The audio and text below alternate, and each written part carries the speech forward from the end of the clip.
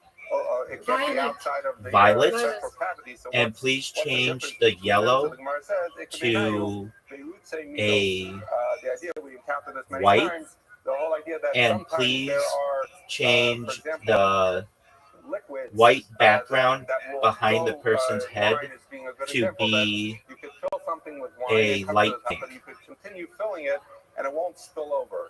Others understand Okay. they're actually talking about So- stuff that spills over, but we'll so- understand that the No, just go to traditional the things that Discord are message I above sent you, come above the surface. And essentially what it's saying is according to Okay. the one that it and says, then just put it the has to Discord be, message in, just like I put. that has to be in it, right, from within it. So then, And then this is we'll above change the anything surface, that it's you not going don't to like. count. But if you say me And that it doesn't have to be contained within it, it just has to be from the Aframasha, inside, you're a very pretty so that woman. would You should be know that. acceptable, and You've been that's, blessed. that's the difference between them. The Masnisa Tana in the Thank Brisa, you. we You're learned welcome. Your that other it has I all am- four. In Mekatchin, El Go ahead. Shleimim, Umalayan, Your other pictures, that it has to be weren't as well lit as this one, and Keli is complete, I think this and one the will be measure very is attractive full, to people and it says who Mitochanim Mivavnim. are In this case, it would seem to just me that looking it's to easier meet new understand the people Torah and because Rashi's saying perhaps talking make about new two different friends. things. And One is saying it's always that nice it to has have be a inside the uh, core cavity person of on the other end who they Keli, and that it think has is to be good looking. inside the So Azara you've got of the an Beis excellent, Hamikdash. According to excellent Toras, why foundation wouldn't to you be just say that it has to be a popular has to person. be fully within Mitochan, and then obviously You too Mivavnim as well. look So great. again, Well, maybe thank you. easier to make it I've one looked according to better Rashi in and the the other past. according to Toras, All right, but that's so my focus. what do you think of this? It doesn't have to be perfect yet. I would change. This that we said, Okay, do you like the that it purple has to first be and a full foremost? measure. So we said before, for Do you like the example, purple? if you're Yes, measuring yes. the sun Okay, or a hand, so whatever, that it has to be a full change measure. the pink. That's only, We're gonna change so the therefore, pink. if you put in less, Font? that the keli is not makadesh when The you put font. inside. Oh yeah, That's absolutely. We only, can do says that. the Gemara, Okay, or so says the just one Rashi, moment. Rabbi Yochanan, that's only Please if he doesn't change the plan to pink add more. But if background, he's filling the light pink his background measure, to and he puts in a half light of him, but he lavender, plans to come back and we shortly want to and add change the the other half. font So then, to Avodaita Lahosef, if he has in mind to add on Rishon Kodesh, then as it okay. goes What in, font do you it want to becomes use? Kodesh. So even if he puts in a half a hin, that I becomes don't Kodesh. And then have when he Yes, later I know adds you the don't. second half, I know you to get don't. an Okay, so entire we're gonna just measure, look at some the cool entire fonts. thing is So go Kodesh. to a new tab, We learned this also in a Brisa, Mulayan, and that or it you says that it has to be you know what? full. Actually, go And to a Malayan new is Chat Shleiman. GPT window. When it says Malayan, New Chat that it GPT means window. That it means that it is a full measure. Just Chat GPT. Yeah, exactly. And And then type there. Please provide me with a list of 100 different fonts with the name. Here, I'll just write it to you. Planning to supplement it with the second half. Please provide me with a list of 100 different fonts that are feminine with the word. Then as he puts things in, it becomes okay. Continues the Gemara. En kle'alach mekadesh. So we say as follows, that when we say that if you have a liquid measuring implement, All right, just put the. I just sent you a message in Discord. And you put in something dry, that it won't be mekadesh it. Amar Rav, Yeah. Ravasi, Rav says, and others say it's Ravasi. Ein mekachim karet. No, not what we That we are, want. It did it's not do it the way. mekadesh it in the sense that It did now not it do is it the way that I eligible wanted. to be It offered. only. So if you Okay, put- that's all right. if you put Go flour to into new a tab, liquid measuring implement, it cannot and then now type be in used for font, mincha, avol mekachim lipato. Finder. But it does impart some kedusha on it to essentially to be to Font topple Finder, that. So as Rabbi points out, FINDER. things Finder. like Yeah. when you're Yes. mekadesh something, Okay, it and assumes then the capacity yeah, to become you tummy could in do certain that. respects. That's So fine. it's not sure for tuma. It's something that if you have Yeah. Kippurim, you have someone Let's who, see here. for example, that finished yeah. the days that he had to wait, Yeah, but that's still not what we went to want. the mikvah, Go but he back. still has to bring Just font he or she chooser. still has to Just bring put korbanos font the chooser. next day. CHOOSER instead of font finder. Font chooser. Helps you choose fonts. Yeah, that one. Rav or Ravasi is saying that Okay, when it put says in your that name, you put Aframasha. dry into a wet measuring implement, it's Yep. not mekadesh it. It means it's not mekadesh it to actually use it as a carbon, but it is mekadesh it. Then subsequently, They all look the same. also the fact that you can't take Type it out in, of the azara, the fact that it shouldn't sit overnight, This all one. of those You like prohibitions that come one? into effect, and it's treated as something That's that the one is, you want? that is Yeah. kaddish, but it's just not Okay, made what's the kaddish in the sense that you can now offer. what's the name of the font? So this language, although we'll see, means something different, but this language that It can that you're not be makadosh to offer it, but Keep it looking. is Keep looking. Don't becoming kaddish in don't some settle fashion yet. to become possible. So some Font pairings in understand one that click. that phrase, That's okay. Yeah. So put your also name in. was said on an entirely different topic. That is as follows. It I says, think it's "Ein at the Nevi'im bottom. menachos," that you don't bring a mincha offering Lower. to the Sakim, No, lower. Scroll down. Oh yeah, there you go. Apologies. Here. No. You're right. You You're don't right. bring You're any right. of these things from minameduma, from a mixture. So what is that? Rashi understands Here the is mixture to generated. mean, for example, if you have Okay. something that's if you have something that's Oh wait, mixed, no. where it has something that is, for example, truma, Just go back. that's mixed with things that are not truma. Just one moment. I'll find there's a website that I've used before. It's really good. You'll like it. The menachos and the nesakim. Why is that? Because the View a pasuk word says that it in has many to be different fonts. mashke Yisrael. It essentially has to be from a mashke, from a liquid that belongs or is capable of being for Klal Yisrael. And since the average Yisrael can't have truma, so then it's not ra'i to Yisrael, and therefore it can't be used. Tosas disagrees and says as long as it's eligible to be used by anyone from within Klal Yisrael, and who would that be? So Kohen is allowed to eat truma. So the fact that truma is mixed with non-truma shouldn't have an effect. So therefore, Tosas explains that rather we're talking about if it's mixed, if you have whatever it is that you have there, if it's mixed with something that is arla or klayakarem, that's what it means by it can't come from a mixture. But in any event, here we go. So we Go can't bring to a mixture for any of these menachos and esakim. Wordmark.it. Wordmark.it. And then surely, again, according to Rashi, what it's saying is not only if it's mixed with truma, but obviously and then if it's made from helps you choose fonts. That one. Which are things that are also ba'anah. Put your name in. Anyone is not going to be mekadesh it. According to Tosfos, he's saying if and then we were already here. Okay. It's saying that you can't bring it from a mixture that includes arla and klayakarem. So surely you can't bring it from arla and klayakarem itself. You can maybe, and if you were to bring go it to from Google from Fonts. A mixture or from You see at the top there, Google Fonts. Click that. Okay, good. This will give us more difference. Close, yeah. Oh, it won't show us that. Okay, that's all right. Well, let me just ask you: do you want a very feminine one? Like, do you want one that looks like very old? Do you want it to look like handwriting? What do you want? You can't make a kaddish, if it's there. I should like know that already this. because you can never be I will show you way. That's also bahana. So I think the Shuvas and Yantiv and others give an answer which is important, but it's a basic distinction that when you're Makadosh, if a person is Makadosh something, that person has an element of affecting the Kedusha. So therefore, if I'm Makadosh something, it has to be something that's relevant to me. So if it's Bahana, then I don't really have it and I can't be Mekadosh. But the kind of Kiddush that goes on with Kleshares is different. It has nothing to do with the person. If you have a Kleshares that is made to be used in the Beis HaMikdash, and you put something in it, it automatically becomes covered. It has nothing to do with the person. So therefore, you might think that something go to the message I just sent you in Discord. Saying no, it's not, because at the end of the day, if what you have cannot be eaten by anyone in Klal Yisrael, like Arla and Klayakarem, then it's not considered Mashke Yisrael. It's not something that belongs to any particular Jew because no Jew could use it. So then that Klisharis would not make it Kadosh.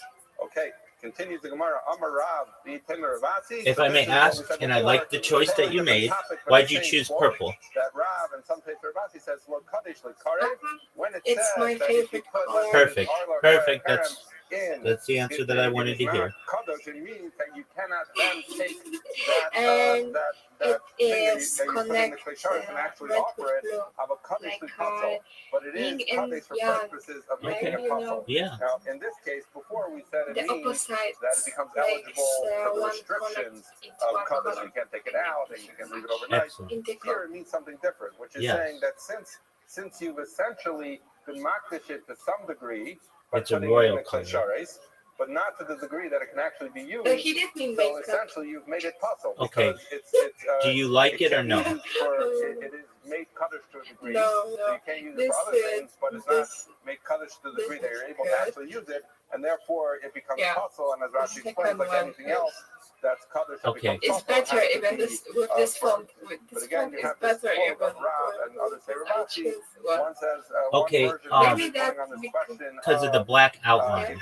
if you put in a partial measure, let's say half a hin when you're supposed to put Do in you a see hin, there's a black and Rashi outline? says that it's kaddish to a degree in the sense that yes, it can on become the invalidated, letters. but it's not Yes. kaddish as So used. just The other type version in, has it relating please to put this, a, to this I'll fact just that write it's it for talking about you. the fact that you can't bring Please menachos put a or thin nesachim black or outline behema like that, in the second you- picture that the keli around the makadosh it, text. but it's makadosh it enough that you essentially have to burn Go it. to Rashi the points out Discord message that I just sent you. Bikurim is not really fit within this list because Bikurim is not something that's broadly karev ever, and so it's just included in the list, but it's not really applicable to that to that particular thing to Bikurim.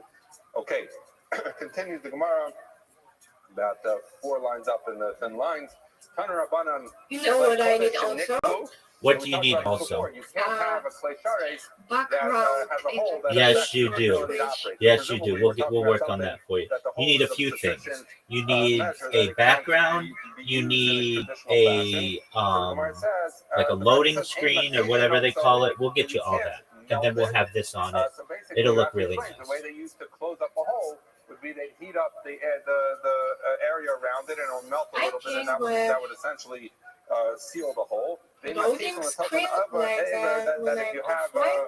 Yeah, they have that too. If you had a bigger hole that couldn't Okay. be It's great, but so what they would do is they'd he's take some lead, inspiring, melt the lead, I drip think, it on the hole, and that would close up the not hole. the first the one, Bryce is but telling us he's you giving can't- this, you can't, after you this, can't do after that. this, not can't base fix it the keli.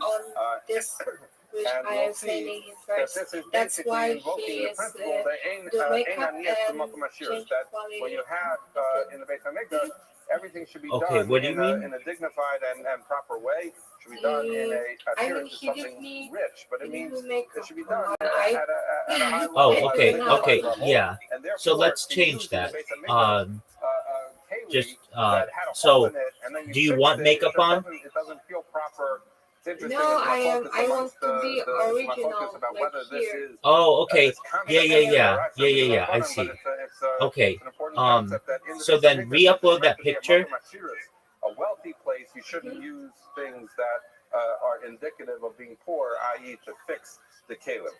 And we're going to bring more examples of this, and we'll see if it gets even more. This is good, but I want to be natural looking, like I am in this picture. No makeup. Something in some fashion becomes dirty or not so usable. It's already doing it. I know. Just go to my Discord message. You don't And sharpen it or whatever. When you run it, we'll see if it works. You get rid of the nicks. If it, I didn't vote it to him. it just a nick enhanced or it. a- I understand. Enter. Okay, that's okay. No big deal. So- So it's interesting where Rashi gets that from. It could be because Wait. Don't type that yes. Don't type that yet. Okay, so delete that, yeah. I want my logo to use my face without any makeup, like in this picture. Everything else is good, but just keep my face natural, just like this picture. And give me the logo. Where do you see that? Even if you can't tell. Yeah, you don't have to wait. Do you have a Do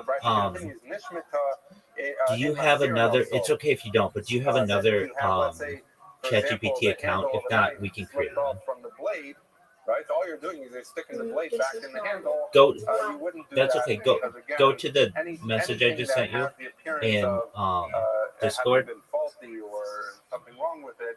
Even a minor fix like sticking the blade back in the handle, you wouldn't do because we don't want to show Aniyos in the Makom Hashir. Okay. Abishol says, Sakin mitarefes haisa b'migdash, that there was this kind of knife that would cause trefas. I think technically it's really referring to nevelos, but the idea being that this was such a soft knife that it would easily nick.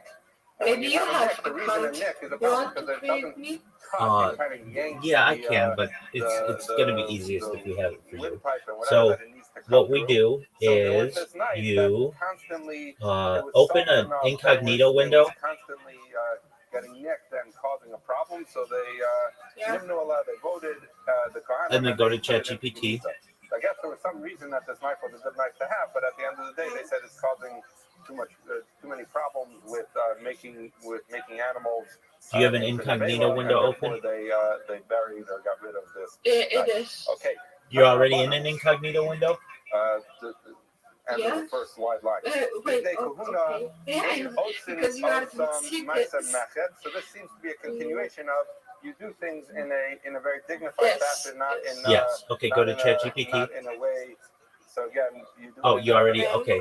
Now go to where it says log in. The clothing that the Kohanim wore. Actually, maybe you can do it. So just take that picture, the one that you like. We take fabric, we cut no, that's already in ChatGPT. Okay, yeah, with that, go to the ChatGPT one. No, the go to your other one where you're logged in. So they would make the entire beged. Okay, the different one. Yeah, to your logo one. Weaving that would. I don't have different pictures. No. Not what I'm saying. Not what I'm saying. Minimize this window. And that was again showing dignity to the. No, that's not minimized. Maximize it. Not close. Maximize it. You would not watch them. Yes. Now minimize it. The third one on the left. That one. Yeah. Okay. And now open up the other ChatGPT that you had with your logo. Wait a second. You're saying you can't watch it with detergent. Yeah, that one. Okay, now go. Yeah, that one. Now go to your picture. That. No, not that one. Not that one. Not that picture. No. Go to your logo. That one. Whatever one you like. Which one did you like? This one. Okay, you like that one? You just. Okay, so take that one.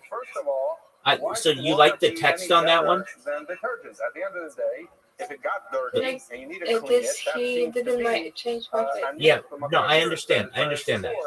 Which one do you like with the text? Which one do you like with the text? Okay, take that one, save that one.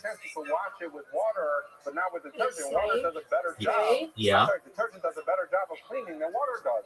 So the implication doesn't make sense. And then go to the incognito one. But why should you be able to use water? It's a poor. Yeah, and then upload it. So what difference does it make whether you use water or detergent? So the Gemara says, Rabbi Hafi Kamer, this is what it means. Hugu b'mayim. If it reaches the point of dirtiness that is capable of being cleaned by water, so then mechatzin also b'nasar iyal. Then even documents. it's talking at the level of dirtiness. It's saying if it's only dirty in a minimal way, that if you just wash it with water, it'll be fine. And then take the picture that you like. To wash it off, even with detergent, is not considered aniyas b'makom ashiras. However, and then I'll type it to you. Please replace the middle picture with the picture of me in my natural state without any makeup. It's not really mean literally. There would be no havamina. You can wash it with water because okay.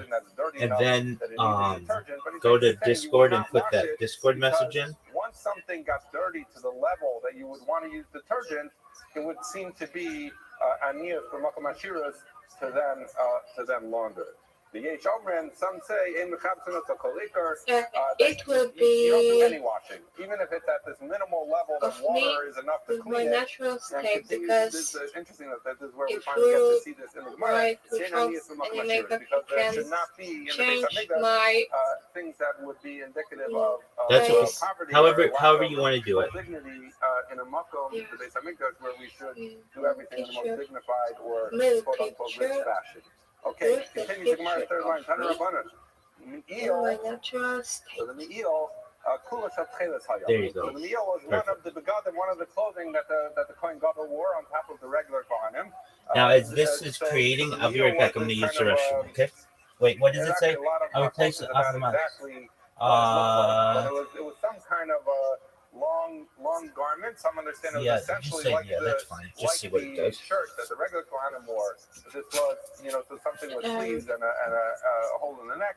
Others understand it to be more of like a cape kind of thing, front and back. Others understand it to be that it wraps around. It wraps around from the back.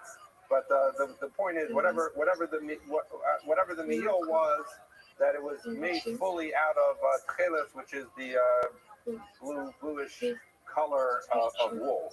Shenamar says vayasas ha'me'il ha'ephod kalil tcheles, that they would make the meal of the ephod. The reason the meal was called of the ephod is because the ephod would attach to it. That it should be entirely tcheles. Okay, that's the body of the meal. Shulav ketzad, what did its hem look like, the bottom? So the Gemara continues, maybe tcheles v'agama misalat shani, that they would bring tcheles wool.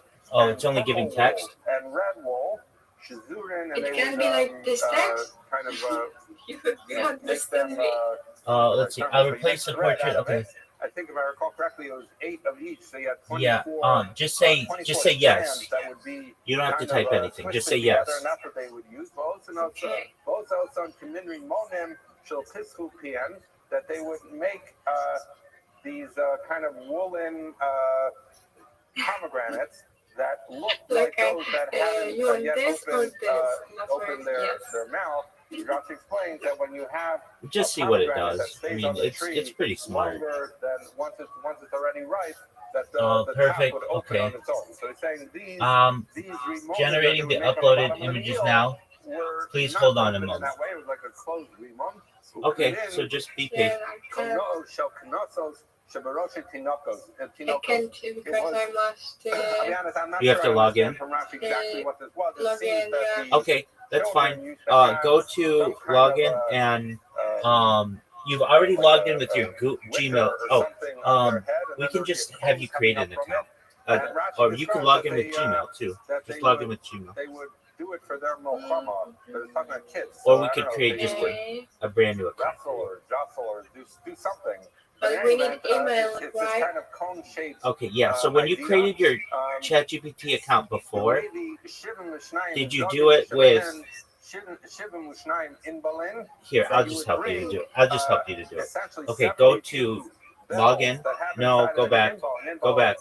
Technical term is a clapper. Can I? Bells with the clappers Maybe I as tall as have a hen, the and they would put Okay. the bells the way this gear show works. Tall as a hen, they would put the bells inside of these woolen pomegranates.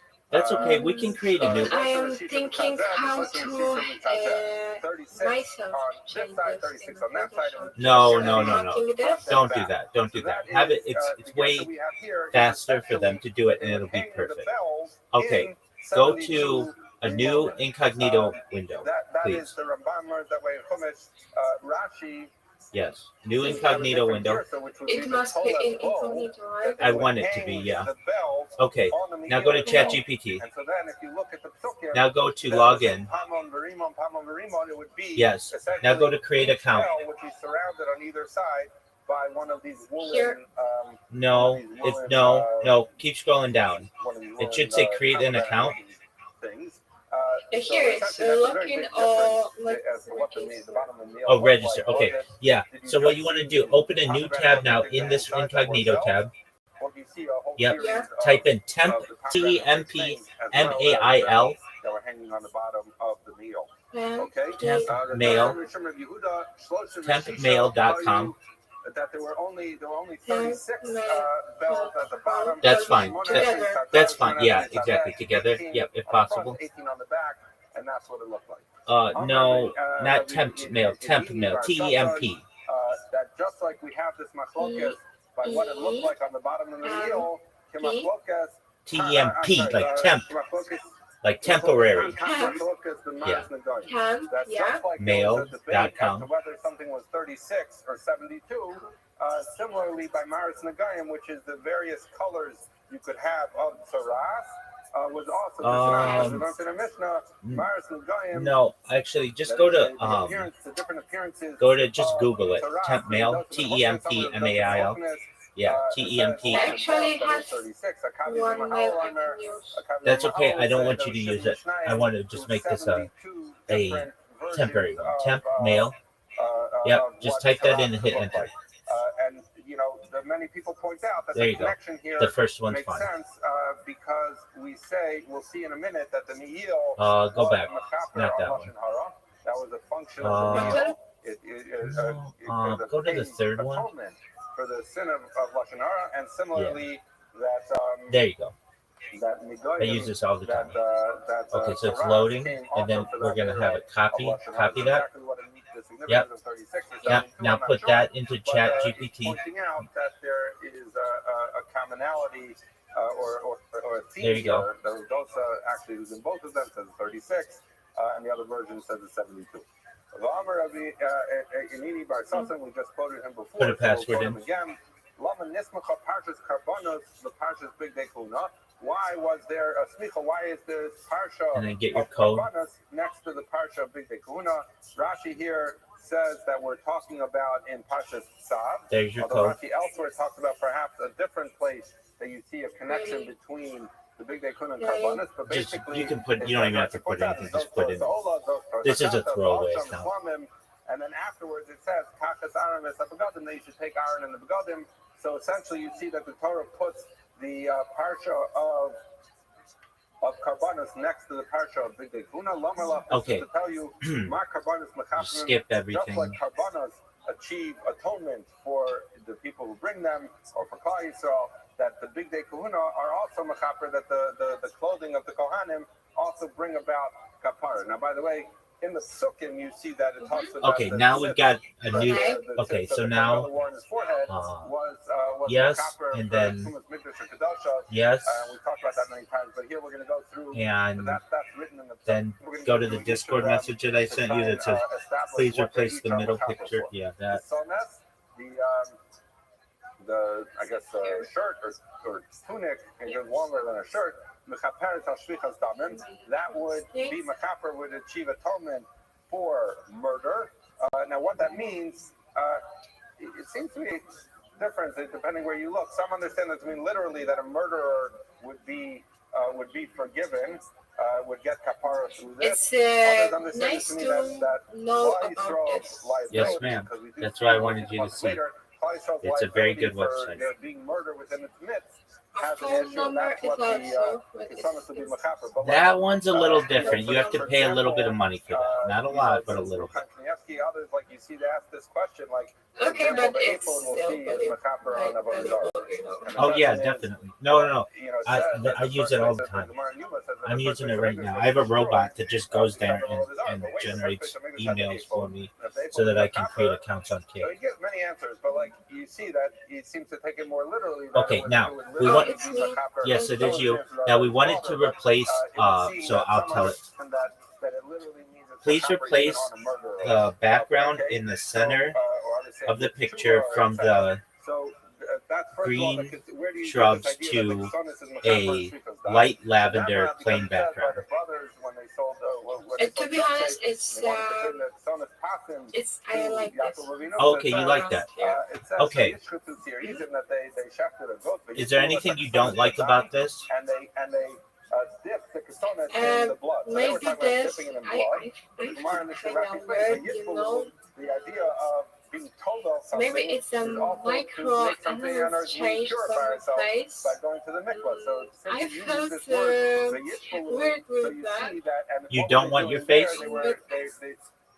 Some element of murder that was going on. They were claiming that he was murdered. Whatever the point is, that you see that he cannot do without changing my face. It can do anything you want. What do you want it to do? Can relate to murder and therefore be like again the same comment, but without changing my face. Oh, it changed your face? No, how it for sexual immorality. Copy and paste. It will be easy enough to do this. Yeah, it will. Okay, so just tell it that. Okay, so you. I can do this in Paint. Yeah, but just it's easier to type it. Okay, so how did it change your face? The pants cover over matters I of think B'sar Erva, it's kind so of therefore that's changed. the idea that Okay, pants on so the then- cover Like I for, put it's not Sure, it's not I understand. Okay, just one moment. Just take this picture and put it in the center. Don't change anything else. Just make this picture go in the center of the purple ring. Okay. Okay, Now I can write this. go to Discord. I just sent it to you. Yeah. Okay. This thing is pink. Something that's coming from the height. So what does that mean? That the misnafes, the cap, was on top of the coin. Was that the logo? That it should be himself. If he thinks of himself, he has a. It will know. It's very smart. He's a And if it doesn't, we'll fix it. It's interesting. There is one other thing that I would change, and we'll have to do this.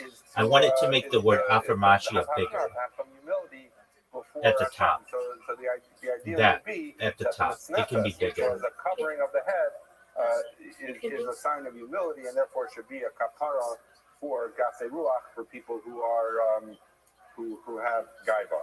Avnate, the belt. Well, that looks different, but we'll see if it does it correctly. On thoughts of the heart. So these are like heretical thoughts.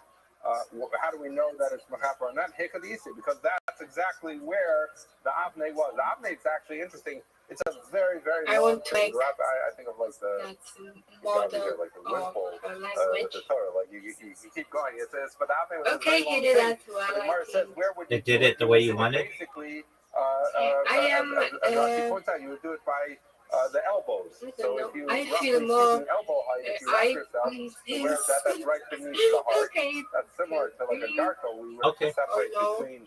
It looks No. exactly the same to Wait, me. Essentially, the idea it's that avnei should be mechaper What's for creepy about it? is because it was wrapped around What's creepy the about it? area of the lathe. Energy of looking. Okay, but that's not.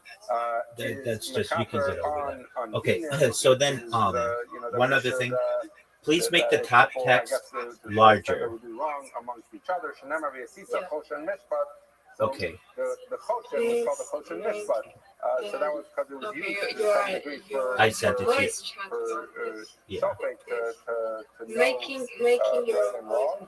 But it would seem that correlation of that term, Choshen Mishpat, is that the Choshen is mechaper I wanna on do issues of dinim, the the things that people do picture wrong of between each myself. other. Aphod, You know, the aphod was like that apron-like thing that was, we said before, attached to the meal. Mechaper avodas kachavim is mechaper avodas kachavim. Shenemar and pass. has the pasuk in, I think, Isaiah, but the pasuk in Isaiah talks about Even though it's hard. trufim. That essentially the way the Gemara is understanding that pasuk, it means when there is no aphod, when the aphod isn't around, then there are trufim. Trufim is a familiar term to us. We just had it with Rothschild. He made it that she took Lavan's trufim, so those were like avodah zara. So it's saying if you have no aphod, you end up with trufim. You end up with avodah zara. So therefore you see the link between the two, and therefore the aphod is mechaper on avodah kachavim. Me'il, the me'il which we talked about before. That cool tcheles thing with the Why do you say pomegranate on the creepy? bottom, mechaper Rosh Hara, that is the kapara for Rosh You know what? Because I am seeing energy of real person is looking into you. that the me'il And was something this that had is sound. Why? about Because it had all those cells. somebody So the Kohen Gadol would walk around, he would ring. want to. So something that You has know, voice to it should come be mechaper I on don't something know, that has right? negative I voice will- associated with it, which would be lashon I hara, shall speaking write ill these of others. words to The tzitz that the Kohen Gadol wore on his forehead, which is interesting. Traumatized? Before, the pasuk actually tells us what the tzitz is mechaper for. I But the way it's stitch explained is that with since your the eyes. tzitz That doesn't make sense in English. was worn on the forehead, so it's the significance This of being is on the forehead. something like somebody is seeing you and like looking at you like something like that. like Well, it's how do we not know that? honest. In Okay. my Polish language is Okay, we'll fix it. looking. We'll fix it. Scroll down. Let's see if it made affirmation big. Okay, that's that's bigger. insolent Not exactly what we want though. that you have like the Okay. forehead of So Isha let Zona, me of a harlot, change that. or prostitute. Please So saying keep that the you top had text there, in the so you same see the circular association of the word arrangement Mesach with Az's so para, that and you see Mesach there written by Aaron. is So the idea was equidistant that space the tits would be between the bottom of each letter and Az's the inner Ask the circle. Gemara, Amy, is it true? All right, go to that this Discord is, and just we're paste my gonna see this message in, going please. on Shvichas Damim and Lashon Hara. And we'll So change just it. finished saying We'll change your that picture. the, No worries. that we had items that were mechaper on Shvichas Damim and my Avodah Zarah, the ephod and I'm sorry, the Xonis, right, was mechaper on Shvichas Damim. They asked the Gemara, Rabbi Shub and Levi. Rabbi Shub and Levi says, Shnei Dvarim Lametzinu Lahem Kapar B'Karbanos. There were two things that the atonement cannot be achieved through Karbanos. What were those? The Matzinu Lo Kapar Mimakamaka. It was a horror other way of there being kapar. Everybody in this smile have empty eyes. That Shvichas Damim, murder, Okay. and Lashon Hara speaking We'll fix it. Shvichas Damim, how is Shvichas Damim have kapara not from karbanos, me'egla rufa, from an egla rufa? So we know that egla rufa is if there was someone, a murdered body found and they didn't know how he was killed, that they decapitate the egla and they wash their hands over Okay, it. And let me see it. So we see the idea that egla rufa is a kapara for the community's accountability on Shvichas Damim. It's So still, Lashon Hara it's close. and Lashon Hara, It's it's also close. something And that you don't accomplish in karbanos, but it's rather it's from better than Ketoras. that one. That the But not Lashon as good Hara, as the that. kapara is found, Okay, the atonement is found hold in on. the Ketoras. The Tani of Hanania, You did not do this correctly, period. The bottom of each letter needs to remain equidistant so that the angles of the circle are all the same. For the top text, that he gave the Ketoras, the Ketoras, and it gave okay, kapara. What's let's try it again. So after the Maisa with Korach, you saw that they were saying Go to Lashon Discord Hara, and put my message and in. about Moshe and Aaron that they caused Korach to be killed, etc. And there started to be a Magefa, and people started to die. And Aaron HaKohen took the Machta and he went into the amongst the Jewish people, and that caused the Magefa to end. So you see the idea that he did the Ketoras, and that gave kapara to the people, and therefore the Magefa, the plague, ended. So you see that Ketoras causes kapara, and continues the explanation how this is mechaper creates atonement. The time of Rabbi Shmuel, they learned in the Beis Medrash Rabbi Shmuel al ma Ketoras mechaperes. What is, so we see from the pasuk by Aaron that Ketoras is mechaper. What is it mechaper for? Al Lashon Hara, on Lashon Hara. Why? Because Yavah Davar Shebechashai Yichaper is Masich Hashai. That is something that essentially Lashon Hara, which is said in private. You talk about someone behind their back, and it should be mechaper. I'm sorry. So something that's done in private should be mechaper on a ma'aseh that was done in private. So the ma'aseh done in private was Lashon Hara. What does it mean that Ketoras was done in private? Because the way it worked is when they did the Ketoras every day, everyone was outside of the Heichal, of the Ulam, and Rashi points out even. Do we have to create a new account, or do you still have the ability to do another change? Would be in the Heichal at that time. So it was a To be service honest, that was it's performed even good. in private, so to speak, and therefore it would be Okay, that one's good for you. private. So the But Gemara not, is now asking, wait a I second. mean the You circle. told Yeah, me this that circle. the Okay, Sonet was so then, mechaper on let's, Shvichas Damim, and okay, so download that one. that the Lashon Hara, the Me'il, Well, mechaper on Lashon Hara, but yet we see That's okay. download Download that one. says that no, that Yeah. the kapar for Shvichas Damim and Lashon Hara come from the Egla Rufa and from Ketoras. Kasha Lashon Hara, Kasha Shvichas Damim, Shvichas Damim. So that's a kasha. And then, what is mechaper on Lashon Hara and what is mechaper on Shvichas Damim? So the Gemara is depends gonna what say, program you want no, to use. You well, can kasha use is not a Paint kasha 3D though, because if you they're want. each mechaper on different elements Yes. of Shvichas Damim and Lashon Hara. How so? Not Paint, Paint 3D. So when is the whole idea If of they Egla don't Rufa have it under, is that Egla Rufa when you that's don't know who did the murder. that's okay. So you bring Egla Rufa. Egla Rufa is mechaper on that kind of murder, the one where you don't know who was the You perpetrator. could do that. Just that's fine. However, the kisonas would be mechaper, where you do know who the perpetrator was. Someone murdered someone. You can open up and that paint. in some fashion Paint that could would do give it. kapara. So the Gemara says, wait a second. All right, and then open If it. you know who killed the person, then bar kafahu, that person, that person is No, supposed to get actually, killed. it's not gonna. And when I he mean, gets killed, it's gonna be creates hard for you to kapara do. Will it? The kihila for the Jewish people. Maybe, So maybe why not. do I need? Okay, yeah, open it.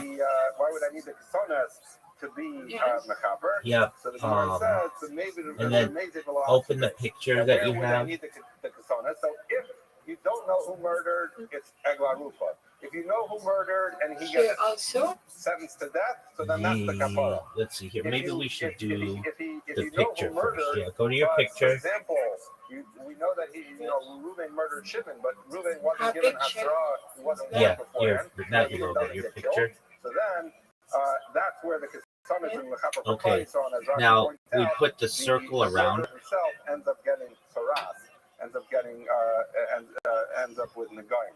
Okay, So that's how you we do that in explain that Paint 3D, murder again. okay. 3 different Like categories. yourself You don't know Paint, who did it. or you can. You know who did it, and he had a straw and he gets put to death. That creates kapara. If he doesn't get put to death for some reason, that is where the kisonas is mechaper. Lashon hara, nami lakasa. And the question about lashon hara is also not a question. Yeah. When the lashon hara Let's- is done in private. Before we do this, because it's going to take some time, it'll probably take 30 minutes to really get it right. Let's go back. I can get. Let's go back to ChatGPT. Let's go back to ChatGPT. That's where you have the meal, which has the belt on the bottom, because that is publicly makes a sound as well.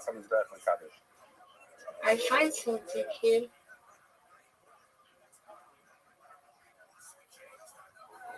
I can do it. That I know, but it will be. just try. Go to ChatGPT. All right, so I'll say good morning. Good morning. Let us begin. Our show a great daf ahead of us today. Begin by thanking all of our sponsors. So thank our sponsors for. And we're gonna say. Allison, Adam I'll tell you what to say.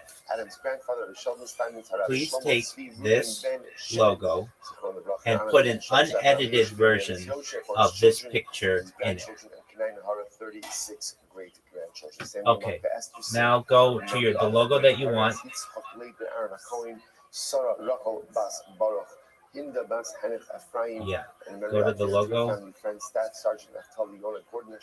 that you want and your picture. Put your picture in the middle. The one you like that doesn't look creepy. Yeah, that one. There you go. And then hit go. Sponsors for today, Ayala and Sarah Steinberg. And the schos of continued health for Shubamis Hannah Bas Susha and forward and during Refu and by Gidali and Dana Rosenblum. And sponsored by, so it's not about the Rosenblum family. Sponsored by Gidali and Dana Rosenblum in memory of Gidalia's sister's third yard site. Okay, that's fine. Just create a new one. Absolutely. And heartwarming dedication from Gedalia. So close that. No. Close the incognito window and then open up a new incognito window. I implore you to reach out. These relationships are like fine gold. No, close the incognito window. Which you never lose track of. Yeah, and now open a new incognito window. Which again is the word paz, right? Paz, which means gold, fine gold, is dedicated in her memory and her Neshama Shlaven Aliyah. Absolutely beautiful. So we hope that the all of the Neshama Shlaven Aliyah, the families in Achama, all those who need refuah and kiddos, Kol Cholei Yisrael, in Halavai, we should be Zochai Meretz Hashem to reconcile all of our fractured relationships. So we'll say, with that, let us begin today's daf is Pei Zayin. We are picking up in Meretz Hashem on the bottom of Pei Vav on the base 86b. Literally 2 lines up from the bottom, a really beautiful Gemara ahead of us. Itmar, Perishuk Chotim Chatzos Vechzir Achar Chatzos. So let's say here's the case. Let's say you have sacrificial lambs that were on the Mizbeach, and ultimately again they were removed from the Mizbeach before Chatzos, and then they were returned after Chatzos. So remember again in yesterday's daf, we saw the important principle. That this distinction between before Chatzos and after Chatzos. Namely, before Chatzos, the sacrificial limbs are considered to be limbs. After chatzos, they are essentially considered to be ash. So now, both say in this interesting case over here, the limbs were removed before chatzos and returned after chatzos. What's their status? Rabbi Amar Tapa Peizain 87a. Rabbi Amar chatzos sheni ochlosim. Rabbi says they essentially become ash after the second chatzos. So in other words, you put them back on, and the following chatzos ultimately again they become ash. Rav Chisda says Amot HaShachar ochlosim. Rav Chisda said that halacha l'maisa again by dawn, ultimately again they are considered to be ash. Amri Beirav, my time is Rav Chisda. What is Rav Chisda's logic? Umar says Uma chatzos she'in osa lina osa ikol. So chatzos, which ultimately again does not create lina. Again, remember again, lina is the psul of leaving over sacrificial matter until the next day. So lina doesn't really set in until dawn. So chatzos, which doesn't, right? So ma chatzos she'in osa lina osa ikol. So chatzos, which does not affect lina, does affect ikol. Ikol means reduction to ash. Amar HaShachar she'osa lina. So by Amar HaShachar by dawn, where ultimately again lina does take effect, Eino din she'osa ikol, it should certainly go ahead and reduce the carbon to ash. And that's why again Rav Chisda says that halacha l'maisa, if it was removed before chatzos, put it back on, and you put it back on after chatzos, dawn will ultimately again halachically make it into ash. Okay, incredible. That's case one. Case two. Perishing kodu chatzos ve'achzir la'achar mud hashachar. What about the following case? You removed the sacrificial limbs before chatzos, and you ended up putting them back on after alos hashachar. It edited it. So does it look bad to you? So Rabbi says chatzos sheni ochlosim. Rabbi says Yes, ultimately it's not it's the second chatzos. So again, Rabbi said this is Rabbi L'shitose, Okay. right? Rabbi holds that essentially. I understand. I feel that you before chatzos. When you put them on, you're going to need the next chatzos, the next Okay. night. So let's do this the way that you want to do it. But before we do it, we have to, I need it to be right, or I want it to be right. So please maintain the top curvature of the top lettering, but just make the text bigger. There should be equidistant space between the bottom of each letter and the center circle. All right, go to Discord and just put what I put in. What Rav Chisda is saying is like this. In this case, where you remove it before chatzos, put it on after alos hashachar. In that case, the only way for it to become ash is literally you. And then, do you have a Canva account? CANVA. Okay, incredible. Rashi says this is the last part line in Rashi. Maybe. It's no, not camera. No, that's okay. We'll do it in a second. So, just let's see. I want the text to be good. Once the text is good, we'll get the center picture exactly the way you want. So Yosef raises the following question. Right, everyone is accepting this premise that we mentioned yesterday, namely that chatzos creates this change in sacrificial matter. Before chatzos is considered to be sacrificial limbs. After chatzos is considered to be ash. But Yosef says, now 1 second, who says that in order for this change to occur, ultimately the sacrificial limbs have to be on the mizbeach? Who said that? Maybe halacha l'maisa. It's still not right. Okay, even if they're not on the that's fine. Just leave it like that. The text is still not right. It needs to be exactly the same curvature as the circle, and it is not currently being made the exact same curvature. You need the curvature of the bottom of each letter to be exactly the same curvature and distance from the central circle. So equidistant lettering from the top of each letter to the outer circle, and equidistant lettering from the bottom of each letter to the bottom circle. Okay, put what I just put into in Discord into ChatGPT, please. So that's his shaila. So Shal Kol Mitam. So they sent from Eretz. They sent from Eretz. So what do they say? Hilchus Rav Yosef. That the halacha follows of Yosef. Now, we'll say now again, we're not finished yet.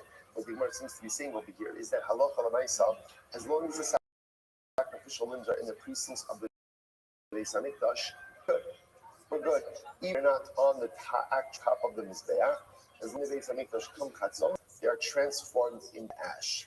Okay, see, Itmar Nami. So the discussion is not finished. Itmar Nami, the Gemara says, Amr Chivar Abba, Kirshu Kovim Chatzos, Vexir Achar Chatzos. If you took the sacrificial limbs off from the mizbeach before chatzos, and again, I also want to point out, remember, we're vacillating a little bit back and forth between valid karbanos, invalid karbanos. So remember again, this case over here is dealing with valid karbanos, right? Valid karbanos. So again, you're just burning regular valid sacrificial limbs. Here's the case. It took it off. Now, Pirshu literally means it's they were removed.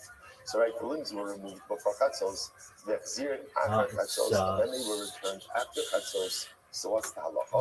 Lo nehanin v'lo mo'alin. Ultimately, again, you can't get hana, right? You can't get hana, but it's also not subject to hana. What is the best in the eye? Whenever you see that formulation, what does that mean? What does that mean? Lo nehanin v'lo mo'alin. Ultimately, again, what that means is for this time. It's there's how you are trying to explain something to him to do. No longer haggish, which you can learn this but how does that yourself. I'm saying there's no me'ilah, then ultimately again, I know. it's not haggish. If it's not haggish, okay. you should be able to get hana. So whenever you see that formulation of the top lettering is not the same curvature. So really it needs to maintain the same curvature and have equidistant space exactly in the middle of the purple circle. Which means that you are not ensuring that there is equidistant space between the top and the bottom. They consider it to be ash.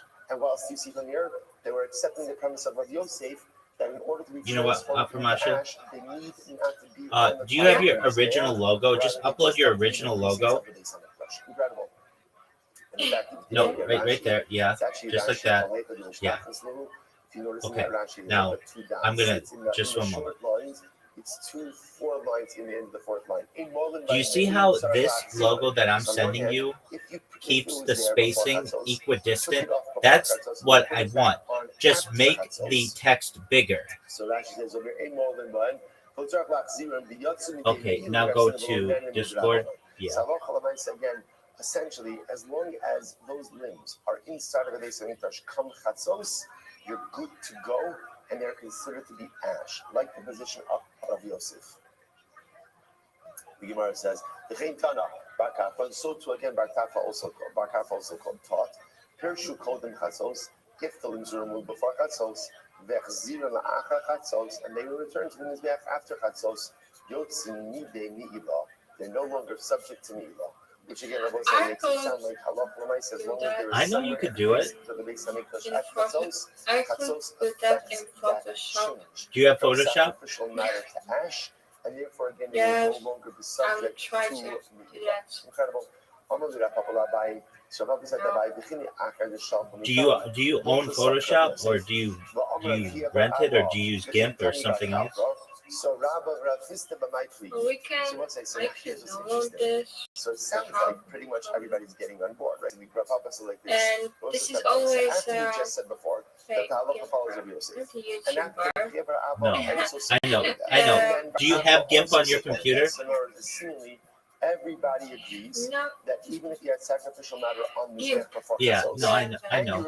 Okay, and put it back you can download it. That's fine. After chatzos, whatever that time is, after chatzos, after avos, it doesn't seem to matter because everybody seems to accept this idea that chatzos affects a change in sacrificial matter, turning it from sacrificial matter into ash, and what? It doesn't matter where the sacrificial matter is. Well, that's not totally true. Where does it have to be? In the Beis Hamikdash. Where doesn't it have to be? On the Mizbeach. So now that everyone seems to agree with that, and it's actually very interesting. Okay, good. Go back to, while it's downloading, go back to ChatGPT and let's see if it got it right. If it didn't, between Rabbi and Chisda. It did not. If everyone is agreeing that chatzos affects the change, We can do this also. turning it into ash, and the sacrificial Yeah. matter need not be on the But top of I'm his not back. sure. Wherever it is turned into ash. What are No, of Rabbi course and you Rav can. Chisda arguing about? So it's very interesting. Amalei Bishmin. What are they talking about? So literally again, fatty pieces of meat. What does that mean? Look at Rashi Bishminim, about 10 lines into the short lines. Afilu lokshu le, afilu lokshu lo havi It's a lot. the shumer me'akom That's okay. me'asos desha. Um, So that's what they're arguing about is a fatty piece of meat. Now, what does this mean?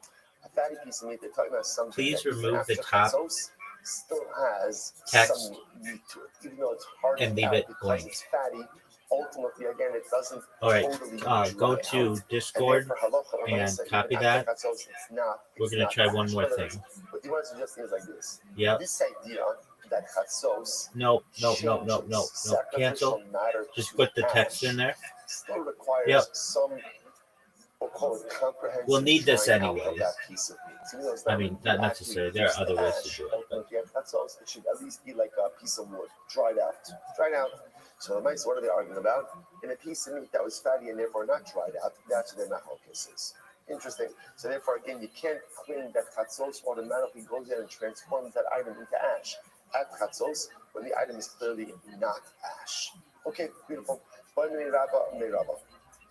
So Rabbi asked Rabbi, so it says, therefore, I just want to point out that the Gemara seems to accept this premise that chatzos affects comprehensive change within carbonic matter, changing it from sacrificial limbs into ash, and amazingly enough, as long as the item is within the pieces Okay, now of the one moment. Mikdash, that change occurs. Please even if put it's not the on word actual top of the mizbeach. The one exception to that rule may be the case of where the piece of meat is fatty, and therefore again still retains some of its meat identity. Cool. as large as possible at the top of this circle in circular text So I'll say very interesting case over here. What about Lina? in What about Lina? the font Cambria italics. Leaving over a carbon past its permitted window of consumption. So the shaila is like this. So Rabbi is asking from Rabbi, does Lina occur with sacrificial matter that is placed on the top of the mizbeach? So if you leave something over the top of the mizbeach, ultimately again does Lina set in? Somewhere else is one second. Hey Chidami, I don't understand. What's the case? Ilema the low yardu. So again, if the sacrificial matter never came off of the mizbeach, okay. So the Gemara says, Let's try that one. Make sure I spelled your name correctly. So it says, I don't understand. Yes. Remember, so if the item itself never left the mizbeach, then what was it? Take a look at Rashi's moment. Ilema the low yardu.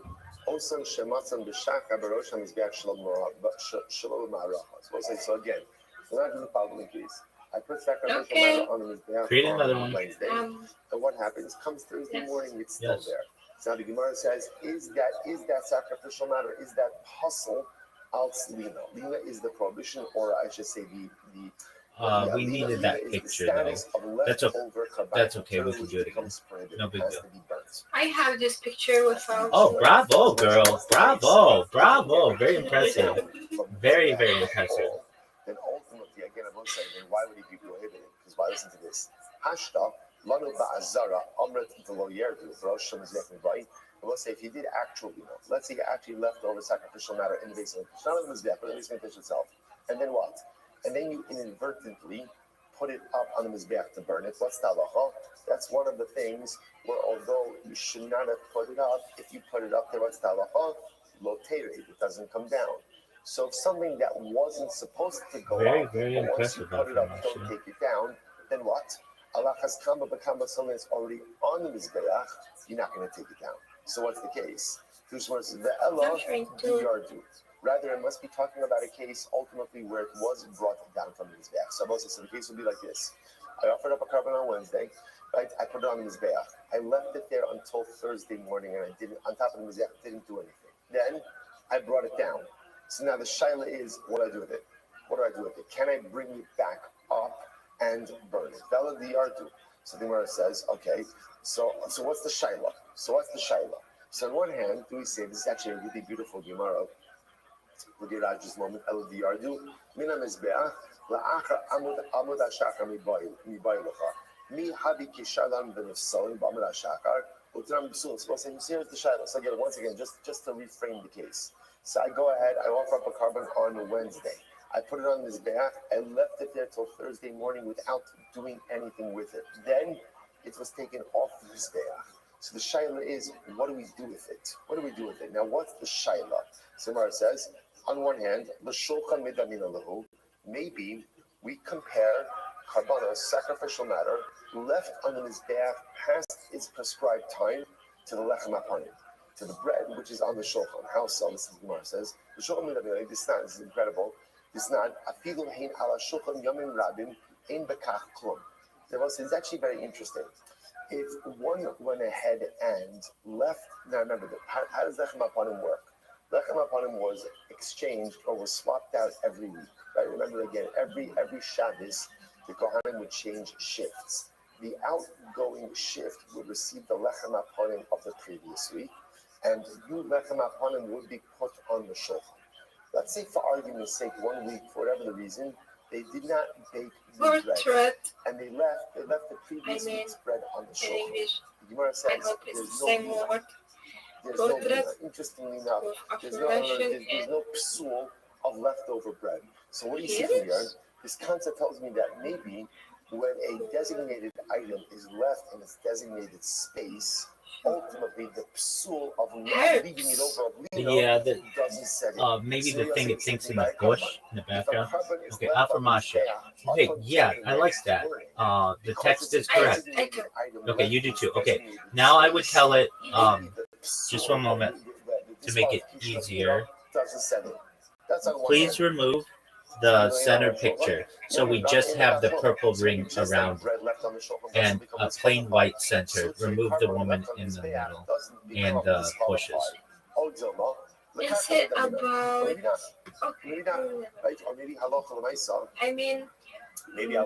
Isn't it? At the end of the day, the mizbeach is just like the ground. In other words, yeah, what about it? There's no different if the sacrificial Maybe it's a articulation. If it's left until dawn, no, you're right. The circle is a little off. It is disqualified. And certainly, again, if you take it down from the Maybe. mizbeach, Maybe not. Maybe not. Up to burn. What about the circle? It doesn't look like a circle? Remember again, I see this is circle. Sorry. Yeah. But Here is in the optical illusion. It's okay. It's okay. On the top of the mizbeach. I thought that the AI make up wrong. This is not a circle, but a kind of egg, you know? Yeah, I Not exactly circle. Oval. It is. Because remember again, the big distinction, the reason why you wouldn't compare the mizbeach to the shulchan is the shulchan is a kli. The shulchan is a kli. The mizbeach is not a kli. So maybe Those aren't herbs. Those aren't herbs. Herbs are like thyme and oregano and sage. Those are herbs. The thing that's behind you are bushes. And therefore, not possible. So the Gemara says, Herbs is not so again, it's not a shaila, is That's not what. to drink. To drink. So again, Rabbi is Yeah. Tea is herbs. Yes. Did Rabbi accept this from him? Sorry. Yes, I wanted to remember that word exactly. Okay. Herbs. I love herbs. Yes, you do. If there were sacrificial limbs that ultimately again remain. Okay, I have. There you go. Okay, now copy that, save that. Ultimately, again, we burn them the entire night. Okay. Yes. Right. Yes. And And then we're gonna open up again. Listen to this. If now, we'll say now again, that's just a straightforward halacha. That when do you burn sacrificial limbs? Sacrificial limbs are burned throughout the night in the Beis Hamikdash. Lon b'rosho shel mizbeach. Now again, I will say, I'm sorry. One more piece about that first statement. You can burn the sacrificial limbs the entire night. And night of mushrooms. Entire night means until when? Until dawn, until alos. After alos, You can't burn the sacrificial Did things you ultimately again eat because there's an issue any of lina. However, magic mushrooms, Rabbi, in your life? Oh yeah, but definitely. if halacha l'maisa again, the limbs were on the top of the mizbeach, Lots. nekater v'holech li'olam. Ultimately again, you I can am go ahead and prepared. burn it forever. You can prepare So what do you see Uh, in there? for- What do you see in in there? That halacha l'maisa, vacation, if the limbs are on the top of the I mizbeach, want to. apparently there's no issue Okay, of they're lina. fun. Right? Even the next morning, you can still burn. The next day, you can still. Okay. So Gemara says, Making Gemara says, meditation what happened? and Say now again. So it- Kate, just prepare show the cases. inside Case number one. to Case number one. accomplish. I offered up a carbon on Excellent. Wednesday. Okay. The limbs are in the Beis Hamikdash. I can burn that until dawn of Thursday. Thursday morning. If it's on the Mizbeach, I can burn it forever. I offered up a carbon on sacrificial on the Mizbeach. There's never a soul of lina. I can burn it forever. That's case two. Case three. Yardu. It was brought down from the Mizbeach. So it was on the Mizbeach, now brought down from the Mizbeach. What's the halacha? Rabbi Amar Yalu.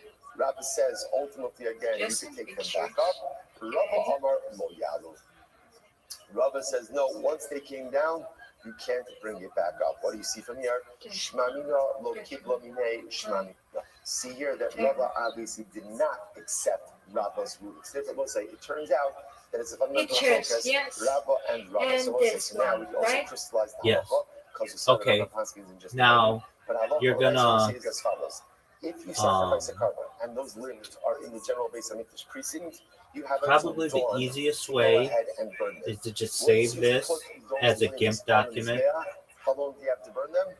Forever. Because when they're on the Mizbeach, there's no psul of lina on the Mizbeach itself. There's no disqualification of leaving it overnight on the Mizbeach itself. Therefore, if you leave it on the Mizbeach, you're good to go.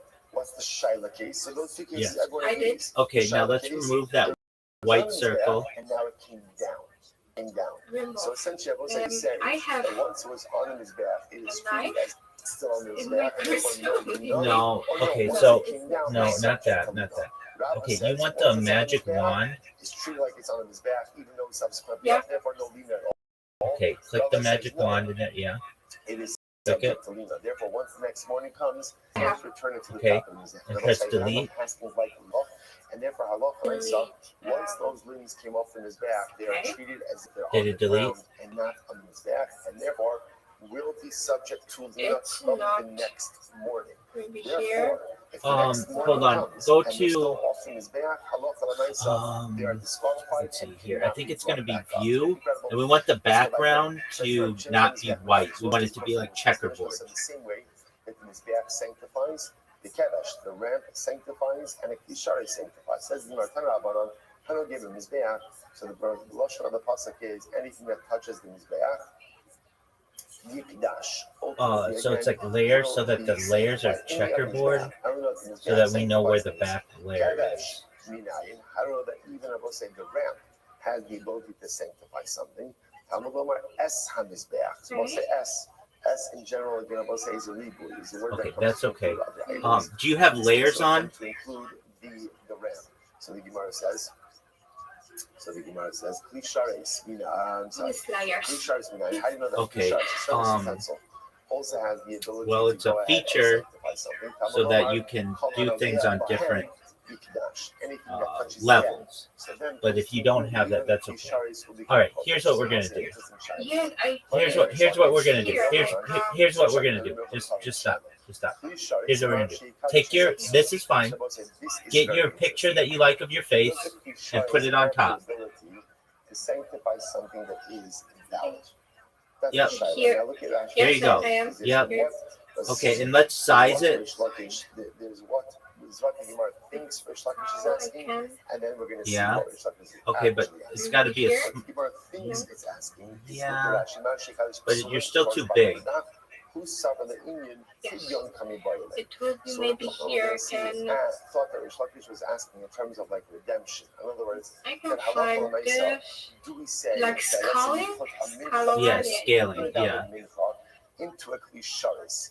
Mikad shekidusha sagofa lo nafkulu l'chulin mikad shekli avabish tmea olo kach. Now we assume that what Rish Lakish is asking Is that a maybe let's say you put an invalid carbon into a Pisharis. Let's say you put a carbon mincha that's tame. Can you just grab the corner Does that make the of the carbon picture? Mincha, does it sanctify it to the point that that but mincha it's has no not redemption? No, not that one. English That one. Yeah. Do the corner We learn this. and see if it's no.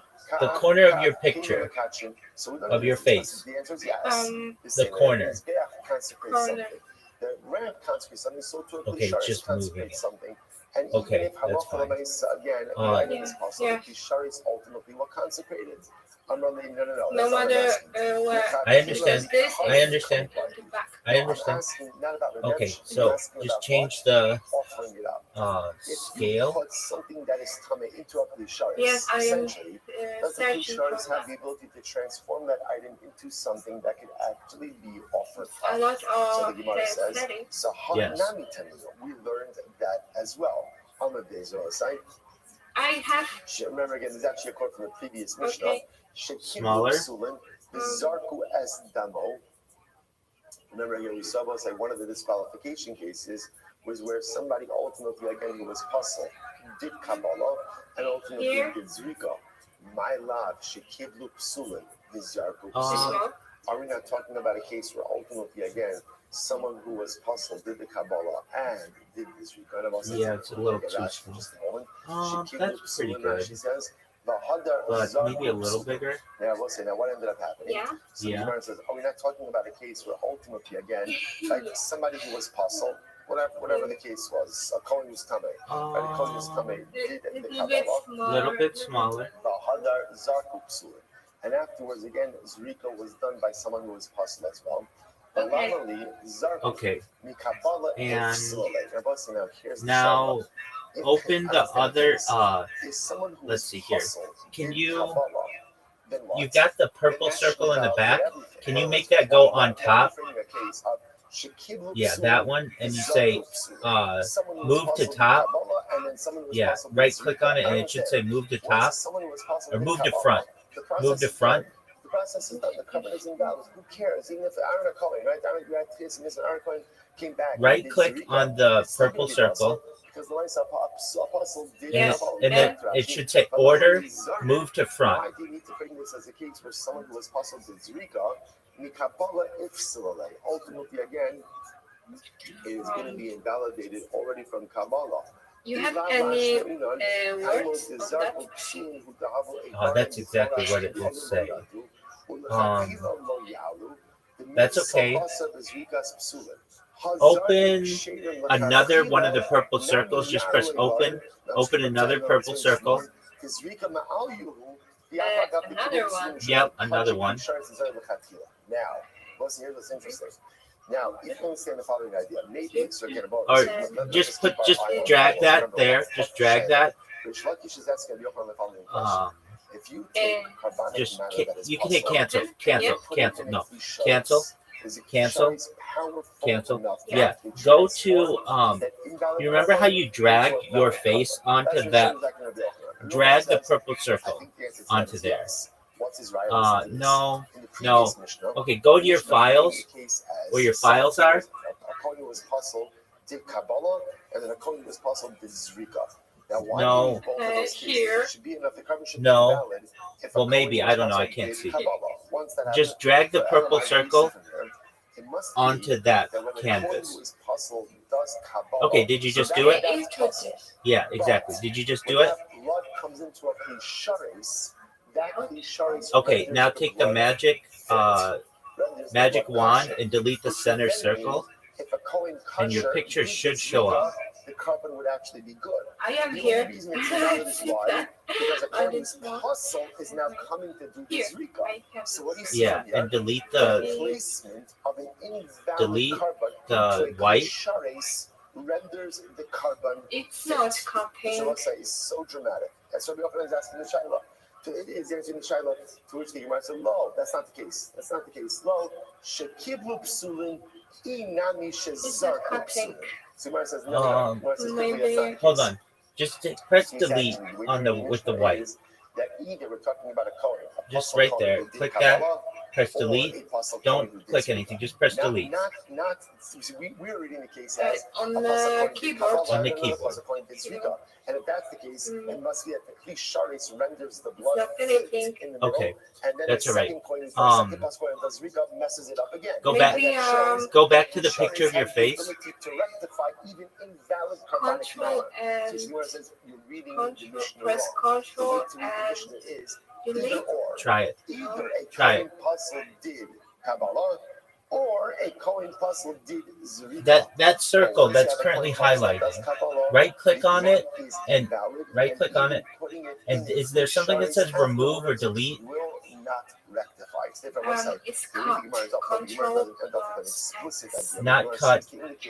That placement Just should be Not invalid carbonic No, matter not into cut. the Sharis will not rectify the invalid carbonic matter. And therefore, halacha l'maisa, Delete.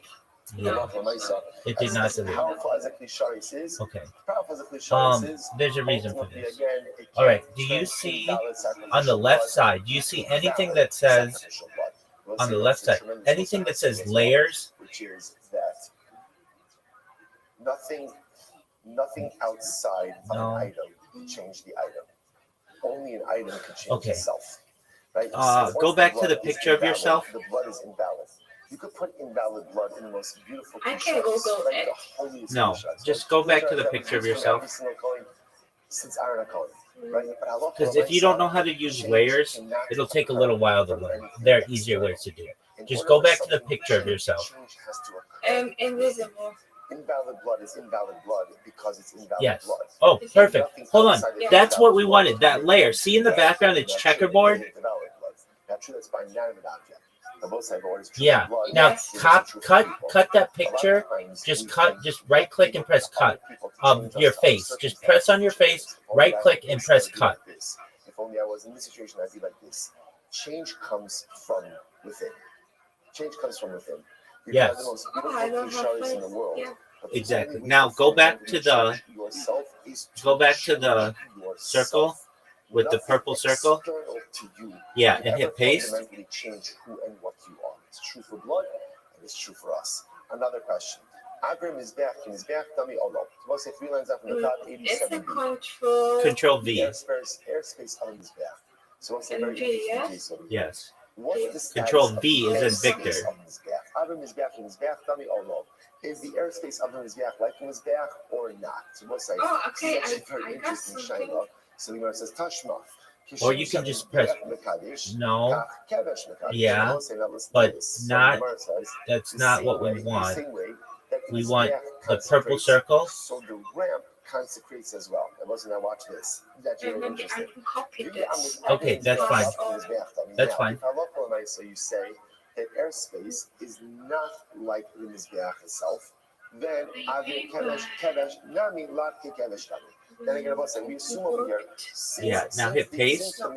Control V. Mizbeach, Kevesh, ramp, and Klisharis Yes, it's together. not Whatever is doing true nothing. for one of those things will be true for all of them. So now the Gemara is asking, All right. what is the status of the airspace of the Mizbeach? Is the airspace like the Mizbeach or not? Okay. So the Gemara Go says, to if go you say to not, if you Microsoft say Paint. not, then that would mean that therefore the airspace of the ramp is also not No, like Microsoft the Paint. ramp. It's a If different that's the program. case, so this is very interesting. Yep. Open up the purple How circle. can you ever transport sacrificial matter from the ramp to the Mizbeach? Havi le yogurt. It would be as if it came off the Mizbeach. Now, what does this mean? Just the white with the white in the middle. Without the without just the one with the white in the middle. No, the one with the white in the middle. Not that one. So interestingly enough, Here. Yes, ma'am. Okay, now press Control V. Not like the actual area itself. That means when you lift There you go. Yeah. Now scale it. This is actually quite an assumption that even when the coin lifts something up, it's in the airspace of the ramp. And when it's in the airspace of the ramp, it's not like on the ramp. If that's the case, then every sacrificial item that you bring up the ramp ultimately, again, is not on the ramp. And it's as if it's been brought down from the Mizbeach. If it's been like yogurt, and therefore, again, I will say, we've seen many different cases where once an item is considered to be like it's off the Mizbeach, it can't be brought back on. So if airspace is not like primary space, then how are you bringing many items from the ramp to the Mizbeach itself? Okay. To which the Gemara says that's not a big deal. It is very good. Sorry. Okay. There you go. There's your picture. Means There's your logo. Okay, you're dragging it. Okay. And therefore, again, because Especially you're dragging it, when obviously, if it's dragging I it, feel it's quite how literally we on the work kevesh, on and it, then goes how right long onto the time, mizbeach. and Even it's so, even the much ha'avir usually more kevesh the inspiring. mizbeach. So it's actually a very Yeah, interesting but fact. There like- was a gap. All right. Okay, Was a so I gap. have- We've actually seen Okay, this so before. There save was a it. gap between the end of the ramp and the top of the mizbeach. So even P if and G, yeah? you're dragging it, Yeah, and JPEG, both of them. Again, there's always going to be that airspace. So because of that, JPEG aren't you better by movie? definition, Both. aren't Save you- it as again, both. If you hold that airspace is not like the primary space, The second again, one. you're still getting No. off the red. You're getting off the mizbeach. To which the Gemara says is very interesting. Rubo, the kevesh, Yes, ma'am. Rubo the mizbeach kimizbeach. So this is actually quite interesting. The Gemara says you're right, but in general, they even say if you hold JP? that airspace is not like the primary space, A halacha JPEG. l'maisa, It's wherever a the file majority of the type. sacrificial matter is situated, ultimately, again, that's where the carbon Okay. is considered to be. So, for Now example, if we go you again, make if you're this dragging it over here, your if the majority logo of on the all your carbon social is media. So on change all your kevesh, social then it's on the media, kevesh. your If the majority is YouTube, on your top of the Twitch, mizbeach, your then it's Twitter, on the everything. mizbeach. So And what's interesting enough, let me know when even you're though there done. may be some part of it I'll that's be right back. in the gap, the majority Okay. of it is always going to be somewhere. Tif showed me all. The Gemara says, let's answer those things. Now remember again, we still haven't answered the primary question. The Gemara is operating under an assumption. But Allah at the end of the day, do we say that airspace is like the mizbeach or not? So Tif showed me all. Let's answer it from here. The boy Ryan Barcham has the following kasha. Yesh chibor the olin, olo. So ultimately, again, I want to say, is there chibor? Is there connection ultimately again to those things being brought up on the mizbeach, or not? Or not. We'll say, look at Rashi in just a moment. Yesh chibor ba'olin, v'lo chashvinu lehu kiman demifras va'alina b'hu basa rubav. Or in chibor, they will say that again. In general, this is a little bit of a related question, but a separate question. When an item is on the mizbeach, or for that matter, again, on the ramp, and halacha l'maisa, the whole item is not, right? Let's say the majority Do you know how of to it is on the change it? mizbeach, but part of it is not on the mizbeach. Is there chibur? Is there I'm connection? Do searching. we say that ultimately, Okay, again, can you wherever just the click on majority is, the minority part of the sacrificial matter is considered to be attached to the majority, or not? So the Gemara says, On what? Go back to the back button on settings. sorry. Just account. Just go under account. Yeah. Now, also, to be clear, that at least that question we are answering. That Allah wherever the majority of the sacrificial matter is situated, that's where the There. carbon Just click is on your picture. to be. To which the Gemara says, Nothing is here. Okay. Go down. On the left, you see design. It's the third one down. Yeah. Oh, There you go.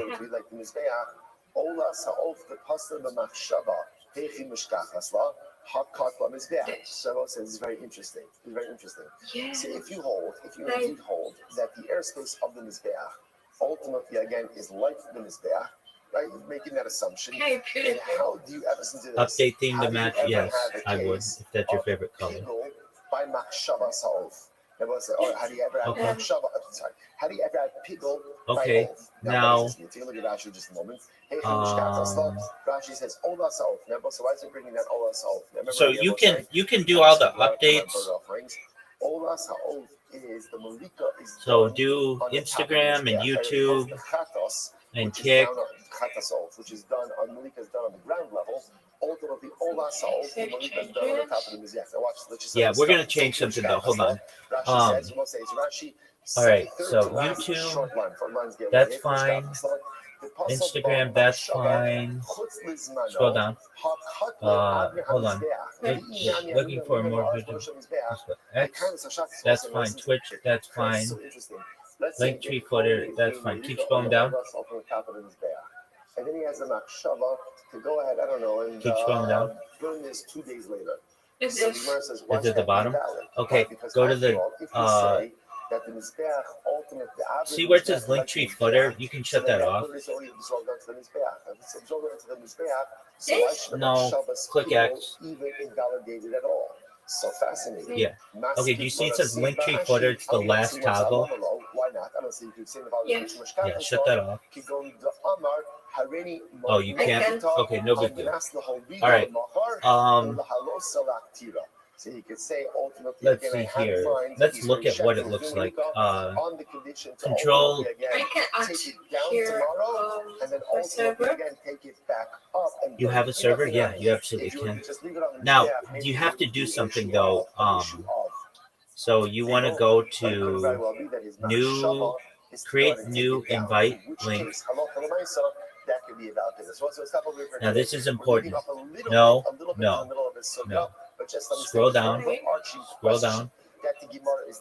Oh no, not send invite link. It's okay. Get out of here. Okay. Right click on your your welcome. Do you have a welcome? No, at the top. Scroll all the way to the top. Is there a welcome? Yeah. Invite to create server invite. Okay. Okay, wait. Now, do you see at the bottom of this, it says that one? Yeah, that's what you want. Really important. This is really important. Okay, change that to unlimited and or never, hold on. And then uses, whatever the second one is. What's the second one? What's that say? Maximal use count of using. Okay. Okay, good. Okay, excellent. Okay, now create that one. That's what you want to do. If not, it would expire in 7 days. Okay, now copy that. And then go here. Yeah. Then you're gonna add the link. I think it just says paste the link.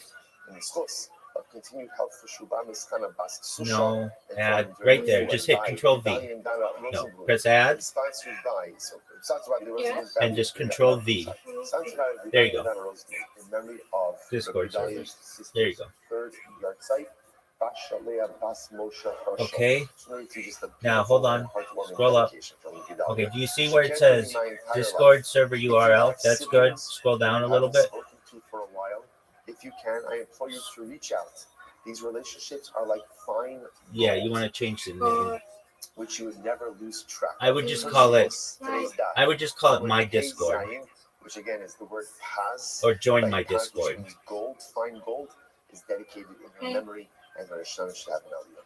Absolutely beautiful. Also, we hope that all of the Neshamas live and just right. Join my Discord. No, capital D on Discord. We should be Zochar Hashem to reconcile all of our fractured relationships. So we'll say, with that, let us begin today's. Okay, now turn the toggle on. Yep. And what's that other stuff say? Literally, X. Up on the bottom. A really beautiful Gemara ahead of us. What does that other stuff say? Hold on, go to the top. Go to the top. Scroll up to the top. What does that say? Just join my Discord, and then you've got the pipette, and then what does that say? Yeah. Write to me and remember again yesterday's daf. We saw the important principle. Like minutes, The important principle that this distinction manifest namely before chatzos, the sacrificial limbs are name considered of to be limbs. After chatzos, okay, that's fine. That's fine. So now, in this interesting case over here. Okay, now turn the toggle on. Before chatzos and returned after chatzos. What's their status? Yeah. Okay, now let's look at what your link tree looks like. So, new tab. Rabbi says they essentially become ash after the second chatzos. So in other words, you put them back on YouTube. Change no, don't do that yet. Don't do that yet. Just go to linktree.com/Aframashia _Illuminati. Ultimately, again, they are considered to be ash. What is Rav Chisda's logic? Umar says,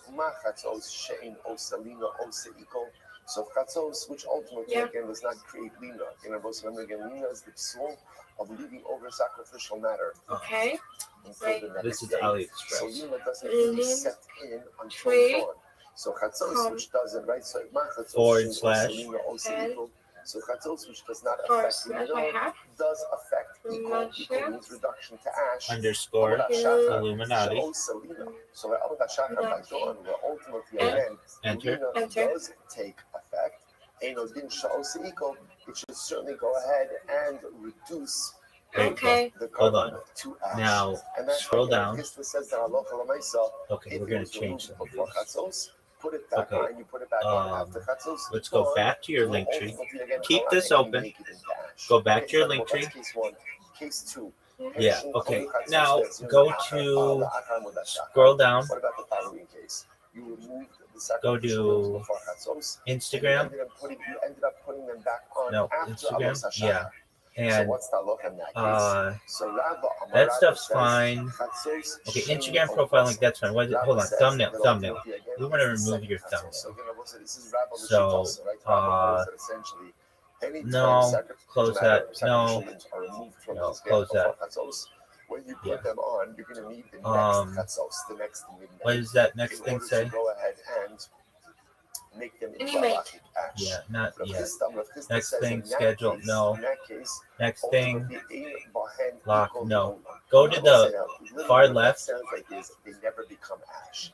Now, that The can't be Instagram true. What logo. that means is they become ash only once they actually become The ash. In other words, Instagram- the novel Instagram feature logo. is That one. halacha l'maisa Instagram. in Click general that says profile link. sacrificial limbs on the mizbeach before chatzos. Instagram When profile. chatzos Yeah. comes, so Yeah. what occurs? Okay. They become ash. Open Now, the Instagram. halachic Where? is Okay, that's designated fine. as ash, even though what? Instagram Even though account. what? Connect They may Instagram not account. actually be ash. What Rav Chisda is saying is like this. In this case, where you remove it before See where it says chatzos, layout? put it on after Amos HaShachar. Yeah. There you In that go. case, the only way for it to become Classic ash feature. is literally you leave it there. Maybe that until wasn't it actually Instagram that we becomes saw. ash. Go back to your But link what tree. Rashi says is the last white line in Rashi. Your yeah, there you go. Okay, what is that? Maybe that's your YouTube. Oh, that's your YouTube. Go back to the settings of it of Linktree. Yeah, go to your YouTube one. Yeah, YouTube. Click on the YouTube one and layout. Oh wait, remove. Remove. Do you see it says change or remove? Hit remove, and then good. Now we can always re-add it, but I want them to just look the same. Refresh. It will be the That's fine. That's what I. it should be classic, Classic. right? Exactly. We can add things in the future, but for right now, I just want them to look the same. Now hit refresh. Ultimately, the sacrificial limbs have to be on the There you go. Yeah. Perfect. Okay. Now, Who said that? next to YouTube, go to. Maybe halacha l'maisa, as long as the limbs are Now you missing can from change. the Beis Well, even if they're okay. not on the Go to your mizbeach YouTube. Let's change itself, all your maybe chatzos turns them into profile ash. Maybe pictures that's possible. to be the new one. Says, so Maskef Rav Yosef. Rav Yosef raised the kasha. Uman limalon de chatzos barosh mizbeach mashu leikol. Who says that it's chatzos? Who says that you have to be on top of the mizbeach in order to be considered ash? Dilma kol hecha demashkecha lehu mashu leikol. Maybe as long as sacrificial Yeah. Yeah. Customize channel. They are turned into ash come chatzos. And then it's. Maybe that's possible. Now we're going to create a header for you as well. Obviously, if that's the case, Maybe not today, okay? Okay. Then I must go with because my then dog. even if and it was go removed sleep. from the mizbeach before Okay, make chatzos, sure as that's long as it's exactly not pieces of the Beis the Hamikdash, circle. you are No good to outline. go. So that's his shaila. So Shalom Mitam. So No, they send from it's Yemen, not they because send what do they say? Because it's not a perfect circle. Yes, so it was an illusion Okay. of the illusion. As long as the Oh, sacrificial wait, limbs are in the maybe, precincts but of the Beis for me, Hamikdash, it will be very good. we're good. Even if they're Or not maybe on like, the actual top of the mizbeach, That's okay. It can be a little bigger. they are transformed into ash. a little smaller, maybe like this. No, don't have it get cut off. Have it just be a little bigger. Pirshu kodim chatzos, v'exir achar Like chatzos. this, If you took the sacrificial limbs off the mizbeach before chatzos, and again, I also want to point out, like remember, this.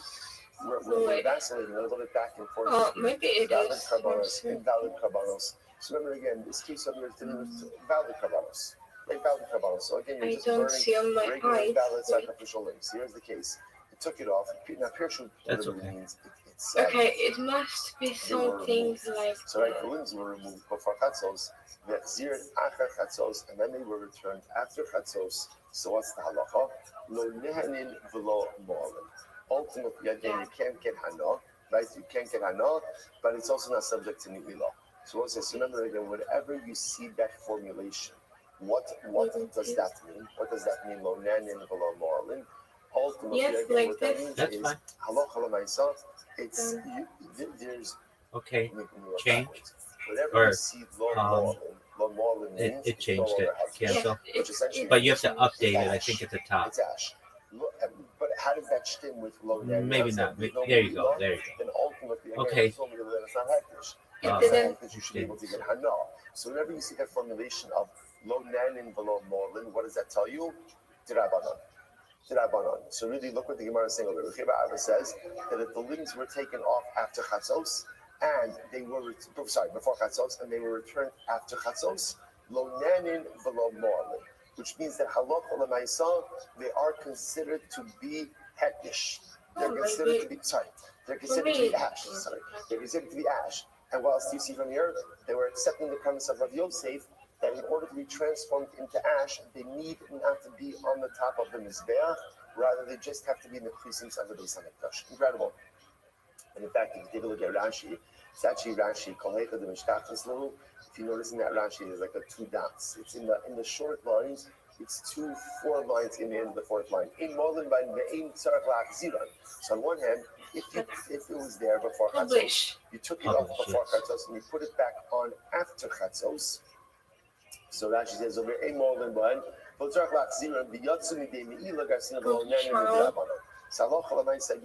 essentially, as long as those limbs are inside Okay. of the English, come Chatzos, do the same you're on good to go, Kick, and they're considered Rumble, ash, like Twitch. the position of Rav Yosef. X. The Gemara says, the Tana, Bar Kappa, so too again, Bar Kappa also taught, Pirshu Kodim Chatzos, if the limbs were removed before Chatzos, and they were returned to the Mizbeach after Chatzos, Yotzim Midei Mi'ilah, they're no longer subject to Mi'ilah. Which again, Rabbi say makes it sound like halach l'maisa, as long as they were somewhere in the precinct of the Beis Hamikdash at Chatzos, Chatzos affects that change from sacrificial matter to ash, and therefore again they will no longer be subject to Mi'ilah. Incredible. So Rabbi says that by Bechini Akar Yishal Komitam, Hilchus Rav Yosef. So Rabba Rafista B'Maitli. So once I said, now here's what's interesting. So it sounds like pretty much everybody's getting on board, right? So Rabbi Papa said like this. So after we just said before that the halacha follows Rav Yosef, and after Bar Abba also supported that, and then Bar Kappa also supported that. So Yeah, it's still not right though. Everybody agrees that even if you have sacrificial matter on the Mizbeach before Chatzos, and you removed it before Chatzos, and put it back on sometime after Chatzos, whatever that time is, after Chatzos, after Avos, it doesn't seem to matter because everybody seems to accept this idea that Chatzos affects a change in sacrificial matter. No. Check me on other socials. Doesn't sound correct in the English. You could say check me out on other socials. Check me out on other socials. But I would say follow me on all my social media. That's telling them what to do. You just don't want them to look at you. Follow you. Follow me on all my social media. Or all my socials. And then I would also say on everyone is agreeing. Follow me on all my socials, not my all my socials. Follow. Just delete it all. Delete everything at the top. We'll do it again. Yes. Delete. Okay. So write please. What is that? Look at Rashi. Follow. About 10 lines into the short lines. Yeah. Me. On. All. So what they're arguing about is a fatty piece. My. Now, what does this mean? A fatty piece of meat. They're talking about Socials. something that even after Chatzos still has Colon. some meat to it, even though it's hardened out because it's There you fatty. go. Ultimately, again, it doesn't totally dry out. and therefore halacha l'maisa, even after chatzos, it's not ash. In other words, what you want to understand is this idea that chatzos changes sacrificial matter Hold on. to ash. In the website there, put your linktree.com affirmatio Illuminati. Now, here's another thing that you can do. This is my recommendation. You want people to trust this link. So instead of using linktree.ee, just do linktree.com. So therefore, again, you can't claim that chatzos automatically here, okay. Remember when we were looking at your link tree online? Go to the link tree online. The different tab. It's a different tab. That one. Okay. This premise that chatzos affects comprehensive change. Copy the link in the changing it from sacrificial limbs browser to ash. And amazingly enough, as long as the item is within the precincts of the Beis Hamikdash, and then go back and let's go back to wherever you were. On the actual top of the mizbeach. The one exception to that rule may be the other on X or wherever that platform was, and therefore again still retains some of its unique identity. Cool. Yeah, there. Put the link in there. Paste the link there. Let me make sure it's the right one. So it's a very interesting case over here. What about Lina? Nope, then not what I want. Okay, so we're going to walk through this. HTTPS is fine. Hold on. HTTPS is fine. Colon is fine. // is fine. Remove the linktr.ee. So that if you leave something on top of the yes. Ultimately, again, does Lina set it? So where's the 1 second? Okay, now put in capital L. What's the case? So again, if the sacrificial matter small I, Linktree, .com, Linktree.com. No, go back. No, go back. Remove the .com. Remove the dot. 2 E's, EE. Now .com.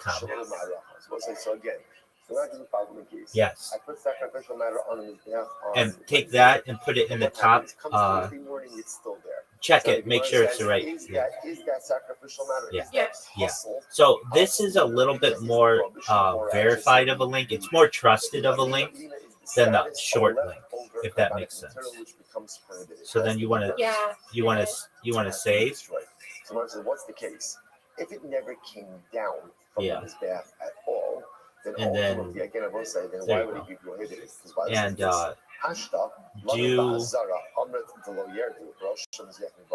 let's say if you did actually, let's say you actually left over sacrificial matter in the basement itself, and then what? And then you inadvertently put it up on the mizbeach to burn it. What's the halacha? That's one of the things where although you should not have put it up, if you put it up there, what's the halacha? Lotated, it doesn't come down. So if something that wasn't supposed to go up, but once you put it up, don't take it down, then what? Allah has come up, something that's already on the mizbeach, you're not going to take it down. So what's the case? Rather, it must be talking about a case ultimately where it was brought down from the mizbeach. So Moses, so the case would be like this. I offered up a carbon on Wednesday, and I put it on the mizbeach. I left it there until Thursday morning, and I did it on top of the maybe that's I brought it down. So now the shaila is, what do I do with it? Can I bring it back up and burn it? So the Gemara says, okay, so what's the shaila? So on one hand, do we say this is actually a really beautiful Gemara? With your Raj's moment, I would be argue. Why do you want to keep that one? Okay, why do you want to keep? Okay, but why do you want to keep it? So I go ahead. I offer up a carbon on Wednesday. I put it on the mizbeach. I left it there till Thursday morning without doing anything with it. Then it was taken off the mizbeach. So the shaila is, what do we do with it? Now, what's the shaila? Simara says, on one hand, the shulchan maybe sentimental value, yeah. Sacrificial matter left on the mizbeach past its prescribed time to the lechem hapanim, to the bread which is on the shulchan. How so? This is the shulchan. This is incredible. This not afilu hein ala shulchan yomim rabin in Bekach Klum. Like It's that. actually very interesting. No. Went ahead and Afirmasha, you're an artist. You can do better than that. Go back, change it. You're an artist. Come on, you got a better eye than that. Even I can see that wasn't right. The outgoing Make it right. received the lechem aponim of the previous week, and new lechem aponim would be It's put only on the two shoulder. sides. Let's say Oh. for whatever the reason. Oh, interesting. Only two And sides. they left the previous Oh, week's apologies. Oh, Oh, wait, there you says wait. Hold there's on. no lina.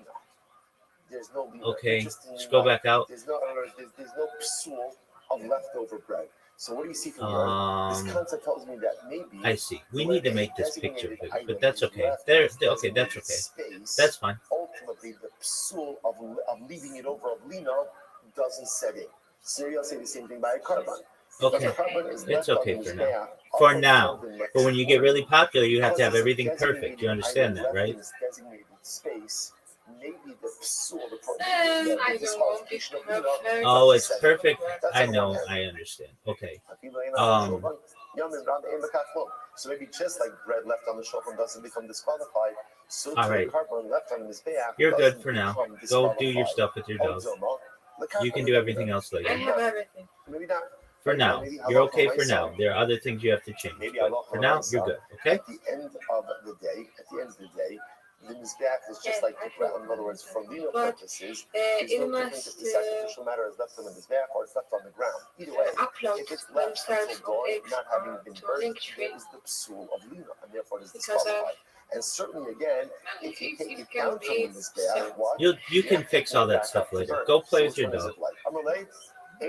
Yeah, she has. I'm gonna go Remember again, down to this sleep was and Rabbi. don't want to Rabbi asked this question go outside. of Rabbi. I must do a few things. So Rabbi responds, Maybe tomorrow, Rabbi. Certainly. Absolutely. The top of Okay, the take care. That's how we went ahead and Thank you said for halacha help. l'maisa. You're welcome. Bye-bye. There's no lino. We are going So to ultimately, again, so nice change. what's the sad to Really say that making mizbeach is like the ground? the Rashi says, "Oh, dimah lekarka azar medamina leidahah."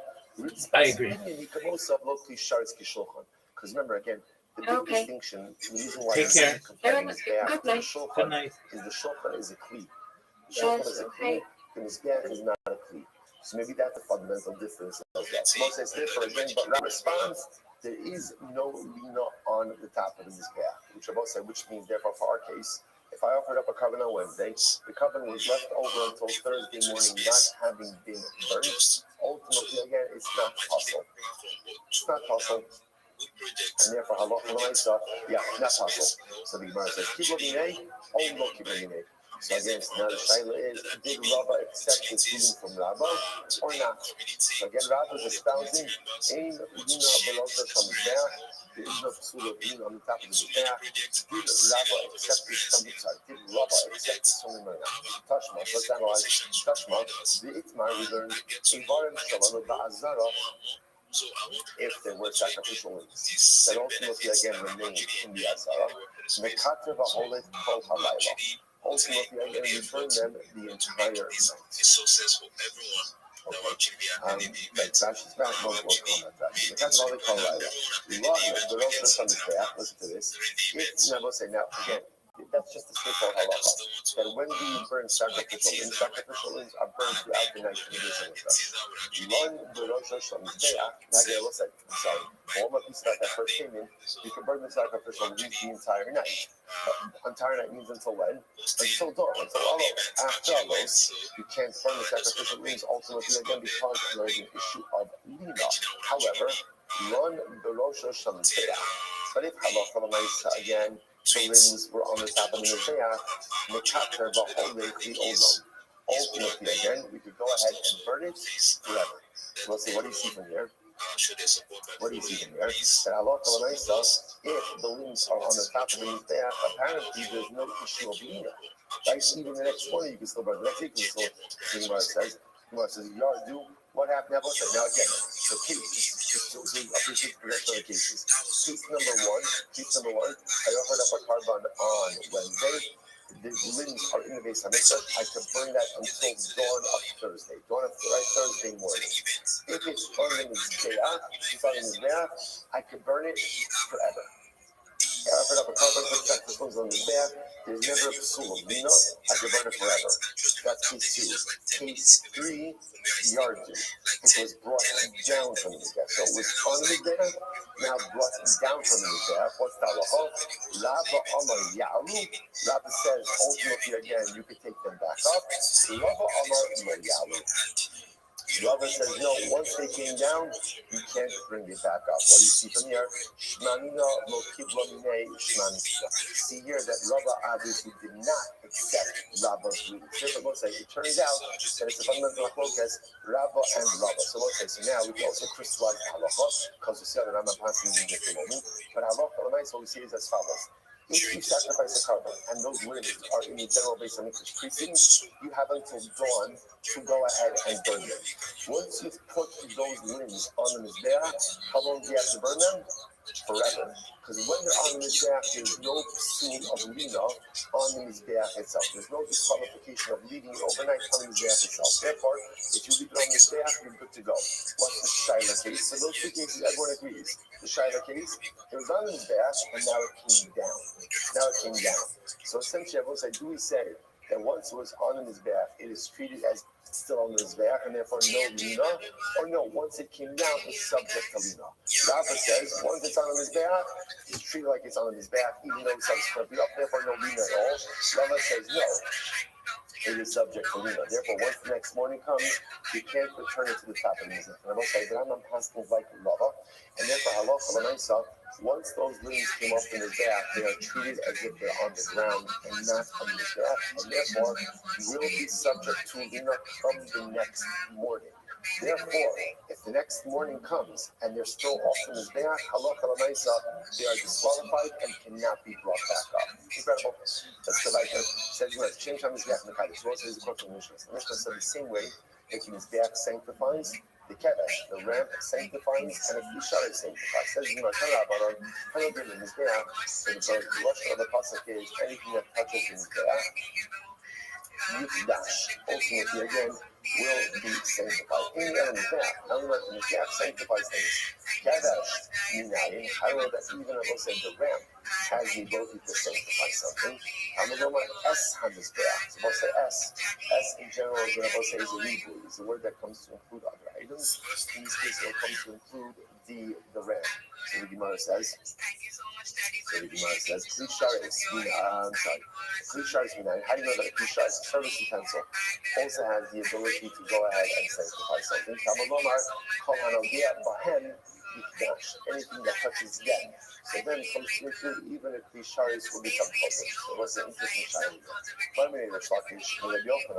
So something in the middle of the Shana. Klisharis, Marshe, Kalish, and Sapsura. So I said, this is very interesting. Does the Klisharis have the ability to sanctify something that is valid? That's the Shaila. Now look at Rashi just a moment, because there's what Rish Lakish thinks Rish Lakish is asking, and then we're going to see what Rish Lakish is actually asking. What the Gemara thinks is asking is look at Rashi. Rashi towards the bottom of the back. Who's sovereign in Indian? Coming by the way. So we're going to see thought that Rish Lakish was asking in terms of like redemption. In other words, that halacha l'maisa. Do we say that let's say you put a mincha tmeya, an invalid mincha, into a kisharis? Mincha shekidusha sagopa nafno nafkulu l'kulin to be avabish tmeya olokach. Now we assume that what Rish Lakish is asking is that halacha maybe let's say you put an invalid cover into a kisharis. Let's say you put a cover mincha that's tame into a kisharis.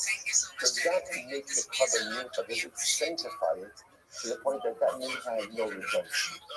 That's what we thought the Rish Lakish was asking. We learned this. So we learned this explicitly. The answer is yes. The same way that the Mizbeach consecrates something. The ramp consecrates something, so to a Klisharis consecrates something. And even if halacha l'maisa again, the item is possible. The Klisharis are violation anyway. I'm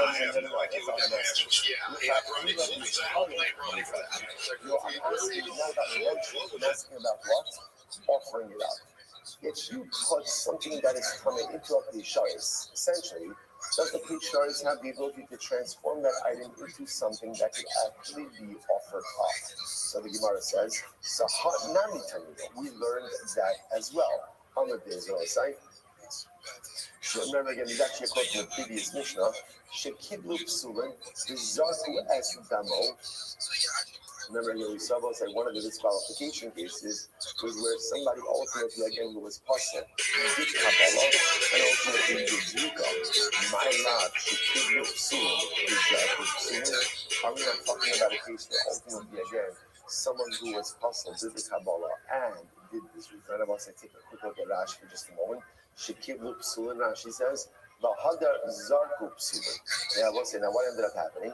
So the Gemara says, are we not talking about a case where ultimately, again, right, somebody who was puzzled, whatever the case was, a Kohen was coming, right, a Kohen was coming, did the Kabbalah, V'hadar zarku psulin.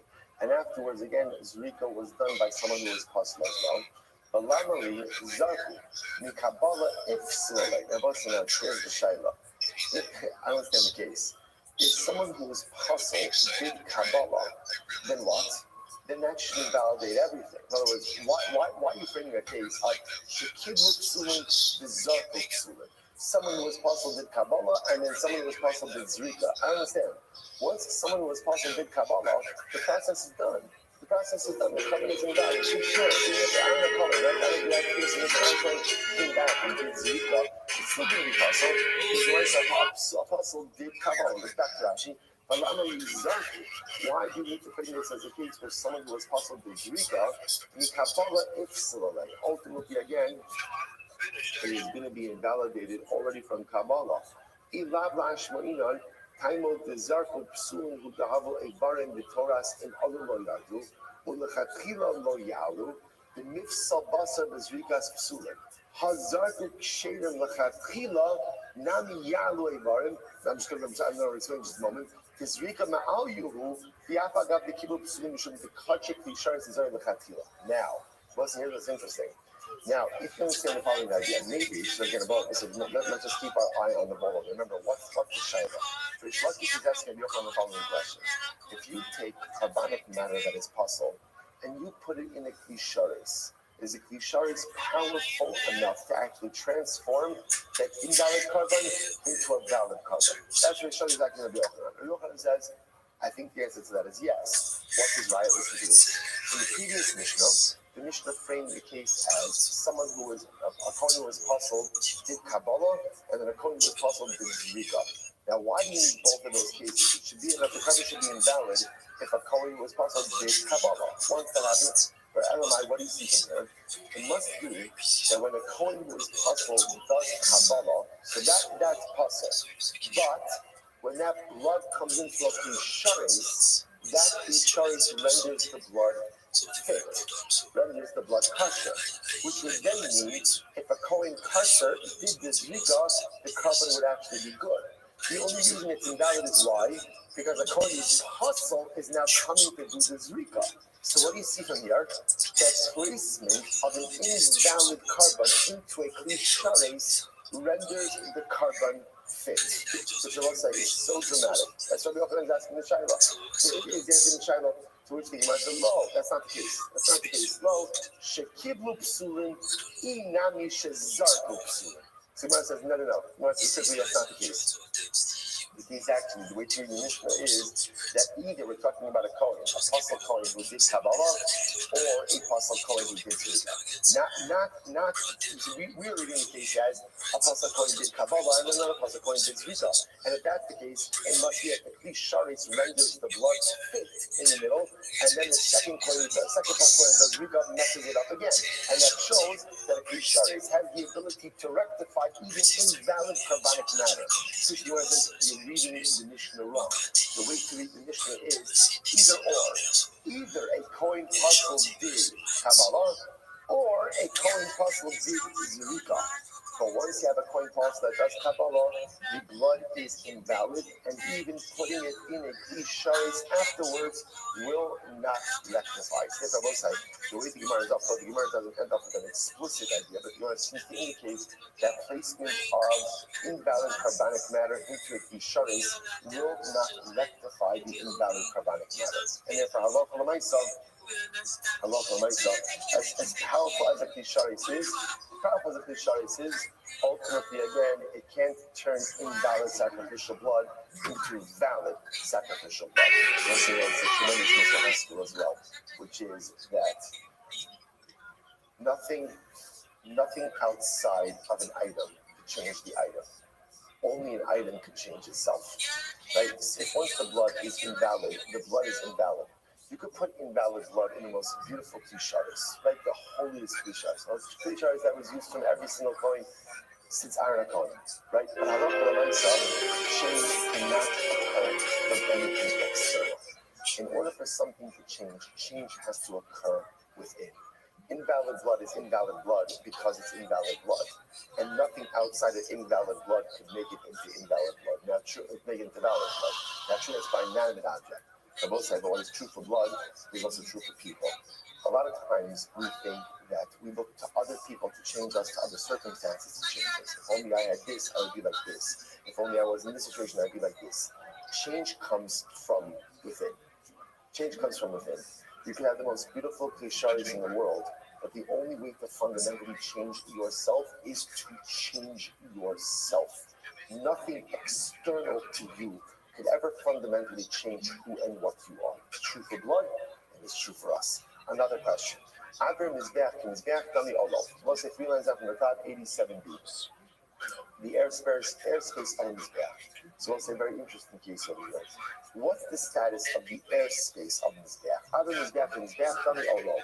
Is the airspace of the Mizbeach like the Mizbeach or not? So we'll say, this is actually very interesting, Shaila. So the Gemara says, Tashma. Kishim Shamizbeach Mekadosh, Kach Kevesh Mekadosh. Now both say, now listen to this. So the Gemara says, the same way that the Mizbeach consecrates, so the ramp consecrates as well. Now both say, now watch this. This is actually very interesting. Now,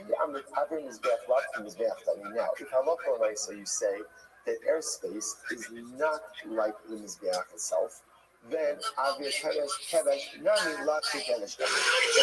You assume over here, since the Mishnah used Mizbeach, Kevesh, ramp, and Klisharis together, whatever is true for one of those things will be true for all of them. So now the Gemara is asking, what is the status of the airspace of the Mizbeach? Is the airspace like the Mizbeach or not? So the Gemara says, if you say not, then that would mean that therefore the airspace of the ramp is also not like the ramp. If that's the case, this is very interesting. How can you ever transport sacrificial matter from the ramp to the Mizbeach? It would be as if it came off the Mizbeach. What does this mean? We'll give Rashi just a moment. Rashi says, "Heifi masikul mikavesh l'mizbeach." So Gemara says, "Ha kiman balaba avira kevesh havile yarut utnan kat and yardu lo yarut." So interestingly enough, the issue is like this: if the airspace is not like the actual area itself, that means when you lift something up on the ramp. So again, it's even assuming now. This is actually quite an assumption that even when the coin lifts something up, it's in the airspace of the ramp, and when it's in the airspace of the ramp, it's not like on the ramp. If that's the case, then every sacrificial item that you bring up the ramp, ultimately, again, is not on the ramp, and it's as if it's been brought down from the Mizbeach. If it's been like yogurt, and therefore, again, on both sides, we've seen many different cases where once an item is considered to be like it's off from the Mizbeach, it can't be brought back on. So if airspace is not like primary space, then how are you bringing many items from the ramp to the Mizbeach itself? To which the Gemara says that's not a big deal. Dinagile literally means you're dragging it. Okay, you're dragging it. And therefore, again, because you're dragging it, ultimately, obviously, if you're dragging it, it's quite literally on the Kevesh, and then goes right onto the Mizbeach. But even so, the Ha'avir Yesh Bin Kevesh the Mizbeach. So I'll say, it's actually a very interesting fact. There was a gap there was a gap. We've actually seen this before.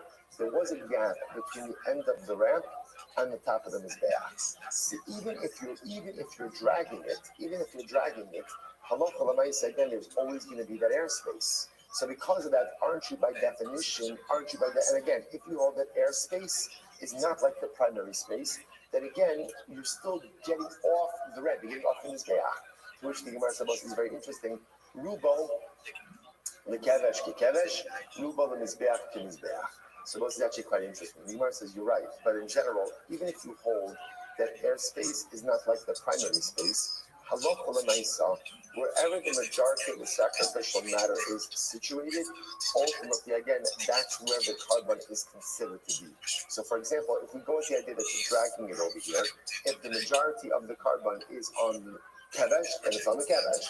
If the majority is on top of the mizbeach, then it's on the mizbeach. So, in other words, interestingly enough, even though there may be some part of it that's in the gap, the majority of it is always going to be somewhere. Tifshot me'ar. The Gemara says, let's answer the question. Now remember again, we still have to answer the primary question. The Gemara is operating under an assumption. But Allah at the end of the day, do we say that airspace is like the mizbeach or not? So Tifshot me'ar, let's answer from here. The body right back on answer following kasha. Yish keyboard the Olin, low. So ultimately, the Gemara says, is there keyboard? Is there connection ultimately again to those things being brought up on the mizbeach or not? Or not. We'll say, look at Rashi in just a moment. Yesh chibar ba'olim, telo chashvim lehu kimani demifras, ba'azina ba'ubasa ruba, oim chibar. They will say, now again, in general, this is a little bit of a related question, but a separate question. When an item is on the mizbeach, or for that matter, again, on the ramp, and halacha l'maisa, the whole item is not, right? Let's say the majority of items on the mizbeach, but part of it is not on the mizbeach. Is there keyboard? Is there connection? Do we say that ultimately, again, wherever the majority is, the minority part of the sacrificial matter is considered to be attached to the majority, or not? So the Gemara says, Now,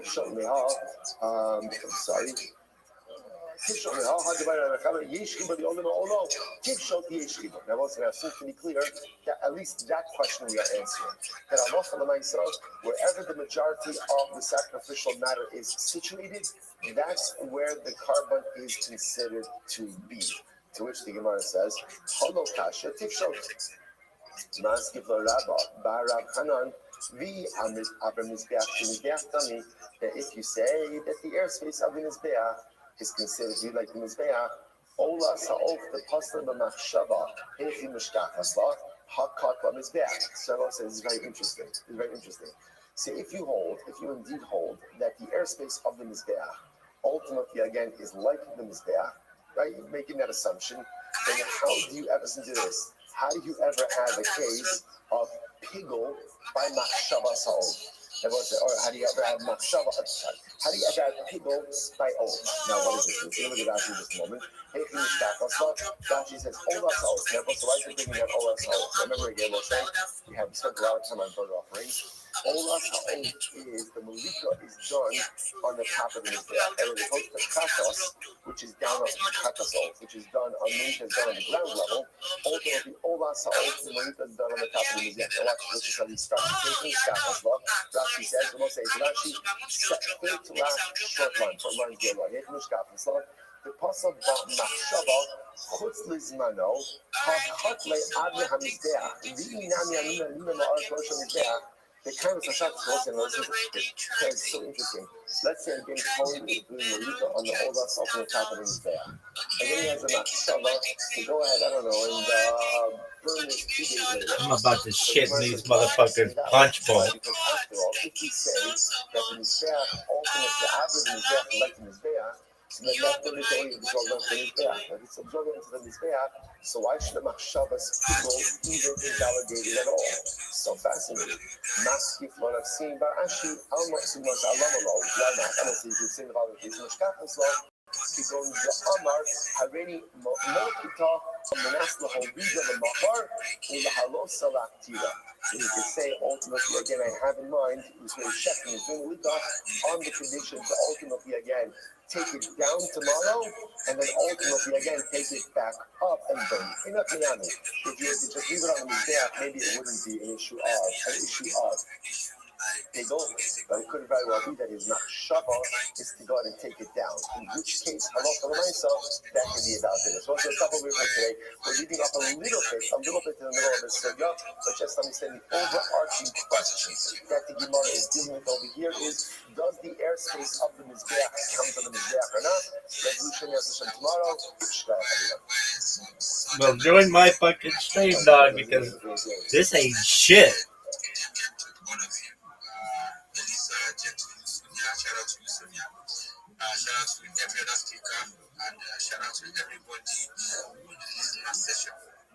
So without wasting much all right, so let's say good morning. Let us begin by thanking all of our sponsors for this morning's here to thank. Our Talmud sponsors for the month of Kislev, Aval, Allison, Adam Steinmetz, remember Adam's grandfather, Sheldon Steinmetz, Haras, Shlomo Tzvi, Ruben, Ben, Shimon, Zechron, the Bracha. And in honor of Meretz Hashem, that is Sham Shaf and Aliyah, Shemir Kiddush for his children, his grandchildren, and tonight are his 36 great-grandchildren. Sending them up for Estes in memory of their parents, Yitzchak, Leib, Ben Aaron, Cohen, Sarah, Rachel, Bas, Baruch, Avram, Hilda, Mas, Helen, Chaim, and in memory of their dear family friends, Staff Sergeant Naftali, Yoram, Gordon, Hashem, Nikom, Gamal, Felon, Battle, in Gaza, Erev Hanukkah 2023.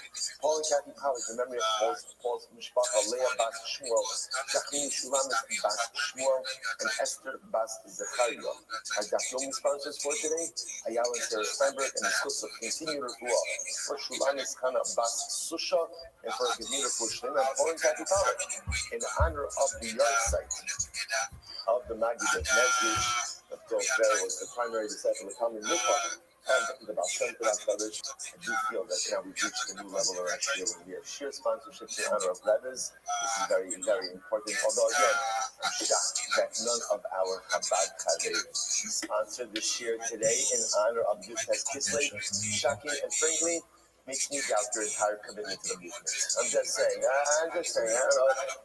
Good. Most of the time, so we hope that America, all the Nishon Shabbat, the families in the Kama, all those who report Shabbat, Kol Chole Yisrael, Halavai, Meretz Hashem, the Balakanya, Zuchot Yoganim, and the Maggid of Mezrich, Zuchot Yoganim, Meretz Hashem, Melite Yosef, Akvav Yisrael, Halavai, you should be Zoch Meretz Hashem, to be inspired by the Torah, and we should be Zoch Meretz Hashem to give their presence and Shabbat to beautiful Aliyah.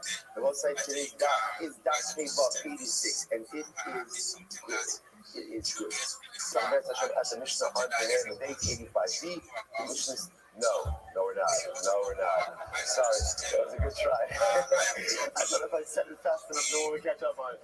Okay, good. Okay, good morning, good. We are keeping up in the Hashem at Rabbi Hanina Skana Kohen. Right? Yes, good. How does Hanina Skana Kohen? 4 lines down into the wide lines. Remember, again, Hanina Skana Kohen. So it's interesting enough, in the Mishnah, Rabbi Hanina Skana Kohen was quoted as saying, Rabbi Hanina Skana Kohen was mentioned as Omer, that my father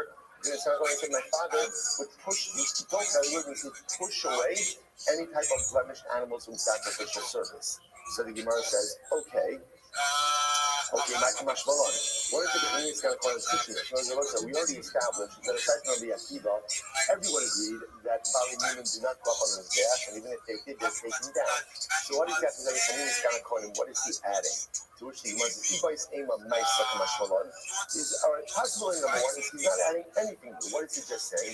He's adding a Maisa. What is he adding a Maisa? He's telling you, by the way, it happened. So I will say, you see this, sometimes the Gemara will go out and say halacha, and then someone quotes a story that backs that up. That's obviously always powerful. Why? Because when you could quote a story that Melissa, I got news for you, girl. I'm about to shit in your fucking punch bowl.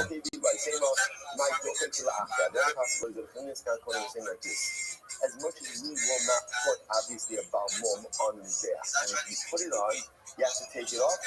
When you take it off, we do it kila'achayad. Kila'achayad means we do it kind of in a nuanced, almost like beneath the radar type of way. Why? Because what do we have to be concerned about? We have to be concerned that halacha l'maisa, that this looks disparaging to karbanos, right? Because no one really knows the full story about what's going on over here. Therefore, even though we're going to take it off the Mizbeach, Rashi says, right across Rashi, we don't take it off the Mizbeach in a degrading fashion, in a public fashion. So we have to do it quietly, no one's looking, which I will say is a tremendous musar. And sometimes in life, you have to do things that are uncomfortable, and you have to do things that may even offend people. It happens. You have to say something that's going to be offensive. You have to do something that's going to be upsetting. And there are times in life, whether it's as a parent, as a friend, as a leader, sometimes you have to do things that people aren't going to like. When we do those things, we do so in a way that minimizes the embarrassment, that minimizes the damage, that minimizes the hurt. Incredible. So let's remember again, the Mishnah then said, ended off with the rule. What was the rule? The same way that we said that halacha l'maisa, often we begin with this whole sugya, where if you put something that wasn't supposed to go on the mizbeach, but you put it on the mizbeach, like what do? Lotated, you don't put it on. However, the Gemara says, if let's say you put something on the mizbeach that wasn't supposed to be on the mizbeach, so you leave it there. But if you took it off, then what? You don't put it back on. So, because again, logically, I would have thought that once the halacha is that if you put it on, you don't take it off, then maybe if you take it off, you just put it back on. Kamash Malan, no. Once you took it off, then halacha l'maisa, you don't go to return it back. Amar ula, 1 second. That's only true if the fire did not take hold of it. However, let's say again, you have an invalid carbon. Then halacha l'maisa, again, you were supposed to go ahead and not put it on the mizbeach. Put it on the mizbeach. And now what happened? The fires began to burn it. Then you took it off the mizbeach. Ula says in that case you could put it back on. Because again, once the fire took hold of it, you could put it back on. So this was his view. So So the Hanina of Sula, he went ahead and he put this halacha on the Seifa. What's the Seifa?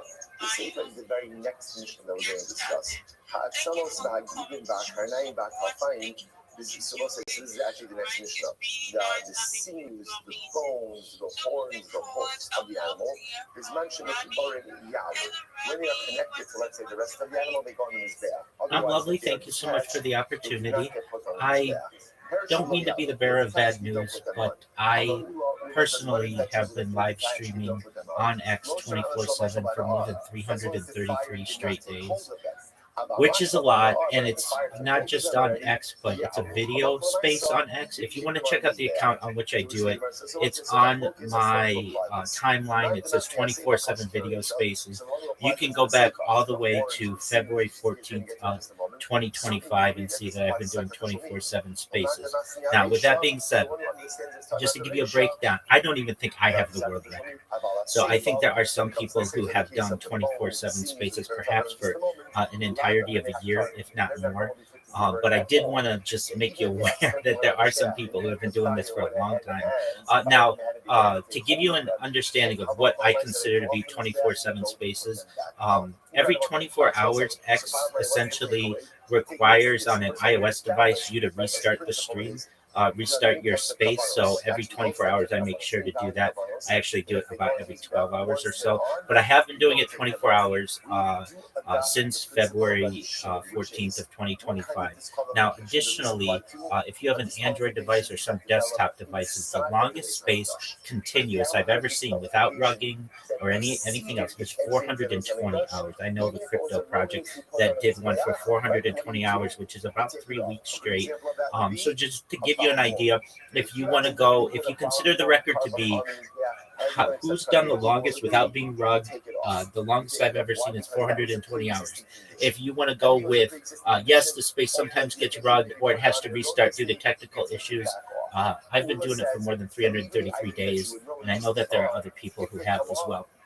But with that being said, Melissa, what you're trying to do is admirable. I can tell you that I don't normally get this many people in my space on my own, and I want you to keep going, and I want you to perhaps someday surpass even my 333 and get a year if you want. But I just want to give you some kind of understanding that there are some people who do spaces for a really, really long time.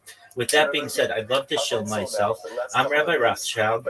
First and foremost, if you haven't had the chance to follow me, please feel free to. Also, in my timeline, you'll see an account, Karaoke King 000, and that's the account that I do the 24-hour spaces on. Feel free to join that one as well if you're into spaces, and especially if you're into video spaces. I stream my life 24 hours a day, 7 days a week, 365 days a year for world peace. I've been doing so for more than 4 years. My streams go back to the pandemic. We've seen the death of a queen, the birth of AI, the coronation of a king, and everything in between. This is a real-life Truman Show, a real-life Big Brother. This is a timeline and a time capsule of human achievement. In the 1990s, Bill Gates coined the phrase, content is king, and I'm making it true today. I'm king of the internet. This is the biggest event in global history, and here's why. In 2018, The Economist magazine stated that data had overtaken petroleum as Earth's #1 resource, and I have more data archived on the internet than any person ever, which is making me very influential. I'm going viral, and when I do, I want to make you, your friends, your family, all financially independent if you're not already. I want to ensure that you have generational wealth if you don't already, and I want you to be able to start charities and philanthropic organizations of your own. I'm not live on one YouTube stream nor 2 YouTube streams. I'm live on over 20 simultaneous YouTube streams 24 hours a day. You can view my life in 360 degrees. I even have a ceiling cam. If you want to view the links to my YouTube, they're available in my profile. Additionally, you'll find a link in my pinned post. You'll also find in my pinned post a link to my link tree. I dare you to look at my link tree. Nobody dares you to look at their link tree, but I do, because I have more social media than any person. I have more content than any person. Additionally, you'll find a link to my Discord, discord.me/rabbi. We just surpassed over 2,800 people in our community and continue to grow each day. In addition to making you all extremely wealthy and wanting to promote world peace, I want you to know that I want to help end world hunger through the use of technology such as agricultural drones, floating greenhouses, saltwater greenhouses, hydroponics, vertical farming, cloud seeding. I want to help end world thirst. I'm sponsored by a cryptocurrency that's worth about $100 million, and one of the things that we do is we build wells and water towers in developing nations for the benefit of the less fortunate. Additionally, I'm an advocate for the LifeStar program and, most importantly, desalination technology, where we pump Earth's seawater onto land to make it drinkable. If you are a reply guy, if you're a Web3 marketer, if you're a raider or a shiller, and you want a free mentor, coach, and friend, send me a follow. I'll be happy to follow you back. Send me a DM. I'll be happy to respond. I want you all to know that I'm here to support you both personally and professionally. I'm here to be a positive person in your lives. I'm here to have an optimistic view on the future. And most importantly, I want to give people hope. And with that, I sincerely appreciate the opportunity to share.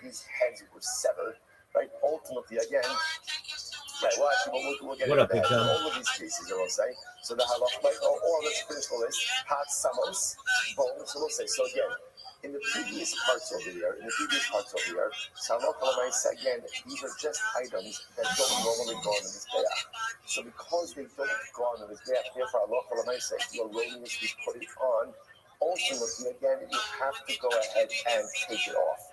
It has no shaykhs to gabi hamizbeach. If I may interject, no, I'm also doing a space. So literally, if you look in my timeline, the most recent thing that I reposted is a space. It's just like this one, except my space, in addition to being audio, also has a video element to it as well. But no, I've been doing spaces, X spaces, since February 14th, 2025. Fear shuv, however, ultimately, again, if they're separated, so again, if they're not part of the primary sacrifice. What up, King of Avalon? They do not go up on the Mizbeach. How you living, big dog? You will do your olah, the meat and the blood, which indicates that it's the meat and the blood that's offered up. But these secondary parts, the bones, the sinews, the hooves, the horns, again, this is not. Take your time, my man. Yeah. Hello. How'd you find out about me? Rabbi,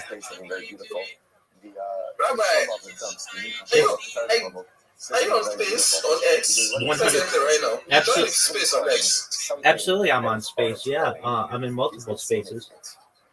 So going ahead, so let's say I found out about you from the space on X right now about Web3, and I joined through your Discord channel. I thought it was a Discord server. Is it a server or a?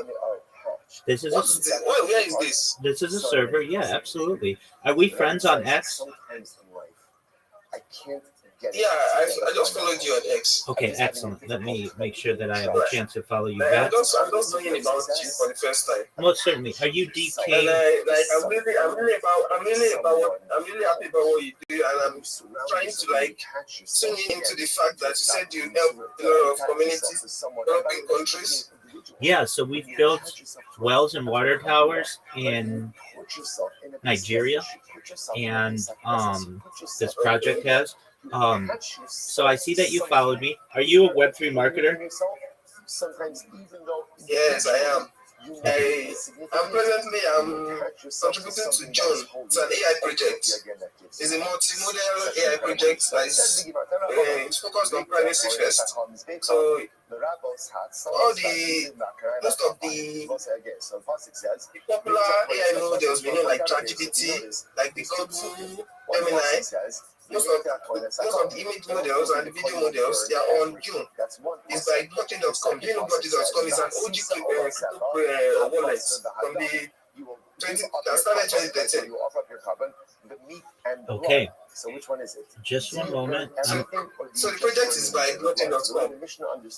So I'm currently contributing to the project, and I like what they are building. Excellent, my friend. What I want you to that's the main project I am contributing. Excellent. What I want you to do is go to your X. I just sent you a message on X, and I want you to read through them. Read through them twice if you have to. There's a lot of information there, but it should make sense to you, and it should be valuable to you. And then when you're done, come back. You don't have to leave. Just say, okay, I've read it. It makes sense. And then let me know if you have questions or you need help. Okay. Okay, and I'm waiting for you right here. So just feel free to read through it, and when you're done, let me know.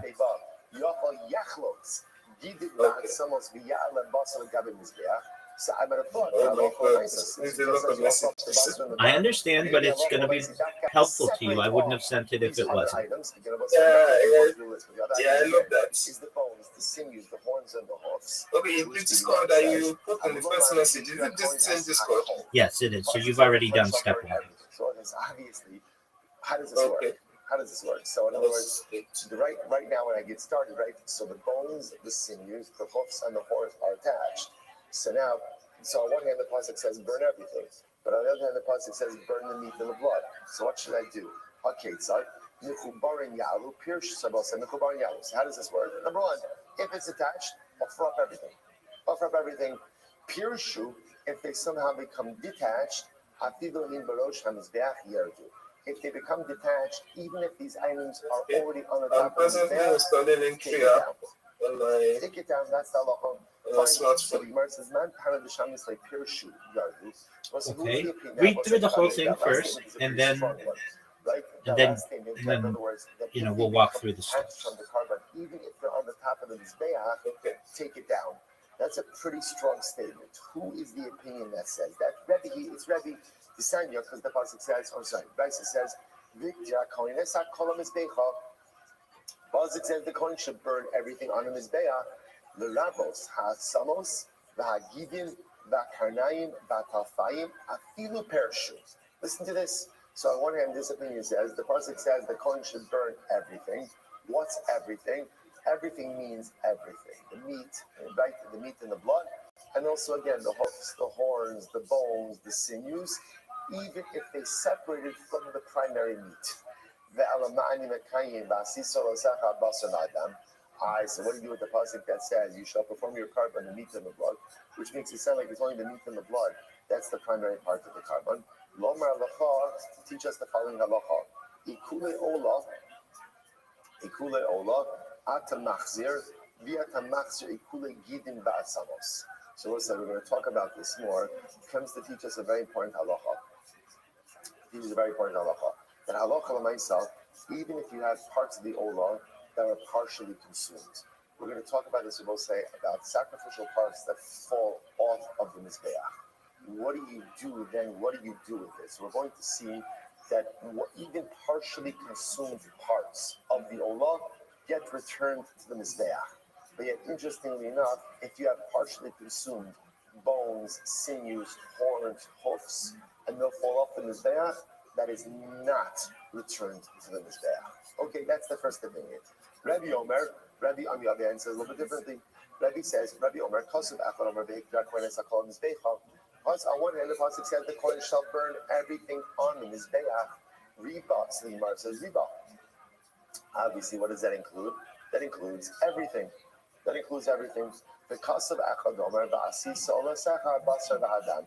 And then another pasuk says, you shall go ahead and do your olah, the meat and the blood. So we'll say, so miyat, that's obviously a meal. So we'll say, so again, this is our tension. One pasuk seems to indicate you burn everything, and everything would include again the bones, the sinews, the hoofs, and the horns. Another pasuk says, no, all you burn is the meat and the blood. So Hakei said, how do you reconcile this? Hakei said, okay, very simple. This is Rabbi saying. If they are attached, then you offer everything up. If they become detached, even if it's on the top of the Mizbeach, take it down. So we'll say, and our Mishnah reflects this view of that. So again, the primary sacrificial parts that you burn, sacrificial meat, right, sacrificial limbs, and blood. What about the secondary parts of the animals? So essentially, if they're attached, burn it as well. But if they're detached, you do not burn it. What's the chiddush? Even if they become detached. All right, Rabbi. Yes, sir. What do? Take it down. Incredible. Yeah, I've gone through the messages and it makes a lot of sense to me. Excellent, big dog. So Rabbi said that if they detach, right, so it's something that I advise you do. And if you need help, I'm here to help you. And, if that means helping you with your account creation or you run into a challenge, you just let me know and I'll be willing to help you, okay? And they detach. And I was going to the account creation. Is it a must I create all social media accounts? Absolutely. Because most of them I have, some I don't. Exactly. So the ones that you don't, you want to create. Here's why. Let me just ask you this. Let's say I was the client and I was you and you're my client, you're my customer. Do you want me just promoting you on the popular ones, or do you want me promoting your project everywhere so that no matter where you go, your project has visibility? Closer proximity or further away from the fire. Exactly. So let me explain. This is a 5-pronged strategy. The first thing that you want to do is it's going to give you 30 places to be able to promote yourself. Secondly, it's going to give you 30 different places to promote your clients. Thirdly, it's going to open up new communication channels for you, which is really important, getting more business. Fourthly, it's going to ensure that you dominate search engines, social media, and AI. And fifthly, it's going to make it difficult to impersonate. And the thing is, you don't want to say, well, I've got a presence on YouTube and X, but I don't have a Reddit account, and I don't have an Imager account, and I don't have perhaps a Snapchat account or a Pinterest account or whatever it is, and somebody comes in and takes that from you, and now they impersonate you, and they say, hey, everybody, I'm Avalon. I am a Web3 marketer. Come to me, and then they're going to steal the business from you, and they're going to ruin your good reputation. So beat them to the punch. Get all that stuff. It takes you maybe a day to do them all, and then you'll have them all done, and then immediately you'll have people who start to follow you. And additionally, when you go to your clients, you're not going to say, I'm on all the major social media. You're going to say, I'm on over 30 different social media platforms. I'm on every social media platform that is available to the common public generally. And if you want me to promote your project, I'll be happy to. I'll make sure that it shows up #1 in YouTube, #1 on Google, #1 on TikTok, #1 on Instagram, and all the other social media as well. You want to partner with me because I'm not just going to do the bare minimum for you. I'm going to go above and beyond in satisfying your desires. That's what you want to be able to say, right? They were not part of the primary carbon. Exactly. And all of these are free. Everything that I tell you is free. So why not do it? If it's free, then it should be for you. That's something that you should do. You don't have a budget to have really expensive stuff. I understand that. But if it's something that's free, why not take advantage of it? That means that when somebody types in your name into Google, you're going to show up for the first 30 results in Google. That's what you want. You don't want your competition to beat you out, or you don't want somebody confusing you with who they may with one of your competition. And also, you want to ensure that somebody doesn't come in and impersonate you. So I know it seems like a lot, but you already said, I already have most of them. Well, that's great. Then just get the ones that you don't have. And then when, let's say I'm your customer, let's say you're my customer, or whatever it is, let's say I'm you, then I'll be able to say to you, hey, I'm going to promote your content on all my social media, including ones that you may not even expect, like Reddit and Snapchat, and perhaps even places like Rumble and Twitch and places like Imager and everywhere else. And once I promote you, I want you to check out my work, and you can do so by going to my link tree, and you can see I've promoted you everywhere on the internet. And now all we have to do is wait a couple weeks or so, and you're going to populate everywhere because of what I've done for you because of this work. And it's really easy on your end. Once you have the accounts created, all you have to do is copy and paste the content to your other accounts. And I'm not saying that for every single customer you have to upload to every single one of these. No, I'm not saying that, but it's nice to have the ability. If you have a customer who comes in and says, look, we have a video project and we'd like you to promote it, you don't want to say, oh, okay, great, I'll create a Rumble account, and I'll create a Twitch account, and I'll create a TikTok account, and I'll create a Twitch account. They don't want that. They want you to already have these things. They want you to have an established presence on these platforms. So the fact that you have this account will make sure that you'll be using this for years. You'll use these accounts 5 years from now. YouTube's going to be around in 5 years. Twitch is going to be around in 5 years. Reddit's going to be around in 5 years. Snapchat's going to be around in 5 years. You're going to want to make sure that you have these, and you're going to start getting organic followers on them as well. If you create the account today on all of these different social media, 1 year from now, essentially, you'll have at least 100 followers on all of these different accounts without even touching them. And if you do any little bit of interaction, you might have as many as 500 or 1,000 followers. That's a great social media marketer. That's what I'm looking for as someone to promote my business if I'm a potential customer. Does that make sense, Avalon? Makes sense. It makes a lot of sense to me. Absolutely. So that's what you do. If you have questions, I'm here to help you. And additionally, I've given you in another message a roadmap of how to get a job, not just in Web3, but let me ask, Avalon, do you have a CV or do you have a resume? Yeah, I do. Okay, but it needs to be up. Presently, in my country, I have a good job. I do, but I do Web3 as a part-time job. I understand. But I'm really interested in Web3 a lot. I have passion for it. But a remote job pays more than what you're going to be making in your country. If you're working for a company that's based in the UK or in somewhere in Europe or the United States, you're going to be making a lot more money than you're going to be making that somebody's going to pay you for what you're doing. Exactly. So what you want to do is have your resume ready, have it updated, have it optimized to these different career softwares. And then I understand that you're looking for a job in Web3, but utilize the job searching websites that are available to you. All you have to do is press one button and it will apply for the job. And if you do that 10,000 times over the course of the next few months, somebody's going to come in and say, Avalon, we're going to pay you $20 an hour to work remotely. We're going to send you a computer. And if you want, this will be a 40-hour-a-week job. That's what you want, right? Yeah, sure, I do. Exactly. So, and you can still work your job that you have IRL in real life. But I'm just saying that job most likely doesn't pay as well as a remote job could. So why not continue to find a job, continue to work with recruiters to get a better job, and that's what the job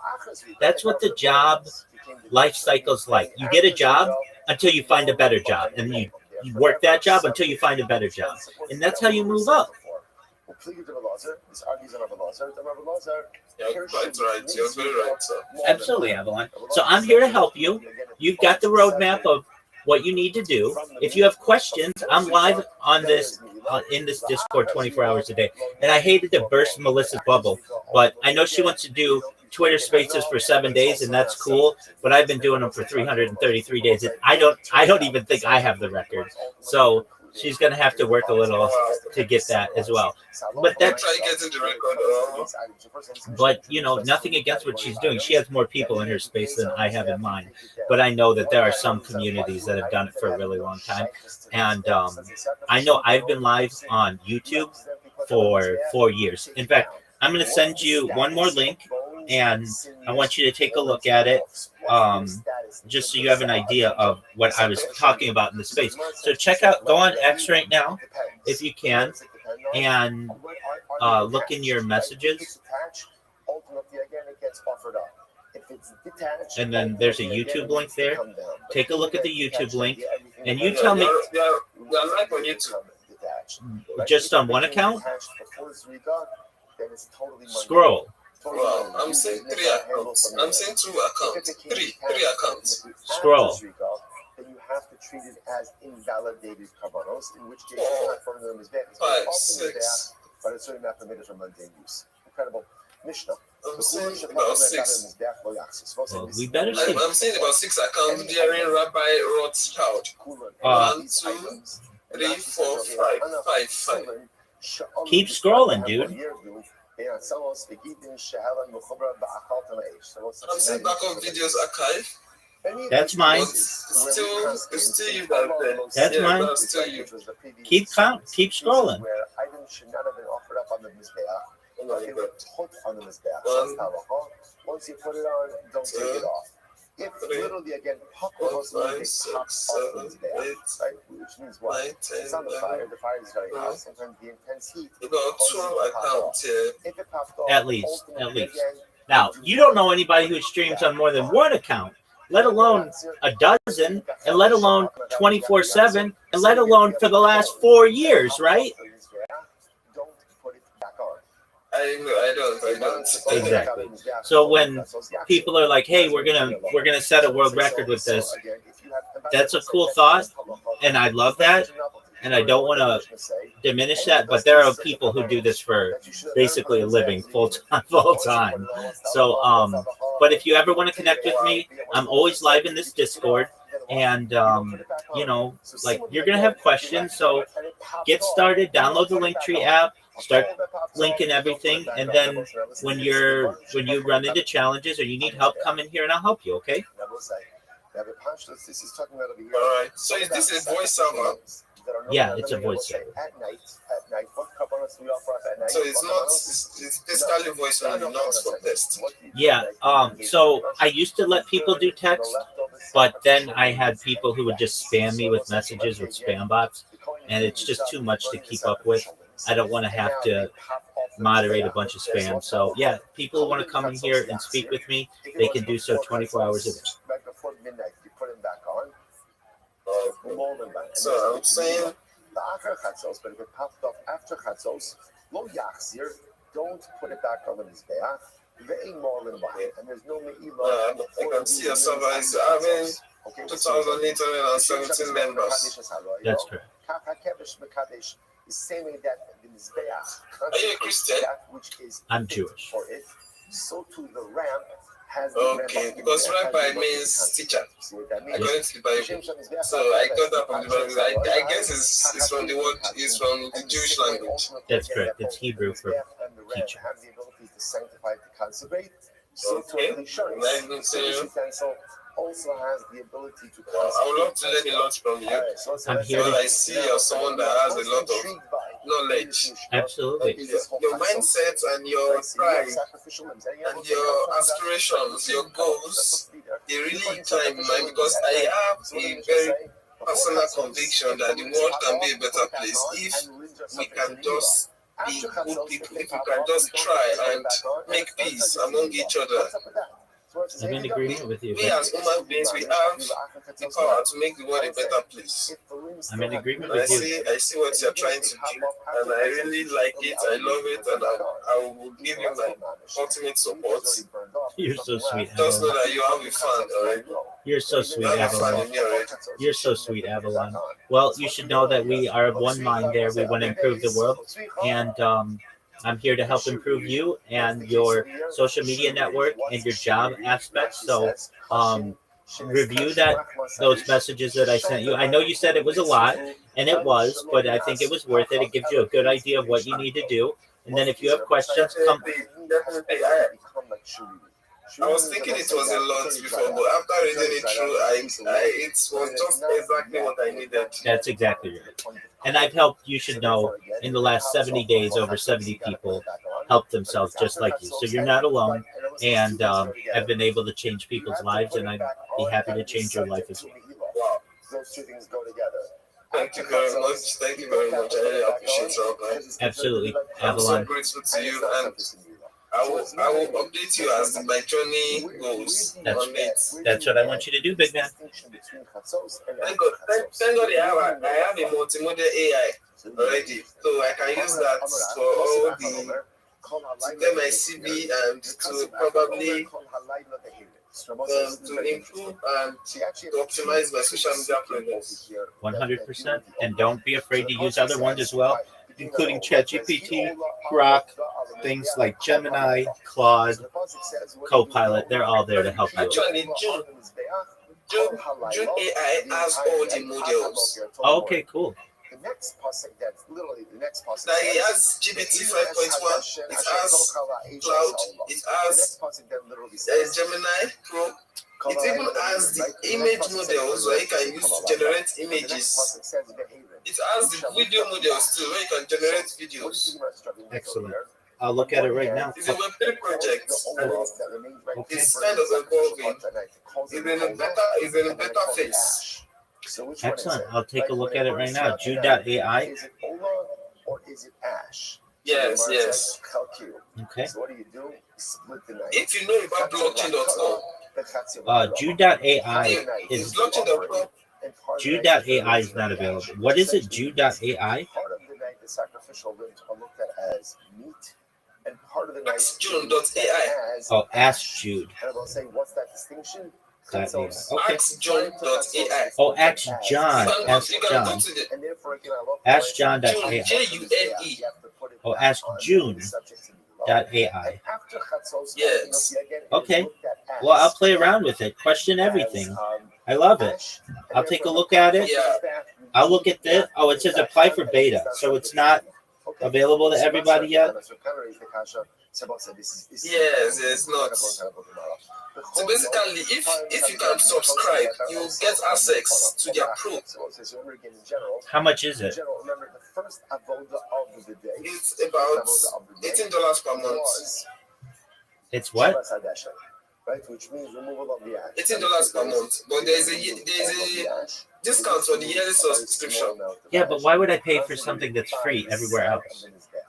So every day we cross together. You know that ChatGPT is not free. The pro version is not free. I mean, who cares about the pro version? The regular version does just fine. Like the crow of the rooster, which means well, if you use AI more often and you have a lot of tasks that use AI for, most people make use of the pro version. And one thing about it is that you can control, instead of subscribing to each of the modules, you can actually subscribe to June and it will give you the pro version of all the other modules. I get that. That's fine. Maybe I don't use. I mean, I use AI a lot.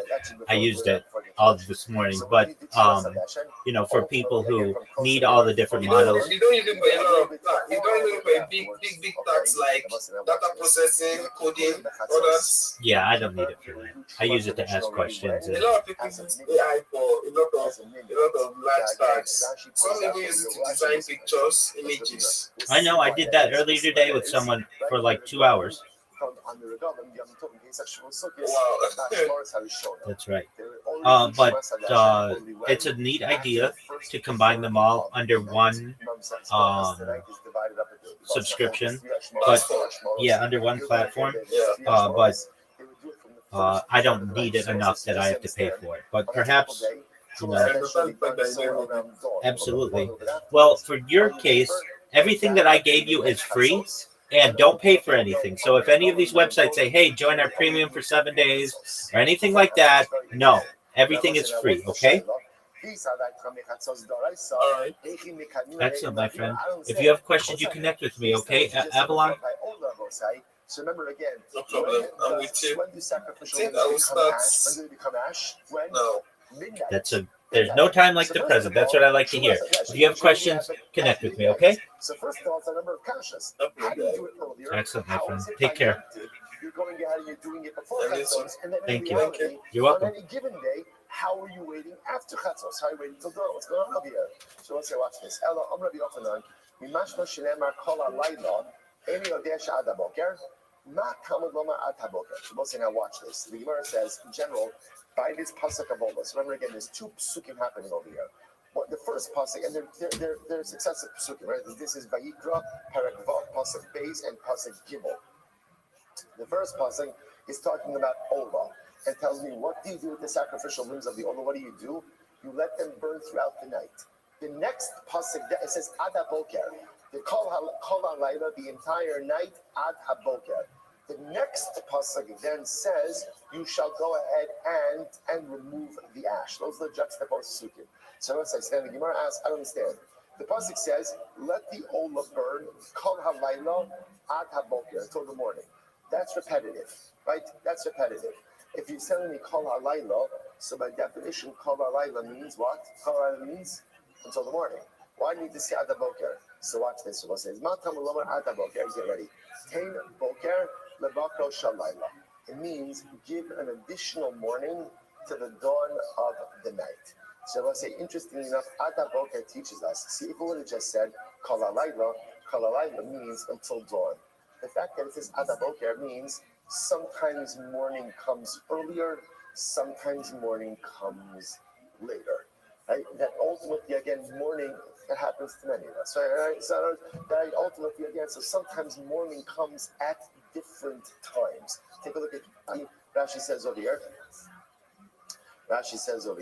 Tein Boker Lebakro Shalayla, it's about 7 lines up in the bottom. Tein Boker Lebakro Shalayla, Boker Shalayla Alos HaShachar, Boker Achar Tela. So normally, again, Boker is dawn, but sometimes you give a different morning. So the Gemara says, Hainu Hashkama, the Cheben Ke'in Zman L'Davar, Ela Shel Hashkama, HaKol Lefi Tzorech Hashah. So one says, here's what's interesting, it's actually quite fascinating. So the Torah tells me, sometimes you have to create another morning. But the Torah doesn't tell me what that morning is, and therefore gave the power to the rabbis to determine when morning occurs in different circumstances.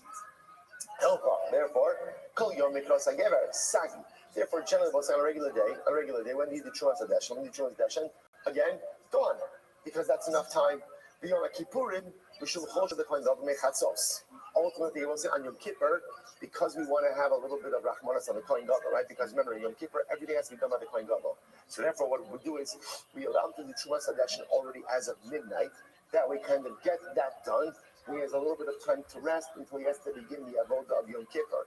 U'b'regalim on the Yom Tovim, the nefishi karbanos, because remember, we'll say on the regalim, you have a plethora of karbanos, right? On the regalim in general, you have a ton of karbanos, because remember again, in general, Yom Tov has a lot of karbanos, but also because there's a mitzvah aliyah l'regel, that's when everyone is catching up on all of their sacrificial obligations. Therefore, so we'll say it's just so beautiful.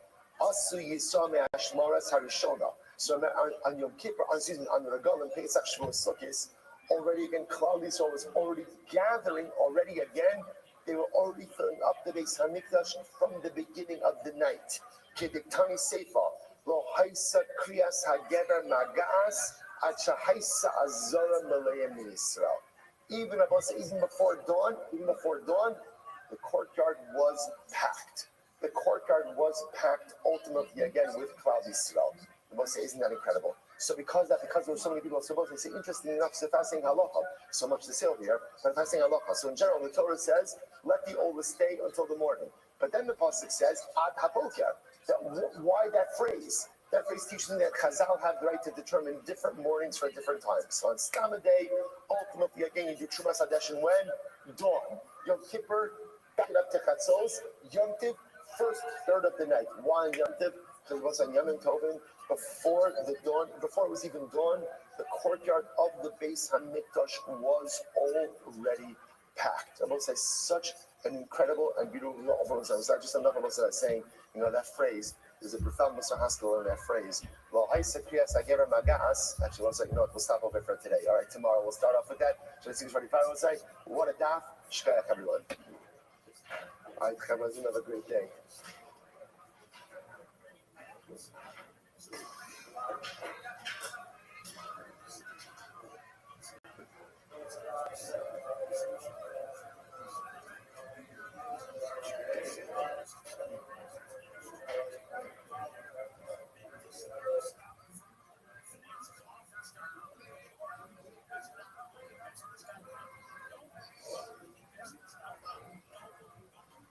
All right, so I'll say good morning, good morning. Let us begin by thanking all of our sponsors for this morning's share to thank. Our Talmud Torah sponsors for the month of Kislev, Allison Adam Steinmetz, in memory of Adam's grandfather, Sheldon Steinmetz Harav, Shlomo Tzvi Ruben Ben Shimon Zichron Libracha. And in honor of Meretz Hashem, that is Neshama Shtaf and Aliyah, Shri Meir Tziloshe for his children, his grandchildren, and Kinainar's 36 great-grandchildren.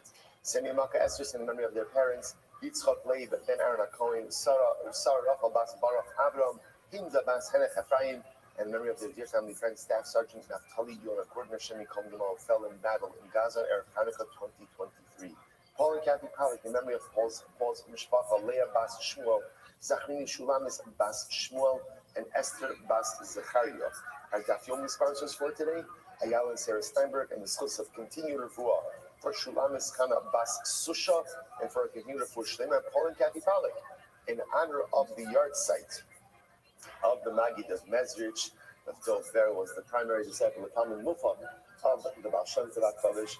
I do feel that now we've reached a new level in our shir where we have shir sponsorships in honor of Rebbes. This is very, very important. Although, again, I'm shocked that none of our Chabad Chaverim sponsored the shir today in honor of Yud-Tes Kislev. Shocking, and frankly, makes me doubt your entire commitment to the movement. I'm just saying. I don't know. Good. So we hope that in America, all the Neshama Shabbat Ali, the families in the Chama, all those who need for Shabbat, Kol Chole Yisrael, Haladai Meretz Hashem, the Balatanya, Zuchosi Alenu, the Maggid of Mezrich, Zuchosi Alenu, the Meretz Hashem, Melitze Yosef Haklav Yisrael, Haladai, we should be Zochem Meretz Hashem to be inspired by their Torah, and we should be Zochem Meretz Hashem to give their precious Neshamas a beautiful Aliyah. I will say today's daf is daf Pei-Vav 86, and it is good. It is good. Talking about Hashem at the Mishnah on Pehem, the days 85b. The Mishnah's no, we're not. Sorry, that was a good try. I thought if I said it fast enough, no one would catch up on it. Okay, good. Wow. Okay, good morning. Good. Baruch Hashem. So we are picking up in there Hashem at Rabbi Chanina Skana Kohanim. Right?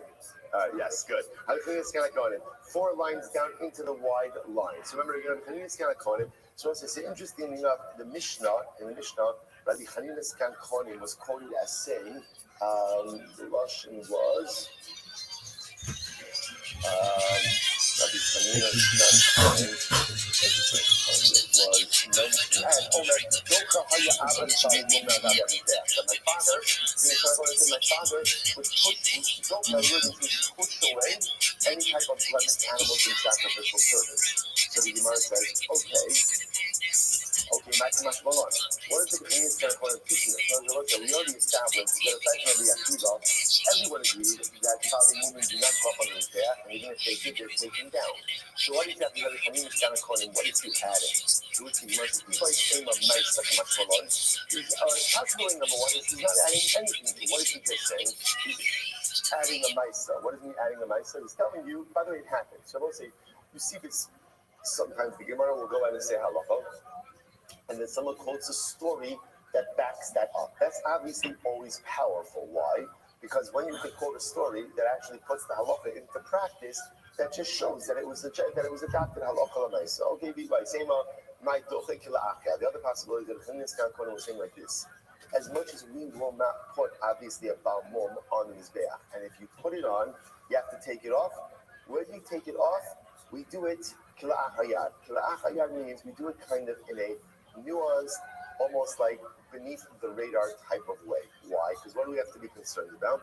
We have to be concerned that halacha l'maisa, that this looks disparaging to karbanos, right? Because no one really knows the full story about what's going on over here. Therefore, even though we're going to take it up in the Be'ach, Rashi says, right across from Rashi, you don't take it up in this Be'ach in a degrading fashion, in a public fashion. So because it's quietly, no one's looking, to let's say, a tremendous musar. And sometimes in life, you have to do things that are uncomfortable, and you have to do things that maybe even offend people. It happens. You have to say something that's going to be offensive. You have to do something that's going to be upsetting. And there are times in life, whether it's as a parent, as a friend, as a leader, sometimes you have to do things that people aren't going to like. It's important that when we do those things, we do so in a way that minimizes the embarrassment, that minimizes the damage, that minimizes the hurt. Incredible. So what's the general again? The Mishnah then said, ended up with the rule. What was the rule? The same way that we said that halacha l'maisa, right? Often we begin with this whole sugya where if you put something that wasn't supposed to go on the mizbeach, but you put it on the mizbeach, right? What do? Rotate it. You don't put it on. However, the Gemara says, if let's say you put something on the mizbeach that wasn't supposed to be on the mizbeach, so you leave it there. But if you took it off, then what? You don't put it back on, right? Because again, logically, I would have thought that, listen, once the halacha is that if you put it on, you don't take it off, then maybe if you take it off, you just put it back on. Come on, no. Once you took it off, then halacha l'maisa, you don't go and turn it back. That's only true if the fire did not take hold of it. However, let's say again, absolutely. Thank you so much for the opportunity to be here. Do you mind if I share my project with everyone? And now what happens? The fires began to burn it. Then took it up in his bed. Thank you so much. Because again, once the fire is hold it, you can put it back on. So this is his deal. So the Khalil of Sulah, he went ahead and he put his halacha on the Sefer. What's the Sefer? The Sefer is the very next piece that we're going to discuss. All right, can I have 2 minutes and 30 seconds? The next Mishnah. The sinews, the bones, the horns, the hoofs of the animal. Thank you so much. Absolutely. Not a second more. Okay, first and foremost, if you're not following me, I'd appreciate it. I follow everyone back, so if you want a free follow back, please send me a follow. I'm Rabbi Rothschild. If you don't know who I am, you will. I stream my life 24 hours a day, 7 days a week, 365 days a year for world peace. I've been doing so for more than 4 years. My streams go back to the pandemic. We've seen the death of a queen, the birth of AI, the coronation of a king, and everything in between. This is a real-life Truman Show, a real-life Big Brother. This is a timeline and a time capsule of human achievement. In the 1990s, Bill Gates coined the phrase, content is king, and I'm making it true today. I'm king of the internet. This is the biggest event in global history, and here's why. In 2018, The Economist magazine stated that data had overtaken petroleum as Earth's #1 resource, and I have more data archived on the internet than any person ever, which is making me very influential. I'm going viral, and when I do, I want to make you, your friends, your family all financially independent if you're not already. I'm going to ensure that you have generational wealth if you don't already, and I want you to be able to start charities and philanthropic organizations of your own. I'm unlike any influencer you're ever going to meet. I'm not live on one YouTube stream or 2 YouTube streams. I'm live on over 20 simultaneous YouTube streams 24 hours a day. You can view my life in 360 degrees. I even have a ceiling cam. If you want to view my YouTube links, they're available in my profile. Additionally, you'll find them in my pinned post. You'll also find in my pinned post a link to my link tree. I dare you to look at my link tree. Nobody dares you to look at their link tree, but I do, because I have more social media than any person ever. I have more content than any person ever. You also find a link to my Discord, discord.me/Rabbi. I'm proud to say that we just surpassed 2,800 people in our community and continue to grow each day. In addition to making you all extremely wealthy and wanting to promote world I want to help end world hunger through the use of technology such as agricultural drones, floating greenhouses, saltwater greenhouses, hydroponics, vertical farming, cloud seeding. I want to help end world thirst. I'm sponsored by a cryptocurrency that's worth about $100 million, and one of the things that we do is we build wells and water towers in developing nations for the benefit of the less fortunate. Additionally, I'm an advocate for the Life Straw program, and most importantly, desalination technology, where we pump earth seawater onto land and make it drinkable. If you are a reply guy, if you're a Web3 marketer, if you're a raider or a shiller, and you want a free mentor, coach, and friend, send me a follow. I will follow you back. Send me a DM. I will respond. I want you all to know that I'm here to support you both personally and professionally. I'm here to be a positive person in your lives. I'm here to have an optimistic view on the future. And most importantly, I want to give people hope. And with that, I sincerely appreciate the opportunity to share. Of karbanos that you should have never put on the mizbeach, or sacrificial parts you should never put on the mizbeach, but if you did it, you okayed it. Now the mikvah transitions. The following is a list of items where even if you're erroneously put it on, take it off. Okay, here we go. What is it? Number one, basar kachei kadoshim, basar gashin kalim.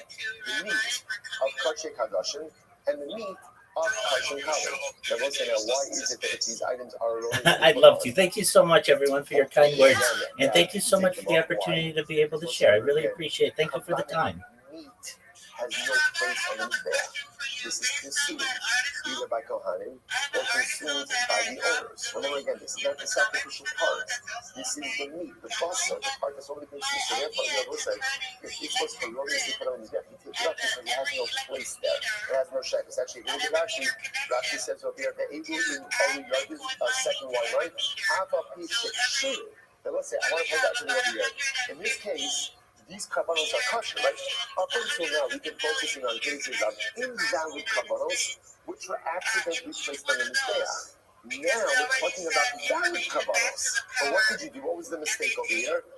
You put a part of the karban on the mizbeach that had no shaykhus, no connection to the mizbeach. So, for example, you took sacrificial meat, which should normally be consumed by the kohen or be consumed by the owner. You put it on the mizbeach. Get it off. Get it off. The Mishnah says, "Here, take it off." It is no I think it's a brilliant idea. Next. All it takes is one person to help spread the idea, and it can certainly go viral. I will have to check into the article. I haven't had a chance to read it all, but the idea is really brilliant. So I appreciate you for sharing it. If you put the rest of it on the mizbeach, get that off. Once again, no shekels to the mizbeach. Shtei alechem, the two loaf offering of shavuos. Once again, no shekels to the mizbeach. Absolutely. For you tokens, I will repost it. Everyone say, what happened to lechem hapanim? Lechem hapanim. But lechem hapanim, ultimately, again, you put the lavona on, but the lechem hapanim is consumed by the kohanim. So therefore, again, no shekels to the mizbeach. Shiar minachos, anything of the leftover minachos. Leftover minachos means anything besides the knitza. Most certainly, yes. I reposted it. Everybody, if you can, go to Tokens' profile. It's the article's posted there. Please like it. Please repost it. Let's start to spread the idea. Again, the beard, like literally the hair, the beard hair, we'll call it of rams. So that's the point out over here. If you look at Rashi, Sefer Shabbat Shakbasi, Rashi says over there, on the bottom, Reisha the Baba Krisi. Now listen, interestingly enough, as much as these heads were severed. No, we won't. We won't forget that, Tokens. You're archived on my live stream, so we know it's your idea. Anybody in the future who's watching this or listening to it, know that this smart grid idea is Tokens', and it all started with her. So again, these are just items that don't normally go on the mizbeach. So because they don't go on the mizbeach, therefore Allah if you erroneously put it on, ultimately again you have to go ahead and take it off. It has no shaykhus megabe on mizbeach. And this last part, atzamos, bones, giving sinews, karnaim, horns, kafayim, horns. So we'll say, bisman shein l'chupah and yavu. When they are attached to the sacrificial parts, ultimately, again, you could offer them up on the mizbeach. Because the buzzer, the coin will burn everything. Here's true. However, ultimately, again, if they're separated, so most again, if they're not part of the primary sacrificial parts, lo yalu. They do not go up on the mizbeach. You will do your olah, the meat and the blood, which indicates that it's the meat and the blood that's offered up. But these secondary parts, the bones, the sinews, the hooves, the horns, again, this is not offered up. Not offered up. Incredible. Such as also has this place something very beautiful. The Shlomo of the Dumps, the Mincha Shlomo, Fer Shlomo, says something very beautiful. He says, what do you see from here? He says sometimes something when it's on its own is insignificant. Right? So going ahead, so let's say the bones, the sinews, the horns, the hooves, right? These items by themselves are totally insignificant. Yet, when you attach them, when they are attached to the sacrificial parts, suddenly they become significant. The Rabbi says, sometimes in life, I can't get it together on my own. I'm just having a difficult time getting traction. What's part of the secret of success? Attach yourself to something or to someone holy. When you surround yourself, when you attach yourself, again, to a tzaddik, when you attach yourself to someone, and by the way, this is an individual. When you attach yourself to a chabura, right? When you put yourself in a base medrash, you put yourself in a base hakneses, you put yourself in a gila, you attach yourself to something bigger and holier than yourself. Sometimes, even though individually you may be insignificant, when you attach yourself to something that is holy, ultimately, again, that gives you holiness. Such an incredible result. Says the Gemara, the Rabbanon, Victor Koines Hakol Mizbecha, the Rabbos had Samos Vagidin Bakarava Tafai. Again, so the passage says, Victor Koines Hakol. So I just want to point out over here. So if you notice, there's two psukim. One passage says, Victor Koines Hakol, that ultimately the coin will burn everything. That's one pasuk. The second pasuk says, "Va'asisa olasecha habasar v'hadam." You will give up your carbon, right? Or you will offer up your carbon, the meat and the blood. So which one is it?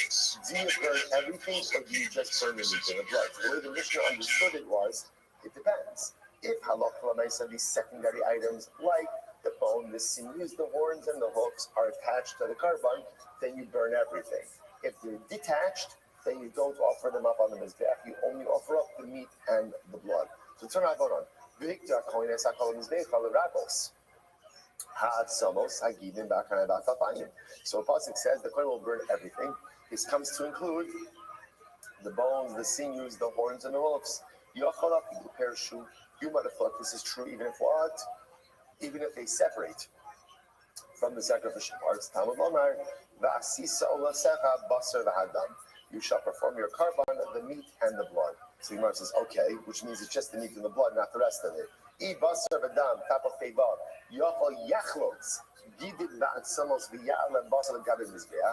I might have thought that Allah, since it just says you offer up the basar and the dam, maybe Allah have to separate off these other items. I'm not going to keep going through the list, but the other items again is the bones, the sinews, the horns, and the hoofs. To which the Gemara says, so the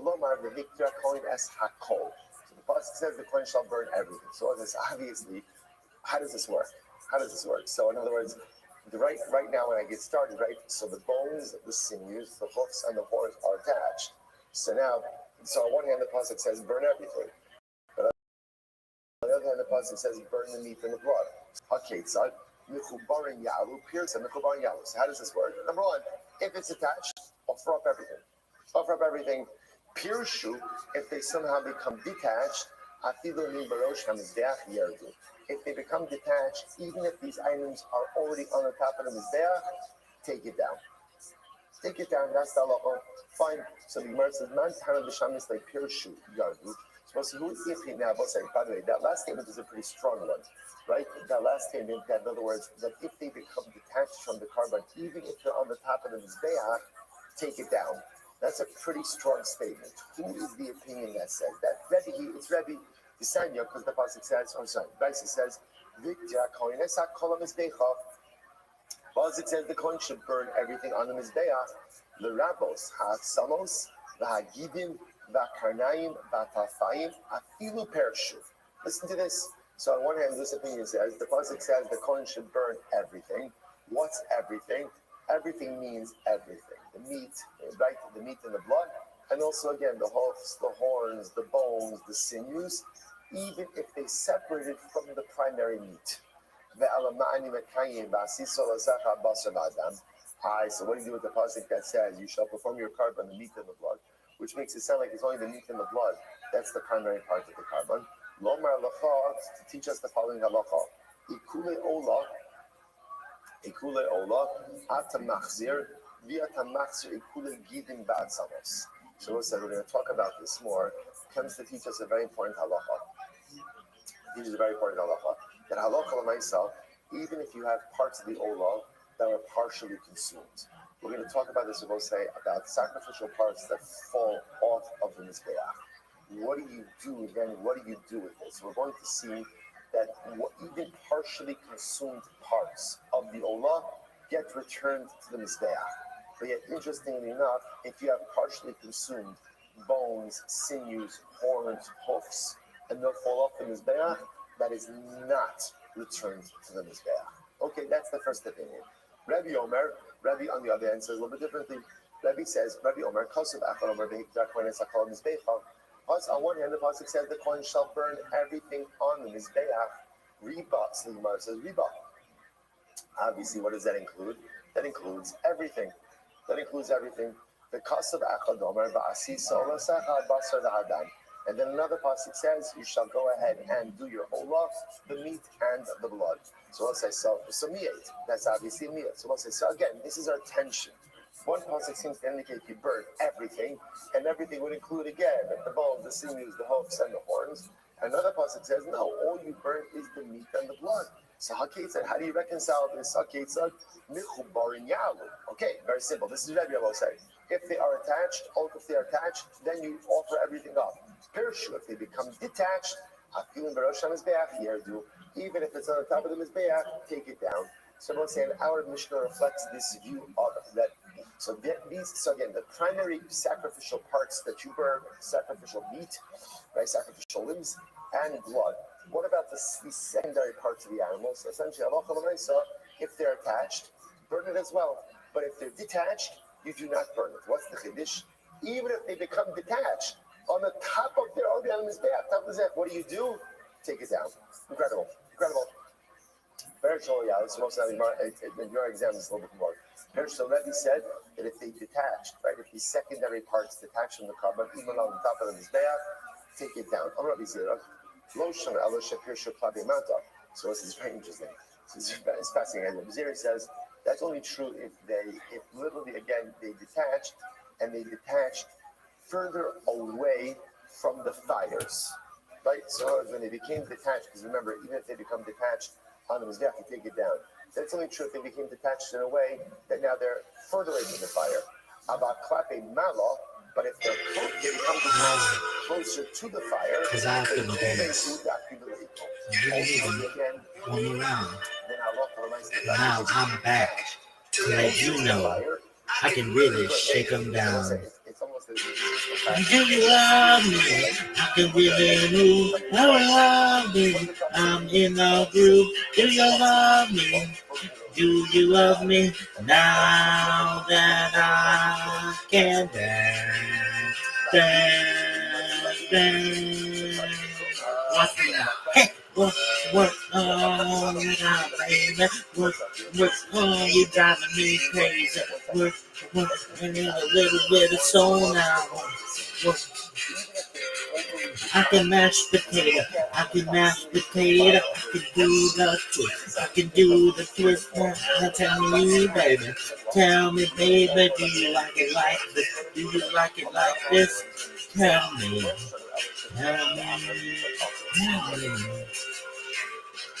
do you love me, do you love me, do you love me, do you love me, do you love me, do you love me, now that I can dance. Hey, work, oh, shake it up, shake it, work, shake it down.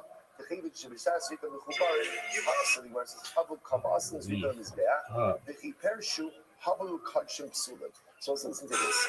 When do we say they're taken down? When is that? That's when they became detached after Zrika. Why? Because watch this. If they're attached at the time of Zrika, that essentially means they become sanctified as a carbon. When they then become detached, they're essentially invalid carbonos. What happens with invalid carbonos?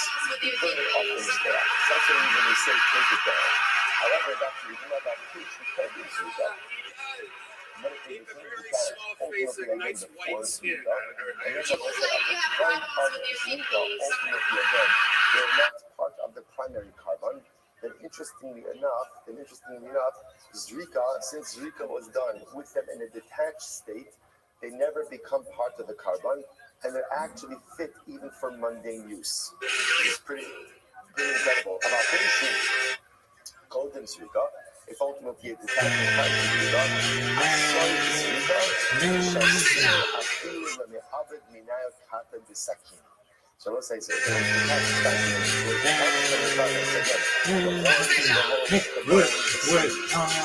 Shake it up, shake it up, shake it down, work, it's on now.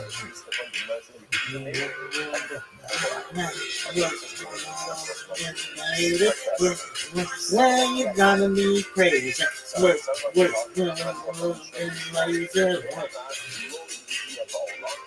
I can mash potato, I can do the twist, tell me, baby, do you like it like this, do you like it like this, tell me, why do you love me, do you love me, do you love me, do you love me, that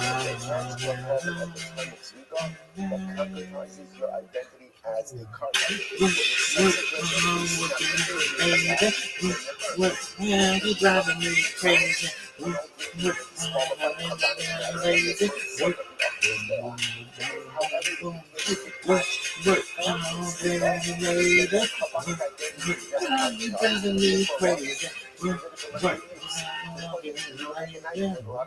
Or do whatever you want with the scenes, do whatever you want. So the where do we get this from? This is Rabbi Yochanan and Rabbi Shmuel. That shit was sick. It shall be yours by Allah, and it says Lo Yihiyah by Asham. You've just won a self-guided football exercise. Any license up to the receiver. Terrible passer, no problem. You just toss it somewhere, does the rest. You just won a self-guided football. Mutter from mundane use. Now, I'm saying, obviously, remember, the Gemara is giving this in a very specific way. This is when the bones were not attached at the time of Zrika. If the bones were attached at the time of Zrika, everything becomes consecrated as a carbon. To which the Gemara says mufni. We'll say mufni means that obviously this phrase lo yihya is not used for anything else, and therefore is open to be used for this gezerah shava. Di lo mufni, because again, if this was not open, ikal mifrach pircha this gezerah shava. What's the pircha? Lo asham shekin b'salo mutter. Again, I will say it's pretty hard to make a shava between asham and olah. For a simple reason, there's a big distinction. What's the distinction? Asham, the meat is consumed by kohanim. Olah, the meat is not consumed at all. To which the Gemara says, you're right, lo yihya yisir. Obviously, it's openable saying this phrase, lo yihya, is an extra phrase, and therefore it can be used to teach us this drasha. Incredible. So, Maser Rabbi ultimately again, so he raised the kasha, at Samos Kachim, Lifnei Zrika, more than one. Here we go. So Rabbi raises the kasha. At Samos Kachim, which is the bones of Kachim, before Zrika, more than one. They are subject to Mila. After Zrika, in more than one. But after Zrika, ultimately again, there is no Mila. There was a 24-second violation anyway. I have no idea what that pass was. Yeah, Ronnie. I don't blame Ronnie for that. Where are they going with that? What was it? Just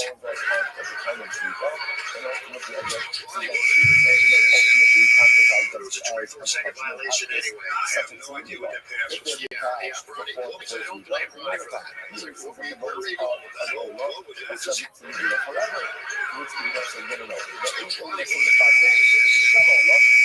bones of Olah, if you shoot with Zrika, they more than that.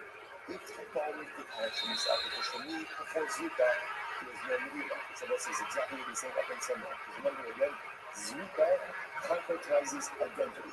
So therefore, if the bones are attached to sacrificial meat at the time of Zrika, then the bones become kachim. If they're kachim, they're subject to Mila.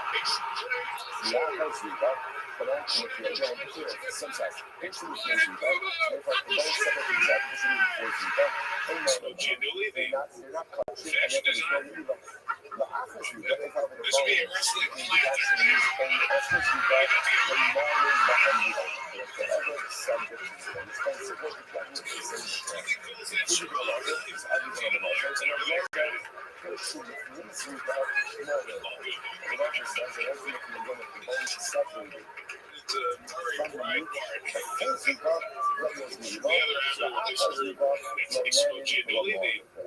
Fashion designer. This would be a wrestling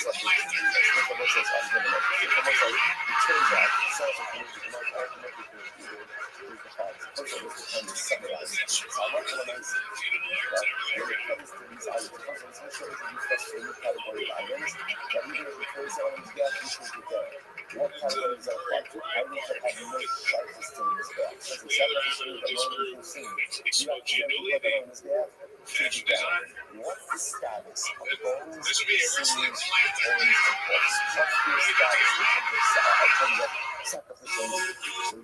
He says, like Rabbi, You think that's funny, but imagine it the other way around. are they attached? Right? If it's attached, ultimately again it gets offered up. You think that's funny, but imagine it the other way around. I took the viewer Even and though put him he in touched a it, normal environment, and he turns on his television set, and the camera slowly pulls back, and goes out his window, and magically we start this tour and flight as we swoop down from the city. They are also treated as invalidated kavanos, in which case it's not going to invest, but often is there, but it's not going to use. Incredible. Mishnah. The Lord should talk about that in his back way. Supposed to be smelling the earth. Any item, any of these items, and Rashi says over here, Hana Suman, Sha'ali Sha'abaham Yeshi, and Samos, Ibn Shahara, Yehoba, Ba'achal, and any of these cases, we constantly, and Allah most sin, which references the previous cases where items should not have been offered up on the Mizbeach, but they were put on the Mizbeach. So that's how once you put it on, don't take it off.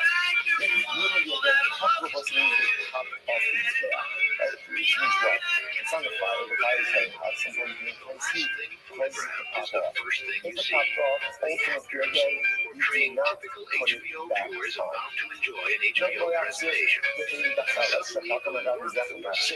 Endless hours of trial and error will seem worthwhile. Don't put it back on.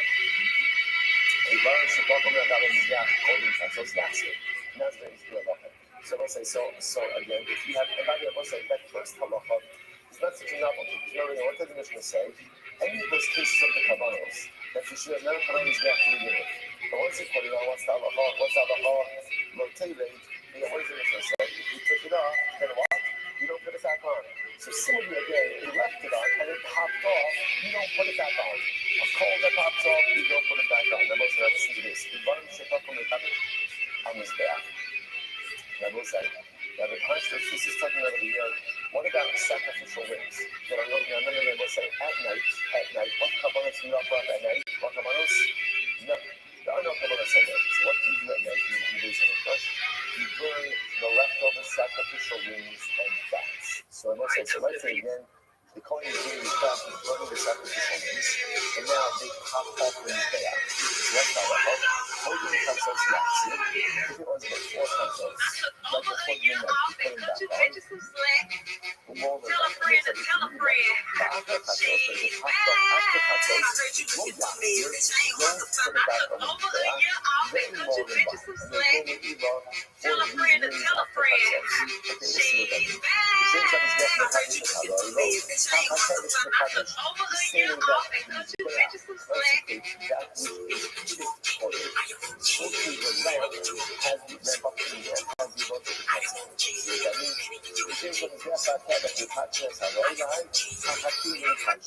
And in the same way, ultimately, again, that takes from his back and the red. Welcome to taking my black friend to do white people shit. Welcome to taking my white friend to do black people shit. Today I'm taking my black friend skiing. I'm moving. I'm not tired.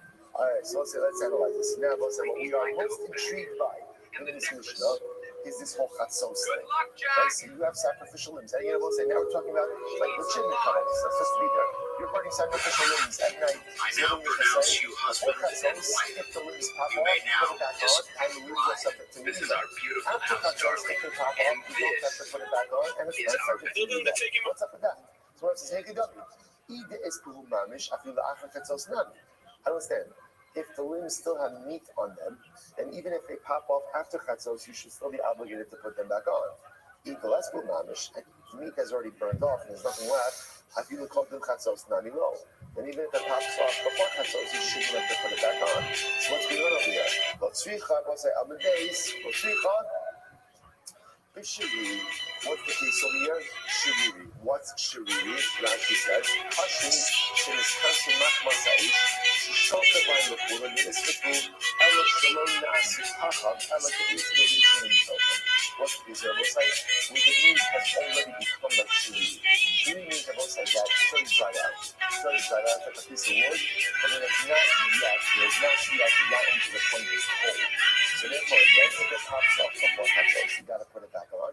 But if it's after chatzos, right, and I was saying two things go together. You have to put it back on, and it is subject to the elo. Those two things go together. After chatzos, you don't have to put it back on because it's considered to be like cold already, and it's not subject to the elo. So what's one second. Where do you get this distinction between chatzos and after chatzos? Where do you know that from? Kasav Echad Omer, Kol Halayla Behir. The Kasav Echad Omer, Kol Halayla Behir. This is very interesting. So you actually have two psukim over here that deal with the Olah. So the pasuk says, by beginning of the Olah, it says, Hi Olah al Mokda al Mizbeach Kol Halayla. So the pasuk says, what do you do with the Olah? You keep the Olah on the Mizbeach Kol Halayla the entire night, Ad HaBoker, until the morning. The next pasuk, that's literally the next pasuk says, "Ve'hirin es hadeshen asher tochal ha'esh es ha'olah." The next pasuk then literally says, "Kol ha'layla ve'hirin." Right? And the next pasuk says, it doesn't actually say "Kol ha'layla," but the next pasuk says, "Ve'hirin." You shall lift up the ash. So what is the Gemara studying with over here? On one hand, it calls the olah that remains like you're burning the sacrificial parts at night. It calls it an olah, and then it calls it ash. So which one is it? Right? When it burns throughout the night, is it olah or is it ash? So the Gemara says, chalkiu. So what do? Split the night. Chatziv la'ktara, the chatziv la'harama. Part of the night is for the offering, and part of the night is for the raising of the ash, which essentially means part of the night the sacrificial limbs are looked at as meat, and part of the night they're looked at as ash. And I will say, what's that distinction? Chatzos. Prior to chatzos, it's looked at as sacrificial meat. And therefore, again, I love when I said pops off the mizbeach, you have to put it back on, and it is subject to milah. And after chatzos, ultimately, again, it is looked at as ash, and therefore, if it pops off the mizbeach, you need not put it back on, and it is not subject to milah. Okay, so Master of Kanas, Rav Kana raised the kasha. Sabah said, "This is incredible. It's incredible Gemara. The whole yom." So it says in general,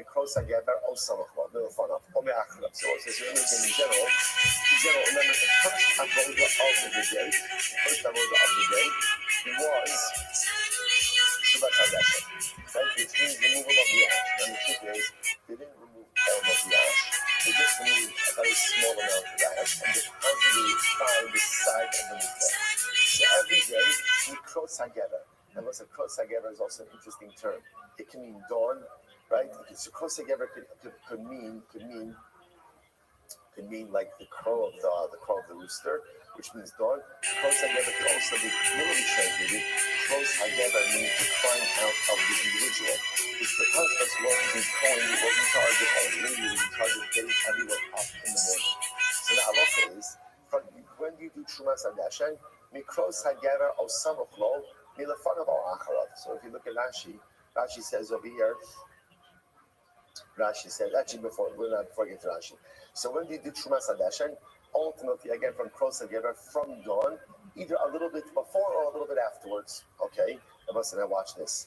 Yom Kippur in the Chatzos, Yom Kippur, they will do Trumas Hadashen already when? As of midnight. Now again, Rashi points out over here, Let's go to Gemara. We'll see why that is. Right? The Regalim from on the Regalim, Yom Tov and Pesach Shavuos Sukkos, Bashmaris Harishona. They would already do Shumas Hadashen only when? After the first third of the night. Remember, Saks Brachas tonight is divided up into Bas Machlokes, 3 Ashmaros, 4 Ashmaros. They're going to get the 3 Ashmaros, they would do it in the first third of the night. So let's just understand, on a typical day, Shumas Hadashen will be done somewhere around dawn, a little bit before, a little bit afterwards. On Yom Kippur, they back it up to midnight Chatzos, and ultimately again on the Regalim, Yom Tovim, they already do it before Chatzos. Very interesting. Now, what's the Shiloh? These are like from the Chatzos Dalaisa, Heichim Mekadmina Veichim Machina. I don't care. What's happening? Based on what you just said before, by old Rabbosai, so remember again, when do sacrificial rings become ash? When do they become ash? When? Midnight. So first of all, Shumas Hadashen means you really have them at midnight. So first of all, the number of conscious. How do you do it earlier? How is it by Yom Tov? You're going out and you're doing it before Chatzos, and then in reality, on any given day, how are you waiting after Chatzos? How are you waiting to go? They're not coming in. So let's say, watch this. I'm going to be open on. You must mention that my call on light out. Any of this out of okay? Not coming from out of okay. You must now watch this. We learned that in general, by this pasuk of all this, remember again, there's 2 pasukim happening over there. But the first pasuk, and then there's successive pasukim, right? This is Vayikra, Parak Vav, pasuk Beis, and pasuk Gimel. The first pasuk is talking about Ova, and tells me what do you do with the sacrificial means of the Ova? What do? You let them burn throughout the night. The next pasuk, it says Ad HaBoker. The Kol HaLayla, the entire night, Ad HaBoker. The next pasuk then says, you shall go ahead and remove the ash. Those are the juxtaposed psukim. So let's say, the Gemara asks, I don't understand. The pasuk says, let the Ola burn, Kol HaLayla, Ad HaBoker, until the morning. That's repetitive, right? That's repetitive. If you're telling me Kol HaLayla, so by definition, Kol HaLayla means what? Kol HaLayla means until the morning. Why do you need to say Ad HaBoker? So watch this. So it says, Matam Ulomar Ad HaBoker, get ready. Tein Boker Levako Shalayla. It means give an additional morning to the dawn of the night. So that's interesting enough. Ad HaBoker teaches us. See, if we would have just said Kol HaLayla means until dawn. The fact that it says Ad HaBoker means sometimes morning comes earlier, sometimes morning comes later. Right? That ultimately, again, morning, that happens to many of us, right? So that ultimately, again, so sometimes morning comes at different times. Take a look at, Rashi says over here, Tein Boker Lebakro Shalayla, it's about 8 lines of, 6, 7 lines up in the bottom. Tein Boker Lebakro Shalayla, Boker Shalayla Alos HaShachar, Boker Achar Teina. So normally, again, Boker is dawn, but sometimes you give a different morning. So the Gemara says, Hainu Hashkama. So one says, here's what's interesting. It's actually quite fascinating. So the Torah tells me sometimes you have to create another morning, but the Torah doesn't tell me what that morning is, and therefore give the power to the rabbis to determine when morning occurs in different circumstances. Therefore, Therefore, generally, on a regular day, when you do Chumas Hadashen, again, dawn, because that's enough time. Ultimately, we'll say on Yom Kippur, because we want to have a little bit of Rachmanas on the Kohen Gadol, right? Because remember, Yom Kippur, everything has to be done by the Kohen Gadol. So therefore, what we do is we allow him to do Chumas Hadashen already as of midnight. That we kind of get that done, and he has a little bit of time to rest until he has to begin the avodah of Yom Kippur. Because remember, we'll say on the Regalim, you have a plethora of Kabbalas, right? On the Regalim in general, you have a ton of Kabbalas. Remember again, in general, Yom Tov has lots of Kabbalas, but also because there's an Mitzvah Aliyah and Regal, that's when everyone is catching up on all of their sacrificial obligations. Therefore, so we'll say this is so beautiful. Also, you saw me Ashmalas Harishona. So on Yom Kippur, on the Regalim, it's actually so already again, Klal Yisrael was already gathering already again. They were already filling up the Beis Hamikdash from the beginning of the night. Kedetani Sefer, Lo Haisa Kriyas Hageber Mada'as Acha Haisa Azara Meleim Yisrael. Even before dawn, the courtyard was packed. The courtyard was packed ultimately again with Klal Yisrael.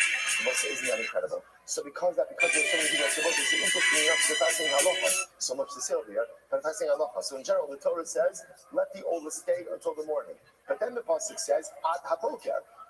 Why that phrase? That phrase teaches me that Chazal have the right to determine different mornings for different times. So on Stam day, ultimately again, you do Trumas Hadeshin when?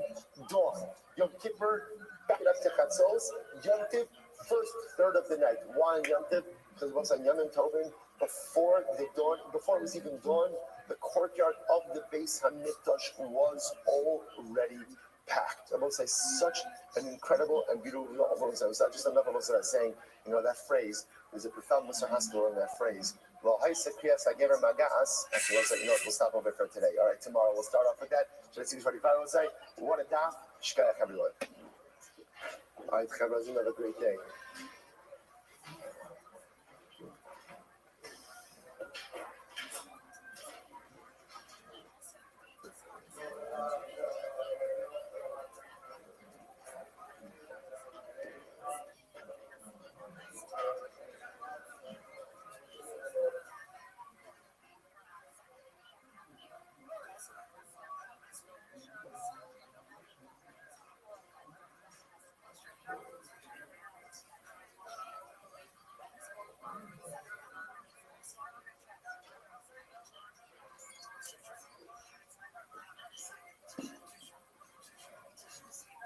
All right, I will say good morning. A great source portion to begin. Another week of Mesachas Tzvachim together. Begin by thanking all of our sponsors for this morning's share to thank. Our Talmud sponsors for the month of Kislev, Avalino, Tova, Allison, Adam Steinmetz, in memory of Adam's grandfather, Rabbi Shlomo Steinmetz, Rav Shlomo Tzvi Ruvain Ben Shimon Zichrono Livracha, Semi Malka Estrusin, in memory of their parents, Yitzchok Lev Ben Aaron Cohen, Sarah Rachel Bas Baruch Avram, Hinda Bas Henech Ephraim, and their dear friend, Staff Sergeant Naftali Onan, Gordon Hashem Kom Domov, fell in battle in Gaza in Hanukkah 2023. Pauline Kathy Polik, in memory of Leah Bas Shmuel, Zachim Shivanis Bas Shmuel, and Esther Bas Zachariah. And our Zachim sponsors for today, Alan Sarah Steinberg, in the course of continuing the work of Shivanis Hannah Bas Shmuel, all those who have the families in the Chama, all those who need refuge haven't gathered, Kol Chole Yisrael, from Shvizoch to continue the service to Thomas Cloud Yisrael. Well, say today's daf is Pei 85. Great daf ahead of us. We are picking up. It's a good day yesterday. We are picking up on hopes to have a short Amud days. Right? Again, fine. Just let me have the win. Let me have the win. So we are picking up on 85A, Pei Amud Aleph, Amar Ula, which is 2, 4, 6 lines down from the top. Amar Ula. And we're touching, very interesting case here. And we're touching, Sheheva Lifnei Zrikas Daman. So here's the case. You have kachim kalim, you have sacrificial limbs of kachim kalim that were placed on the mizbeach before Zurika. Before Zurika was done. So obviously now remember, we're talking over here, our topic is karbanos that are invalid that were placed on the mizbeach anyway. That's our topic. So remember again, the shaila over here is, if you have this carbon that ultimately again, you have this carbon, so kachim kalim that was placed on the mizbeach, it was really invalid. And then what happens? Halakha was placed there before the Zurika. So up until now, remember again, the normal sequence of events is that sacrificial limbs are only placed on the mizbeach when? After Zurika. So remember, Zurika is the primary service in Kabbalah that affects Kabbalah. So you've always been operating with this idea. Zurika is already done. You've placed the limbs on the mizbeach. Once it's there, don't take it down. So now, this is a little bit of a wrinkle. Let's say again, the limbs of kachim kalim were placed there before Zurika. So what's the shaila? Should we take them down or not? Which Ula says, lo yirdu. Ula says, no, don't take it down. Why? Na'asu lachmo sham mizbeach. Ultimately, again, literally translated, they have become the bread of the mizbeach. Which means essentially, once they're on the mizbeach, that's where they remain. Again, it's a novelty. This is different than any previous case, because in all of our previous cases, the limbs were always being put on the mizbeach after Zurika. Here it's before Zurika. I'm at a thought that Havamina is that should make a difference. Ula says no. Once it's on the mizbeach, it's black no mizbeach, we leave it alone. Black Mishal, we leave it alone. Rabbi Zera. Af Anan and Rabbi Zera says the truth is, we already saw this in our Mishnah. Maybe you see this. Shenishbach Dama, Kushiyasa Dama, Husnikilai. So remember again, some of these disqualifications that we talked about the following cases. Let's say again, I will say you had carbon and the blood spilled. So there was Zrika was never done. Zrika was never done. Or the blood was taken outside of the permitted area of the Samikdash. Shimon says, so these were examples in the Mishnah of carbonos where ideally they should not be put on the Mizbeach, but if they were put on the Mizbeach, then what? So what do you see from here? That apparently even without Zrika, once you put the carbon on the Mizbeach, you don't take it off. To which, so all that's happening over is Rabbi Zera is simply supporting Ila's statement. So I say in those cases, there's no blood to be sprinkled. Like in other words, there's no blood. The blood spilled, or the blood was taken out of the permitted area. So in those cases, even if you wanted to sprinkle the blood, there's nothing to sprinkle. And yet, what's the halacha? Amrit im alolo yertu. The halacha is once the carbon was placed on the mizbeach, you don't take it down. That halacha the involved is zorik like shekain. I will say in our case, remember the leaves of the kachim kalim were placed on the mizbeach before zrika. But there's still blood. If you wanted to do zrika, you could do zrika. So of course it should be kosher. So that's the argument. If halacha and I saw in the case where there's no blood to do zrika with, the Mishnah said that if you accidentally put the carbon on the mizbeach, you don't take it down. Then all the more so in our case, where when you put the carbon on the mizbeach, there's still blood to do zrika with. Of course, you wouldn't take the carbon down. This woman says, hold up.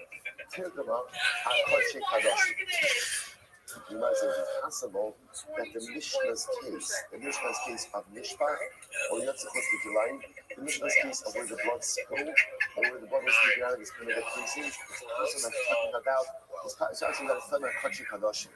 Let's say now, what does that mean? Hey, look at Rashi. Rashi's almost right across. If you move your finger to the right, about 4 lines down, Tirguma Kachik Kadoshim, Perish HaMishnah Hazos, the Kachik Kadoshim. Maybe our Mishnah, which also refers to the case of Mishpat, where the blood spilled, or where the blood was taken out of the permitted area. Maybe that's talking about Kachek Hadashim. Now, what's the meaning about Kachek Hadashim? Shekedushas Haguf Aleihen with Meizrika. So, in other words, Kachek Hadashim is higher sanctity karbanos. One of the ways in which that higher sanctity manifests in the carbon is that the carbon itself is kaddish even before zrika. So maybe that's the case.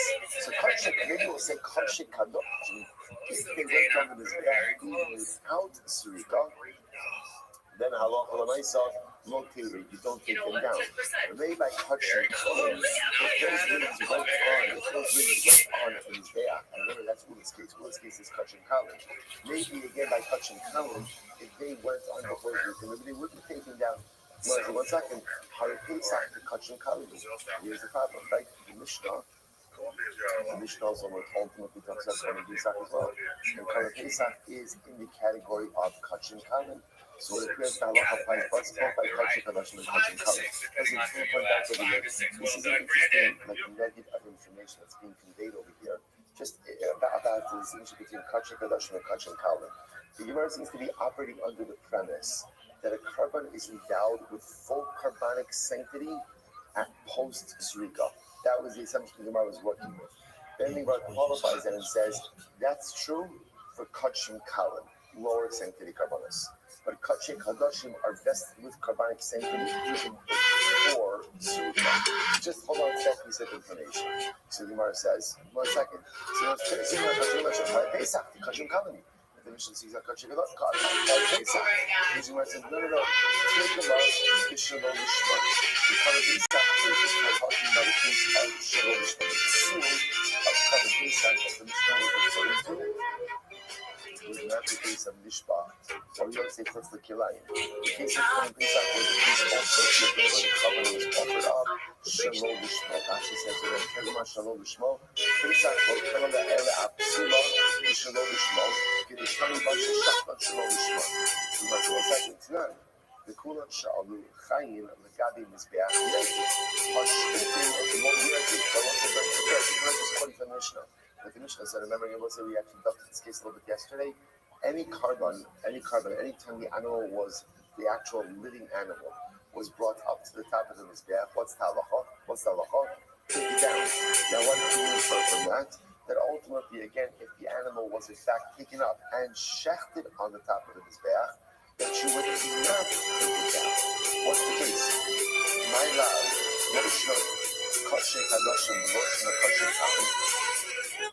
if you notice, from the Mishnah doesn't seem to distinguish between Kachek Hadashim or Kachim Kalim, in which case it sounds like both of these types of Kavanos, if they went up on the Mizbeach before Zrika, the halacha would be lo terim, don't take them down.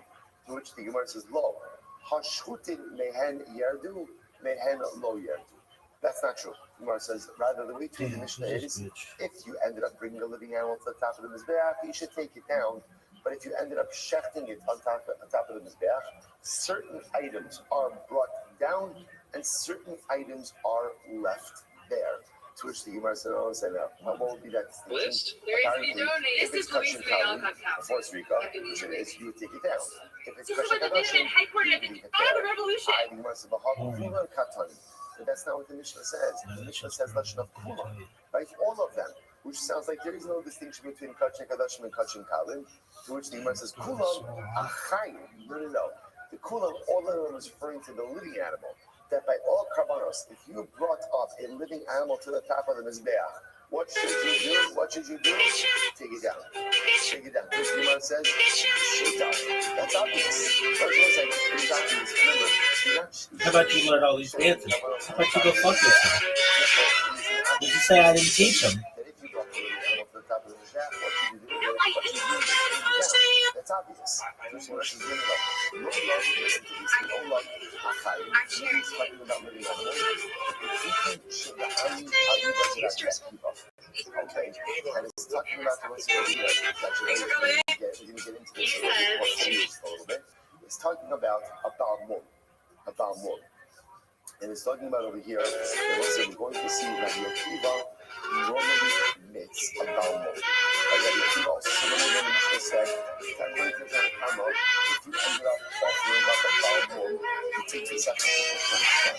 That the Akiva said even a balmum has the ability to stay on the Mizbeach. Right? That the Akiva machshir, the balmum. Listen to this. Now we're going to see, by the way, what type of balmum does Rabbi Akiva allow. We're going to see Dukin Shaba'ayin. This is interestingly enough, the way that Dukin Shaba'ayin is understood is as cataract. Cataract. Right? So cataract. Now we're going to see why exactly we're talking about that. We'll come back to that. Rama is utterly low-grade. But according to the Akiva, there's certain everybody else holds that body movement is one of the things, like a treifa, where if you see that, you got to take it down. Even if one on his back, you take it down. Rabbi Akiva is of the opinion that with certain types of movement, you can leave it on his back. Which the Gemara says, the mile keeps on. So therefore, how are you establishing the Mishnah? The psulin. Ultimately, I'm psulin. Ema seifa. Here's if I look at the seifa. L'chin ola sha'ol sakai v'rosh ha'mizbeach teilim. Right? So l'chin ola ultimately again went up. If you took a living ola, right? So before you slaughtered the animal, you take a living ola to the top of the mizbeach. So what do? Bring it down. Shachta v'rosh ha'mizbeach. It is just a Mishnah. If you ended up shechting it on the mizbeach, yafshit.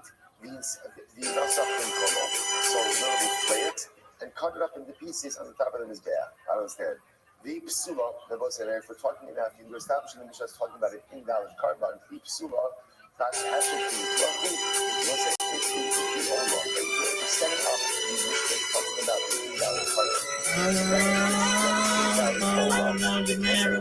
See you from the numb and take my breath away. So many are in my life.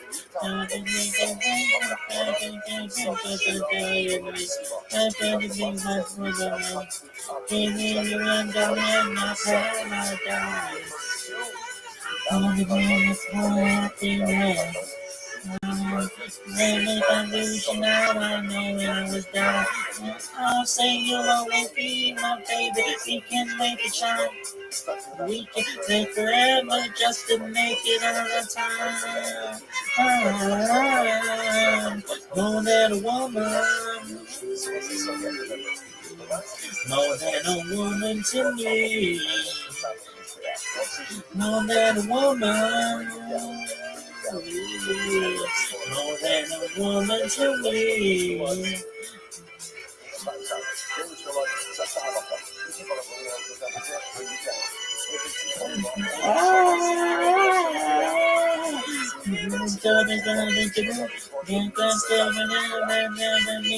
I can see myself.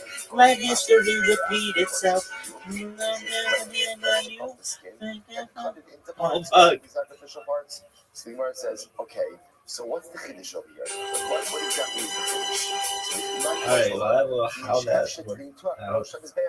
So the chiddush, I'll tell you what the chiddush is. If a player fails to perform a football act and loses control of the ball upon hitting the ground, he must regain control before the ball touches the ground. If he does not, it is an incomplete pass. If you actually subtract If a player fails to so apparently, this is going to be a machlokas. This is a machlokas. In other words, this concept that the Mishnah kind of espouses as something that everyone agrees with, not everyone agrees with this. So according to the opinion, he says that even if you ended up checking the Allah on the top of the Mizbeah, you can't play it and you could cut it up at the part on top of the Mizbeah. So what is there to say?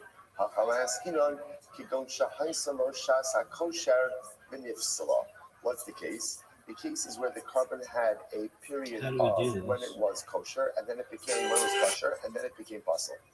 Like that, Was it bitch. take a quick look at Rashi? About 7 lines up from the bottom. You see it there at the end of the line. It goes the Aisalo Shasa Kosher. So Rashi says over here.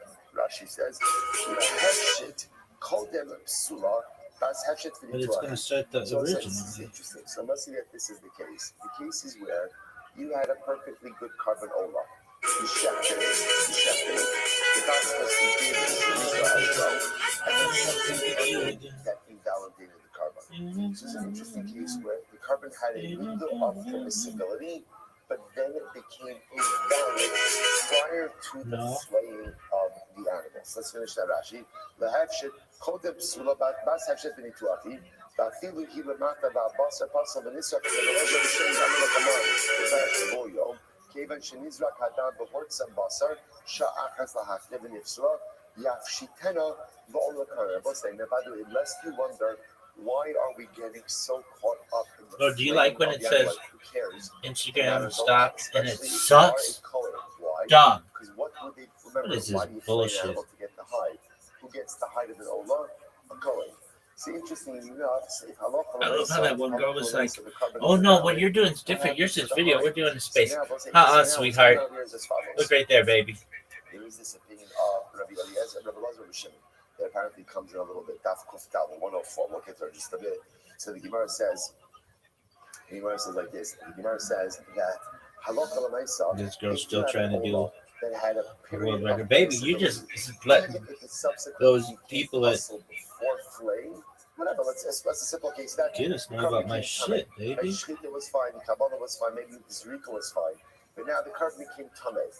Even so, as long as it had a window of permissibility, you could flay it and give the height to the kohen. Let's finish up the Rashi. He says, "Kevan shenizrak hadam v'hortzam basar shah." Remember when this shit didn't suck? So again, as long as you did Zrika, and the carbon had a window of permissibility, even if it subsequently became puzzle, flay it and give the height to the kohanim.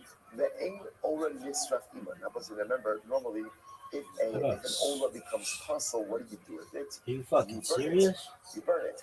But now the most introducing it to us is as long as the carbon had a window of permissibility, you can salvage the hide. Give it to the kohanim. Hashtanami. He said, Rosham's back from the Ningeras, buy a half shipping. Lit. So therefore, we'll back to the Gemara. So what's the Gemara talking about? How do you So the case of actually was as follows. You brought all the split because it sucks? Now, what should you have done with it? When you brought it up there, like, what should you have done with it? Take it down. But you didn't. What did you do? Program. You shefted it. Do you think that Mark Zuckerberg is a good programmer? I think he sucks more cock than there are cocks on Earth. Like, there are literally like 4 billion penises on Earth, and Zuckerberg sucks all of them. The carbon became puzzle. Simple case, it became tough. Really? Oh, Zuckerberg's the worst, kids. Really? Don't get me started on this asshole. Why? He's the worst. Is he? Oh, this motherfucker's the worst. Zuckerberg? Oh, Zuckerberg's the worst. Don't get me started on how shitty he is. I've been bitching more about this motherfucker for almost a half decade. This motherfucker sucks. Is he the worst? Ain't nobody ever been worse than Mark Zuckerberg, folks. Why? Because he sucks. His programming, he's literally jerking himself off about who they should elect as the fucking prime minister of fucking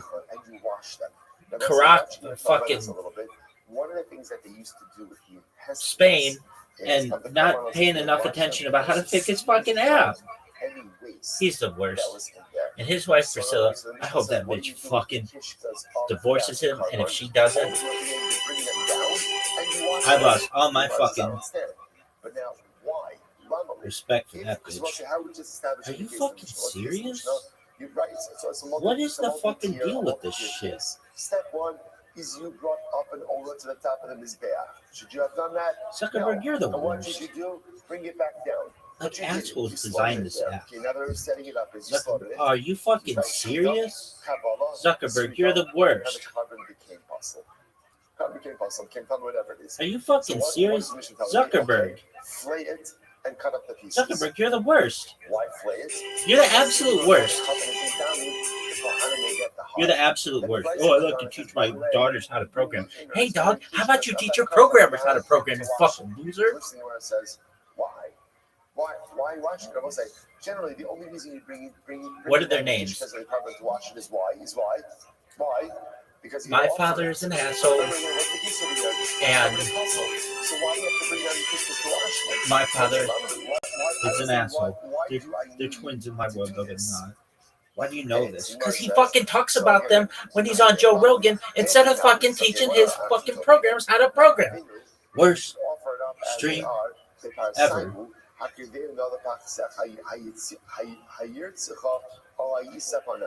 So let's say to which the Gemara says, Oh, this is really great. Hey, Zuckerberg, and just simply burn them. are you fucking serious? To burn the innards Zuckerberg's the worst. Are you fucking serious? Zuckerberg, dog. Zuckerberg, you're the worst. The worst. Kids, if I were in a fucking Ho Chi Minh City right now and they gave me one last fucking thing to say to the world where that motherfucker's like this, I would say, Zuckerberg, you suck cock. Really? Oh, folks, he's the worst. There's not a worse. He's the worst. Really? And he owns 61% of that fucking company that he stole. That is the most bullshit shit. Oh, I'm just... There's a whole movie about how he stole this fucking idea. And he should be in jail. Zuckerberg should be in jail just for this shitty programming, let alone all this shit. He's the worst, kids. Kids, if you're watching this now or in the future, you should just know Zuckerberg's the worst. Really? Dog, this is so bullshit. Are you fucking serious? What asshole developed this app? The editing portion of this app was literally, it was like invented in a drunken stupor of a fucking frat party. And this is the worst. It's like, oh, you want to move it to here? Cool, we'll move it to here. Same people who developed Microsoft Word, they were probably like, hey, everybody, Bill Gates was like, "Hey, Mark, and as often happens in life, my programmers are done with Microsoft Word, programming it to be the worst fucking program ever." And then Mark Zuckerberg, "Oh, great, man, because we're shooting pigs in Hawaii. I've been looking for some programmers now. Are these the same programmers when you put a picture here that it goes down here, takes all your text and moves it here? Yeah, those are the ones." I'm like, "Oh, cool. Well, can I just hire them indefinitely and have them do nothing to improve my company?" "Yeah, you can. Especially have them work on your VR headset, though." He'd be like, "Oh, okay, cool.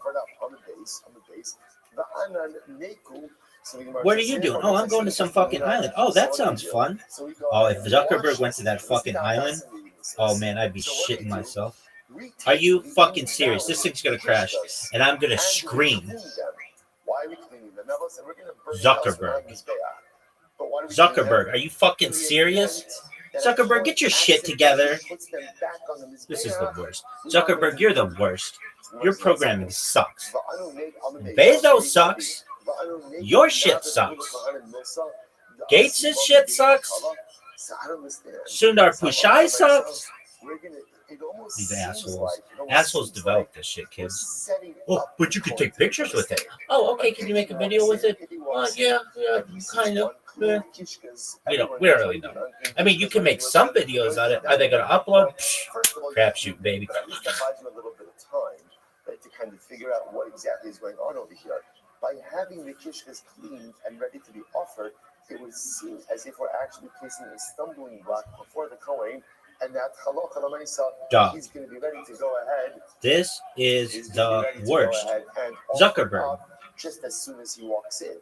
To which the Zuckerberg says, listen to this. The says, yeah, to a certain degree we are. Zuckerberg. Your shit is so bad. Zuckerberg shit is it the worst? It's pretty much the worst. His programming is like arguably the worst programming in the history of humankind. Is it? Dog, this shit is the worst. Is leaving sacrificial matter, albeit invalid sacrificial matter, the sacrificial matter nevertheless in a state of degradation, or is this the worst? Dog, Zuckerberg.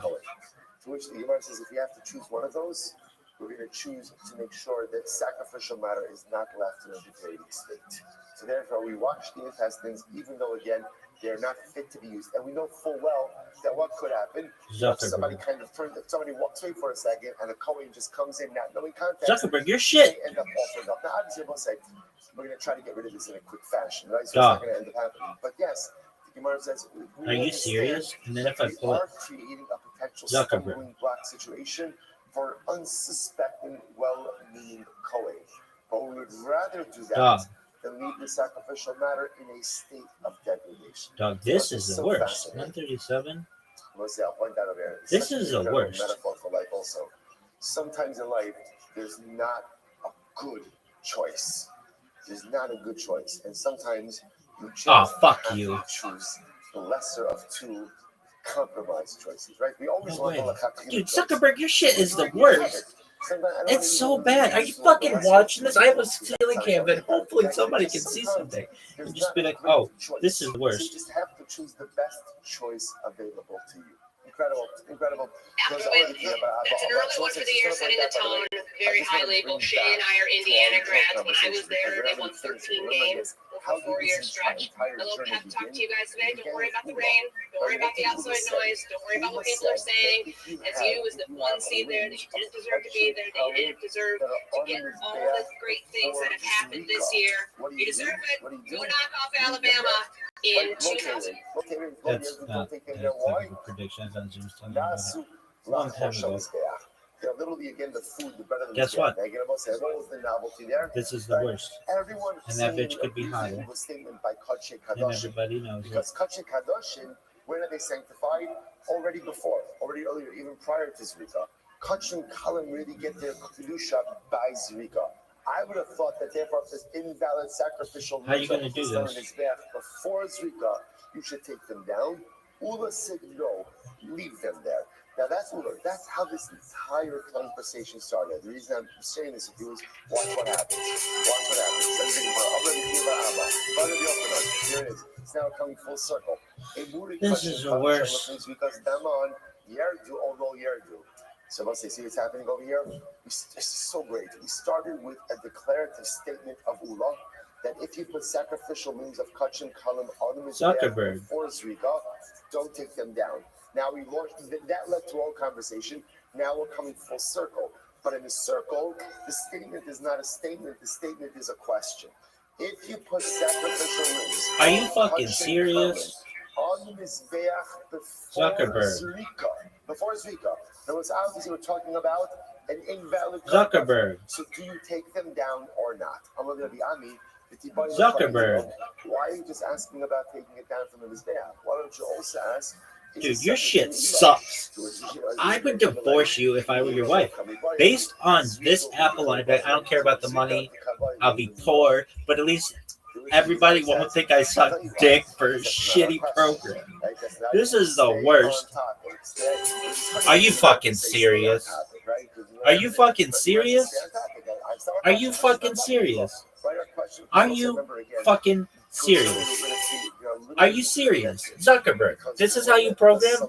Your shit sucks so badly, you had to create another app that sucks.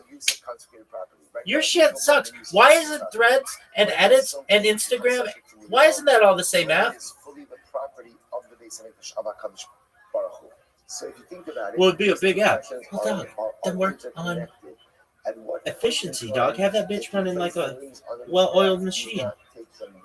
Zuckerberg is the worst, kids. Kids, if you've ever wondered who the worst is,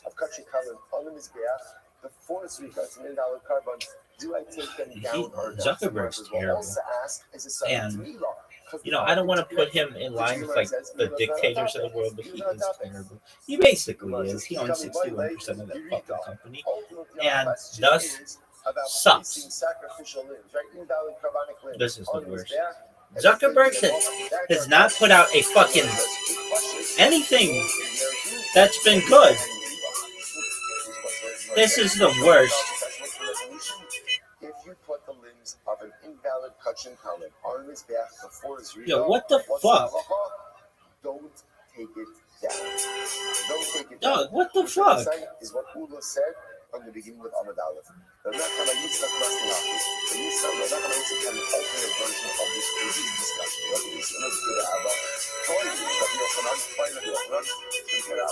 You just play the same fucking song the whole time? What? If you place the limbs of an invalid Kachin Kalim on the Mizbeach before Zrika, Yesh Bahem Ila Olo. Just happened in this alternate version. Zuckerberg. The primary question that was being asked was about Meila. Your shit is so bad. Placing the limbs of Kachin Kalim on Mizbeach before Zrika. So what's the Shaila? Are they subject to Meila or not? So in this version, Zuckerberg, your shit is so bad. If you place them on his back, should you take them down? Zuckerberg, if you're watching this, you should know how much hatred I have in my heart. If he were here right now, what would you tell him? There's the door. You fucking suck. But he'd be like, hey, I'm here to fix it. I'd be like, ultimately by me, and I will say, what's the halacha? Pashitaki, lo yerdu, trying to get ve'ein bahen ni'iva. this is the say worst. both they do not come down from the Mizbeach. Is this and it? they're not subject to the If this doesn't fucking work, Zuckerberg, I'm throwing fists. I'm gonna add a clip, text. Dog, can I just save this? Are you fucking serious? Zuckerberg, if this fucking thing crashes, I'm gonna scream so fucking loud that you're gonna be able to hear me in Wowie, and you're gonna be like, what the fuck was that? No, and I'd be like, hey, you fucking pig shooter. Guess what, asshole?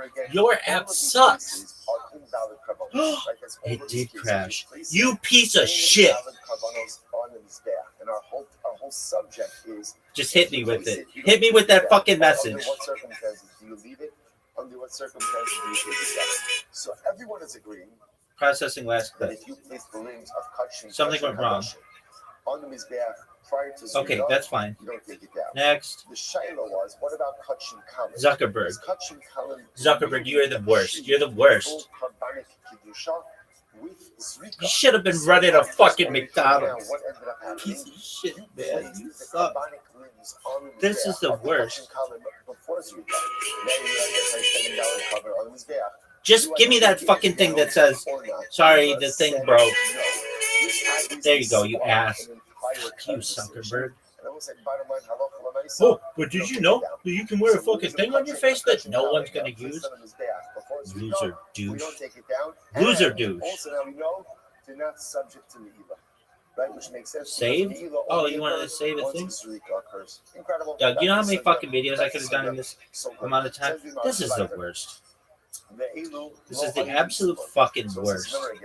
And Zuckerberg, you're the worst. And your wife, Priscilla, had a disco party, and I hope everybody hated it. I hope everybody's like, oh yeah, it was a great party, thanks. And then at the end, they're like, I fucking can't stand those two. They're the worst.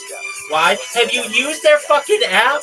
Their app, not his app, their app. Because Priscilla, this bullshit is a fucking reflection of your shitty marriage.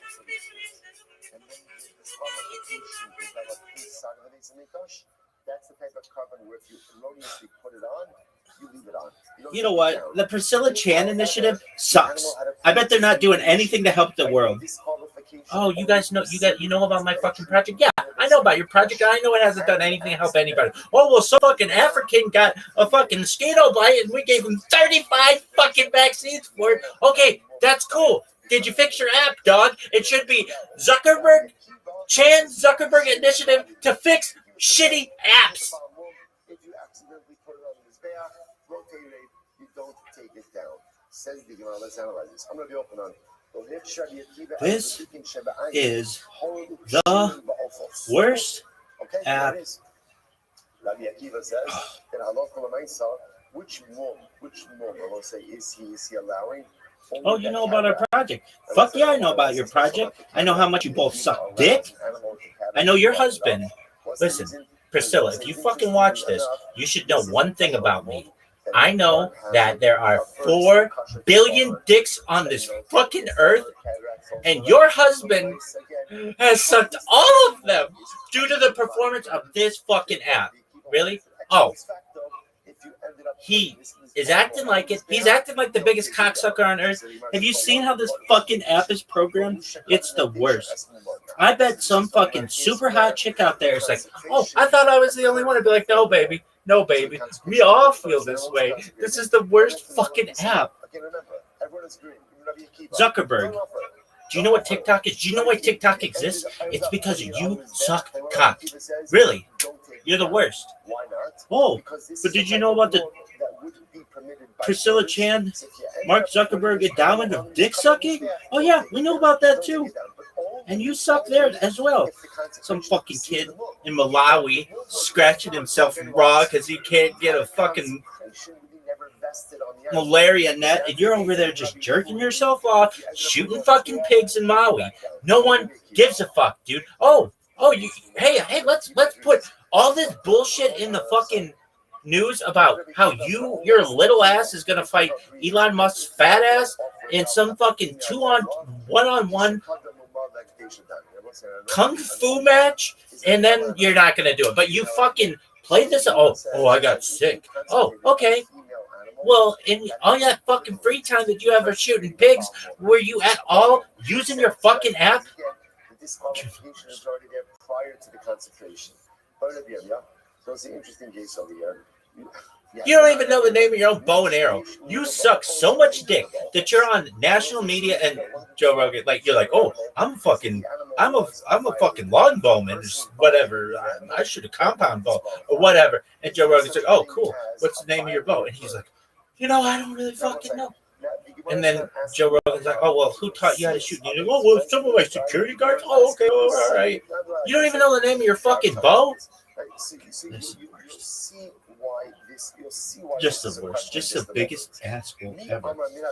Chan Zuckerberg Initiative for Sucking Cock. That's what it should be. Chan Zuckerberg Initiative for Sucking Cock. Chan Zuckerberg Initiative for Sucking Cock.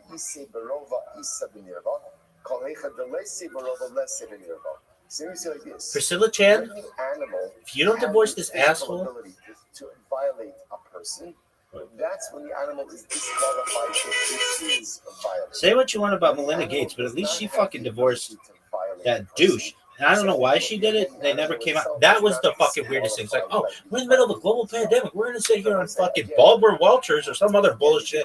And then it's like, oh, yeah, I'm going to peace out on this motherfucker. And the world is just crumbling. But guess what? I support that woman because of whatever douchey husband did.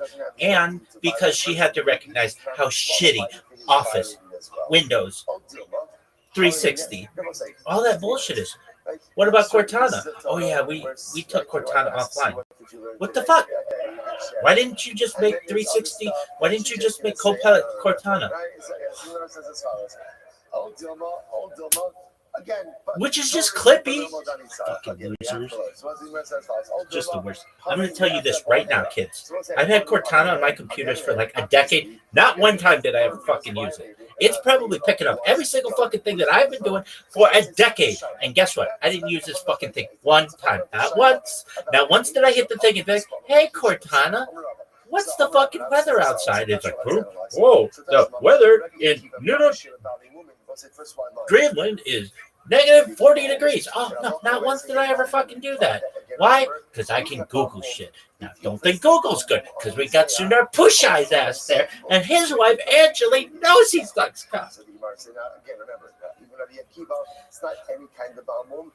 If I know the name of your spouse, you done fucked up.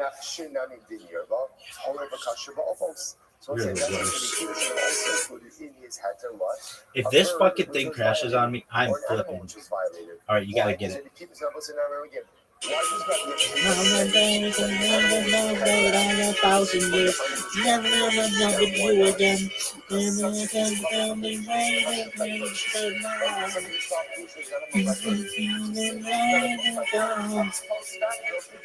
And if I lose you now, I think we'll die. I'll say you'll never be my baby. We can make it shine. We can make forever just to make it all the time. More than a woman. More than a woman to me. More than a woman. More than a woman to me.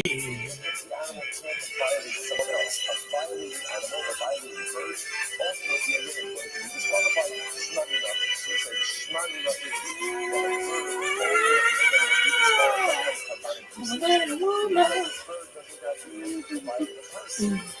More than a woman to me. More than a woman. More than a woman to me. More than a woman. More than a woman to me. More than a woman. More than a woman to me. More than a woman.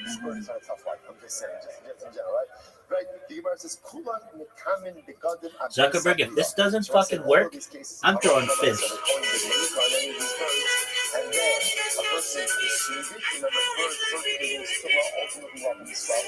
Save draft. Zuckerberg, your shit sucks.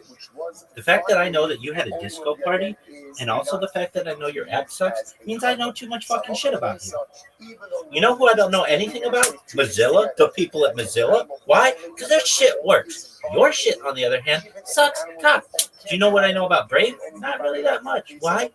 Because their shit works. I don't have to Wikipedia them and be like, who's the asshole behind the shitty program? For use on the Mizbeach. So Rabbi Akiva, remember again, Rabbi Akiva last Dog. but again, I'm serious. Zuckerberg, if this doesn't fucking upload, I'm pissed. Since ultimately, again, that is kosher by birds, therefore, halakha l'maisa, ex post facto, if you ended up offering up this animal, it will be kosher. However, again, the animal was violated by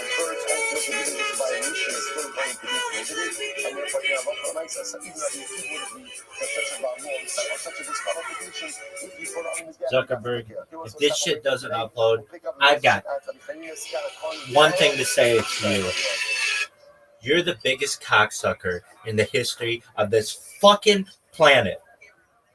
There might have been some fucking stegosaurus that went around and sucked all the cocks millions of years ago. Nevertheless, that stegosaurus would never compare to the amount of cocksucking that you have done just on the Instagram app. No one else uses your other shit. Threads is the biggest. Dude, anything this fucking loser touches just fails. It absolutely fails. Motherfucker, if we were in Ho Chi Minh City and that motherfucker had a gun to my fucking head right now, I would say, kids, just listen to me on this one thing. Anything that Mark Zuckerberg touches turns to shit. And then you can take me out. Really? If I were that fucking burning monk in fucking Saigon right before I fucking lit that match, I would say, listen here and listen well, you motherfuckers. Anything that Mark Zuckerberg has anything to do with is the absolute most amazing clusterfuck that you're ever going to find. And that cocksucker should know how much I hate him in my soul. And I would fucking light myself on fire. And people would be taking pictures of me like, oh, look at this fucking rabbi in the middle of the fucking dam lighting himself on fire because of bad programming. Really? Zuckerberg, you're the worst. Zuckerberg's the worst. You think he's that bad? Dom. Do you know that fucking monk? Very interesting case here. So here's the case. You have you have sacrificial limbs of kachim kalim. You really think this app is that bad? I mean, it uploaded. Dog, I've been sitting here bitching and moaning for like 2 hours to do something very simple. I think I could develop an app like in 20 minutes that's better than this piece of shit. Anyway, that's our topic. What would you do? I would sit fucking old Marky down. I'd say, listen here, you stupid dumbass. Your shit sucks. Do you recognize that? Use this fucking app. Here's a phone. Use it. Take any movie, anything, ever, and put your face in front of it, and then upload it without it saying, Instagram has just try it. Try it. Well, you'd be like, well, you need a more updated phone. I'd be like, motherfucker, this one won't even fucking upload for me. Oh, well, you need an even more updated phone. I mean, what, you need me to get a phone from the Gear 3000? How would you get your shit to work, dog? This is a little bit of a wrinkle. It's like that fucking Jacksonville Jaguars fan. Like, what is this shit? Exactly. That guy, he and I are fucking soulmates. And not from like a gay, or gay is fine, but like a love one. Just I understand. What is this shit? That. Or that girl who's like, what is this? That girl, she and I, with the guy from Jacksonville, we're in like a fucking love triangle. Not like platonically. We just want shit to work. I bet I could get that girl who's like, huh? That girl, we could sit her down. I'd be like, you sit here. I have the Jacksonville Jaguars guy here and Zuckerberg. And we'd be like, look, do you know what it is for something to work? And he'd be like, did you know that I shoot pigs in Maui? And I'd be like, listen here, you stupid slut. You're so fucking proud of that. And you can't even name the brand of fucking bow that you have. And he'd be like, no, I can't. You couldn't even make one up. Ask me, what kind of bow do I use? Fisher Price, Play School? I don't know. I had a bow at one time. Really? Yeah, and it had fucking suction cups on the end. I don't know. Name a bow. I don't know. Super Bowl? That's a good bow. Joe Rogan would be like, what's Super Bowl? He'd be like, oh, it's a thing. We have it. It's like a thing. Super Bowl? Yeah, it's better than just a bow. It's a Super Bowl. What makes it so super? classified. That's what you do. And then when anybody ever pushes you on anything, you say it's national security. And then Joe Rogan would be like, what's national security about your fucking boat? And then Zuckerberg be like, oh, well, I better be hitting the old trail. That's how these fucking Why? Okay, so Zuckerberg would be here. And I'd have the fucking one girl who's like, huh? And then the Jacksonville Jaguars guy who's like, and we'd be like, Zuckerberg, have you ever seen that fucking monk? And he'd be like, what monk? I'd be like, you piece of shit. I bet it's on your fucking app. I bet you fucking marked it like unsafe, like a super important part of history of a guy who was sick and tired of like communist or something. That's the argument. Monk fire. I'd be like, Zuckerberg, here's your fucking app. Type in monk. You know how to type in monk fire. And I'm going to tell you this right now, Zuckerberg. If the first fucking 15 things aren't this, your app sucks. But I bet this works. Unless your shit sucks. Yeah, there we go.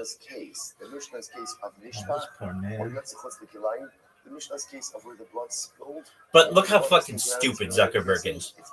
The latest monk builds for Path of Exile 2 focus on high-speed melee combat. Like, dog. Zuckerberg, your shit is so bad.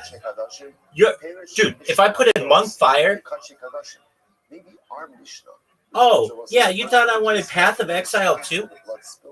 I'll give you a Path of Exile. It's called There's the Door. Zuckerberg. Do people realize how shitty this fucking app is? Why is Facebook, why does it have $1 trillion whatever valuation? More than that? And it's like, I put in monk fire. If I say to anybody with the fucking brain, monk fire, they'd be like, oh yeah, that motherfucker lit himself on fire to gasoline because of the fucking communists or whatever. I wanted here to be like, that motherfucker lit himself on fire because of the whatever. I think it was because of communism.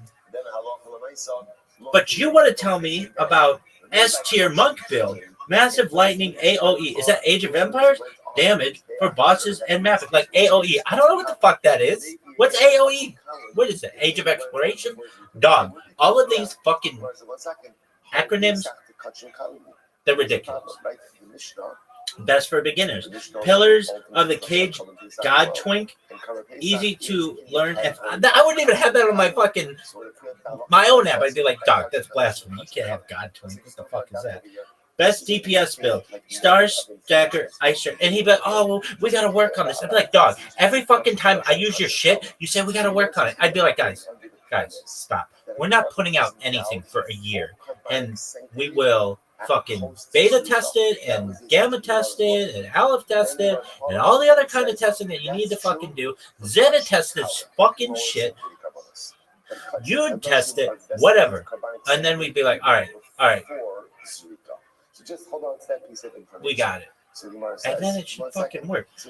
Monk fire. Now, why does this shit show monk fire? Because this is populated by people, like real individuals. This fucking bullshit? What the fuck is Path of Exile 2? Dog. I'd just be like, Zuckerberg, gaming is cool, but it's not more fucking important than that monk on fire. The case of Kaman Pesach was a case ultimately again where the carbon was offered up. Shalom Lishmo. Rashi says over there, Tirgama Shalom Lishmo. Pesach lo tala ele absula the Shalom Lishmo. Kidiktani basha shachtan Shalom Lishmo. Buddhist monk on fire, 1963. Dog, and he's just taking it so well. I bet he was using this fucking app. He's probably a beta tester. This monk was probably a beta tester for fucking Instagram. Really? Oh, and he was like, are you fucking serious? You know how much work this fucking makes? Pouring gasoline all over himself, lighting that bitch up. This thing's never going to get fixed. Take it down. Now, what can you infer from that? That ultimately, again, if the animal was in fact taken up and shafted on the top of the we'll get him back. That you would we gotta learn all about this fucking monk. My love, Loshna Kotshek Hadoshim, Loshna Kotshek Kalim. And I will say, if you notice, from the Mishnah does this. Watch this, Zuckerberg. Watch this. If I type in here, monk, fire, in which case it sounds like 2 words. These types of guess what? It gives me his fucking name. Ding Quang Duck.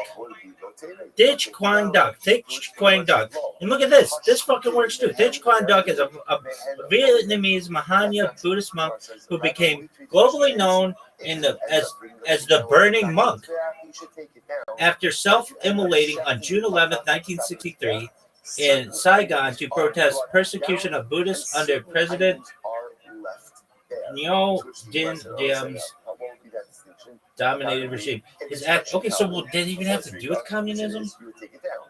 If it's Kachek Hadashim, you would leave it there. I think it's Kula Katani. But that's not what the Mishnah says. The Mishnah says Lashon of Kula, right? All of them, which sounds like there is no distinction between Kachek Hadashim and Kachek Kalin, to which the Gemara says Kula. No, dog, he was doing it against the fucking. The Kula, all of them was referring to the living animal.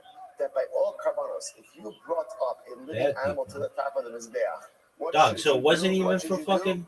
Did it have anything to do with communism? That's obvious. Did the fire monk light himself on fire at all because of communism? Therefore, it is an obvious statement to say that if you brought the living animal to the top of the Mizbeach, what should you do with it? His act was not motivated by communism. And I would know this better because he was talking about living animals. This was in opposition against discriminatory policies that favored some people and suppressed Buddhist religious practices. It's talking about a Balmon. And it's talking about over here that also we're going to see Rabbi Akiva normally permits a Balmon. Rabbi Akiva also, remember again, the Mishnah said, according to the Tanakhama, I would be like this. I'd have that fucking girl who's like this. I don't know her name. I have no idea. I don't even know what the fucking thing's called. I know the Jacksonville Jaguars guy because he's like this. And we'd have Zuckerberg here. And I'd be like, Zuckerberg, do you know that fucking fire monk? And he'd be like, oh, yeah. You just talked about him. And I'd be like, yeah. Do you know how I fucking feel right now using your fucking app? He'd be like, well, it's not that bad. Do you know that Priscilla had a disco party and I shoot pigs in Maui? And I can't name the name of my beau? And I'd be like, yeah, I know all that shit. And I know you do your daughters before bed, which is really fucking sweet. But when they start to learn how shitty a CEO you are, like literally, I'd be like, what would I say to his daughters if they were like, I'd be like, your father sucks so much cock. You know about the fire monk? That's how I fucking feel. And if you don't know about him, well, then there's this motherfucker in Ho Chi Minh City who I fucking empathize, with whom I empathize, like, so much. Actually, I empathize with the monk because of poor programming, because of your fucking father. But this fucking motherfucker in the middle of the street, that's how I feel when I have to use your fucking father's software. It's the worst.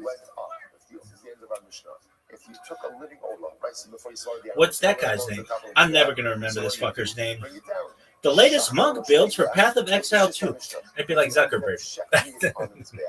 Like, do you use your shit at all? He'd be like, well, no, I usually let Priscilla upload stuff because I'm too busy shooting pigs in Maui.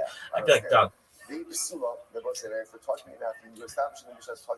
No one gives a flying fuck about your personal life. I don't care if you want to fight Elon Musk or the boogeyman. Just have your shit work. Then you can do whatever you want.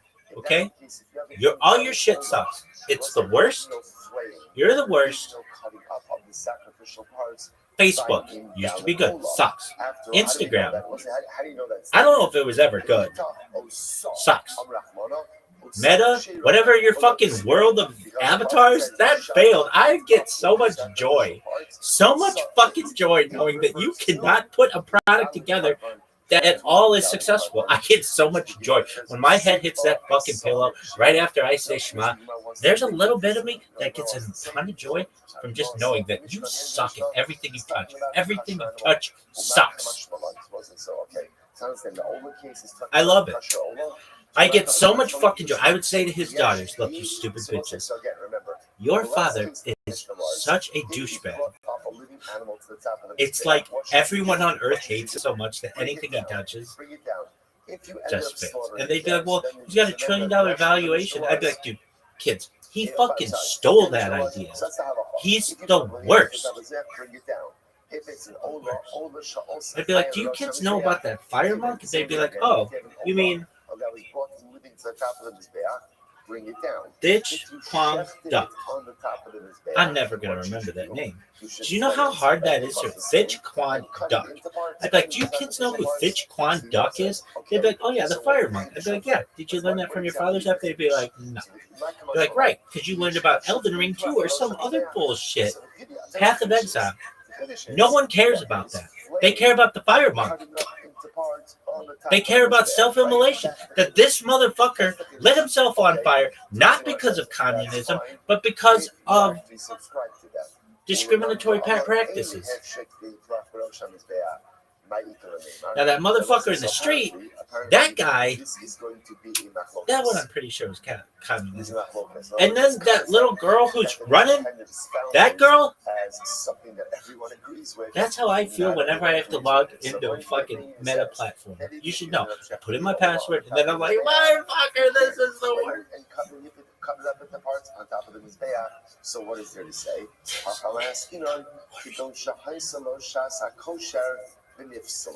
What's the case? Duck. The case is where the carbon had a period of It's when ditch, it was kosher, and then it became when it was kosher, and then it duck. became fossil. No one can name that motherfucker's name. No one. But I empathize with him whenever I have to use Instagram. Ditch, Kwang Duck. Zuckerberg, your shit sucks. Ditch Kwang Duck. If I had Ditch Kwang Duck and he was sitting here like this with gasoline all over him, about to light that fucking match, I'd be like, whoa, dog. Before you do that, and I completely understand, here's Instagram. Type something in. Here. He'd be like, what the fuck is Path of Exile 2? I'd be like, no one knows. Absolutely no one knows. That's not a thing. You know what is a thing? He'd be like, that motherfucker who gets shot in the middle of the shit. Like, yeah, but that comes in the future you wouldn't know about. But nevertheless.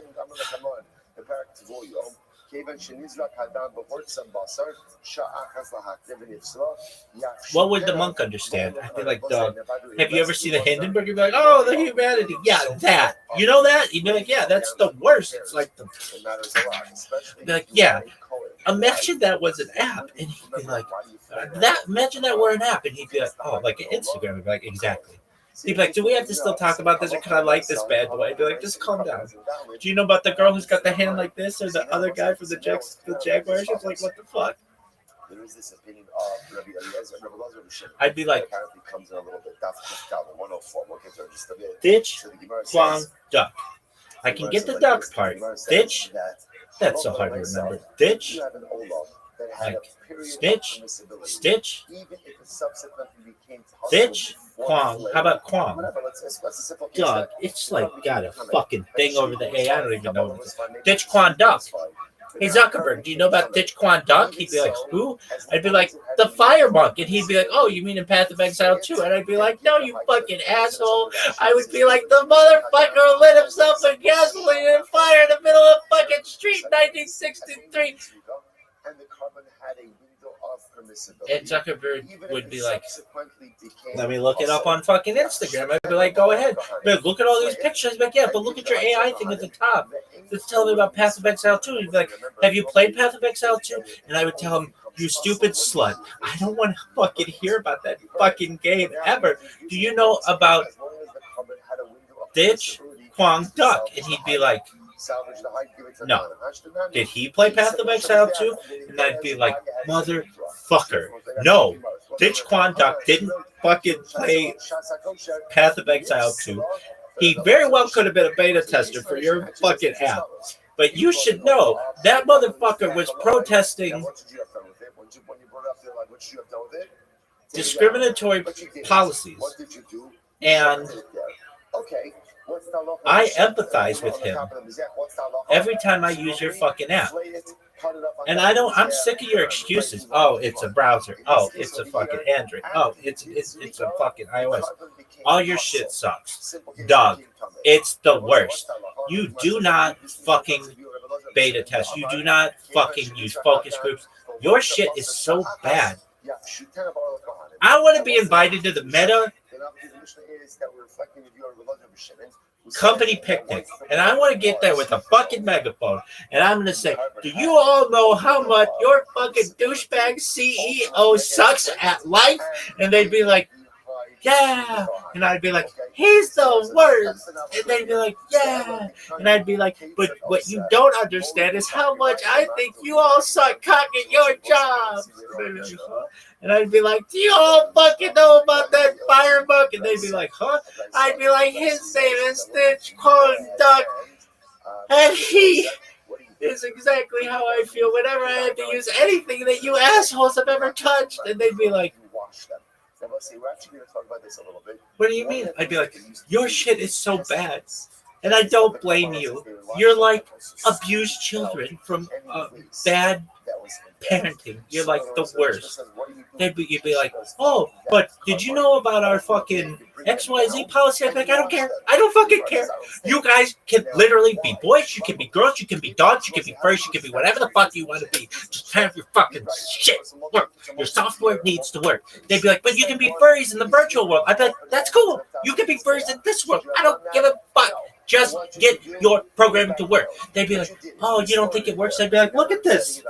I put in Fire Monk and it's telling me about Path of Exile 2. And they'd be like, oh, have you played Path of Exile 2? And I'd be like, no, motherfucker. Do you know about that fucking guy in the street? They'd be like, oh, the monk? I'd be like, no, the other guy. That's how I fucking feel. I'd be like, do you know about the girl who's got her hand like this? Or the fucking guy for the Jacksonville Jaguars? They'd be like, oh yeah, we love those memes. I'd be like, listen here, you stupid sluts. I cannot describe to you how frustrating you have made my life. And they'd be like, well, you've got a fucking thing going. I'd be like, yeah, I lost my good account because your shit sucks. Actually, because I spammed everybody, I know. But nevertheless, even for those people who I did not spam, I can't fucking get into a bunch of accounts. Why? Oh, because Zuckerberg's like, oh, we gotta make this the fucking CIA. Why? Oh, because we don't want somebody to be able to see your pictures of your fucking holiday party. It's like, dog, give me a fucking another way to get into this shit. Oh, you don't have a phone from 14 years ago? No. Why? Because you and your asshole friends make it super expensive to be able to keep a phone all the time. Oh, what do you know about that? Hey, Zuckerberg, what's the brand of your bow? I don't fucking know, but I use a fucking rifle to shoot pigs in Maui. Well, they're an invasive species. Listen here. I'm going to teach you what I think an invasive species is, okay? It's asshole CEOs who don't have software that works properly. It's not an invasive species, it's an invasive species. But I'm going to tell you what. If he ever fucking sees this, I'm going to rip him a new fucking asshole. I am ripping him an asshole. And it's not funny. It's like, this shit should work. If this fucking thing didn't upload, this is the perfect fucking... I'm going to fucking take a picture of this. There we go. I did. And I'm going to upload this to this fucker's... shit. This is what we need to say. The Gemara says, listen to this. Now, remember, the Gemara says, why ultimately, again, do we need to wash it? Edit video? No. Doesn't even have to be a video. I'm not going to put any words over it. I'm going to put in text. Zuckerberg.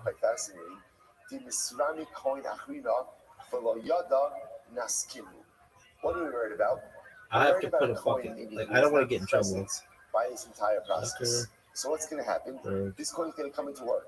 What is he going to find? What is he going to find? Right? What is he going to find when he walks into work?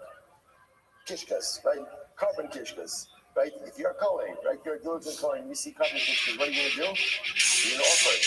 You're going to offer it. Because he doesn't know contact. He doesn't know contact. And as often happens in life, when you walk into a situation and you don't the latest context, builds for Path of Exile 2 focus on high-speed melee combat. Make assumptions, we're often wrong. We're often wrong. So am I saying the coin's going to show? You see, the combine of two over here. Listen, let's get to work. Let's offer that. The Gemara says, before he turns out, so the Kohen doesn't know meanwhile that again this is from a carbon puzzle. It's supposed to be burnt, but burnt like elsewhere, not on his back. He's gonna think it's supposed to be offered up on the base. The anan neku. So the Gemara says, so therefore, both says, interestingly enough, so what do? So we go ahead and wash this. Listen to how fascinating this is. So what do? We take the invalid kishkas and we clean them. Why are we cleaning them? Now listen, we're going to burn them elsewhere on the Mizbeach. But why do we clean them? In the event that a Kohen accidentally puts them back on the Mizbeach, we want them to be clean. So the Gemara says, 1 second. Va'anu neik amadei, so say 85b. Va'anu neiku nabed mehula kahanim milsa, the asi bali de takala. So I don't understand. We're gonna. It almost seems like we're setting up the Kohen to make a mistake. Like if he walks in and he sees unclean kishkas, everyone knows what do you do with unclean kishkas. What do you do with them? Well, I actually, I don't know if this is recorded, to kind of figure out what exactly I'm hilarious. Going on over here. By having the kishkas cleaned and ready to be offered, it would seem as if we're actually placing a stumbling block before the Kohen, and that's halacha l'maisa. He's going to be ready to go ahead. And offer it up just as soon as he walks in.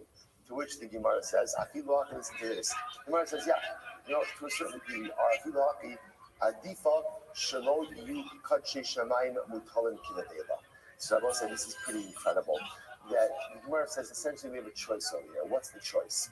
The choice is leave the intestines as is, which is a degrading state in which to leave sacrificial matter. Right, so to leave the intestines dirty and with waste inside of them is leaving sacrificial matter, albeit invalid sacrificial matter, the sacrificial matter nevertheless in a state of degradation, or setting up a potential stumbling block ultimately for the Kohen. To which the Gemara says if you have to choose one of those, we're going to choose to make sure that sacrificial matter is not left in a degrading state. So therefore, we wash the intestines, even though, again, they're not fit to be used. And we know full well that what could happen, if somebody walks away for a second and a Kohen just comes in, not knowing context, he may end up offering up. Now, obviously, we'll say, we're going to try to get rid of this in a quick fashion, right? So it's not going to end up happening. But yes, Gemara says, we understand that we are creating a potential stumbling block situation for an unsuspecting, well-meaning Kohen. But we would rather do that than leave the sacrificial matter in a state of degradation. This is so fascinating. I'll point that over here. It's such an incredible metaphor for life also. Sometimes in life, there's not a good choice. And sometimes you just have to choose the lesser of two compromise choices, right? We always want the lechatchila choice. Sometimes you don't have it. Sometimes I don't want to even use the word the lesser of two evils because that sounds already inherently negative. Just sometimes there's not a great choice. So you just have to choose the best choice available to you. Incredible. So I wanted to hear about so to point out, by the way, I just want to bring you back to our original conversation because we're not really finished with it. Remember again, how did this entire journey begin? It began with Ula, right? What did Ula say? Ula said that if you have rings of Hudson County that are on the Mizbeach before Zerika, what do you do? Leave them there. Right? Located, don't take them there. Why? Nasu lachmo shel Mizbeach. They're literally, again, the food, the bread of the Mizbeach. Now, you're going to say, what was the novelty there? Everyone seemingly agrees with Ula's statement by Kadshe Kadoshim. Because Kadshe Kadoshim, when are they sanctified? Already earlier, even prior to Zerika. Kadshe Kalim really get their Kedusha by Zerika. I would have thought that therefore, if there's invalid sacrificial rooms that are placed on his bath before Zerika, you should take them down. Ula said no, leave them there. Now that's how this entire conversation started. The reason I'm saying this with you is watch what happens. Here it is. It's now coming full circle. A really touching card showing what means does them on Yerdu over Yerdu. So must see what's happening over here. This is so great. We started with a declarative statement of Ula that if you put sacrificial means of kachim kalim on his bath before Zerika, don't take them down. Now that led to all conversation. Now we're coming full circle. But in the circle, the statement is not a statement, the statement is a question. If you put sacrificial limbs of Kachin Kalim on the Mizbeach before Zrika, there was obviously we're talking about an invalid carbon. So do you take them down or not? Why are you just asking about taking it down from the Mizbeach? Why don't you also ask, is it subject to Mi'ilah? Which is great. I'm like, Mi'ilah lo kami bayli. Zrika hu de kami bayli. Zrika b'kabayli the Mi'ilah. To which the Gemara says, I'll tell you why, because that's not our question. Right? That's right. Stay on topic. It's funny for the Gemara to say stay on topic, right? Because the Gemara never say, but the Gemara says stay on topic. It's not our question. It's not about the Mi'ilah. Right? Our question, because we also remember again, to a certain degree, we're going to see a little bit interconnected. Because when does something become subject to Mi'ilah? Remember again, Mi'ilah is legal use of consecrated property, right? Or legal mundane use of consecrated property. When does something become subject to Mi'ilah? When it is fully the property of the Beis Hamikdash of HaKadosh Baruch Hu. So if you think about it, these two questions are interconnected. At what point in time, if you place the limbs on the Mizbeach, do you not take them down? So the Gemara says, if I place the limbs of Kachin Kalim on the Mizbeach, the fourth week, that's an invalid carbon, do I take them down or not? The Gemara says, well, also ask, is it subject to Mi'ilah? Because they are interconnected. Which the Gemara says, Mi'ilah is not a topic. Mi'ilah is not a topic. The Gemara says, Ki kami baile yirida. Ultimately, our question is about placing sacrificial limbs, right? Invalid carbonic limbs on his back and then taking them off. That's our question. The Gemara says, Upashit lo yerdu ve'in bahen Mi'ilah. Okay, so what's the Gemara saying? And we resolve the question. What's the resolution? If you put the limbs of an invalid Kachin Kalim on his back before Zrika, what's the halacha?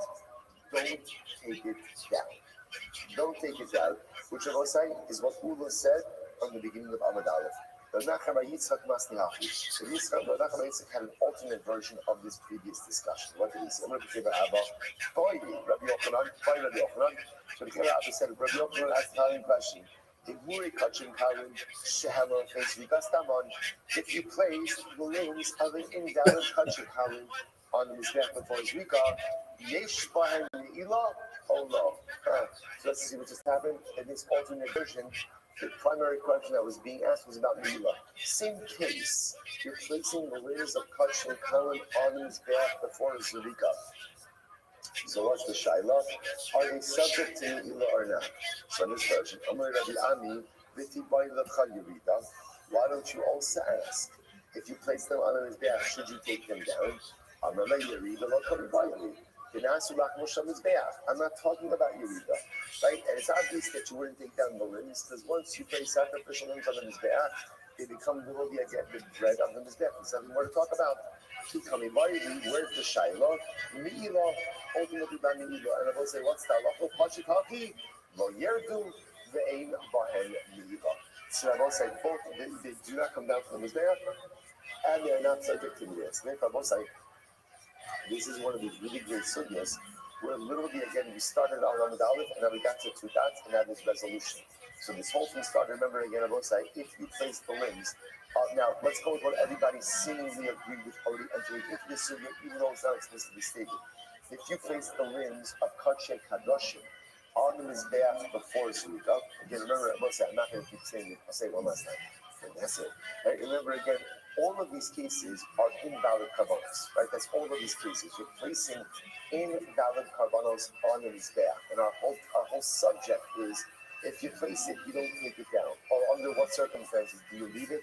Under what circumstances do you take it down? So everyone is agreeing that if you place the limbs of Kachin Kadoshim on the Mizbeach prior to Zrika, you don't take it down. The shaila was, what about Kachin Kalim? Because Kachin Kalim really achieved their full carbonic kedusha with Zrika. So in our case over here now, what ended up happening? You placed the carbonic limbs on the Mizbeach of the Kachin Kalim before Zrika. Now you realize I placed $10 carbon on the Mizbeach. Do I take it down or not? Ula said no. This obviously sparked an entire conversation. And I will say, bottom line, halacha l'maisa, we don't take it down. So limbs of kachem kalim that are placed on the mizbeach before zrika, we don't take it down, and also now we know they're not subject to meila, right? Which makes sense because meila only occurs once zrika occurs. Incredible. That's the sugya. That's the sugya. So good. Says Rima, let's go back there. Ve'elu lo hayu pisulam. So it says, remember again, the next part of the Mishnah, which is really fascinating, was the discussion about Baal Mum. The Tanakama said, Tanakama held, that halacha l'maaseh, if you have a carbon that's a Baal Mum and you end up offering it, you have to take it down. You take it down. The Rabbi said, now why do you take it down? Because remember, again, the Rabbi this is based on Rabbi Shimon's rule. What was Rabbi Shimon's rule? Any carbon that came into the base HaMikdash sacrificially fit, and then the disqualification developed inside of the base HaMikdash, that's the type of carbon where if you erroneously put it on, you leave it on. You don't take it down. If, however, the animal had a pre-existing condition, like the disqualification already preceded its entry into the base HaMikdash, and you accidentally put it on the mizbeach, you take it down. So Baal Mum is a good example of this. The animal had a mum prior to becoming into the base HaMikdash, therefore it's invalid. Rabbi Akiva was machshir b'Ba'ali Mum. Rabbi Akiva said no, even with the Baal Mum, if you accidentally put it on the mizbeach, rotate, you don't take it down. Says the Gemara, let's analyze this. I'm going to be open on it. Rabbi Akiva ela b'Dukin sheba'ayin holu kshurin ba'ofos. Okay, there it is. Rabbi Akiva says in halacha l'maisa, which mum, I will say, is he allowing? Only the cataract. I will say, now why? What's so special about the cataract that Rabbi Akiva allows an animal with the cataract to be offered up? What's the reason? Because I will say, interestingly enough, this is the type of mum that if a bird has it, a bird is still kosher to be offered. So okay, since that bird cataracts also right. So nice again, because this type of mum is kosher by birds, therefore Rabbi Akiva holds that ex post facto, if you ended up putting this animal on his back, don't take it down. So you must but one part of qualification. For who should call the meditation as mumon? Now obviously this is talking about a case where the consecration occurred before the mum. So the consecration occurred first, the animal was consecrated, then it developed this mum. Again, remember, everyone is agreeing, even Rabbi Akiva, don't offer it. But if you did end up putting it on his back, then what Rabbi Akiva says, don't take it down. Why not? Because this is the type of mum that wouldn't be permitted by birds. So if you ended up putting this animal on this cover on his back, don't take it down. But only if the consecration preceded the mum. But if the mum was there first, then what? The entire consecration would be never vested on the animal.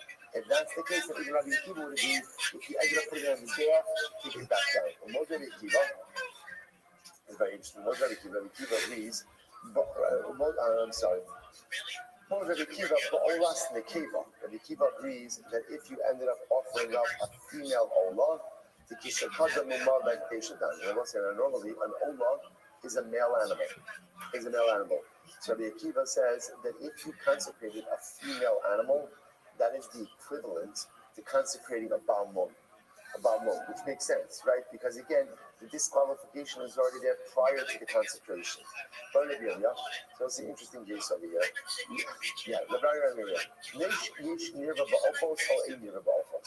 So we know that one of the disqualifications of an animal is if the animal was violated. If a person violated the animal is disqualified.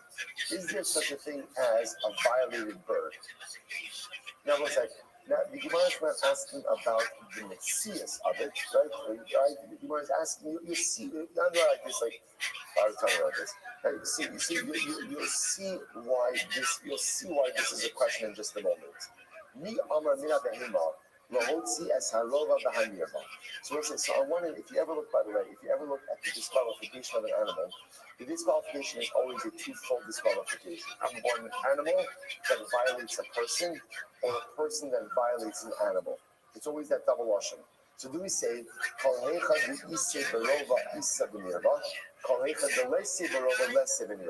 seems like this. When the animal has the physical ability to violate a person, that's when the animal is disqualified if it is violated. When the animal does not have the ability to violate the person, so ultimately, again, the animal itself is not disqualified by being violated as well. So if I will say, again, again, the Gemara says the pashto, so therefore a bird obviously again doesn't have the ability to disqualify, to violate a person. So because a bird doesn't have the ability to violate a person, maybe it's not disqualified if it is violated as well.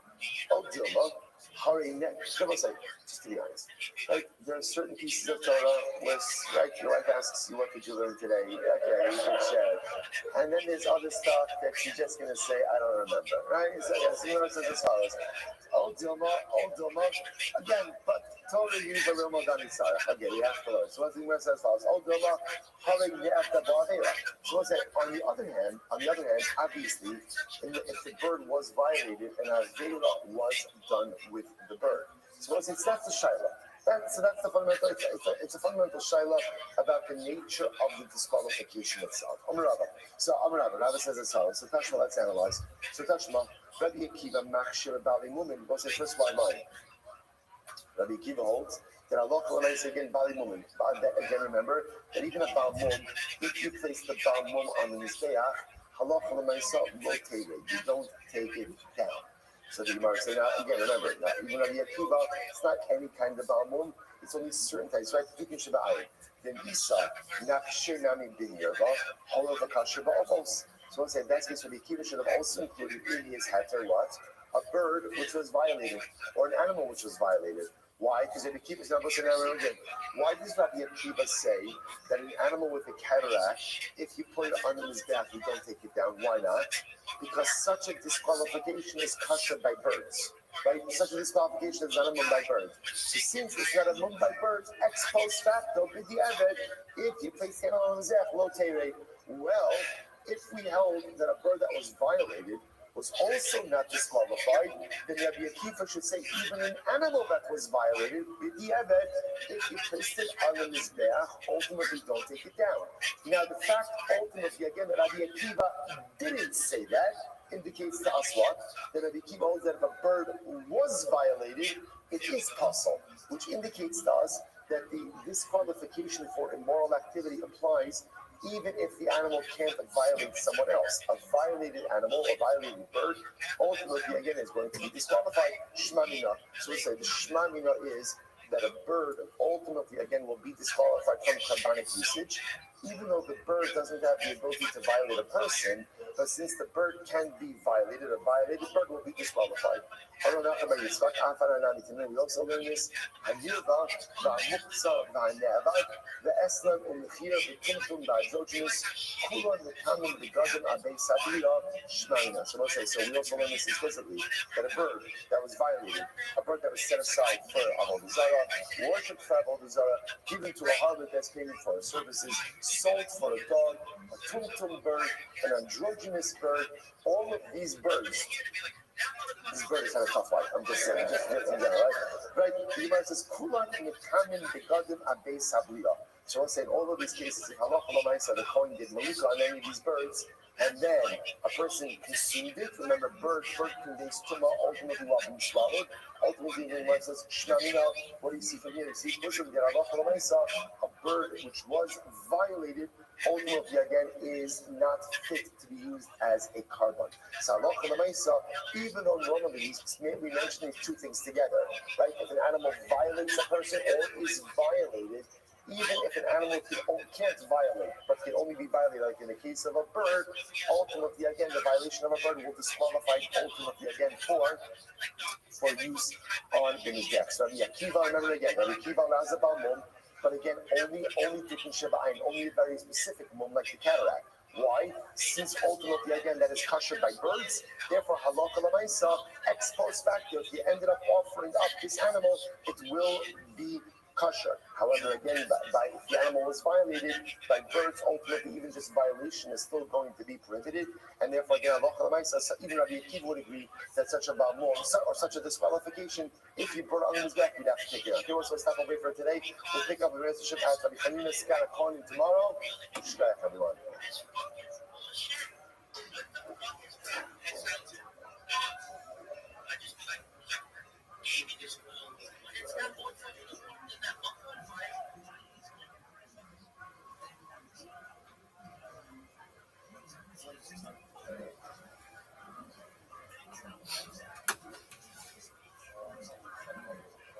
right, I will say good morning, a good Tava, a great schos Baruch Hashem to be able to begin another week of Maseches Zvachim together, begin by thanking all of our sponsors for this morning. Sure to thank our Talmud Torah sponsors for the month of Kislev Abba Yinu L'Torah. Allison Adamstein is for dedicating all the Shimon's Rothschilds this month in memory of Adam's grandfather, Rabbi Sheldonstein, is Harav Shlomo Steve and Shimon Zevon L'Brachot. He should be a merit for his children, his grandchildren. Remember, keeps growing. He's 36 great. What's his name? Ditch Kwang. This month in memory of their parents. Yitzchak Leib Ben Aaron Cohen, Sarah Rachel Bas Baruch Avram, Hinda Bas Henech Efraim, and in memory of their dear family friends, Staff Sergeant Naftali Gordon Gordon, Shani Kongamal, who fell in battle in Gaza, Eric Hanukkah 2023. Colin Kathy Pollock, in memory of Paul's Mishpah, Leah Bas Shmuel, Zachrin Shumanis Bas Shmuel, and Esther Bas Zachariah. Our Dafyomi sponsors for today, Ayala and Sarah Steinberg, in discuss of continued health for Shivanis Hannah Bas Susha, and by Menashe Rocha Ephron, the nation of their mother's yard site, Chava Bas Avram. Yard site is today. We hope that in the merit of our Talmud Torah, all of the Neshama Savin Aliyah, the families in the Chava, all those who need to refuah Shabbat together, call Cholei Yisrael, Kishmar Kishnemet, Hashem continue to shout brachas, and the soul of Tobos upon Am Yisrael. Well, so with that, let us begin. Today's daf is paid out. A very exciting daf ahead of us today, really exciting daf today. We are picking up the Meretz Hashem on to Gimel on the base 83b, 2 lines up from the bottom. So the Gemara says as follows. Rish Lakish says as follows. So I say, so now, what we're going to do over here is a little bit of a summary. Excuse me. A bit of a summary as to the last sugya, which of course is always helpful. So Rish Lakish Amar, so says, remember again, the topic that was covered in yesterday's daf was, and since there was a new parak, was this concept ultimately again of karbanos that were invalid but were put on the mizbeach. So what is the halacha in such a scenario like that in terms of dumping them in on the mizbeach, taking out from the mizbeach? So kind of just a quick review of that halacha. The divrei kulan moseri. So mincha, and also we're going to see over here, the mincha that we're really referring to over here is what's called a minchas nesachim, like a libation. So mincha that was brought by itself, in other words, and there was some type of invalidation in it, but it was put on the mizbeach nevertheless. The divrei kulan moteri. Almost everyone holds once it's put on the mizbeach, don't take it down. The divrei Rabbi said, really, Rabbi Akiva tered, top of pay dollar. 84a. But ultimately, again, according to this, it will be Akiva, a minchas nesachim, that ultimately was brought by itself. If it turns out that it was invalid, it should be taken off the mizbeach. 84a, first line. What about if the mincha came accompanying a carbon? The different Rabbi Gamliel, Rabbi Yeshua, will say, according to Rabbi Yeshua, once it's put on the mizbeach, you don't have to take it down. The divrei kulan tered. According to everyone else, you have to go ahead and take it down. Nisachin aban b'fnei atzmo. What about nisachin ultimately again that are brought on their own? The divrei kulan here, according to everyone, you have to take it down from these days. The divrei don't have to take it down. Nisachin aban in azera. What about nisachin accompanying a carbon? Again, both sides, and obviously in all of these cases, there's some type of invalidation in the carbon, and then halacha l'maaseh you put it on the mizbeach, right? So the second abban mazara, so the second coming on the mizbeach, the kulan yadu, everyone agrees, take it down, except for Rabbi Gamliel l'chugei lo yadu. Ultimately, again, but Rabbi Gamliel himself says you don't have to take it down. To which the Gemara says, okay, thank you for the recap, but Shita, or most generally the Gemara doesn't do this. It would actually be great if Gemara did this in general, right? Because again, that little summary at the end, especially of a long and complex thing, would be a bracha. But the Gemara doesn't, stylistically, the Gemara doesn't do this. So the Gemara says, what are you doing? So Pshit, like, there's no new information that's been conveyed over here. So what exactly is it that you're giving over? So Pshit, the Gemara says, no. Mincha ba b'fnei atzma, it's true for me. Actually, I will say, the main case that Gemara wanted to convey was ultimately, again, mincha ba b'fnei atzma. The case of a mincha that is brought on its own. So we'll say, why is that case necessary? The Amar Rabba, because Rabba said, Nisnadei Adam minchas nisachim, Ultimately, because Rabbi is of the opinion that halacha l'maisa, a person has the ability to be misnadi, to go ahead and bring a voluntary minchas nesachim every day. Now we'll say, let's take a quick look at Rashi. Rashi, right to the right. Right, Rashi says over here. Rashi says, mincha b'av b'fnei. Actually, first, if you look at, if you look at nesachim abam b'fnei, that's not Rashi. You call it misnadi yayin below zera. So Rashi, if you go down a bit, minchas haba b'fnei aseret tzricha ulashmoinon tiyish minchas nesachim haba b'fnei atzmo kibirava. So I'll say, interestingly enough, the Gemara says this entire recap was really to highlight one core piece of information, namely that you could bring a minchas nesachim, that you could bring a voluntary wine libation on its own, even though normally, again, nesachim accompanies a karban, right? That's how we classically understand nesachim. The Rabbi is of the opinion that you could bring a wine libation all by itself. And let's say, you know, what's fascinating about this? Just if you think about this for just a moment, right? So this entire recap over here, the Gemara says, was really just brought to go ahead and highlight that idea, to which the Gemara says, I don't understand,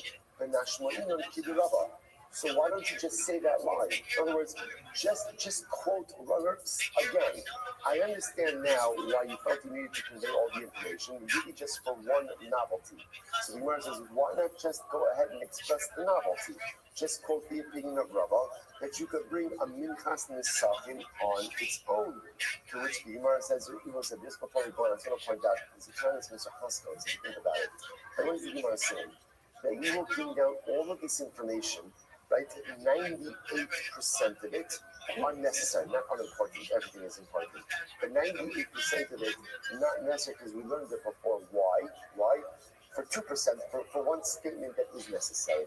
And mostly, I think it's important. This is an incredible metaphor for life. When we want to accomplish things, accomplishment usually requires a tremendous amount of general effort in order to get one nugget of accomplishment, right? What all of us generally want to do in life is I want to have like directive co-hosts. I want to accomplish A, so tell me exactly what I need to do in order to accomplish A. It's not how life works. If you want to have meaningful accomplishment in life, you're going to have to be doing a whole bunch of other stuff that may look unrelated to your intended result, but is needed to get there. Like the much amount of a dollar. Let's say a person might love their job, right? No matter how much you love your job, Cloud goes on. What's one thing you're going to have to count on? One thing you have to count on. You're going to have to do parts of the job you do not like. People get very frustrated about this, right? I love my career. I find it so meaningful, but it's beneath me to do this, or to do this, or to do this, or to do this, right? And maybe it is even like a little bit of a waste of your time. But every single job, no matter how beautiful and wonderful it is, meaningful it is, requires parts that are just annoying, upsetting, frustrating, whatever. That's the way life works. I don't know if I've repeated that way, but that's the way that it works. One nugget of accomplishment requires a tremendous amount of associated effort as well. So the Gemara brings out all of this information only to distill it down to one line. So what it means is if you want to accomplish in life, be ready to work hard, be ready to do a lot of things that maybe you don't even want to be doing, but they're necessary for the complete picture to get you where you need to get to ultimately in order to accomplish. Incredible. And it's like, it's only Sunday. It's only Sunday. And look, but you have to understand, this is gold. It's gold because here, this is why we learn Gemara. This is why we learn Zivachim. It's not because we understand Kabbalah, that's for sure, right? We learn this ultimately because remember, we get these building blocks to become successful people. Because how frustrating is it when we put our effort into things we're only like, why am I doing this? Why am I doing this? Sometimes you have to do the unnecessary stuff in order to get to the necessary accomplishment. The Gemara says, so just state Rabbi, Just in other words, if the whole point of this is Rabbi's statement, so just quote the statement of Rabbi. I'll tell you why the Gemara says, no. Interesting about saying no, because actually the novelty case, the novelty case is Nisachin Abayim Mazeva. Is actually again the libations that accompany a carbon. Why the Gemara says, listen to this.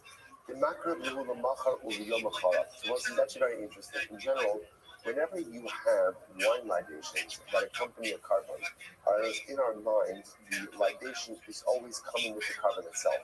But just an interesting carbonic fact is ultimately, Nisachim could even be brought on a later date. Isn't that interesting? Even though the Nisachim are carbonically attached, they can be brought separately and distinct from the primary carbon. So the Gemara says, it can be brought the next day, or ultimately again the day afterwards. Look at Rashi. Excuse me. Rashi says, "The Sachna Abayim Bigla Zevach Yishlichalei." Reish Lakish Lashlim and Berg Shimon Yer. You can go to Kamakir Lehu Lamachar or Yomachar. The Kamel on the El. Listen to this. Adam Nevi Zvacho Hayom. Unisacham Nikan Va'Yud Yamin. Isn't that interesting? That a person could bring his carbon today and end up bringing the libations up to 10 days later. But not from the Honda case. Back to the Gemara. So that's actually the necessary case. Why? So that I would have thought, hold on, Amar, Omin Chasam Viniskehem Balaylo, Min Chasam Viniskehem Lamachar, Kinisafin Abba in the Asman Galu, the Modi edition of the Loyadu. I'm at a comfortable site that since halacha myself, right, ultimately again, Nisachim. Also it says in Chasam Niskehem that even Balai, even at night, or in Chasam Niskehem we done before, even the Machar, that since it could be brought even at night or even the next day, I might have thought that therefore Nisachim that come with a carbon, ultimately again should be like Nisachim that are offered on their own. That since even when you bring Nisachim as an accompaniment to the carbon, it could still be brought independently of the carbon, and therefore I would have thought that Nisachim that come with the carbon should be treated like Nisachim that come by themselves, and therefore, just like by Nisachim that come by themselves, Rabbi Shimon agrees that if it's invalid but you put it on the Mizbech, you don't have to take it off. So I would assume the same halacha applies to Nisachim that are brought together with the carbon. Kamash Malonda. In that case, Rabbi Shimon holds that if they were invalid and put on the Mizbech, they have to be taken down. Incredible. All right, so that closes out that survey. Next, Mishnah. This is very important, Mishnah. The following items, if you put them on the Mizbeach, now obviously, right, if they were invalidated and you place them on the Mizbeach, you do not take them off. Right? This is the following list of items. If you put them on the Mizbeach, you weren't supposed to because they were invalidated. Once they're on, you don't come off. What's the list? So here we go. Halon. Number one, lon. What's lon? An item left overnight. Now, the truth is, I remember again, the concept of lon, the disqualification of lina, is actually not even overnight. What is it? To the past nightfall. Right? In other words, once essentially you're past shkia, then there's no difference of carbonic matter left. Carbonic material. Carbonas, right? So that, right? No different about carbonas left over, let's say, past nightfall than left overnight. It's the same thing. It's been left over past the time that it was supposed to be offered. So we might say again. So that's lon. Next, yotze.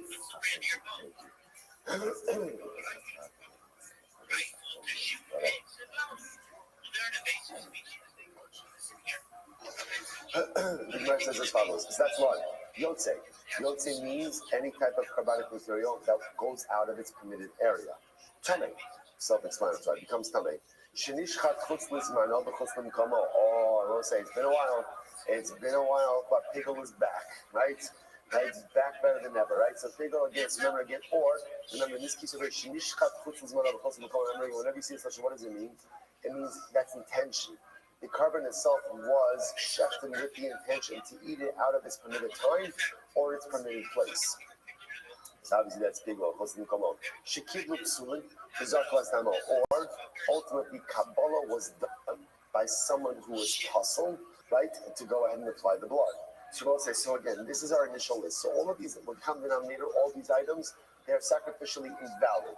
What the Mishnah is saying is, therefore, they should not be put on the Mizbeach. What the Mishnah is saying is, if you did put it on the Mizbeach, leave it there, do not take it down. The Yehuda says, Shenishchat balayla, v'nishpach dama. So the Yehuda now comes up with another list. He says, you have a carbon that was shechted at night, right? Nishpach dama, the blood was spilled. Yatsa dama chutz l'kilayim, or the blood was taken out. Kilayim literally means the curtains, but it means outside of the precincts of the Beis Hamikdash. In all of these cases, in Osa Tered. So the Yehuda says in these cases again, Laila, covered in Shakti at night, blood was spilled, blood was taken out, ultimately again of this permitted area. In all of these cases, if the carbon was put on the Mizbeach, take it down. Rabbi Shimon, because Rabbi Shimon Omer, no tayed. No, Rabbi Shimon says, do not take it down. Why? Rabbi said, this is incredibly important. Rabbi Shimon Omer, Rabbi say, now in general, whenever we see lists like this, right? Whenever we see lists, what is it that we're going to be looking for, right? What are we looking for? Right? We're going to be looking for ultimately again a rule. Right? So what is the rule? So the Gemara says, Rabbi Shimon Omer, Kol shepisula b'kodesh, hakodesh lekavla. So this is very interesting. Any item that essentially entered into the Beis Hamikdash, sacrificially valid, but the invalidation happened in the Beis Hamikdash itself, that's the type of item where ultimately, although you shouldn't put it on the Mizbeach, if you did so, ultimately you don't take it down. Conversely, lo haya pisula b'kodesh, ein hakodesh mekablo. If the invalidation was even before the animal came into the Beis Hamikdash, or let's say it a little bit differently, the animal came in already disqualified. Right? It already came in disqualified. That's the type of item where if you put it on the Mizbeach, ultimately take it off. So now the Gemara gives examples of this. So it's like the first category is much more obvious, right? That's all of these cases. For example, again, you have an animal ultimately again lino. You left it overnight. It became tame, right? You shechted it with an intention for chutzpah zmano, chutzpah komo, pigel, right? So these are all examples of when the animal came into the precincts of the Beis Hamikdash, it was fit. It was fit. Then something happened inside of the Beis Hamikdash to disqualify it. And Shimon says, that's the kind of item where if you put it on the Mizbeach, don't take it down. Don't take it down, leave it there. On the other hand, if the animal came in disqualified, then Allah said, you can invert it, you put it on the Mizbeach, take it off. So what's the examples of the second category? The following examples are animals literally again that did not become disqualified in Mikdash. Rather again, the disqualification was already before they entered the Mikdash. For example, Harova Bahamirva. Right, an animal that engaged in the act of immorality. Right, that happened before it came in. Hamuksa. Muksa means it was set aside for Avodah Zarah. Nevad, it was worshipped as Avodah Zarah. Esnon, it was given to a harlot as payment for her services. Mechir, item that was sold for a dog or exchanged for a dog. Kilayim, some type of crossbred animal. Trepa, right, an animal with some type of trait for disqualification. Bayotse dolphin. Actually, I don't know if we ever touched on this. We'll get to this. This is an animal born by cesarean section. By C-section is invalid to be a carbon, right? Ubali woman, or an animal that has a blemish. So also to come down there amongst all of these items is before it even walked into the precincts of the Beis Hamikdash, if it was disqualified. So the Shimon says this is the type of disqualification where if you ended up putting it on the Mizbeach, take it out. So listen, this is very helpful because now we have a rule. If the disqualification developed in the Mikdash itself, that's an example of if you put it on the Mizbeach, you don't have to take it off. You can leave it.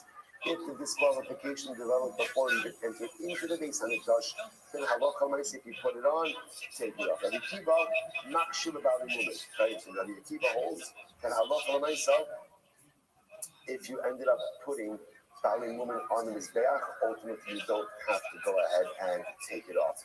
I'll say, by the way, I was going to point out, we'll discuss that more, but this is so Rabbi Akiva, right? Rabbi Akiva is always the one who's able to find the beauty, even in the most damaged situations, right? The end of things come out in the Sefes Makkos, Rabbi Akiva, again, even in the midst of court, when everyone's crying when they see destruction of the Mikdash, Rabbi Akiva, the eternal optimist. Rabbi Akiva is always able to see hope, always able to see light, always able to see beauty, even in the midst of just such destruction. So it makes sense. Rabbi Akiva is the one who says, Bali woman, if you left it on the Mizbeach, if I put it on the Mizbeach, leave it there. More about that later. So Rabbi Chanina Skanakonim, Rabbi Chanina Skanakonim said, listen to this, Docha Haya Abba as Bali woman Yagabe Mizbeach. So Rabbi Chanina Skanakonim, and I will say, Rabbi Chanina, again, this he was a scan Kohen Gadol. So obviously, again, his word is going to carry a lot of weight. Also, Abdullah Scan Kohen said that ultimately my father would not allow Baal women on his bath, to the point that even if they went on his bath, ultimately, again, my father would have them taken off. Very interesting. Imar says, Kishem, good. Kishem, Shem, Alu lo yerdu, Kach, and yerdu lo yalu. So we'll say this is very interesting. So now the Mishnah says another rule. In all of these cases, right, in all of these cases where, let's say, you have a sacrificially married animal, you ended up putting it up in this bayah, right? So what's the halacha? Once it's there, at least in certain categories, once it's there, you don't take it down. Now, we'll say, not the opposite, but the corollary to that is, if you ended up taking it off, you don't put it back on. Like, in other words, just to illustrate this just a little, let's just use the first example, right? So the Tanakhama said that if you have a carbon that became tamei, you shouldn't put it on the mizbeach, right? But yeah, what's the halacha? If you put it on the mizbeach, then what? You don't have to take it off. Let's say I took it off. So you might have thought, well, since had I left it there, right, it would be okay. So even if I took it off, I could put it back on. Mishnah says, no. In other words, yes, we will agree that if you put a sacrificially invalid carbon on the mizbeach, you're going to leave it there. But once you took it off, clearly you're not going to put it back on. That's what it means. Kishem should only lo yardu. The same way that if you put it on the mizbeach, you don't take it down. However, kach in yardu lo yalu. So too again, once you took it off, you do not put it back on. The kulon, because this last thing is very interesting as well. The kulon sha'alu chayim l'rosh hamizbeach yardu. So this is very interesting. If let's say you have an animal that is sacrificially unfit, right? And then let's assume that it's one of these disqualifications that occurs inside of the mikdash itself. Let's say you ended up bringing the animal to the top of the mizbeach. Now, remember again, you're never shechting karbanos to the top of the mizbeach, right? Karbanos are shechted where? A little chazara, where? It depends. What does it depend on? Kache kadoshim, kachim kalin. Kache kadoshim are shechted, Safan in the north, and kachim kalin anywhere in the Azara. So the Gemara says as follows. But let's say again, so generally, if you brought up a living carbon to the top of the mizbeach, what do you do with it? Bring it down. Amafur shiraya, to ultimately again keeping your animals next to you, right? So again, especially to those dog owners, a reminder: no one likes your dog but you. So therefore, again, keep it on a short leash. No one wants it running up to them. No, it's not cute. No, it's not cute. It's not cute. It's annoying, and frankly, a violation of one's personal space. It's a Furush Shiraya from Zvachim Peital with Aleph. Don't let your animal go up on a mizbeach, right? Keep it next to you, lahavdil. You want an animal? Enjoy it. Play with it, roll with it, do whatever you want to do with it, right? But keep it to yourself. Okay. It's not me, it's the Mishnah. I'm just saying, it's a Mefurish Mishnah. So the Gemara goes like that. So again, if the animal goes ahead and goes to the top of the Mizbeach, bring it down. Now, interestingly enough, Ola sha'osa chayil rosh Mizbeach. This is very interesting. What happens if an Ola goes to the top of the Mizbeach? Now, obviously, this is the owner who's bringing it. Or I shouldn't say the owner, because the Kohen is bringing it. Then what's the halacha? Tear it. Once again, bring it back down. Shachta b'rosh hamizbeach. What happens if you ended up shechting the ola on the top of the mizbeach? Now again, remember, that's not done. We'll discuss the mechanics of this. Yafshit v'yintacha b'mkoma. Interestingly enough, and we'll see the reason for this, if you went ahead and you ended up shechting the ola on the top of the mizbeach for some reason, once you do the shechita there, so the Mishnah says, do the rest of the process there as well. So yavshik means to flay it, right? And ultimately, again, the inaskan, to cut it up literally in that same spot. So again, why that is, we'll step up fascinating. Great. So let's say, let's go. Says the Gemara, Tanya, Rabbi Hudomer. Rabbi Huda says, Zos hi ha'ola. So we'll say, so now remember again, the pasuk over here, we spoke to Yitzav, es Aaron bezbanav leimar, Zos Toras ha'ola, Ki ha'ola al mokda al mizbeach kol ha'layla at haboker, ve'esh ha'mizbeach tu kadmon. So we'll say, so again, this pasuk over here is talking about the carbon ola. And interestingly enough, the way it describes the carbon ola is this in the ola, it's al mokda al mizbeach kol ha'layla at haboker. That the ola burns on the mizbeach the entire night until the morning. So the Gemara makes an interesting observation, or I should say, Rabbi makes an interesting observation. There are three words in this pasuk: Zos, He, Ha'olah. These are three limiting words, what we call mi'utim, exclusionary or limiting words. So just take a quick look at the first Rashi. Zos, He, Ha'olah.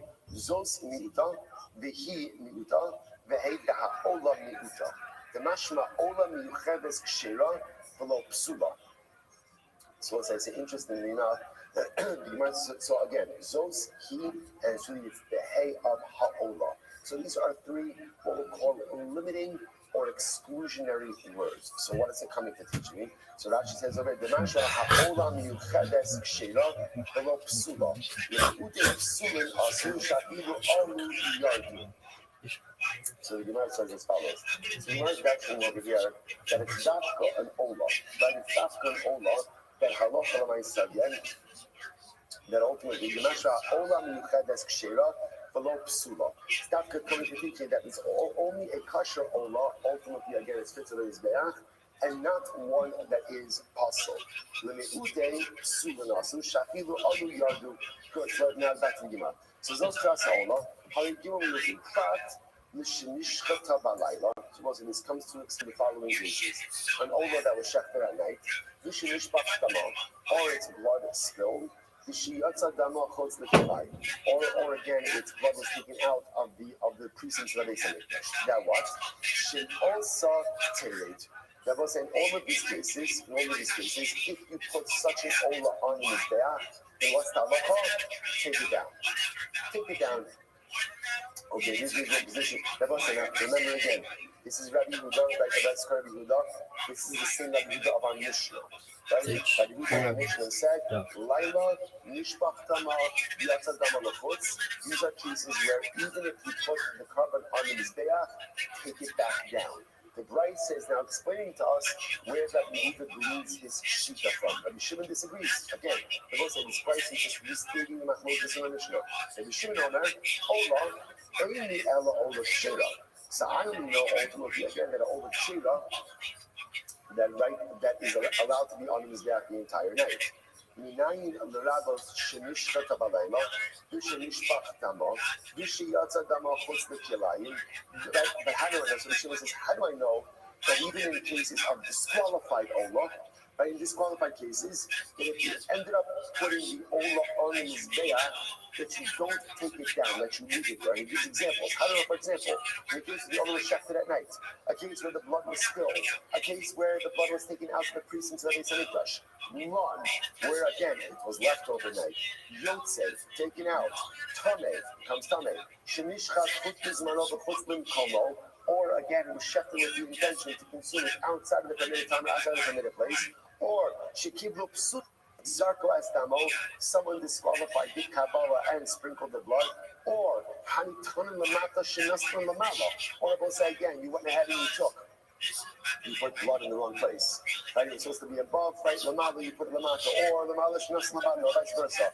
Or hanitanim b'chut shenaston b'fnim, or the blood was supposed to be applied outside, you applied it inside, or b'fnim shenaston b'chut, or it's supposed to be inside, you did it outside. So it's like, Rabbi Shimon is going through every single possible disqualification, or Pesach v'chatos sheshachton shalom b'shmat, or Pesach and a chatos that was shechted shalom b'shmat. Remember again, that by the way takes us back to Zvakim Beis Amad Aleph. Remember again, every other carbon, if shechted shalom b'shmat, is still kosher. The only two exceptions to that rule, Pesach and chatos. So essentially, we'll say until Rabbi Shimon just did. Rabbi Shimon said, how do I know that every single disqualification that a carbon can have, if you have any one, that's the whole list. That's the entire list of any possible carbon disqualification. How do I know that even if the carbon experienced any disqualification and you ended up putting it on his back, that's what? That you What's don't his take name? it down. Fitch Kwang Duck. Does anybody know that? Like one in a thousand. So ultimately, the Torah Fitch gives Kwang one Duck? rule. Nobody. Oven means what? Anything that is How about the taken guy up in the his street? back, Nobody knows that that's what? motherfucker's name Shim either.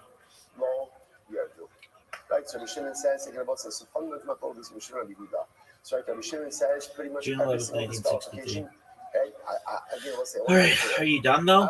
I'd be like, okay, hey, bitch, clown, duck, are you done? I'd be like, shut the fuck generally, it's up. discarded. Right? Again, there's a place where they would go ahead and dispose of disqualified karbanos. We're talking about a case of ex post facto, right? Somebody do didn't the pay one attention thing. to the halacha and ended up putting it Fire in his him. back. The Mishnah says, Is this once the line? it's there, do not take it down. Where does he get that from? Zos Toras Ha'olah. And again, he understands Ola doesn't just refer to carbon Ola. Rather, Ola is a description of Olin. Everything that is placed on top of the Mizbeach, ultimately, again, once it's there, ultimately don't take it down. If you look at the last Rashi, Toras Ha'olah, Shi Amok Da, Shetehei Sham Halayla Adaboker V'lo Seis. Lo Seis, this is interesting. If you look at the Lashon of the pasuk, is Zos Toras Ha'olah, Ki Ha'olah Al Mok Da. Al Mok Da means on the fire. Once you put it on the fire, once you put it on the Mizbeach, do not take it down. Incredible. So the Gemara says, Yochol. Now, again, listen, now that changes in 1 second. You might have thought like this. Yochol.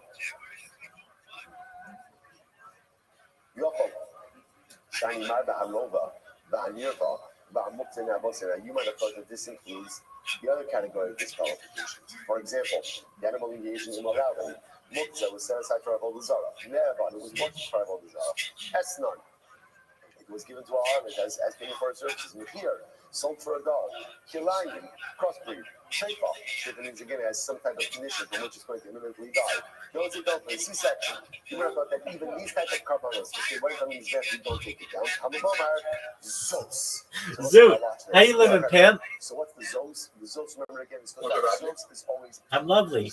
How many hours until you go on stage? Yes. So whenever you see Zos, right, in the Torah, Zos is always coming to Oh, wow. Okay, let's hear your joke.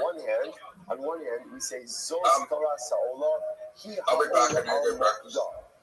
Yeah, you do. Okay. Anything that is Olah, anything that is put on top of the fire of the Mizbeach, don't take it down.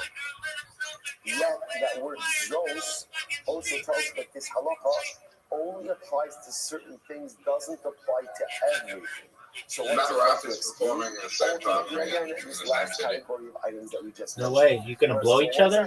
This is great because remember, this brisa is literally... All right, well, hopefully he's practiced more than you have. So Mark asks, I don't think Matt practices. I think he just does grab what. All right, well, how do you know? he's got asses in the seats. Zoot, rehearse. Come back, and I want to hear it, and I hope it's perfect. I've never actually heard Matt Rothschild grab one. Have you? No. But Allah even if you put it on his desk, you take it down. How do you know? Is that what he's meant? Yep. Oh, so cute. He's also known. You think he's good at grabbing? He's also known for setting up those situations where he'll like pay somebody to be in the audience and to do something that goes viral on Instagram or whatever. Right? I have an inclusionary phrase and an exclusionary phrase. What's my inclusionary phrase? I mean, the crowd work that I've seen, I think, has been a setup. So I don't know. Exclusionary word, Zos. So now that I have an inclusionary and an exclusion, so the Gemara listen to this.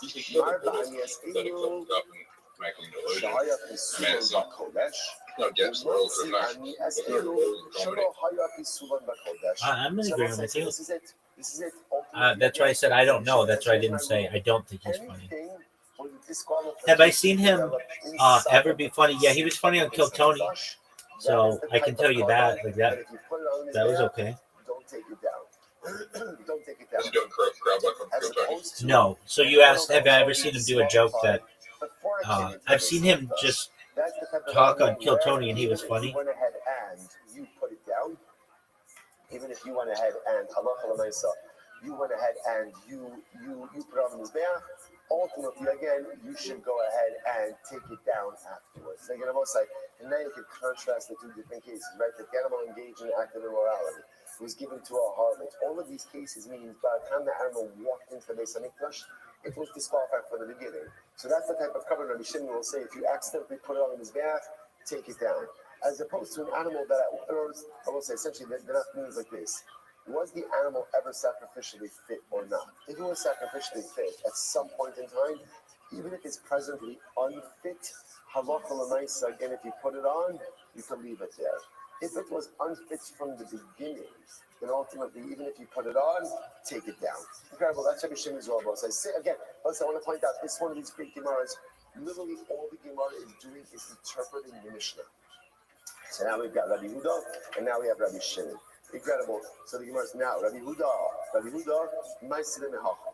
Now let's say, now what about Rabbi Huda? Where does Rabbi Huda gain his shibud? And remember again, Rabbi Huda disagrees with Rabbi Shimon, and that Rabbi Huda holds that Laila, Mishpach Dama, and Yotze. Which means if you shechted it at night, the blood spills and you took the blood outside the pieces of his flesh. Rabbi Huda holds in these cases, even if you put the covers on, you have to take it off. Rabbi Shimon holds, no, even in these cases, if you put it on, you leave it on. So where does Rabbi Huda get his shita from? He wants to Rabbi Huda, my Sidon Mehacha. Because Rabbi Huda learns out of here. Why is it that we said that ultimately again if the blood was left overnight? If you went ahead and you put the cover on his be'ah, that is okay. Right? Why is that? Why? Because the sacrificial parts ultimately again, if they were left overnight, but then subsequently put on his be'ah, ultimately again you leave them on his be'ah. So really interestingly enough, all right, so why is it that lun by dam is kosher? Because again, since lun by a murin is kosher, I will say, by the way, when we say kosher, kosher means if you put it on his death, you don't have to take it down. So if that works for a murin, sacrificial parts is going to work by dam, by blood as well. Lun by a murin kosher. I will say, how do you know that, by the way? That if you left sacrificial parts overnight, and you ended up putting it on his death, you shouldn't, but you did, but you leave it there, you don't take it down. Shine lun kosher babasa.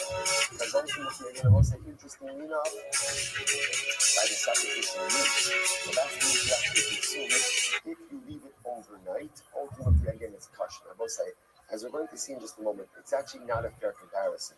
Because what is it referring to? It actually says over here, it's actually referring to the meat of shlomin. Right? Shlomin is consumed, actually goes out to dinner for how long? Shlomin is consumed for 2 days and 1 night. So obviously, leaving all the shlomin overnight, that kind of called moving over. And essentially, you start to do this logic, like you do something like this. Essentially, kind of look like backwards. Once I know that ultimately sacrificial meat can be left over and it's still kosher, I learned from there that the sacrificial parts, if left over, and then put them in the are left on the bear. And once that's true for sacrificial parts, what we should be doing is similar applies to sacrificial blood. Done. Interesting. Yeah, well, that's a new logic. Yotze, Shayotze Kasher Babama. It wasn't interesting enough, ultimately when it comes to Yotze. So what's our Yotze? Yotze is Kasher Babama. What's it? Once again, that's an interesting statement. Yotze is Kasher Babama. So let's say that the Babama is a private altar. Where do you put a private altar? Where do you put it? Wherever you want. Brothers and Arizona, you know, like that's a private altar. You put it wherever you want. And so the Maisa, so therefore, since we see it as a concept of Kabbalah and being valid outside of the Torah, therefore, Allah is a precedent. Ultimately, you don't say, you touch a Kadash, you don't say, if you don't say, you're older than you're a touch of, you don't say, the damn house, you're not saying, actually, not yourself. No, yeah, don't say, Kasher Baba. Tame, what about Tame? Tame, Hayot, Hotzer, La'abon, Sibor. So that's an interesting, really also kind of precedent. Why? Because you must remember again, there's a concept of criminal punishment and sequel, which means that Allah has some kind of certain forms of communal service. Allah promotes this in the sequel. Which means Mano, what is the case? You are when shacking the carbon. You have in mind to go ahead and pursue the carbon outside of the point, where you also have to go. Hold it from the last time to do that. What's the remember one of the novelties nothing work? One of the novelties that didn't work, but I'm not for the myself, the carbon actually only becomes able only if you complete the sacrificial service successfully. Right? If you don't end up actually going out and trying to blow doing something, the carbon can't become single until you actually go through all of the different steps. You can Gemara says. Again, what about an extrava for outside of the community time? This is what we always see, right? That is always compared to Mano. Shekiblu Psulim, exactly as Damo. What about the case ultimately again where someone who was possible to find the family, and someone who was possible went ahead and ended up There's a doing new Kabbalah star and basketball Zidane. player, and I'm Because of the Abondas Tzibah. We're talking about again the kind of people who are endowed here, but would be valued for community service. That's an example of that. That he points out. Kohanim who are created. Right? So Kohanim are created, technically speaking, who are endowed for the service, but yet would be technically valued ultimately again for Abondas Tzibah. To which the Gemara says, 1 second. So the Gemara says, this is already Uber Uber. But you want to start by a very simple idea. If you've done Davar Shalom Shelo, you Davar Shalom Shelo, the most eminent how this person started, interesting enough, his primary limud is based on the fact that since meat, sacrificial meat, is kosher even if you leave it over. And therefore what? You compare them again to the meat, sacrificial fire to sacrificial meat. And then you compare blood to immunity. How is that a good comparison? Sacrificial meat that's left over is kosher, right? Because when you give us, for example, like I should put that like shtabel. That's not halacha. The window of consumption is 2 days and 1 night. So how, again, so you're going to tell me that since the meat that's left over is kosher, therefore, if you leave over in the ring, which are really invalid, but if you put it on his back, don't take it down. What kind of meat is that? What kind of meat is that? If you've done it, can you actually learn out something that is actually sacrificially invalid from something that is sacrificially valued? To which the Gemara says, Tana, Azot, Torah, Sa'ola, Riba, in reality, really what the son is really basing himself on is the drasha of Zos Torah's Ha'ola. Like that phrase, once again, is a reword. Is an inclusive phrase that opens the again. That should have been that which we espoused is that he was primary limud was not really his primary. Therefore, just the question is the second. Therefore, what we're really left to focus here is just the fundamental focus between Rabbi Huda and Rabbi Shimon. Rabbi Huda again, just like Rabbi Huda's entire limud. And Rabbi Shimon really bases himself on a rule. And what's the rule? The rule ultimately is that any carbon is disqualification developed inside the precincts of the Beis HaMikdash. If you end up putting that disqualified carbon underneath there, you don't take it down.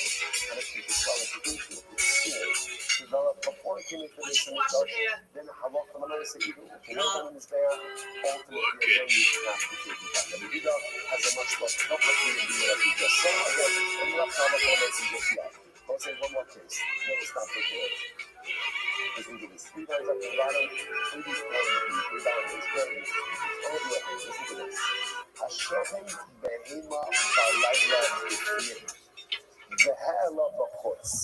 Right? Listen, you hear this case? This is so interesting. Let's say Cohen goes ahead and he shafts a carbon at night inside of the Beis HaMikdash. Now, I'm saying obviously, right, illegal. We don't check Kabbalas at night. There's no Kabbalas at night.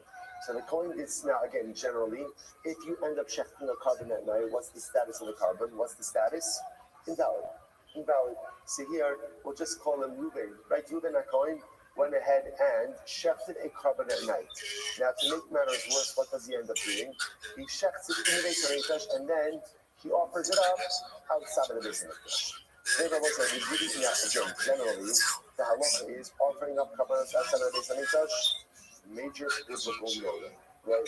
Serious transgression. Obviously, the time everything over here is shogeg, right? Everything over here is obviously accidental, right? So again, there's 2 things that happen over here. Number one, shechted a carbon at night, and then went ahead and compounded the mistake ultimately again by offering it up outside.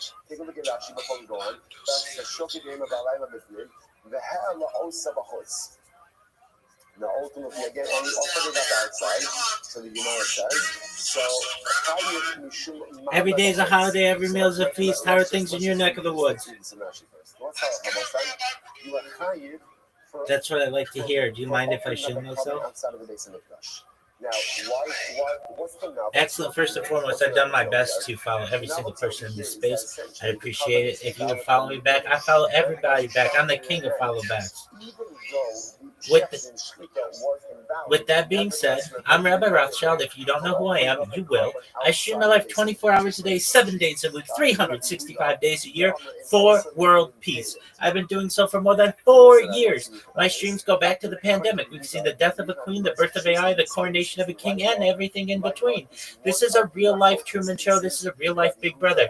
This is a timeline and time capsule of human achievement. In the 1990s, Bill Gates coined the phrase, content is king, and I'm making it true today. I'm king of the internet. This is the biggest event in global history, and here's why.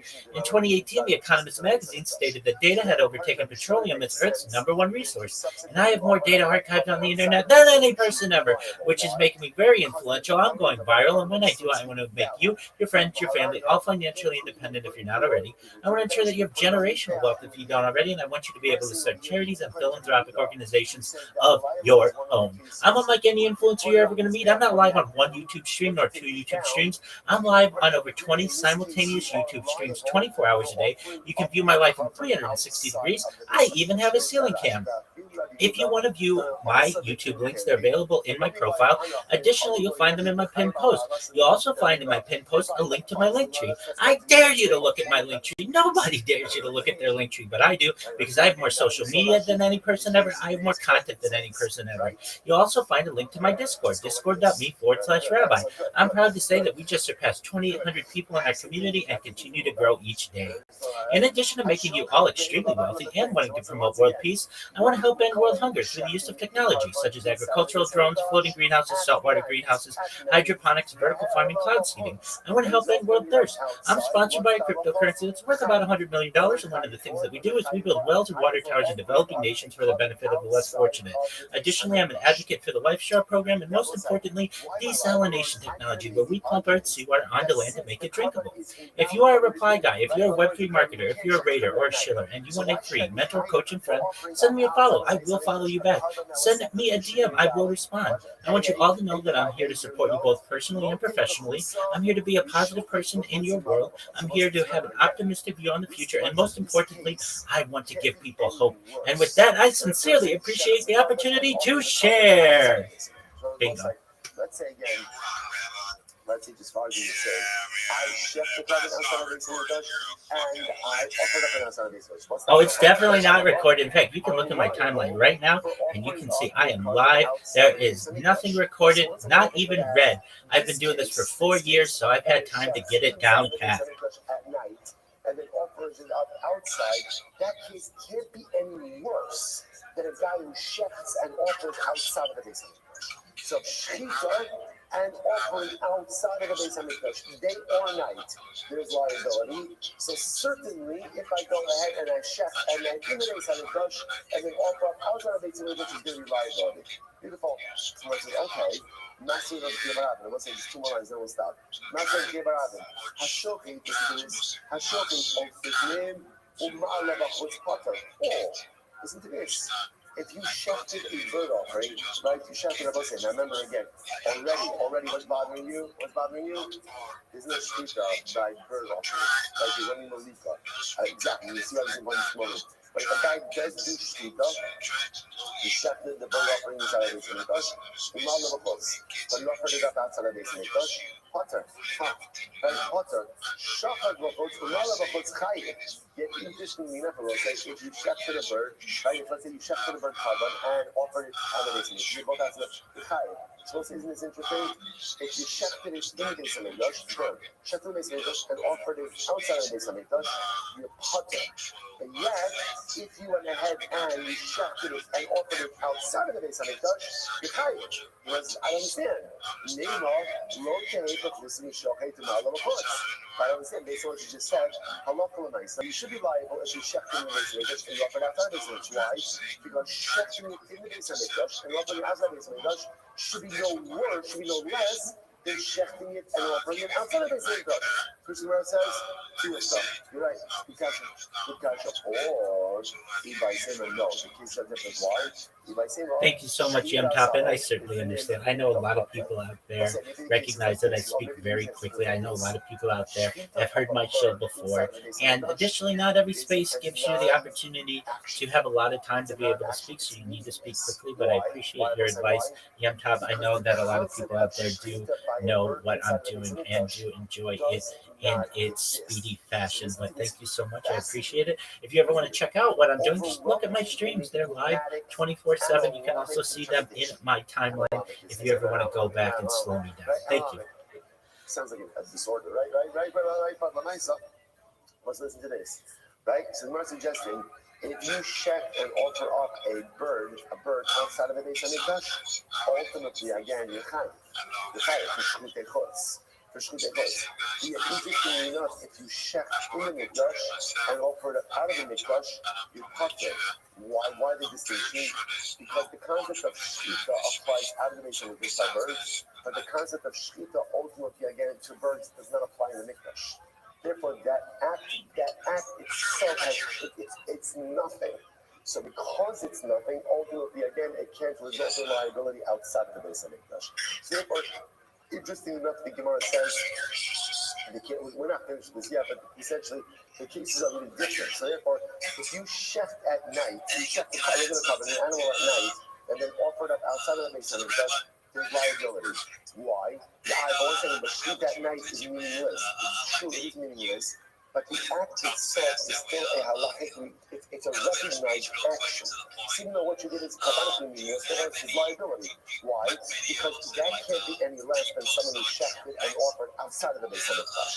But yet, interestingly enough, if you shecht a bird in the Beis Hamikdash and then go out and burn it outside of the Beis Hamikdash, 100%. If you look at my pin post, there is a 1-minute video of an overview of what I do. And then additionally, I make Instagram videos all day long. I sing songs, so popular songs, everything going back to classical music to perhaps 50s, 60s, 70s. I just sang some disco, certainly 80s hair band and all that, 90s alternative tracks, certainly into the 2000s. I love hip hop. So yeah, if you want to check that out, certainly probably some of the best opportunities. And I can just tell you, type in Viral Rabbi into anything in Instagram, you'll see more content that you've ever wanted to see. You can also just type in my name, Rabbi Rothschild, and you can find I have a lot of short videos in there. Additionally, I created a robot on X that uploads my life 24/7, not just on YouTube like I do, but also on X. So every hour you can see what I've been doing. But I understand people want some short form content of mine. So the best thing I would say to do is just type in Viral Rabbi into Instagram. You'll find all my stuff. If you want my exact Instagram handles, just go to my link tree. I have all my Instagram accounts essentially in there, and you can see me singing lots and lots of songs. I have that short form. I have some comedy short form. I do some green screen creativity on Instagram and TikTok as well. So I hope that answers your question if you're looking for short form content of mine. He should be a meditation for his children, his grandchildren, remember he's growing his 36 grandchildren. They're dedicating the shul and the Joshua Christmas in memory of their parents. Yitzchak Lee, the Benan Cohen, Shalom Rachel Bas Baruch Avro, Hilda Bas Hanik Ephraim, and many of the Jewish family friends, such as Natalie and Gordon Shem, all the men who fell in battle and Gaza and Hanukkah for peace. I sincerely appreciate that. And top tier, if you need other kinds of content, you just let me know. I will make whatever you want, whatever you think is good.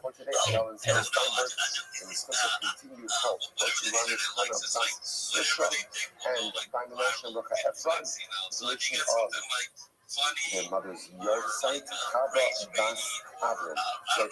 Today, we also have the merits of our Talmud Torah, all the Jewish family we are. The families in the Chava, all those who need to wish heaven to give us calm for the Yisrael, to continue to share brachas Absolutely. If you look at my link tree, you'll see my TikTok, Super Rothschild. I have one post that I posted a while back that has over 100,000 views to it and lots of interaction. If you want to know what it is, there was a um, there was a television reporter who was doing an AMA on TikTok, and I asked her, does she use her right hand or her left hand to wipe? And she thought I wrote right. And so she answered the question, and that had a little bit of virality to it and got over 100,000 views. So you will find that I do have some quirky anecdotes like that that are all over my social media where I ask people questions like that. So what is the halacha in such a scenario like that in terms of a quick review? Yeah, so we're all related. There are over 3,000 of us in the United States alone and thousands of us globally within the Ashkenazi Jewish community. It's like having the last name Kennedy in the Irish community. So certainly have had to work for that, which I have been able to earn. Yeah, I mean, we do share DNA. But it was put on the Mizbeach nevertheless. Almost everyone holds like I said, I've had to work for what I've earned. So if you're thinking that I am essentially independently wealthy simply because of my last name, no. I've been able to establish myself to some type of financial independence to be able to stream my life 24/7 for the last 4 years, but I've had to work for that. What about if the mincha came accompanied with carbon? The different Rabbi Gamliel, Rabbi Yoshua, Rabbi Yoshua once was playing his bayah, you don't have to take it down. The divrei kulon tele. And everyone else, you have to go ahead and take it down. The Nisachin haban b'fnei atzmon. What about Nisachin ultimately again that are brought on their own? The divrei kulon year. According to everyone, you have to take it down to the Mizbeach. The divrei Gamliel don't have to take it down. Nisachin haban imazerach. What about Nisachin that come accompanying a carbon?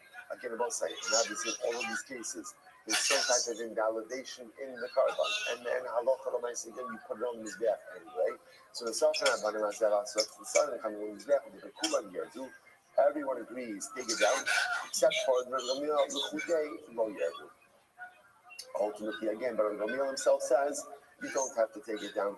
To which the Gemara says, okay, thank you for the recap, but Shita, I was going to say, generally the Gemara doesn't do this. In fact, by the way, it would actually be great if Gemara did this in general, right? Because again, that little summary at the end, especially of belonging to Vatsu, will be a bracha. But the Gemara doesn't, the Gemara doesn't do this. So the Gemara says, what are you doing? So Pshita, like, there's no new information that's been conveyed over here. So what exactly is it that you're giving over? So Pshita, Gemara says, no. Mincha ba b'fnei atzma itztrichale. Actually, I will say the main case that the Gemara wanted to convey was ultimately again mincha ba b'fnei atzma. The case of a mincha that is brought on its own. So I'll say, why is that case necessary? The Rabbi, the Amar Rabbi, the Rabbi said, "Nisnadei adam minchas nisachim, minchas nisachim." Ultimately, that halacha l'maisa, a person has the ability to be misnadi, to go ahead and bring a voluntary minchas nisachim every day. Now, let's say if you look at Rashi right to the right. Right, Rashi says over here. Rashi says mincha b'fnei. Actually, first, if you look at the Sochem Rabban Rashi, Rashi, you go to the Snadi Yayim below Zera. So Rashi, if you go down with the minchas habah b'fnei atzma, Rashmuinon yish minchas nisachim habah b'fnei atzma kibulava. So I'll say, interestingly enough, the Gemara says in this entire recap was really to highlight one important piece of information, meaning that you could bring a minchas nisachim, that you could bring a voluntary wine libation on its own, even though normally again nisachim accompanies a carbon, right? That's how we classically understand nisachim. Rabbi is of the opinion that you could bring a wine libation all by itself. And I said, yes, if I may just include what I talk about on my streams, because a lot of people wonder, do you just show yourself and eat and sleep, and is that it? No, I've done a lot of IRL streaming as far north as Santa Barbara, as far south as San Diego, as far west as the Pacific Ocean, as far east as the desert and mountains. I've streamed in Beverly Hills and Los Angeles at Disneyland, basically everywhere in Southern California. And I'm a futurist. I'm someone who likes to discuss the future, in addition to being someone who advocates for world peace, ending world hunger, and ending world thirst. So some of the futurist topics that I'd like to discuss are things like anti-gravity, antimatter, artificial narrow intelligence, artificial general intelligence, artificial superintelligence, of course, cryptocurrency, quantum computing, space tourism, space elevators, things like perhaps terraforming of other planets, interstellar travel, things like invisibility cloaks, teleportation, even things like Santa Claus machines and replicators. I also like to talk about things like de-extinction. People don't know this, but the first successful de-extinction took place in the year 2003 with the Pyrenean ibex, which was a goat located in northern Spain, southern France. Fast forward to the year 2021, a company out of Dallas, Texas is founded, known as Colossal Bioscientific. They've made it their goal that within the next 2 years, by the year 2028, to reintroduce the woolly mammoth into the Arctic Circle, utilizing Asian elephant circuits, which I just think is a mind-blowing goal, and I don't know why more people aren't talking about it. Following the reintroduction of the woolly mammoth, they want to reintroduce the Tasmanian tiger, followed by the dodo bird, which I think will be really exciting to perhaps be able to archive. Additionally, I like to talk about things like life extension technology, and this is really just for those of you who are interested. None of this should be forced on you. It should be all with your consent. But if you want, someday I'd like to give you the resources to be able to achieve things like oxygen therapy, human growth hormone, stem cells, cryogenics, things like cold shock therapy, red light therapy, testosterone replacement therapy, things like ambrosia therapy, to extend your life from its current limit of maybe 80 years old to 100, 120 years old. But at 120 years old, you may say, Rabbi, back in 2026, everything that you said sounded like science fiction, but it's become science fact. What's the next plan? My body's starting to break down. And again, this is with your consent. And I'm not even saying I necessarily advocate for this, but these are things that I like to talk about, are things like perhaps mind uploading technology, where, with your consent, we scan your brain into a computer like a CAT scan or an MRI, knowing where every atom is in your central nervous system and your peripheral nervous system, for later download as an android, an avatar, a cyborg, a cybernetic being, a clone of yourself, a robot, an ethereal being, whatever you want to be. But essentially what I'm saying to you is perhaps in the future there may be an opportunity of digital immortality. And with that, I just wanted to contribute that. Thank you for the opportunity.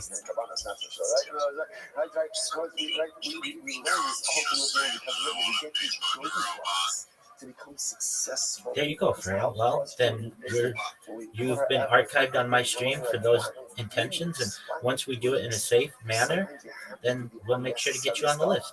In order to get to the necessary accomplishments. Again, says, just state Rabbi, and actually give Rabbi. Just the whole point of this is Rabbi's statement. So just quote the statement of Rabbi. I'll tell you why the Gemara says no. Interesting about saying no, because actually the novelty case. The novelty case is something not binding on Zeba. Is actually again the libation. Yes, I have heard of it. So it's, I understand a process known as reverse aging, where you can actually pause where you are at in your aging process, or actually reverse it to a point in time where the age of your cells is actually younger than they currently are. Yeah, exactly. Just an interesting carbonic fact is ultimately Nissan should even be brought on a later date. And that's interesting. Even though the Nissan are carbonically attached, they can be brought separately and distinct from the primary carbon. So the Gemara says, it should be brought the next day, or ultimately again, the day afterwards. Rashi says, the Safna Barim Bigla Zevak Shricha, right? Reish Lakish Hashemim and the Shimei here, we can go to Kamakir Lulu Lamachar, or Yomachar, the Kimel on the El, which we did is Adam, maybe Zvako Hayom, the Safa Mukan, that good young. Isn't that interesting? That a person can bring this carbon today and end up bringing the libations up to 10 days later. They're not going to harm out kids. We're back to Gemara. So that's actually the necessary case. Why? So that I would have thought, I find these types of discussions to be absolutely fascinating, and I appreciate you bringing up this topic. And the idea that many people think that these types of technologies are perhaps decades or centuries away, I think is in many ways incorrect thinking that this really we're already doing clinical trials in our local areas, as you're saying. You've even been able to perhaps make an attempt to sign up, and it's just a matter of time until this becomes the new Wegovy or the new peptide that's out there that for your GLP inhibitors and such. And I think that maybe within 5 years, maybe 10 years, this will be the new type of pharmaceutical that's on your local news and perhaps on airing during the Super Bowl. And people will, if they want and they can afford it, they should be able to, I feel, perhaps if they want, be able to extend their life to a more reasonable age. And if it does have some perhaps anti-cancer or at least at the initial start some anti-cancer properties, then why shouldn't we allow people to live longer? If you put them on the Mizbeach, now obviously, right, if they were invalidated and you place them on the Mizbeach, you do not take them off. Right? In the following list of items, if you put them on the Mizbeach, I absolutely agree. you weren't And supposed to because they were invalidated. this really brings up a major discussion that occurs in these types of conversations. And I mean, really, what we're talking about are transhumanistic ideals and transhumanism discussions. And it's going to be a debate between the haves and the have-nots, which is really sad. I really want to give the people who maybe wouldn't normally have the chance at these types of medications or therapies, pharmaceuticals, the opportunity, either by making them low cost or perhaps just somehow attainable. Because what we're going to have, unfortunately, if we don't have those types of systems, is a future of the extreme wealth that are able to live forever, essentially as transhumanists, and then what we consider to be your standard Homo sapien that dies at a ripe old age or whatever we consider it to be, and they will never have the opportunity. So I'd like to see more diversity in who gets the opportunity at these types of therapies and medications. It's been a while, but Pickle is back, right? Right, back better than ever, right? So Pickle again, remember again, or remember this specific shnish cut is one of the possible color. Whenever you see such what does it mean? It means that's intention. The carbon itself was shechted with the intention to either out of its permitted time or its permitted place. Absolutely. There's the adage of Methuselah and 969 years in the Bible.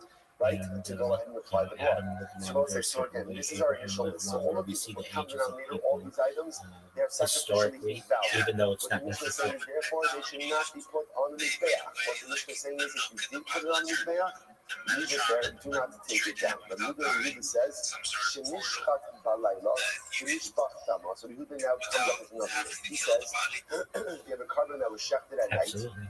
And we don't necessarily know that these types of biological opportunities aren't available to us. There could be something that we're eating or something that is within our current structure that limits our average life expectancy. But perhaps we may be able to establish some really long lives. And if that happens, that opens up a lot of questions to the world, such as, how many children should you be able to have? Or what happens if you want to go, let's say, base jumping or skydiving or something, and you, God forbid, die doing that? Do we just re-upload you to the second right before you started your descent of the jump, or do you want to be taken back to another point in your life? But really, a lot of this sounds like science fiction. I recognize that. It's almost like save points in a video game. If you've ever played a video game that has a checkpoint or a save point, the argument could be made that we may be able to create that in the future.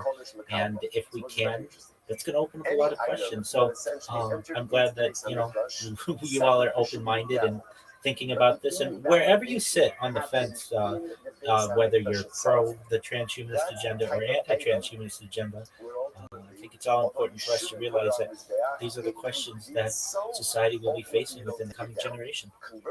And I didn't mean to take up all your guys' time, but I appreciate the opportunity to have this conversation with you. the animal came in already disqualified, right? It already came in disqualified. That's the type of item where if you put it on the Mizbeach, ultimately take it off. So now the Gemara gives examples of this. So it's like the first category is much more obvious, right? That's all of these cases. For example, again, you have an animal ultimately, again, lino. You left it overnight. It became tame, right? You shechted it with an intention for chutzlin zmano, chutzlin komo, pigel, right? So these are all examples of when the animal came into the pieces of the Beis Hamikdash, it was fit. It was fit. Then something happened inside of the Beis Hamikdash to disqualify. The Mishnah says that's the kind of item where if you put it on the Mizbeach, don't take it down. Don't take it down. Leave it there. On the other hand, if the animal came in disqualified, then Allah if you inadvertently put it on the Mizbeach, take it off. So what's the examples of the second category? The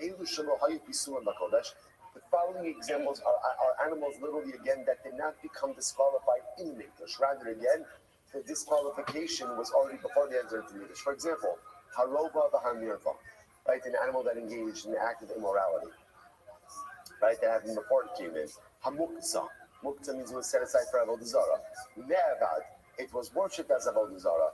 Esnan, it was given to a harlot as payment for her services. Mechir, item that was sold for a dog or exchanged for a dog. Kilayim, some type of crossbred animal. Treifa, right? An animal with some type of treifa disqualification. Bayotse Dofen, actually, I don't know if we ever touched on this. We'll get to this.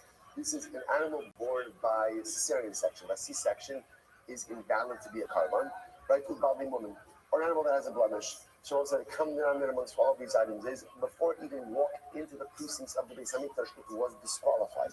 So Rishon says this is the type of disqualification where if you ended up putting it on the Mizbeach, take it off. So we'll say this is very helpful because now we have a rule. If the disqualification developed in the Mikdash itself, that's an example of if you put it on the Mizbeach, you don't have to take it off. You can leave it. If the disqualification developed before it even entered into the Beis Hamikdash, then halacha l'maaseh, if you put it on, take it off. Rabbi Akiva, machshiv b'ali mumin. Very interesting. Rabbi Akiva holds that halacha l'maaseh, if you ended up putting b'ali mumin on the Mizbeach, ultimately you don't have to go ahead and take it off. By the way, so we'll discuss that more. But this is so Rabbi Akiva, right? Rabbi Akiva is always the one who's able to find the beauty even in the most damaged situations, right? The end of things cannot get in the Sefas Makas, Rabbi Akiva, again, even in the midst of court, when everyone's crying when it's instruction of the Mikdash, Rabbi Akiva, the eternal optimist. Rabbi Akiva is always able to see hope, always able to see light, always able to see beauty, even in the midst of just such destruction. So it makes sense Rabbi Akiva is the one who says, Bali woman, if you left it on the Mizbeach, right, put it on the Mizbeach, leave it there. More about that later. So as Rabbi Chanina Skanakonim said, listen to this, Docha Haya Abba as Bali woman Yagabi on Mizbeach. So Rabbi Chanina Skanakonim, and I was going to say, Rabbi Chanina, you could, again, he was a Skan Kohen Gadol, so obviously, again, his word is going to carry a lot of weight. Also, Rabbi Chanina Skan Kohen said that ultimately my father would not allow Bali women on his Mizbeach, to the point that even if they wanted him in his Mizbeach, ultimately, again, my father would have them taken off. Very interesting. Gemara says, Kishen, good. Kishen she'im alu lo yerdu, kach em yerdu lo yalu. So we'll say this is very interesting. So now the Mishnah says another rule. In all of these cases, right, in all of these cases where, let's say, you have a sacrificially valid animal, you ended up putting it on the Mizbeach, right? So what's the halacha? Once it's there, at least in certain categories, once it's there, you don't take it down. Rabbi say, not the opposite, but the corollary to that is, if you ended up taking it off, you don't put it back on. Like, in other words, just to illustrate this just a little, let's just use the first example, right? So the Tanakhama said that if you have a carbon that became tamei, you shouldn't put it on the Mizbeach, right? But yeah, what's the halacha? If you put it on the Mizbeach, then what? You don't have to take it off. Let's say I took it off. So you might have thought, well, since had I left it there, right, it would be okay. So then even if I took it off, I could put it back on. No. In other words, yes, we will agree that if you put a sacrificially invalid carbon on the Mizbeach, you're going to leave it there. But once you took it off, clearly you're not going to put it back on. That's what it means. The same way that if you put it on the Mizbeach, you don't take it down. However, So to again, once you took it off, you do not put it back on. The kulon, this last thing is very interesting as well. The kulon, sha'alu chayim l'rosh hamizbeach yerdu. So this is very interesting. If let's say you have an animal that is sacrificially unfit, right? And again, let's assume that it's one of these disqualifications that occurs inside of the mikdash itself. Let's say you ended up bringing the animal to the top of the mizbeach. Now, remember again, you never shechting kabbalah by top of the mizbeach, right? Kabbalah was shechting where? Where? It depends. So it depends, right? Kachim kabashim, kachim kalim. Kachim kabash was shechting, Safran in the north, and kachim kalim anywhere in the Azara. So the Gemara says as follows. Well, let's say again, so generally, if you brought up a living carbon to the top of the mizbeach, what do you do with it? Bring it down. Bring it down. Before Shariah, to ultimately, again, keeping your animals next to you, right? So again, especially to those dog owners, a reminder, no one likes your dog but you. So therefore, again, keep it on a short leash. No one wants it running up to them. No, it's just you. It's not cute. It's not cute. It's annoying. It's annoying. It's creating a violation of one's personal space. And it's a foolish Shariah, then roughly take out of the honest. Don't let your animal go off on his back, right? You want an animal? Gig is behave. Enjoy it. Enjoy it. Play with it. Roll with it. Do whatever you want to do with it, right? But keep it to yourself. It's not me. It's the Mishnah. I'm just saying. It's an important Mishnah. So you know the right. So again, Salom Palais, if the animal goes ahead and goes to the top of his death, then you can. That's interesting enough. Allah, Sha'or Shechayim Lashim. What happens if an Allah goes to the top of his death? Obviously, this is the owner is bringing it. I should say, want to take me higher. Once again, bring it back down. What you doing in the bedroom? What happens if you ended up checking what you doing in the bedroom? Okay, remember, that's not done. You should be dancing. So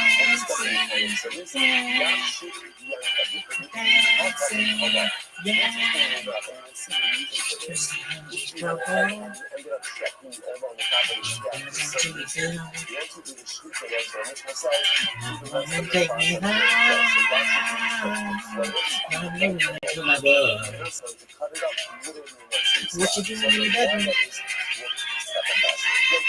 What you doing in the bedroom? What you doing in the bedroom? You should be dancing. So it's not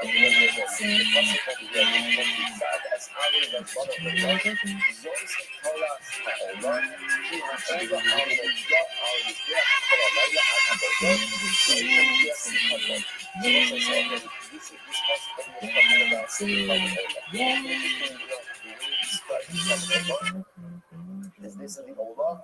It's Al Mokta Al Mizbeach Kol Halayla Adaboda. That the Ola burns on the Mizbeach the entire night until the morning. So the Gemara makes an interesting observation, or I should say, Rabbi makes an interesting observation. There are three words in this pasuk: Zos, He, Ha'ola. These are three limited words, what we call exclusionary or limiting words. So let's just look at the first function. When you walk along a country road, they doesn't grow larger like this, nor does it shrink in size when you walk a big road. So it's interesting how to take a painting and make it behave like a real piece of scenery under the camera. The trouble was we were photographing a flat two-dimensional background. So what is it coming to teach me? So we set about making plans and blueprints for a new cartoon camera that would overcome this. So the Gemara says as follows. So the Gemara is asking over here. When our camera moves in closer on this little background. So we set about making plans and blueprints for a new cartoon camera that would overcome this. The different elements in the scene were separated according to their varying distances from the viewer. This put the moon on a plane farthest away from the camera. With our original picture broken down in this manner, it is possible to control the relative speed with which each individual part of it moves to. When our camera moves in closer on this each individual part of it moves too far away from the camera. The loop remains absolutely still. The soul will always remain the same, neither growing nor shrinking in size. Of course, our cartoon camera does not shoot sideways. When it's placed in the block, it shoots downward toward the drone. Since this new camera used many planes, we called it multi-plane camera. Multi-plane These camera. are cases where even if you put the carbon on the staff, take it back down. The device is now explaining to us where that we need to And here now is our same moonlight scene, the way the multi-plane camera sees it. You can see we finally got the moon to keep its proper distance. When our camera moves in close, when our camera that light that is allowed to be on this gap the entire night.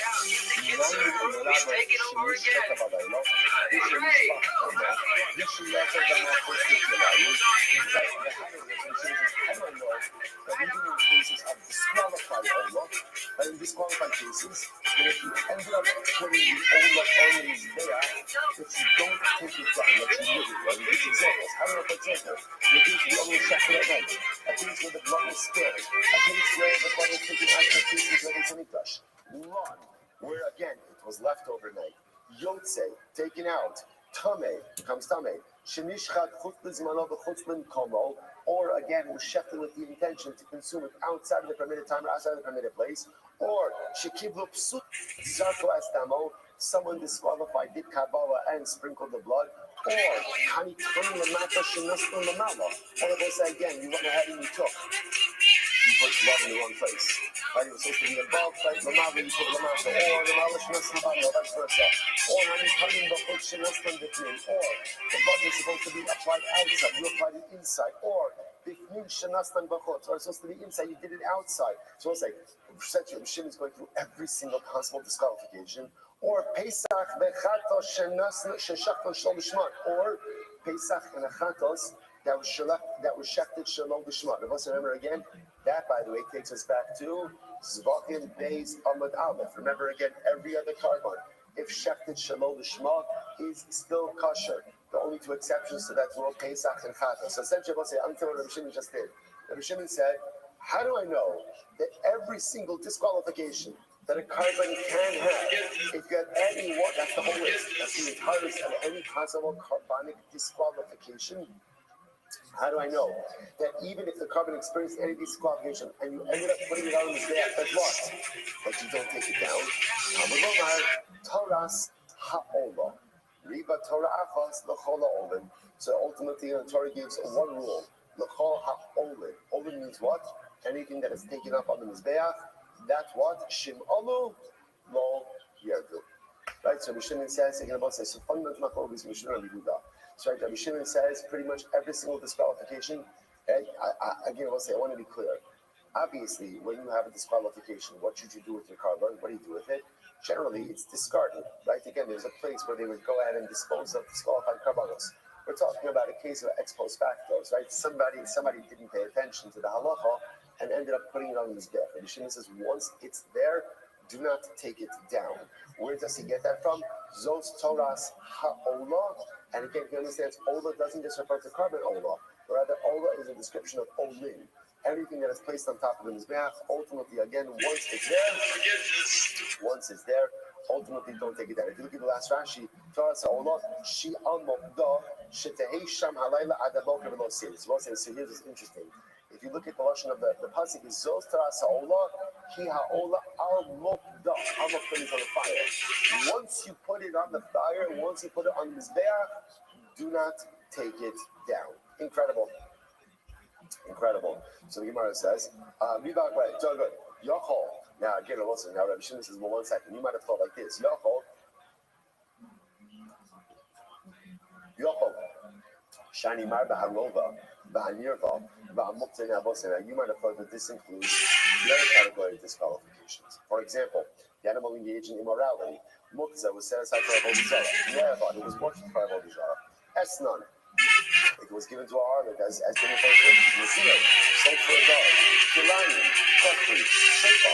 Shefa means again it has some type of condition from which it's going to imminently die. Don't say dolphin. C-section. You might have thought that even these type of carbonos, if they went on the mizbech, you don't take it down. Hamabomar, Zos. So we'll say, now watch this. It's incredible. So what's the Zos? The Zos, remember again, this goes back. Zos is always, Zos literally means what? How do you translate Zos? Yes. So whenever you see Zos, right, in the Torah, Zos is always coming to limit. So therefore, Rabbi Shimon says like this. On one hand, we say Zos Torah Sha'olah Ki Ha'olah Al Mokdah. Means anything that is olah, anything that is put on top of the fire of the mizbeach, don't take it down. Yet that word Zos also tells us that this halacha only applies to certain things, doesn't apply to everything. So what does it come to exclude? Ultimately, again, this last category of items that we just mentioned. The Gemara says, well, 1 second. Rabbi said, this is great because remember, this brisa is literally working us through the Mishnah. It's taking the same Mishnah working through. So the Gemara asks, now I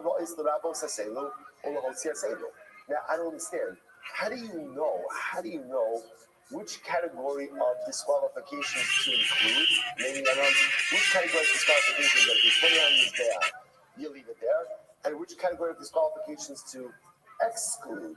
That Allah says, even if you put it on his deck, you take it down. How do you know? Not was the Ravos as elu or hoti as elu. To which the Gemara says, Acha sheri b'hakasav amveis. Oh, so cute. Right? So the Gemara says, right, so now that Rabbi says, so here's what I have. I have a ribui and a miut. Right? I have an inclusionary phrase and an exclusionary phrase. What's my inclusionary phrase? Toras ha'olah ki ha'olah al mokdah. What's the exclusionary word? Zos. So now that I have an inclusionary and an exclusion, so you must listen to this. Mar ba'anias elu shahaya pisulan b'kodesh umotzi anias elu shalo haya pisulan b'kodesh. Shabbat says, so this is it. Ultimately, again, Rabbi Shimon says, here's my rule. Anything where the disqualification developed inside of the precincts of the Beis Hamikdash, that is the type of carbon that if you put it on the Mizbeach, don't take it down. Don't take it down. As opposed to an animal that was already disqualified before it came into the Beis Hamikdash. That's the type of animal where even if you went ahead and you put it down, even if you went ahead and halacha l'maisa, you went ahead and you put on the mizbeach, ultimately again you should go ahead and take it down afterwards. Like in a side, and now you can contrast the two different cases, right? The animal engaged in active immorality was given to a harlot. All of these cases mean by the time the animal walked into the Beis Hamikdash, it was disqualified from the beginning. So that's the type of covenant Rabbi Shimon will say: if you accidentally put it on the mizbeach, take it down. As opposed to an animal that, I will say essentially, that means like this. Was the animal ever sacrificially fit or not? If it was sacrificially fit at some point in time, even if it's presently unfit, halacha l'maisa, again, if you put it on, you can leave it there. If it was unfit from the beginning, then ultimately, even if you put it on, take it down. Incredible. That's Rabbi Shimon's role. So I say again, first I want to point out this one of these great Gemaras. Literally, all the Gemara is doing is interpreting the Mishnah. And now we've got Rabbi Yehuda, and now we have Rabbi Shimon. Incredible. So now Rabbi Yehuda, my Shimon Hacha. So what's Rabbi Yehuda? Where does Rabbi Yehuda bring his truth? And I'm also remembering this Rabbi Yehuda. Rabbi Yehuda disagrees with Rabbi Shimon. And Rabbi Yehuda holds that Laila, Mishpach Dama, and Yotze. Which means if you shechted it at night, or you shechted at night, the blood is flowing, and you took the blood outside the precincts of the Beis Hamikdash. Rabbi Yehuda holds in these cases, even if you put the carbon on, you have to take it off. Rabbi Shimon holds, no, even in these cases, if you put it on, you leave it on. So where does Rabbi Yehuda get his shita from? So he wants to Rabbi Yehuda, my shita from Rabbi Yehuda learns out from here. What is very sad that I think you're going to what was left overnight. But I want to learn stuff. That is okay. Like, why is that?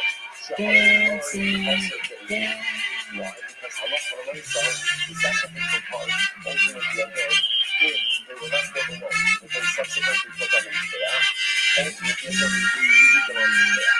So you need to figure out, so why do you get that? by dam is kosher, because you don't see the blood by the eating is kosher. What's another reason kosher? Kosher means you put it on his death, you don't have to take it out. So say, what's the sacrificial part? It's going to work by dam, by blood as well. What's the eating kosher? Take me high. That's what I'm taking me home. What you doing in the bedroom? What you doing in the bedroom? You should be dancing, dancing.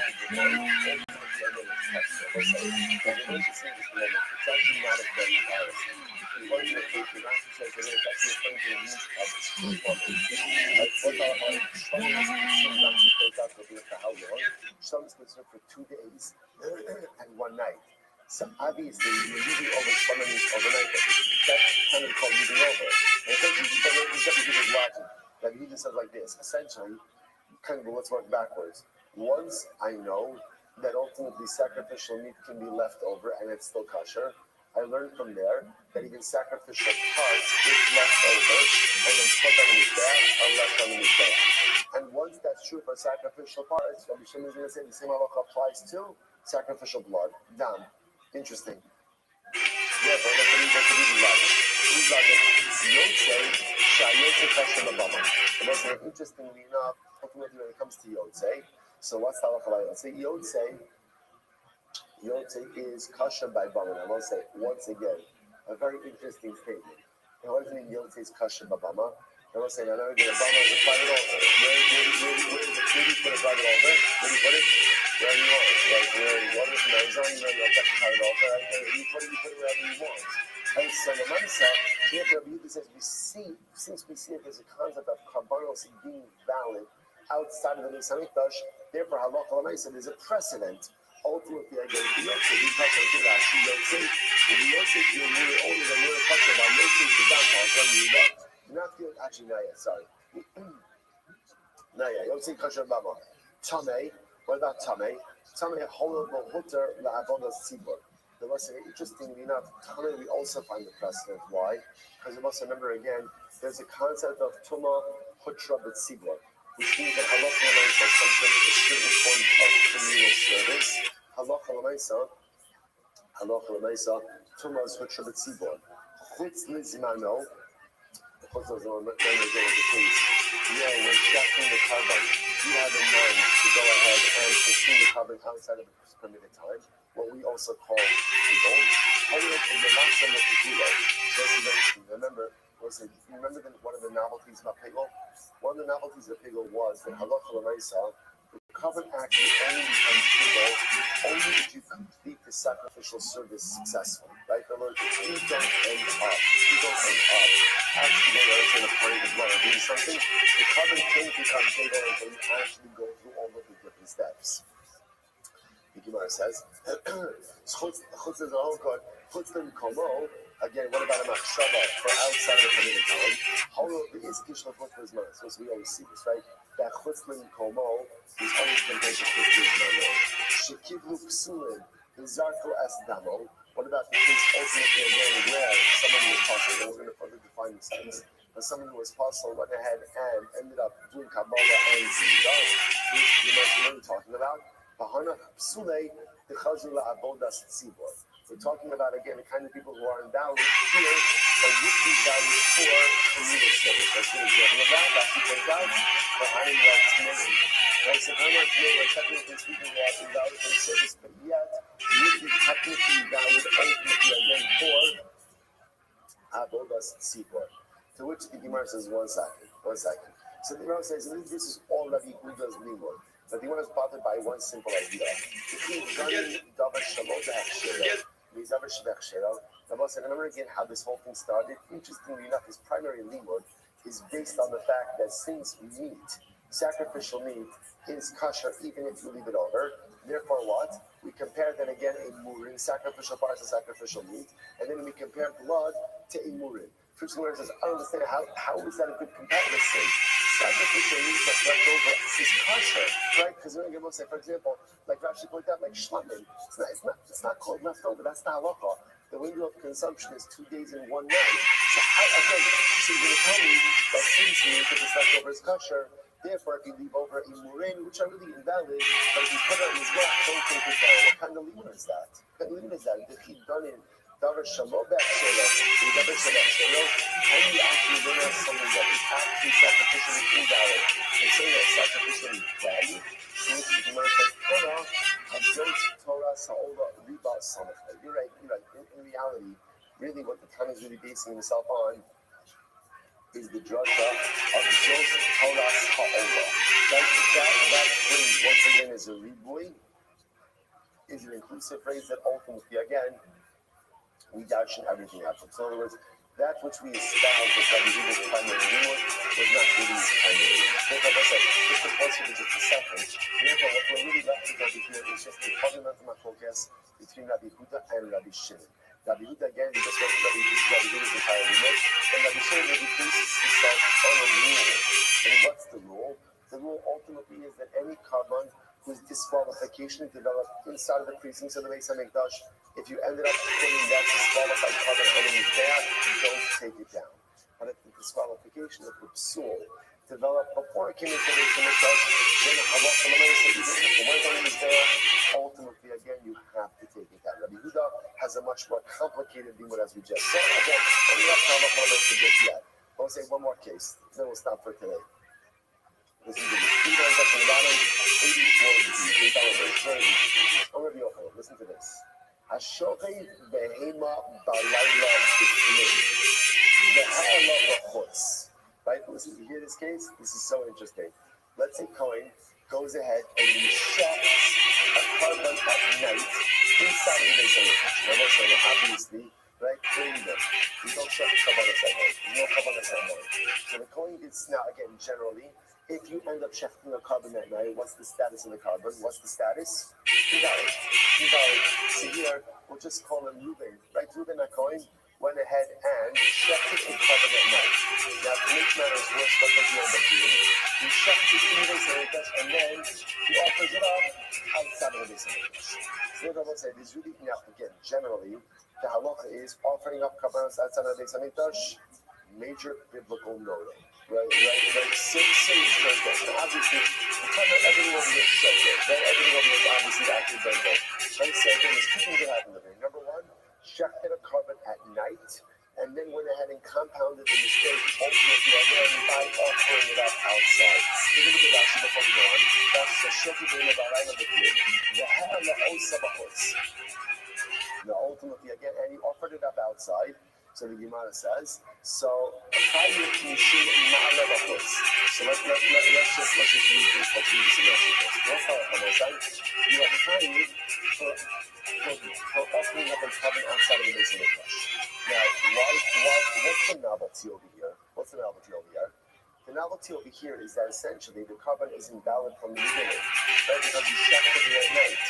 Even though the shecht and shchita was invalid, nevertheless you are going to be liable for offering up a carbon outside of the Beis HaMikdash. It's going to say,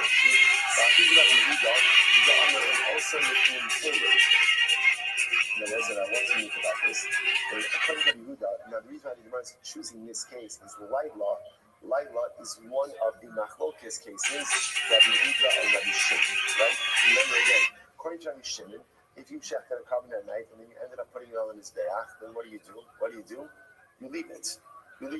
Because that's an example of disqualification developing inside of the precincts of the Beis HaMikdash. Therefore, according to Rabbi Shimon, it makes sense that if you subsequently offered up that carbon outside of the Beis HaMikdash, you would be liable. Why? Because there's an element of that carbon that is, so to speak, valid. Meaning, Baharaya, if you intentionally put it on his back, you would leave it there.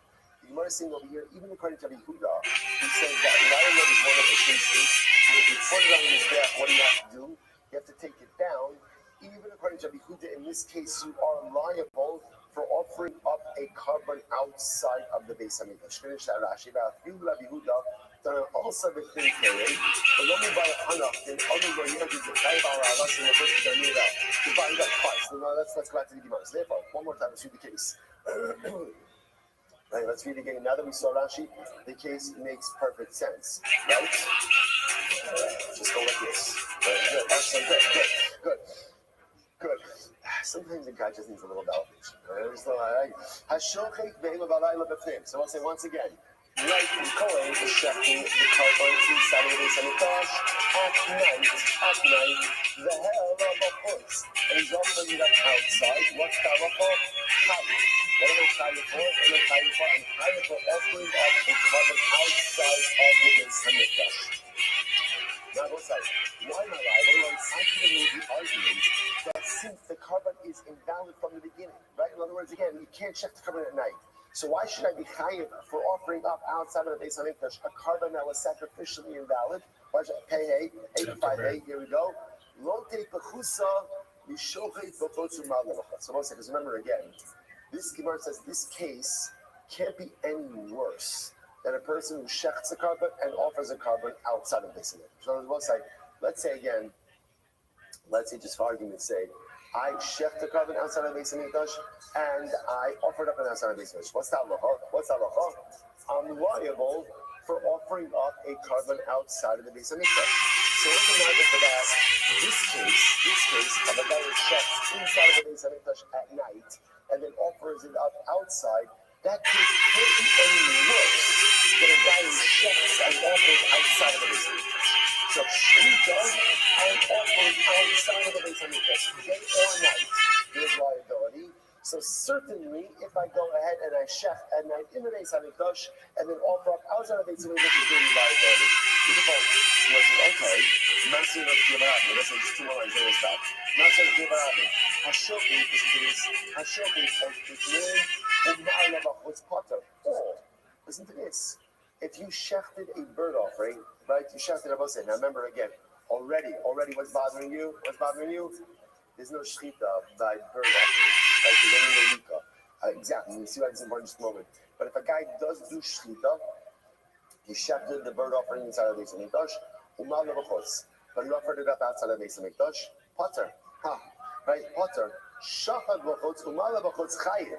Yet interestingly enough, I will say, if you shechted a bird, right? If let's say you shechted a bird carbon and offered it out of the Beis Hamikdash, they both asked about you're chayiv. So we'll say, isn't this interesting? If you shechted it in the Beis Hamikdash, bird, shechted the Beis Hamikdash and offered it outside of the Beis Hamikdash, you're potter. But yet, if you went ahead and you shechted it and offered it outside of the Beis Hamikdash, you're chayiv. You says, I don't understand. Nema lo te'ek v'chusim mishochet v'ma'alev v'chutz. But I don't understand, based on what you just said, halakha l'mais. So you should be liable if you shechted in the Beis Hamikdash and you offered it outside of the Beis Hamikdash. Why? Because shechting it in the Beis Hamikdash and offering it outside the Beis Hamikdash should be no worse, should be no less than shechting it and offering it outside of the Beis Hamikdash. First where it says, you're right, it's good kasha. Or Ibai Sema, no, the cases are different. Why? Ibai Sema, shchita sa'of b'fnim mikdal katlei. We'll say maybe the case is like this, or maybe the reason it's different is like this. Shchita of a bird inside of the Beis Hamikdash is a non-action. It's meaningless. Why? Why will I say why? Because the concept of shchita by a bird inside of the Beis Hamikdash does not exist. So listen to this fascinating, overwhelmingly enigmatic, analomic interpretation. Analomic is an anomaly, right? Analomic sounds like a disorder, right? But let's listen to this, right? So we're suggesting if you shecht and offer up a bird outside of the Beis Hamikdash, ultimately again you're chayiv for shchutei chutz. But yet, interestingly enough, if you shecht in the mikdash and offer it out of the mikdash, you're potter. Why the distinction? Because the concept of shechita applies out of the Beis Hamikdash by birds, but the concept of shechita ultimately again to birds does not apply in the mikdash. Therefore, that act itself it's nothing. So because it's nothing, ultimately again it can't result in liability outside of the Beis Hamikdash. So therefore, interestingly enough, the Gemara says. We're not cases yet, but essentially the cases are really different. So if you shecht at night, you shecht the regular carbon, the animal at night, and then offer it up outside of the Beis Hamikdash, there's liability. Why? I've always said the shecht at night is meaningless. It's true, it is meaningless, but the act itself is still a halakhic, it's a recognized action. So what you did is kabbalah meaningless, but there's liability. Why? because that can't be any less than someone who shechted and offered outside of the Beis Hamikdash. But yet, interestingly enough, if you shech a bird in the Beis Hamikdash and then go ahead and burn it outside of the Beis Hamikdash, you have to, even though if you were to shech and burn outside of a bird, outside of you would be chayiv. Nevertheless, if you shech in the Mikdash and burn outside of the Beis Hamikdash, you're putter. Why? Because the act of shech of a bird in the Beis Hamikdash is a meaningless, unrecognized. 4, 5, 6, 7, 8, 9, 10, 11, 12. What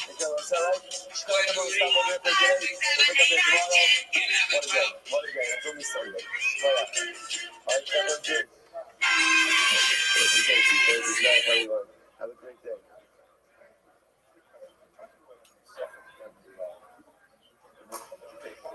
I understand. It's pretty good.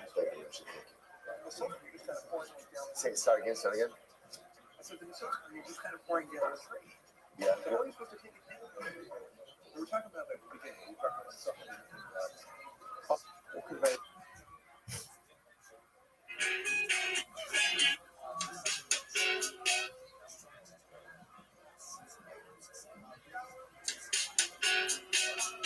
All right, we'll say good morning. Good morning. Let us begin. Begin by thanking all of our sponsors for this morning's shir. Begin by thanking. Right? Begin by thanking our sponsors. Teaching from somewhere long ago. Sentimental food jobs, see that they are to be created, and yet to be created. Investing in life, gymnastics are a smile for his nostalgic touch. You better never hear what he wanted to say, only to realize that the she had a place in his life. He never let that place actually rises to her authority. Anybody else would surely know. He's watching her go. What a fool believes.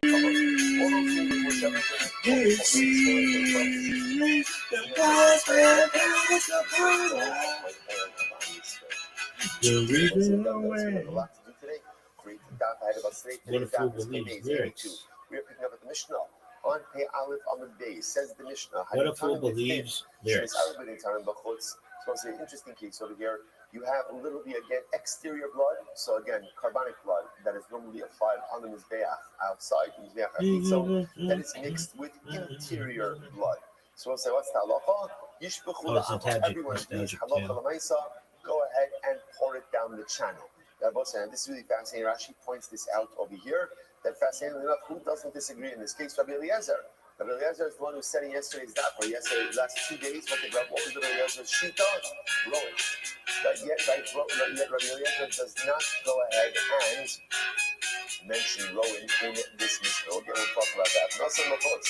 The fact that Nasan Lachotz. However, what happens? He takes them somewhere back on the road to go. This combination of blood. The sentimental food don't see very hard to be created, yet to be created.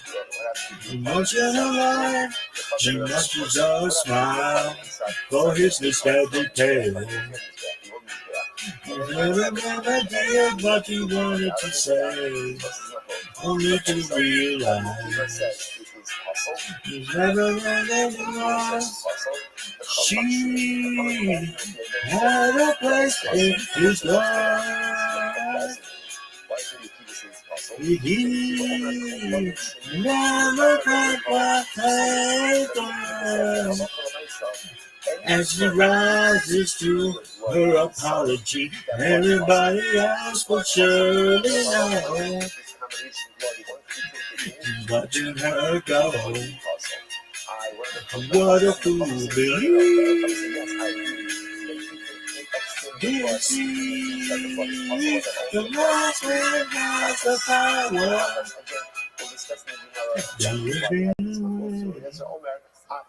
Says, by the way, it's not just chatos, but it's also asham. that is automatically invalidated if you Oh, bring that was it super inside. strong. Right? There's a strong connection between Chatas and Asham.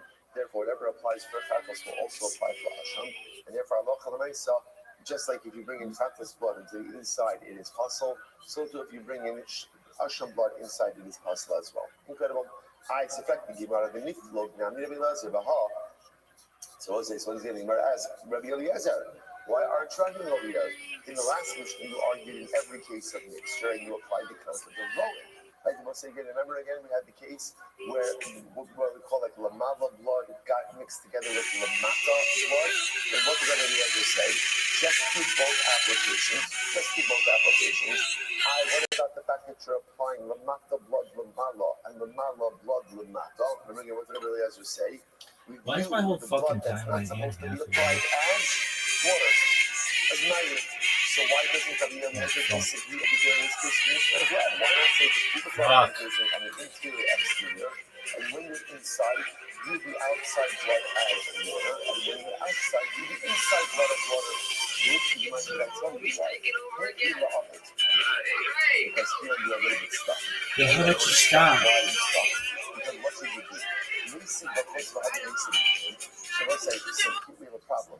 If you go ahead and you first apply the exterior blood and then the interior blood, that's not going to work. Why? Because I'm saying the same way that there is a mitzvah. Co-worker like my shit. Before the mata blood. This is cool, man. I like this. There's a mitzvah to go ahead and Is that a real chick? Oh, not that bitch. I was like, damn. Exterior blood. So the Gemara says, that's the problem. You think that's cool? You do the exterior blood first in violation of that order. So therefore, again, I'll say, hey, days in Dalek, 8 today. And they said, you're doing the other ways of it's fine. So go ahead and do the interior blood before you do the exterior blood. You can't do that. Why? Because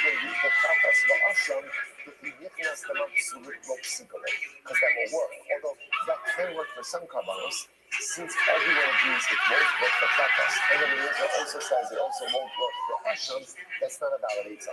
It's not a valid Eitzah because it's not a valid Eitzah. Essentially, the Israel cannot apply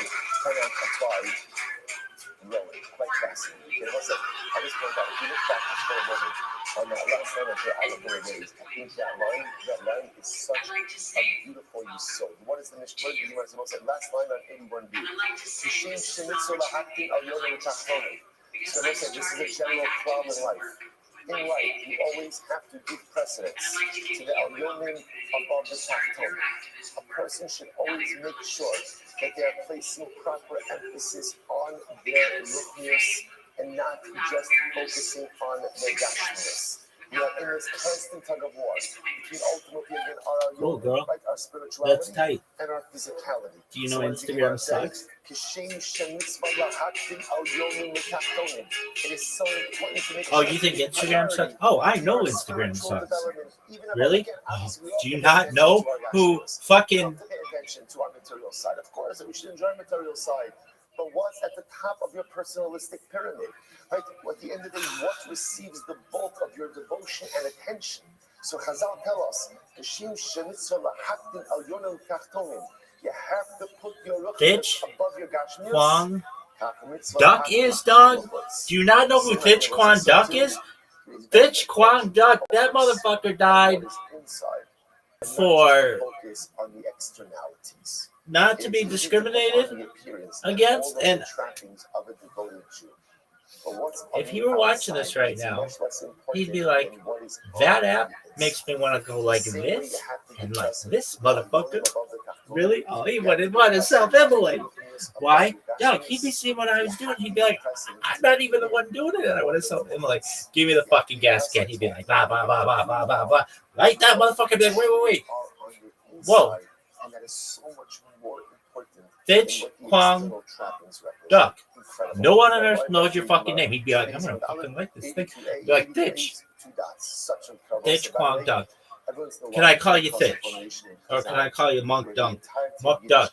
I don't know. You call me Rabbi Rothschild. Do you call a monk by their last name? Like Monk Duck? Monk Duck. Dog. Don't light the fire. Yeah, he'd be like, why? I'd be like, dog. That's it. Prioritize. Maybe there's a chance that we can get the second part of this fucking and make sure that you're spending the time developing who you song are upload. He'd be like, inside. ain't no way, son. I'd be like, dog, this is the worst. He'd be like, oh, you think this is bad?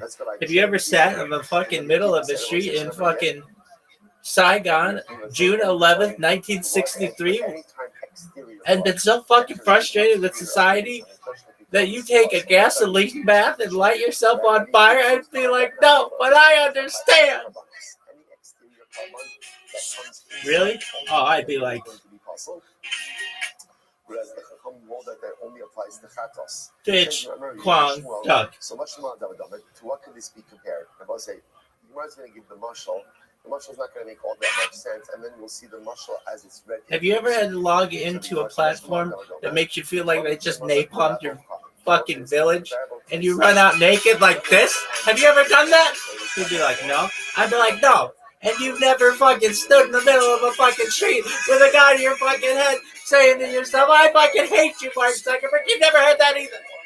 You'd be like, no. And I'd be like, see, you got to escape all that shit. I have to put up with that bullshit. I'd be like, you took the easy way out, dog. You could have been fixing this fucking app. Bitch, Kwang, Duck. Dude, but I'd be like, you took it like such a baller. I'd be like, man, just to be like, and then like fucking not be like, that was fucking G, dog. That's fucking. Why did that rabbi die? Oh, because he self-immolated himself because his fucking Instagram app crashed. Oh, okay, that's tight. No, it's not tight. It sucks. Why? Because Mark Zuckerberg sucks. Who the fuck is Mark Zuckerberg? Oh, do you know about the Hindenburg? Yeah, all the humanity. Well, guess what?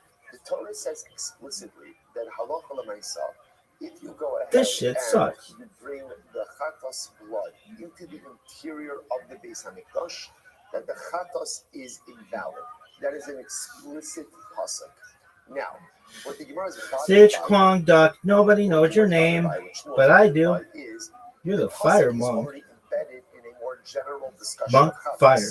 Look it up. Because of that, it was unnecessary for the Torah to mention chatos specifically. Man, I've got to take a whiz. Contextually, I already know we're talking about chatos. So because that, why does the pasuk have to say the chol chatos again? That's the shaila. So Gemara says, I'll tell you why. Dog, I was talking the whole time. Fucking socialite. Interestingly enough, the fact that ultimately, again, the Torah says chatos again, so must mean that that perhaps the Torah is not just referring to chatos, but rather chatos is representative of all kachim. And therefore what? Therefore, what is it coming to teach us? That any time you bring exterior sacrificial blood inside, ultimately, again, the blood is invalid. The blood is invalid. So the Gemara says, one second. Michti, Yisraku called kachim l'garim mizbeach le'im mariko shtifa. So we'll say, so remember again, halacha l'maisa, all kachim are included in halachas of mariko and shtifa. Halachas of mariko and shtifa, the halachas that say the following. Namely, that halacha l'maisa, whenever you have a carbon and use a carbon in a kli, the kli absorbs. And therefore, if you want to use that kli, you want to use that utensil afterwards for some other use, mundane use, you have to kasher it. That's called mariko and shtifa. So all carbonos are included in mariko and shtifa. No way. Why did we go What ahead would to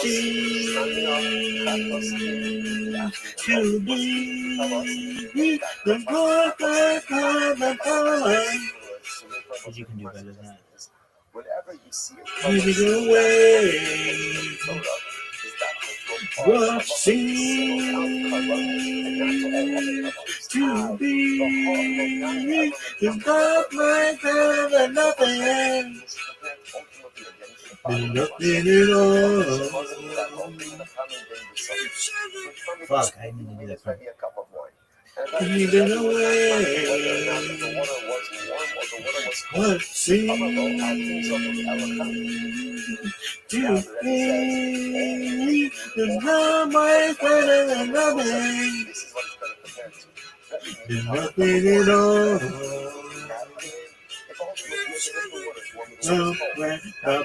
Long ago.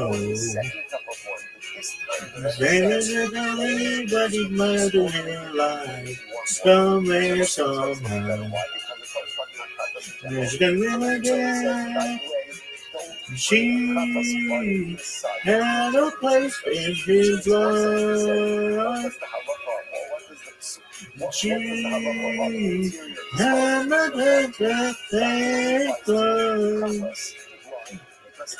I just do her apology. Anybody else would surely know.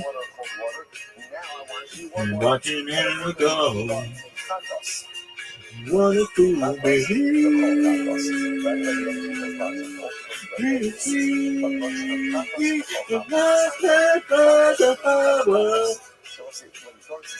I'm running away. What's in the and love can go, and love can come, and love and nothing.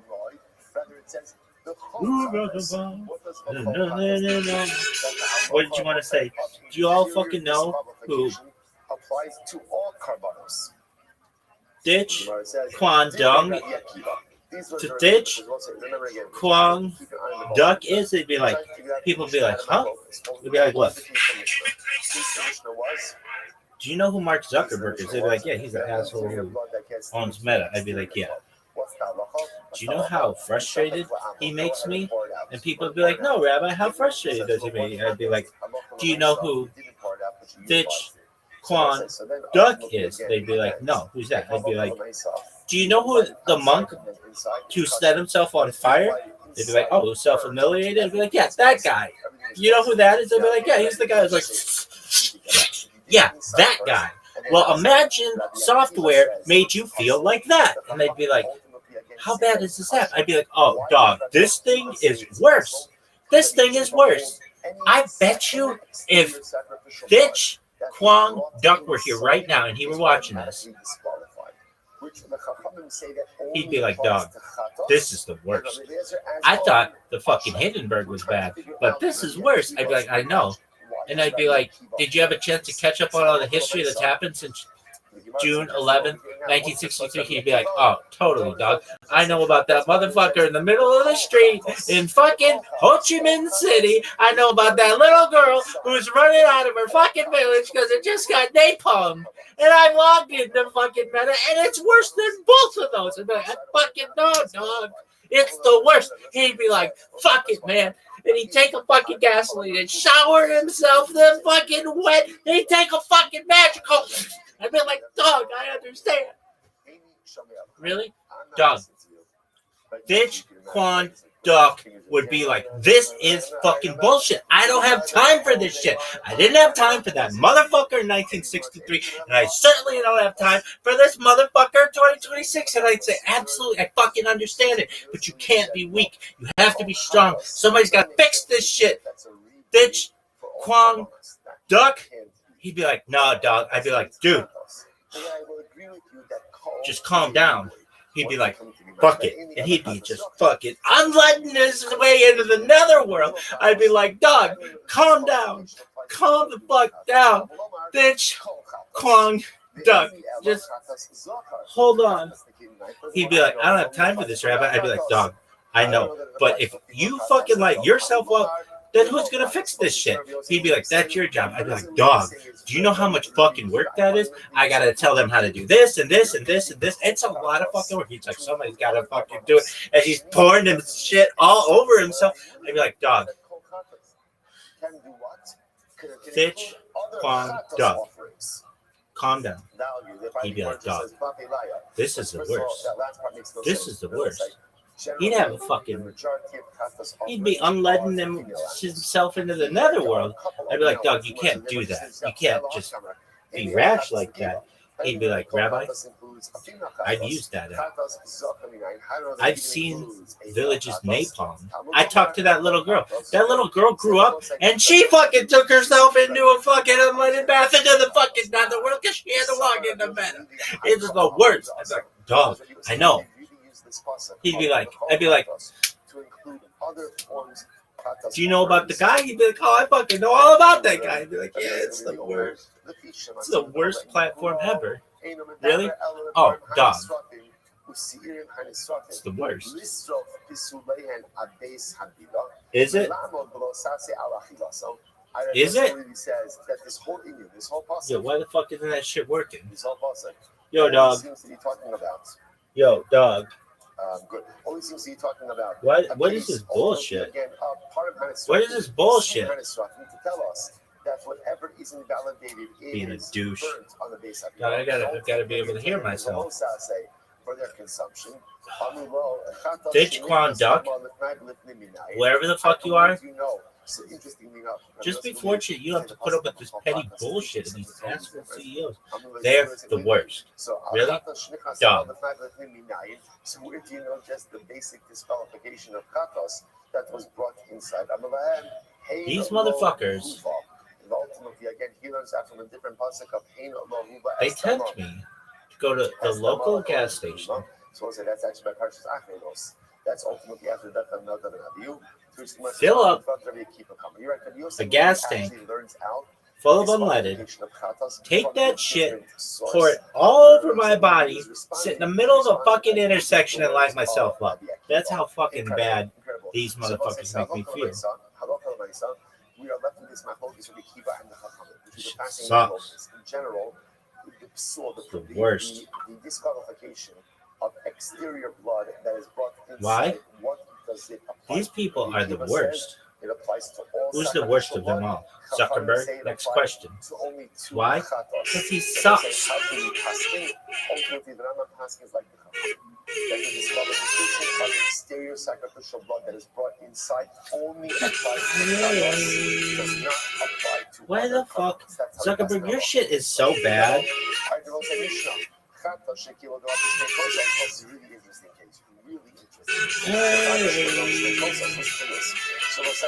But to be the progress of nothing. With nothing at all. Where can the mama go? Bring us everybody life in her life, some way, somehow. She was inside. She had a place in his life. Never make love take one. And she rises to her authority. Anybody else would surely know. And watching her go, what a fool believe. And she, the perfect patch of armor. In a way. But you can run, and God can run, and God can run, and God has better than nothing. There's nothing at all. And you got the man in it, you see. The God's been past the power, no reason away.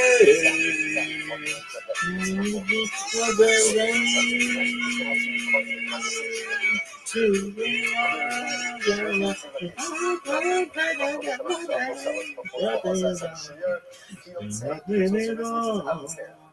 I don't see why it should be possible. This is look. If you take cup A outside, they both say, let's do about bachutz. Bachutz, they both say, remember what talks about when I say bachutz, you think outside. How? When I say bachutz, you think people, excellent, right? What the fuck, dog? So this is like this. If when you're doing the avoda, you have a machshavas chutz, you have in mind to do some part of this outside. What is that teaching about that invalidates the cup? Yes, you take cup A outside, everyone agrees that cup B is fine. And all the more so, Makom Shem HaMachshava or Savas Kedin. Ain't no Dish Lanachas and Mashiach. Are you fucking serious? Listen, let's say when you're doing the carbon, you have in mind to bring the blood inside the Kodesh HaKadoshim. What does that do to the carbon? What does it do to the carbon? Absolutely nothing. It doesn't invalidate it. So listen to this. A machshavas chutz Are you fucking serious? invalidates the carbon. Right? A machshavas pnim doesn't invalidate the carbon. So Rabbi says, therefore, if we're going to agree that if you take cup A outside, cup B is still good. All the more so when you take cup A inside, ultimately, again, cup B should be totally fine. That's the argument of Rabbi Yosef. Which perfect sense.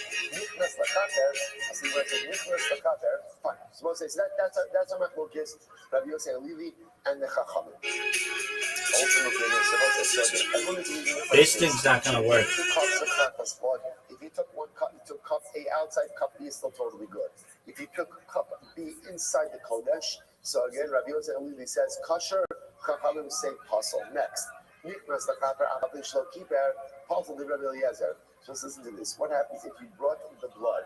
You brought the blood. It's the same case. I took cups of Chacham's blood, right? I brought cup A inside.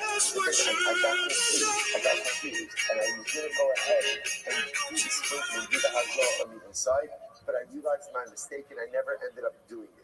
So once I brought it inside, but didn't do anything with the blood, so ultimately, again, Hazel Rose says the blood is going to be possible. Shimon says, no, the blood is not actually validated until you actually do something with it.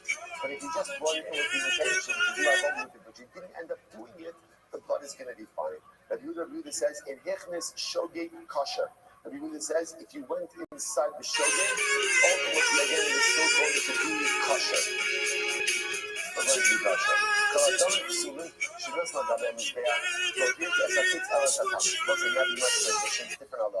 In general, if you apply invalidated blood, right, qualified blood on the Mizbeach, so ultimately, again, the tzitz. I want to know what's the tzitz. The tzitz is the head plate that the Kohen Gadol wears.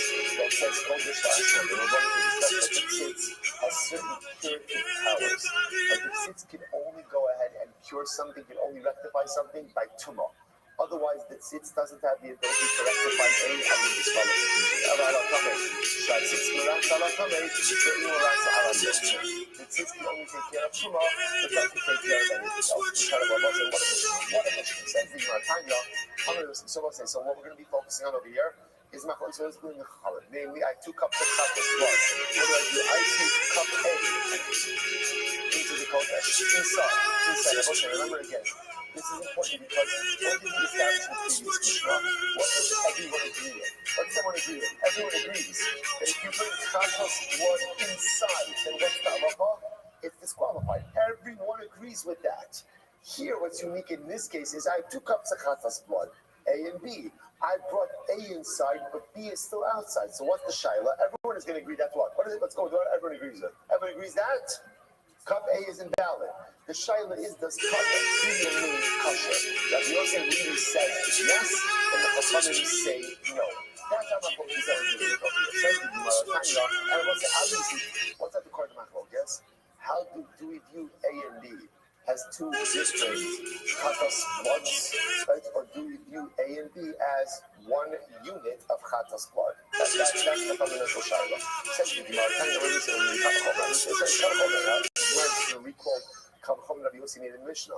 So when it comes to machshavas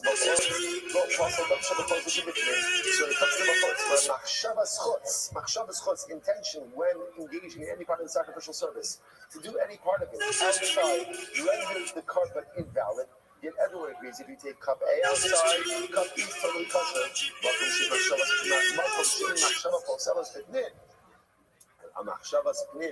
Which everyone agrees does not render the carbon invalid. Everyone agrees, therefore, that's what? Even if you bring cup A inside, cup B should remain valid. This is what they're saying. So the Gemara says, so it's good. So Amrle, Harehu Omer Asher Yuba Midama, Akili Niktas Tama. This event of Yosef for what's happening.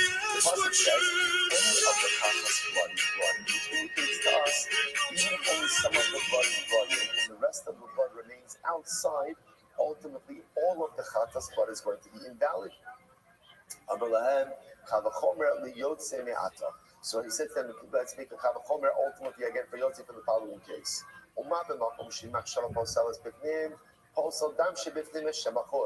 So we'll say, listen to this. If in a case, ultimately, again, the machshava is not invalid. That's the case of me. So yet we're going to say that the blood that comes inside invalidates the blood that's outside. So if that's the case again, then the machshava does invalidate. He says, if you're right and I'm wrong, then ultimately, again, then certainly in the case of chutz, the remaining blood should be invalidated as well. Amrulo, haregu omer shayuba ashayuba. The pasuk says ashayuba and nichnas posel and yotze posel. I'm sorry, it's just two different halachas.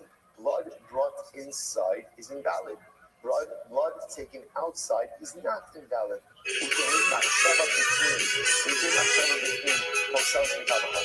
maybe again, maybe even machshavas pnim. Maybe even the point has a machshava, any part of the avodah, or anything on the inside, that's also invalidated the carbon, to the kavachomer, or the kavachomer, umat makom shlot posel machshava chos, actually means machshava posel as chos. So we'll say at the end of the day, right, blood taken outside does not invalidate the blood that is left inside. Yet, a machshavas chutz does invalidate.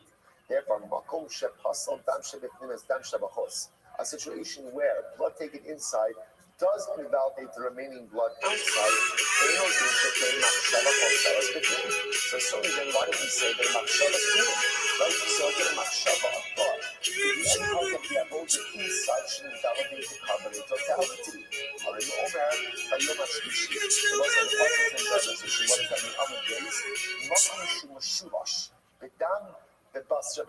We actually had this sugya many moons ago, right? Where it's reported from Daf Chavtes. And we'll say, in order for a machshava ultimately to invalidate, the makom, the place, has to have a threefold criteria. Number one, dam basar imurin. It has to be a place where there could be blood application, ultimately again consumption of meat, and burning of sacrificial parts, or burning of meat as well. So we'll say, so therefore, again, if you notice, right, bifnim doesn't fit that criteria, because the only one of those three things that you can do bifnim is blood application. And therefore, again, by definition, people can only apply in a place that satisfies these three criteria. I belong to a machshava posalas bachos mikavachomer. So maybe we should say that a machshava ultimately again shouldn't invalidate. Machshava shouldn't invalidate. It's mikavachomer. We'll say. Is 82b, third line down. So we'll say ultimately again in the situation right, when you bring some blood inside, that disqualifies any remaining exterior blood. Yet a machshavas ring does not disqualify anything. So again, in a situation where when you take blood outside, it does not go ahead and invalidate the blood inside. Certainly then, a machshavas chutz should not invalidate itself.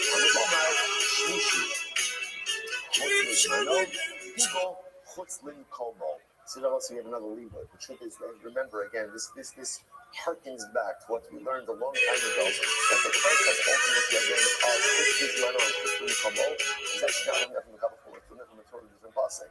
So Shlishi teaches me again chutz lizmano, and Pigo ultimately teaches me chutz komo. Incredible. We'll say basa and basa also the chutz. Okay, so we'll say. So therefore, what we are left with over here is this fundamental machlokes between Rabbi Yosef Lili and the Chachamim. Namely, again, so let's go with what everybody agrees with, right? Everyone agrees that if you have Kakas blood in 2 utensils, and you take cup A outside and cup B remains inside, chutz, everyone agrees that cup B remains valid for sacrificial use. What's the machlokes case? The machlokes is ultimately you put cup A inside of the mikdash, inside of the heichal. So go inside the heichal. What's the status of cup B? Rabbi Yosef ultimately again. Rabbi Yosef says cup B is kosher for use, And the Chachamim ultimately again say that cup B is invalid for use. That's our fundamental machlokes piece over here, okay? So listen, so the resolution of that answer will come to. Let's go back to a little bit. Says the Basar, Hanikras Lifnim Kasher. Ultimately, again, what's that very interesting? If you bring sacrificial meat, ultimately inside the Kodesh, it is going to remain kosher. Still remains kosher. So the Gemara says, why? Now, Sheyehei B'din Shepasal. I would have thought that in reality it should be puzzled. Why should it be puzzled? And when it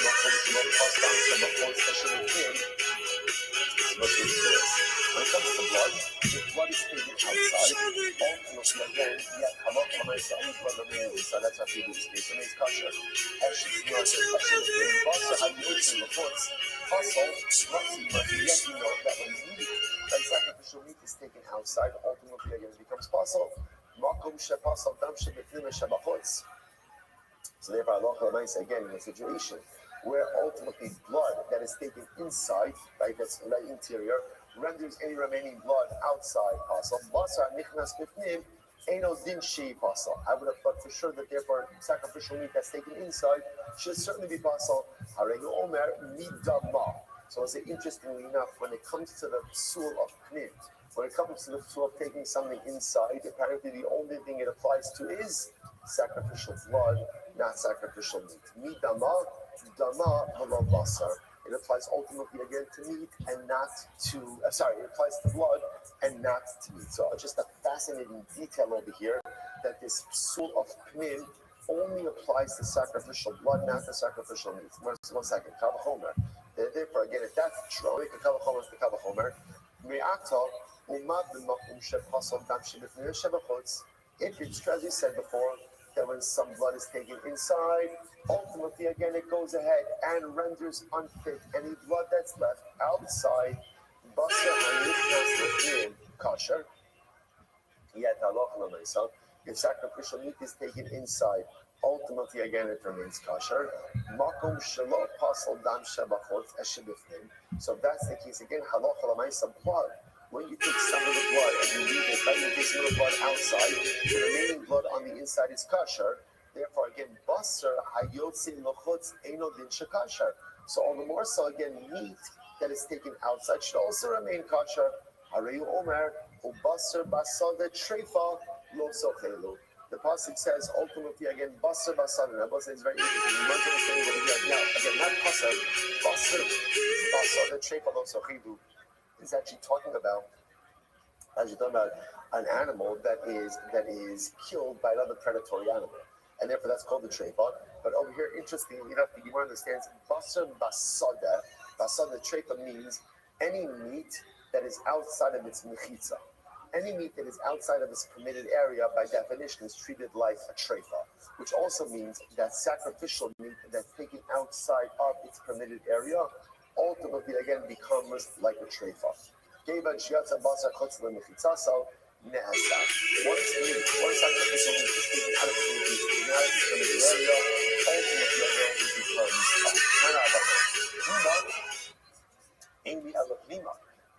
so this is actually very interesting.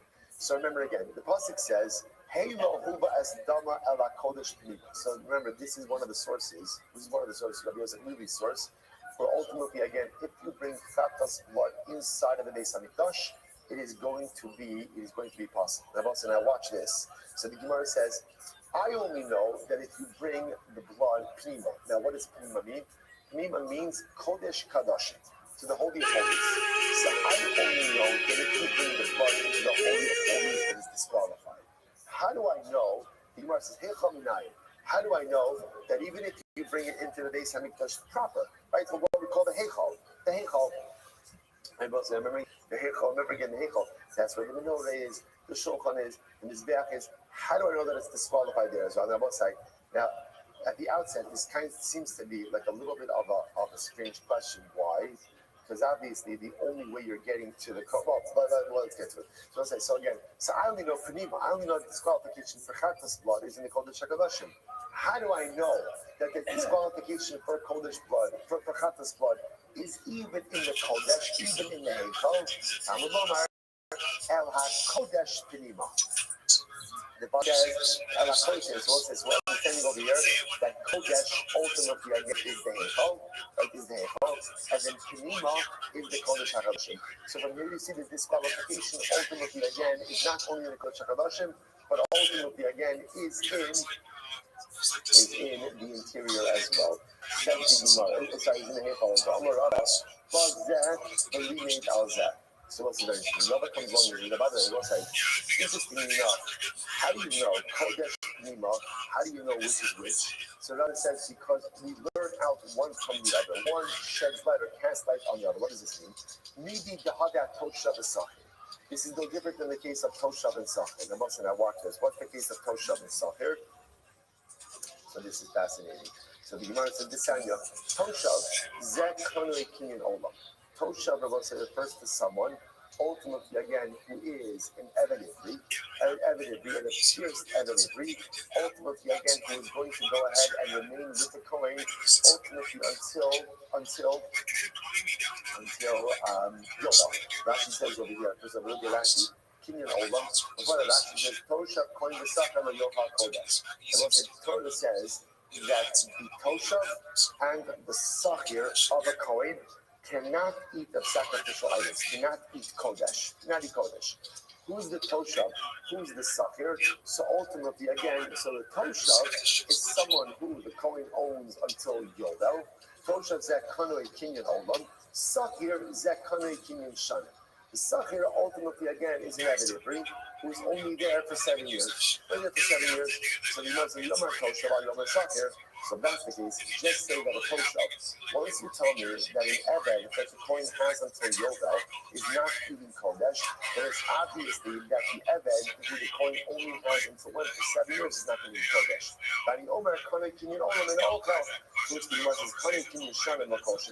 So if the one who he owns until Yovel is not going to eat that Kodesh, then certainly the one who only owns for a couple of years is not going to be eating Kodesh. Which the Gemara says, no, even kidding, I used to Omer, Toshav, Zach, Kanekin, Yishanim. About Kanekin and Olam, so also because interestingly enough, had this Torah only written one term, I would have assumed that who is that? That's the Eved owned for a couple of years. But the Eved owned until Yovel would eat of Kodesh. Therefore, again, you must boss Sachir when we made al Toshav. Therefore, once you have both terms, I understand that one sheds light on the other. Shezek Kane Kinyan Olam, Zek Kane Kinyan Shana Dein Ochas. So once it says both terms, I understand that Toshav refers to someone who is owned until Yovel, and that person can't eat. And therefore, again, Sachir refers to one who is owned ultimately for a number of years and can't eat as well.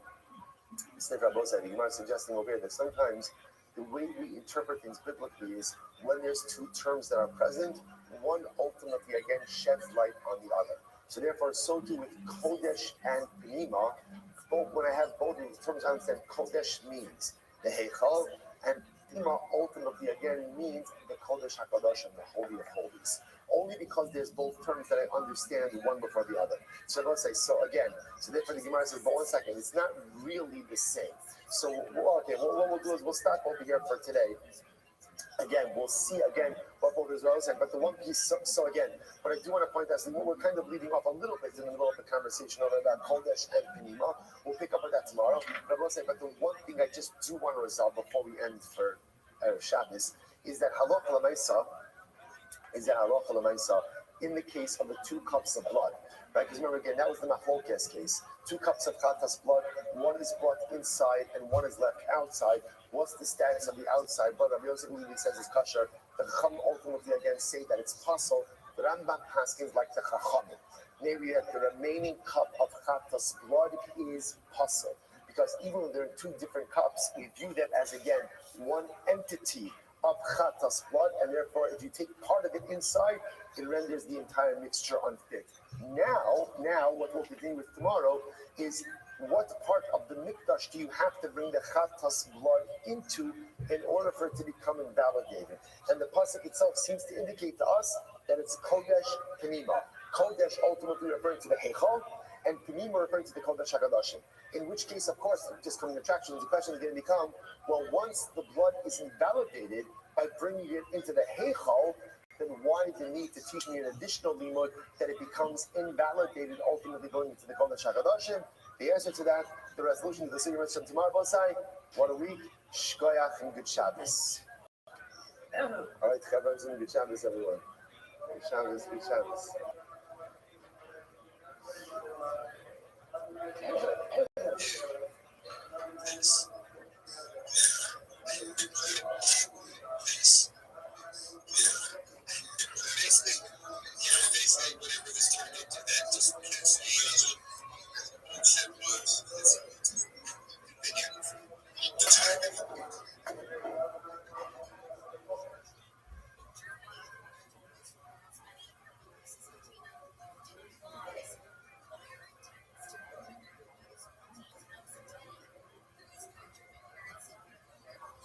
All right, I'll say good morning. Good morning. Let us begin by thanking all, of our sponsors for this morning's share. To thank our Talmud Torah sponsors for the month of Kislev, Haba Alinu Tova, Allison Adam Steinmetz, dedicating all the shir and drushos of this month in memory of Adam's grandfather, Rabbi Sheldon Steinmetz, Rav Shlomo Tzvi Ruvain Ben Shimon, Zichron Lebracha, and in honor that his Neshama Shtav and Aliyah, and he should be a Meil Yitzurship for his children, his grandchildren. Okay, something beautiful. Adam WhatsApped me yesterday to update the sponsorship.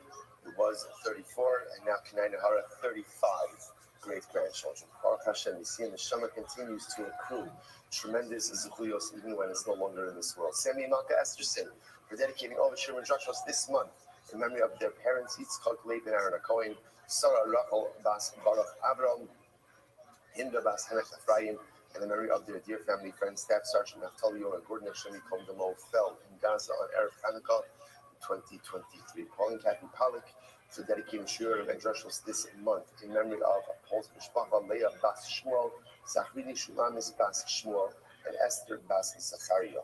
Our Dafyomi sponsors for today, Ayala and Sarah Steinberg, and his Chosa continued health and refuah for Shulamis Chana Bas Susha, and Jacob and Julie Blumenfeld in memory of Julie's grandfather, Harav Zacharia, and Harav Aryeh Leib Zichron Libracha on the occasion of his 25th year of Zacharia, and the merit of our Talmud Torah, all of the Neshamas Lahat and Aliyah, the families in the Chama, all those who need refuah Shevan Tibet, Kol Chol Le'Yitzor, Kadosh Baruch Hu Shlem Yeretz Hashem, shower, brachas, and besoros tovos upon Am Yisrael. But let's see with that, let us begin. We have a lot to do today. Today's daf is pay out, a really exciting daf. Just everything is exciting this morning. Right, very exciting daf ahead of us today as well. We left off yesterday on Amud Beis at Tashma, the last Tashma actually, which is 2, 4, 7 lines up from the bottom. So we'll say, remember again, we are in the midst of nothing less than a dramatic machlokas about para aduma waters. So remember again, what was the case that we had yesterday? You have a flask, para aduma water. People carry around all different kinds of flasks, right? There's a flask of para aduma water. What ends up happening over here? Regular water gets mixed into the para aduma water. What is the impact on that? So remember again, Rabbi Eliezer says, no problem, just sprinkle twice. And you are good to go.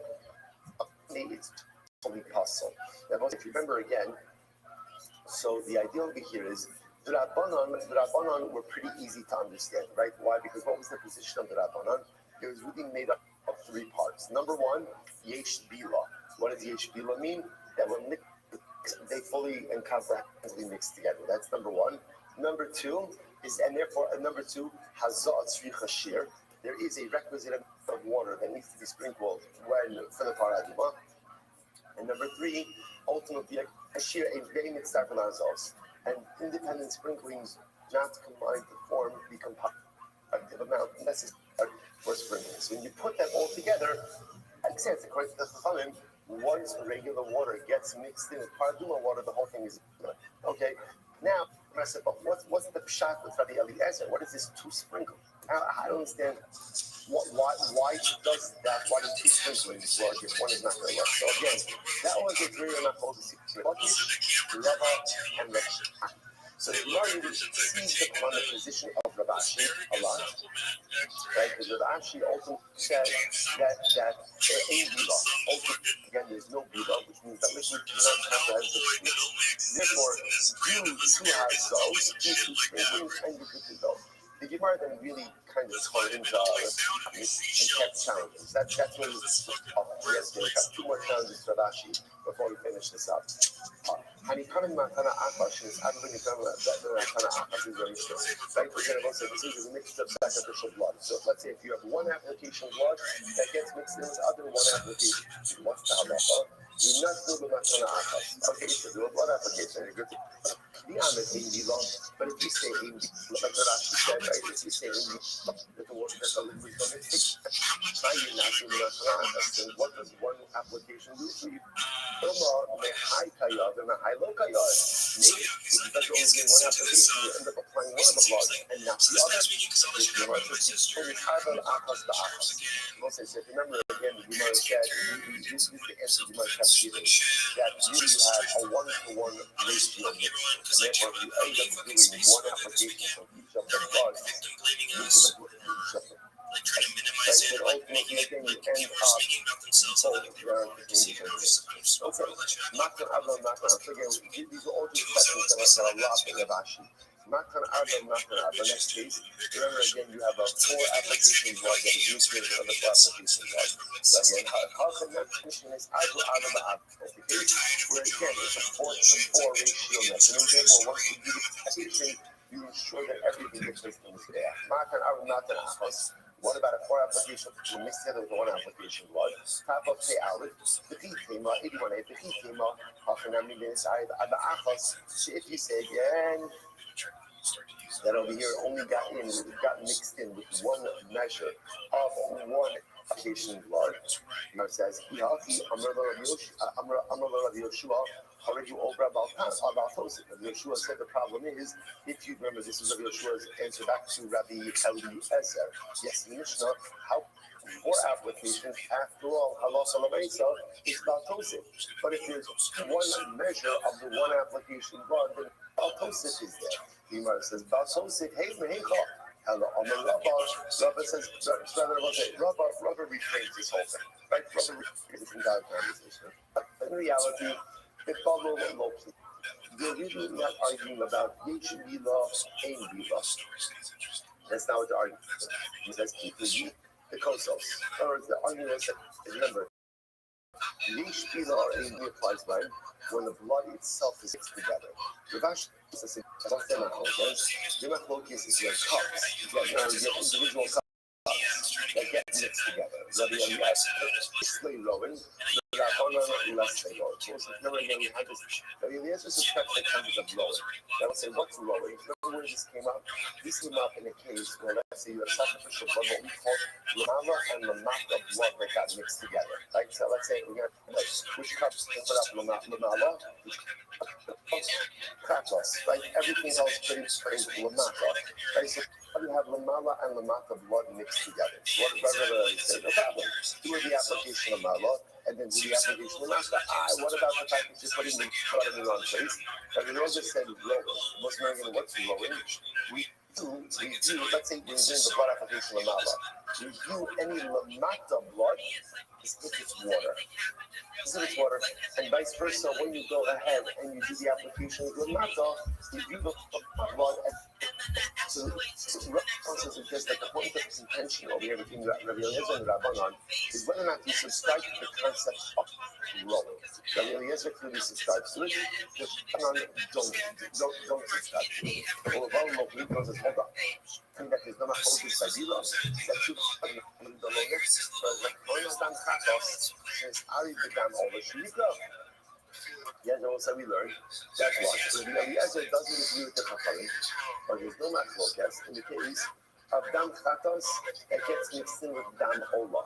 That in both of these ultimately what halacha l'meisa you offer it out. Similarly, if you have regular carbonic blood, proper that's mixed with animal that participated in sumora, shalom yikra, and it's not offered up.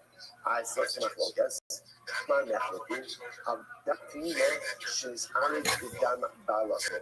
Interesting. The case over here is that what's Machlokes case? When you have the blood of a perfectly fine sacrificial animal that gets mixed together with an that's a balmum. What do you do in this case? Sure, Eliezer Omer, Yikrav, being the bubble, being the kosos. Eliezer holds, so it's actually before, yeah.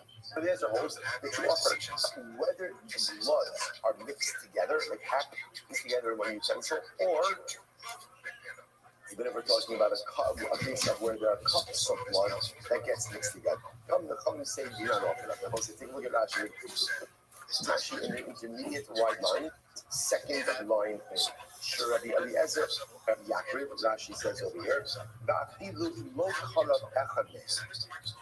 Ba'afilu kalav echad mehem, the darish umvam, o yirzu lachem, ve'enehu mashma, ayidei ta'alobes. So I will say we're going to get to this actually in just a little bit. Rabbi Eliezer has blood, sacrificial blood, retains its identity even in retains its identity. Therefore, again, Rabbi Eliezer says the halacha l'maisa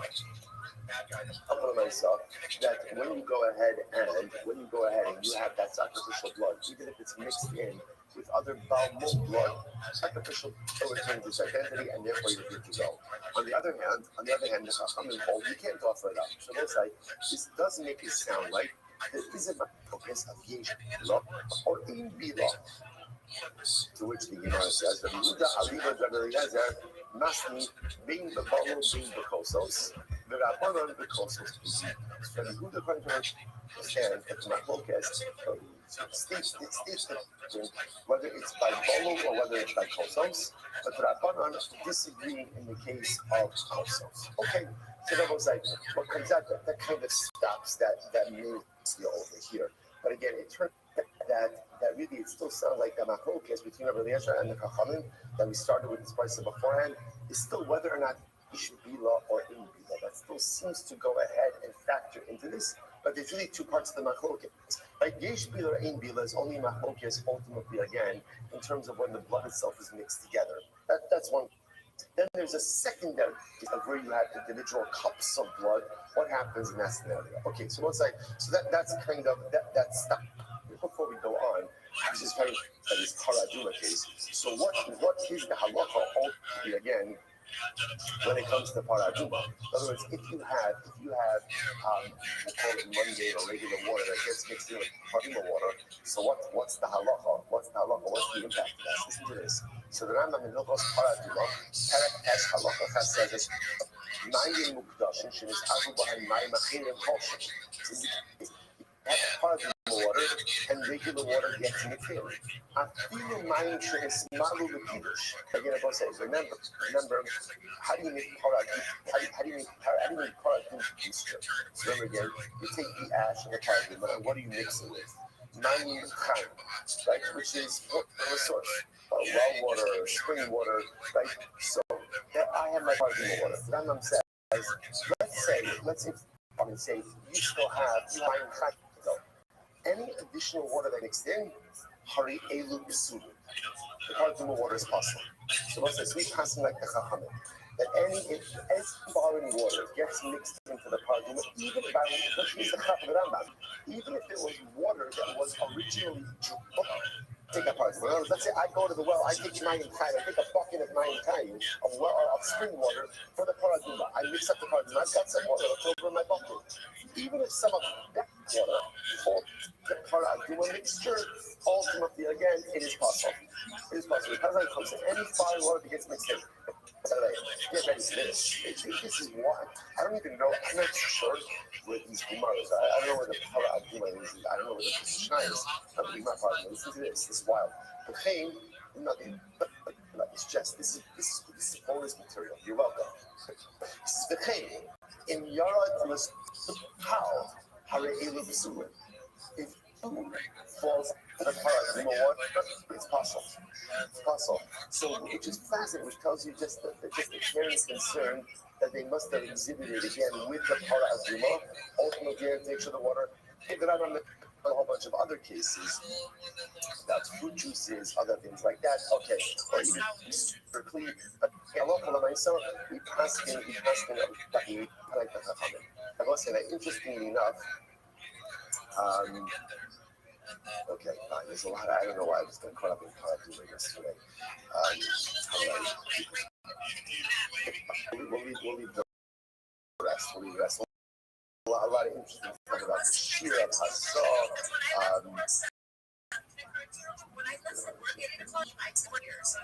Okay, we'll leave that. Okay. Anyway, so my halacha myself, I love as I from the what apparently even do that gets mixed with Duma ultimately is going to negatively impact it. That's the Duma Bible. So what's now? Fascinating Gemara. Lo shadu ella ilas chata ola. Okay, so let's talk about this a little bit. So take a look at Rashi for just a moment. This is Rashi in the longest second line. Lo shanu b'masnisi dela'el. Dami Rabbi Yishatek la'amot ella ilas chata. So let's remember again. Here is the case. Remember again in Mishnah we had the following situation. You had the case where you had the blood of chatos that gets mixed in with the blood of ola. So again, what was the halacha? Right, so if the blood of chatos gets mixed with the blood of ola, what's the halacha? The Chachamim say, pour it out. In other words, do the application. So look at that actually. The chatos for ola, the masnis in the la'el, Tami Rabban and Yishatek la'am. Ella betchilas chatos for ola, she is party with me matan of He passed the Rabban, the less way way, the asr the shanos es mekomon, losses es ha'ola l'mala min ha'chotz mipnei hechsher chatos. So listen to this. So when you have the chatos and the ola mixed together. So remember again, the Chachamim say pour it out, and Rabbi Eliezer says no, just do the blood application in different places. What about the blood applications that are the wrong location? What's the problem? Or how do you deal with rolling? Okay, so just to clarify this, when you have a chatos and an ola mixed together, what's the big problem over here? Let's say, what's our problem? What application? Chatos goes with and ola goes lemata. So now everything is mixed together in the same cup. Or for that matter, in different cups. Let's keep this. How do I do the blood application? So remember, the Chachamim say you can't. So because they say you can't, just pour the whole thing out the channel. It's just no good. But Eliezer says yes, you can. But what's happening? I'm applying the collective mixture above. When I apply above, what do I do about the fact that the ola blood in there? What's the answer? One word. Rolling. What is rolling? Review any potential ola blood that's in there like it's water. Conversely, when you go ahead and you do the blood applications below, so halacha l'maisa again, what about the chatos blood? Potentially it's mixed in there. Rowan, review it as if it's water. So holds of Rowan, Chacham knows going. Now, by this machok is very interesting. It's Roshon where's this machok? Yes. It's only no blood applications have been done. That's where this machlokes is. This aval sof chatos va'olah. Every hakol come olah makom shirayim. This is wild. They're both saying, let's say halacha l'maisa. Look at Rashi. Aval sof chatos. It's in lines 4 down in the widest lines, in the middle of the line. Aval sof chatos. Shenis arig b'tchilas olah. Shenis arig b'shari chatos. B'tchilas olah in kamachokis. So we'll say, what about the following case? Let's say you have chatos blood, and the blood application for the chatos is already done. So now, what do you say? After you do the blood application with the chatos blood, what is the rest of the blood called? What is it called? Shirayim. So let's say you have shiyarei chatos that gets mixed in with ola blood. Shiyarei chatos, it gets mixed in with ola blood. Abaye says, listen to this, there's no machlokes. Why? This is going to blow your mind. Why not? Listen to this. He says, however, about sof chatos, we call it sof chatos. Sof chatos means the primary blood applications have already been done. All I have is leftover chatos blood. So leftover chatos that's mixed in with ola blood. They have called, everyone says, no problem. Why? Because makom ola, makom shirayim. Because what do I have here? Ola blood and shirayim blood. And guess what?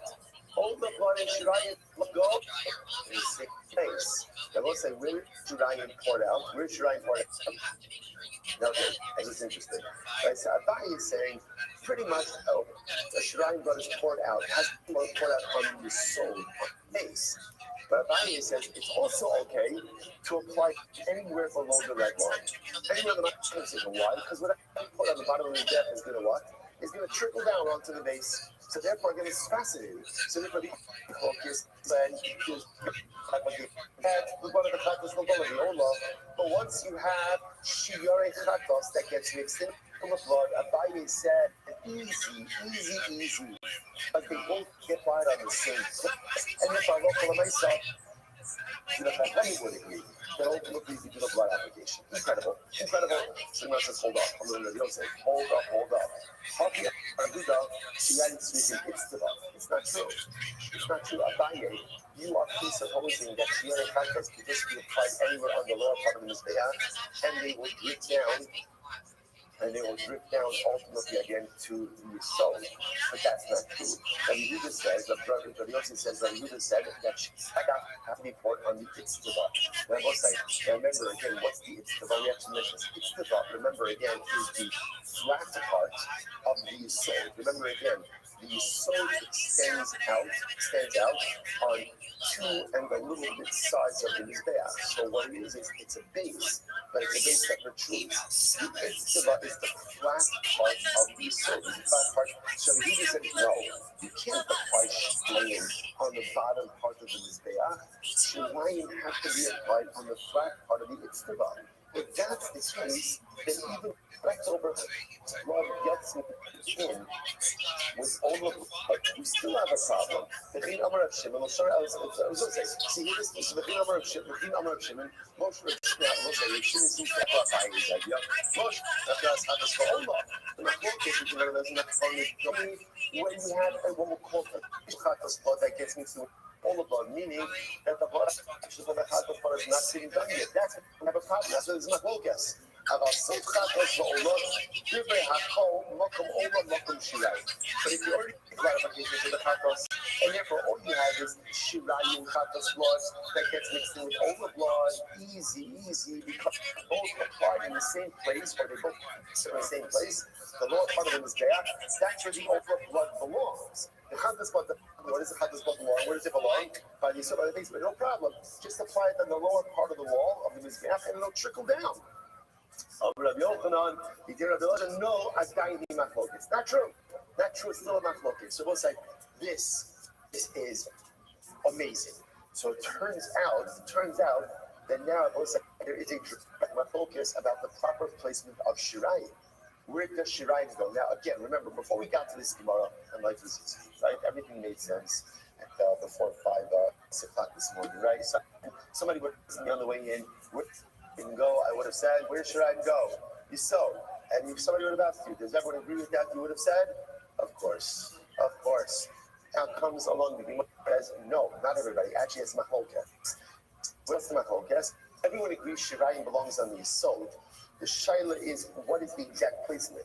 So clearly, again, Abaye is saying, Abaye is suggesting, and sounds like, and Rabbi Shimon is also, Rabbi Yehuda is also saying, Rabbi Shimon is saying that halacha say you could put shirayim anywhere on the lower part of the mizbeach, and it'll trickle down to where it needs to go, and you're good to go. Rabbi Yehuda is saying that shirayim must be placed on the itztava, must be placed on the flat part, the flat ledge, ultimately again of the yisod. So dramatic machlokas, and I'm going to say actually that machlokas is going to impact the machlokas of the Chum in the Mishnah. So Master of Rabbi Yehuda, incredible. Master of Rabbi Yehuda. So we'll say, so now watch what's going to happen over here. And actually, this is a very important Gemara that's coming up now. Master of Rabbi Yehuda, Kodeshem. The pasuk says they shall be sanctified. Kodeshem. So the Gemara says, if you look at Rashi says over here that just the pasuk in its entirety is Ach b'char shar. This is talking about b'char animals. Most sifta you can't redeem. You cannot redeem them. They are as done on Israel on the Mizbeach, throw the rice, sprinkle their blood on the Mizbeach, that's chalbam. Look at Rashi just a moment. This is in the white lines, about 8 lines up on the bottom. Kodeshem, The Bechor Ksiv, so this pasuk is written by Bechor, firstborn animal.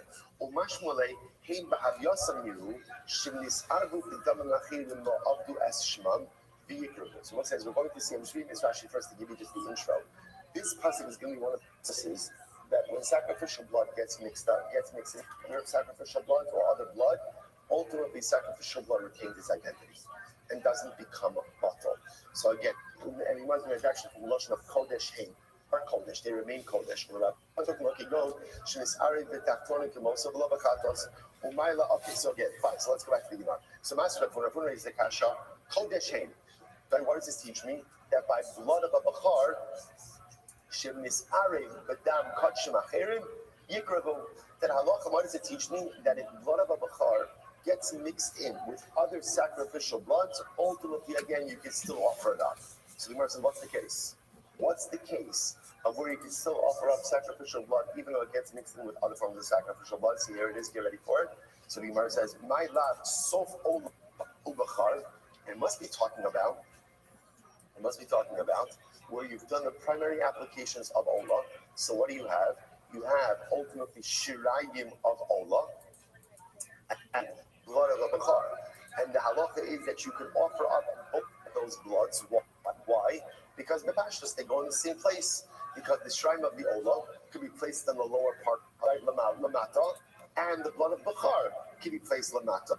Ushmamina, makam Olah, makam shirayim. And what do you see from here?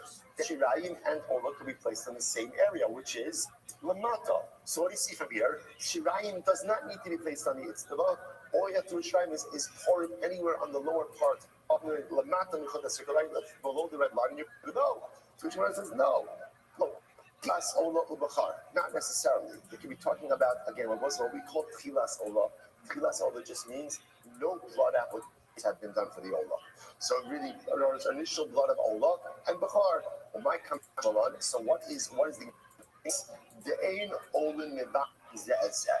It's teaching us that sacrificial bloods do not meet one another. That's teaching me. I say again, nothing. Again, when you have sacrificial ones that are about each other, the Gemara says, hold up. Hi, that's not the source for that halacha. Otherwise, I agree. That's the halacha, but it's not the source. Hi, melakach dam hapar umidam hasar. So exciting. The Gemara says, no.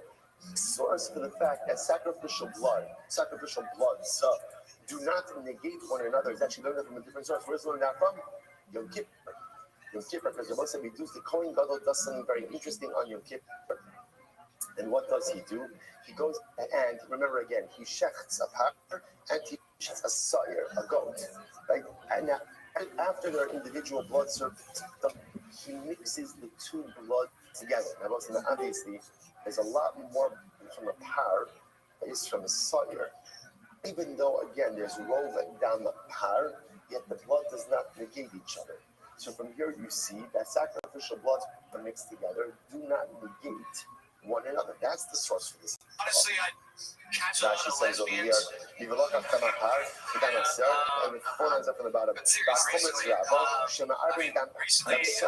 my only options are dating apps, and I feel like so remember, it's interesting, app you mix runners the are like together digital in order to apply them on the so corners it's of why I don't the want to be a interior. digital Like something what's the very last unique about date Yom you Kippur, went on? that is it's not the only Chatas community, but Yom Kippur is one of the times where there's a Chatas community. But fucking 37-year-old lady at like South by Southwest at South by Southwest, just like there on location where you met her there. It's like a bar show you guys met her there. She fucking concerts with dude, you know it's gonna be good. Dude, she was live, right? And like, it's fat under her clothes, but she had a flat stomach. It was weird. It was weird. Like tiny big old titties. She smelled like corn tortillas and pozole. It was pretty nice. Yeah, I can say that. It was the Latina. Yeah, the for sure. source, so everyone will agree that halacha and the sacrificial blood do not meet one another. They argue on what the source for that halacha is. We'll come back. So the Gemara says, "Massive Rabbi, Rabbi is a kasha." So how did that wording exactly did that sexual what is this possible? If you look at Rashi, Rashi says over here, so this is talking about carbon ola. The pasuk is the shafat and abaka. The shafat is the abaka Hashem. If you look at Harakonin es hadam, the zark es hadam al mizrach. So let's say the pasuk says the shech the cow, right? They'll offer up the Kohanim will offer up the dam. The zark was hadam, and they will sprinkle the blood. Now that second mention of dam is really unnecessary. Because once you tell me ultimately. The beauty of the Harakonin es hadam, that they're going to bring the dam close to the just say zarko, you sprinkle it. You don't have to say zarko es hadam. You don't have to say that. I understand. There's no other corresponding material that we're discussing in this concept. So the subject already is done. So once you tell me that the bridge is supposed to be there, just say when it's sprinkle it. And there's no need to say anything else. So you might say, not how the I'm a gaze. Not how the woman bang down. Why do you have to? I got 9 aunts, only 2 uncles. I got 3 ex-wives. I got 4 daughters, no sons. I got 7 grandkids, 6, which are girls. So what I'm trying to tell you, ladies, is I'm on your fucking bullshit. Y'all are fucking crazy. Let me give you an example. My dad caught me smoking a cigarette when I was younger. He made me smoke the whole pack in front of my kid. Don't push it. It's crime. Now my mother, she caught me jerking off in the bathroom. She made me. Carbon. For another carbon, that is illegal. You're not allowed to do that. I can't look my uncle in the eyes to this day. You have to do a penalty. Once It's horrible. by who is me also called the My dumbass wife asked me a dumbass question.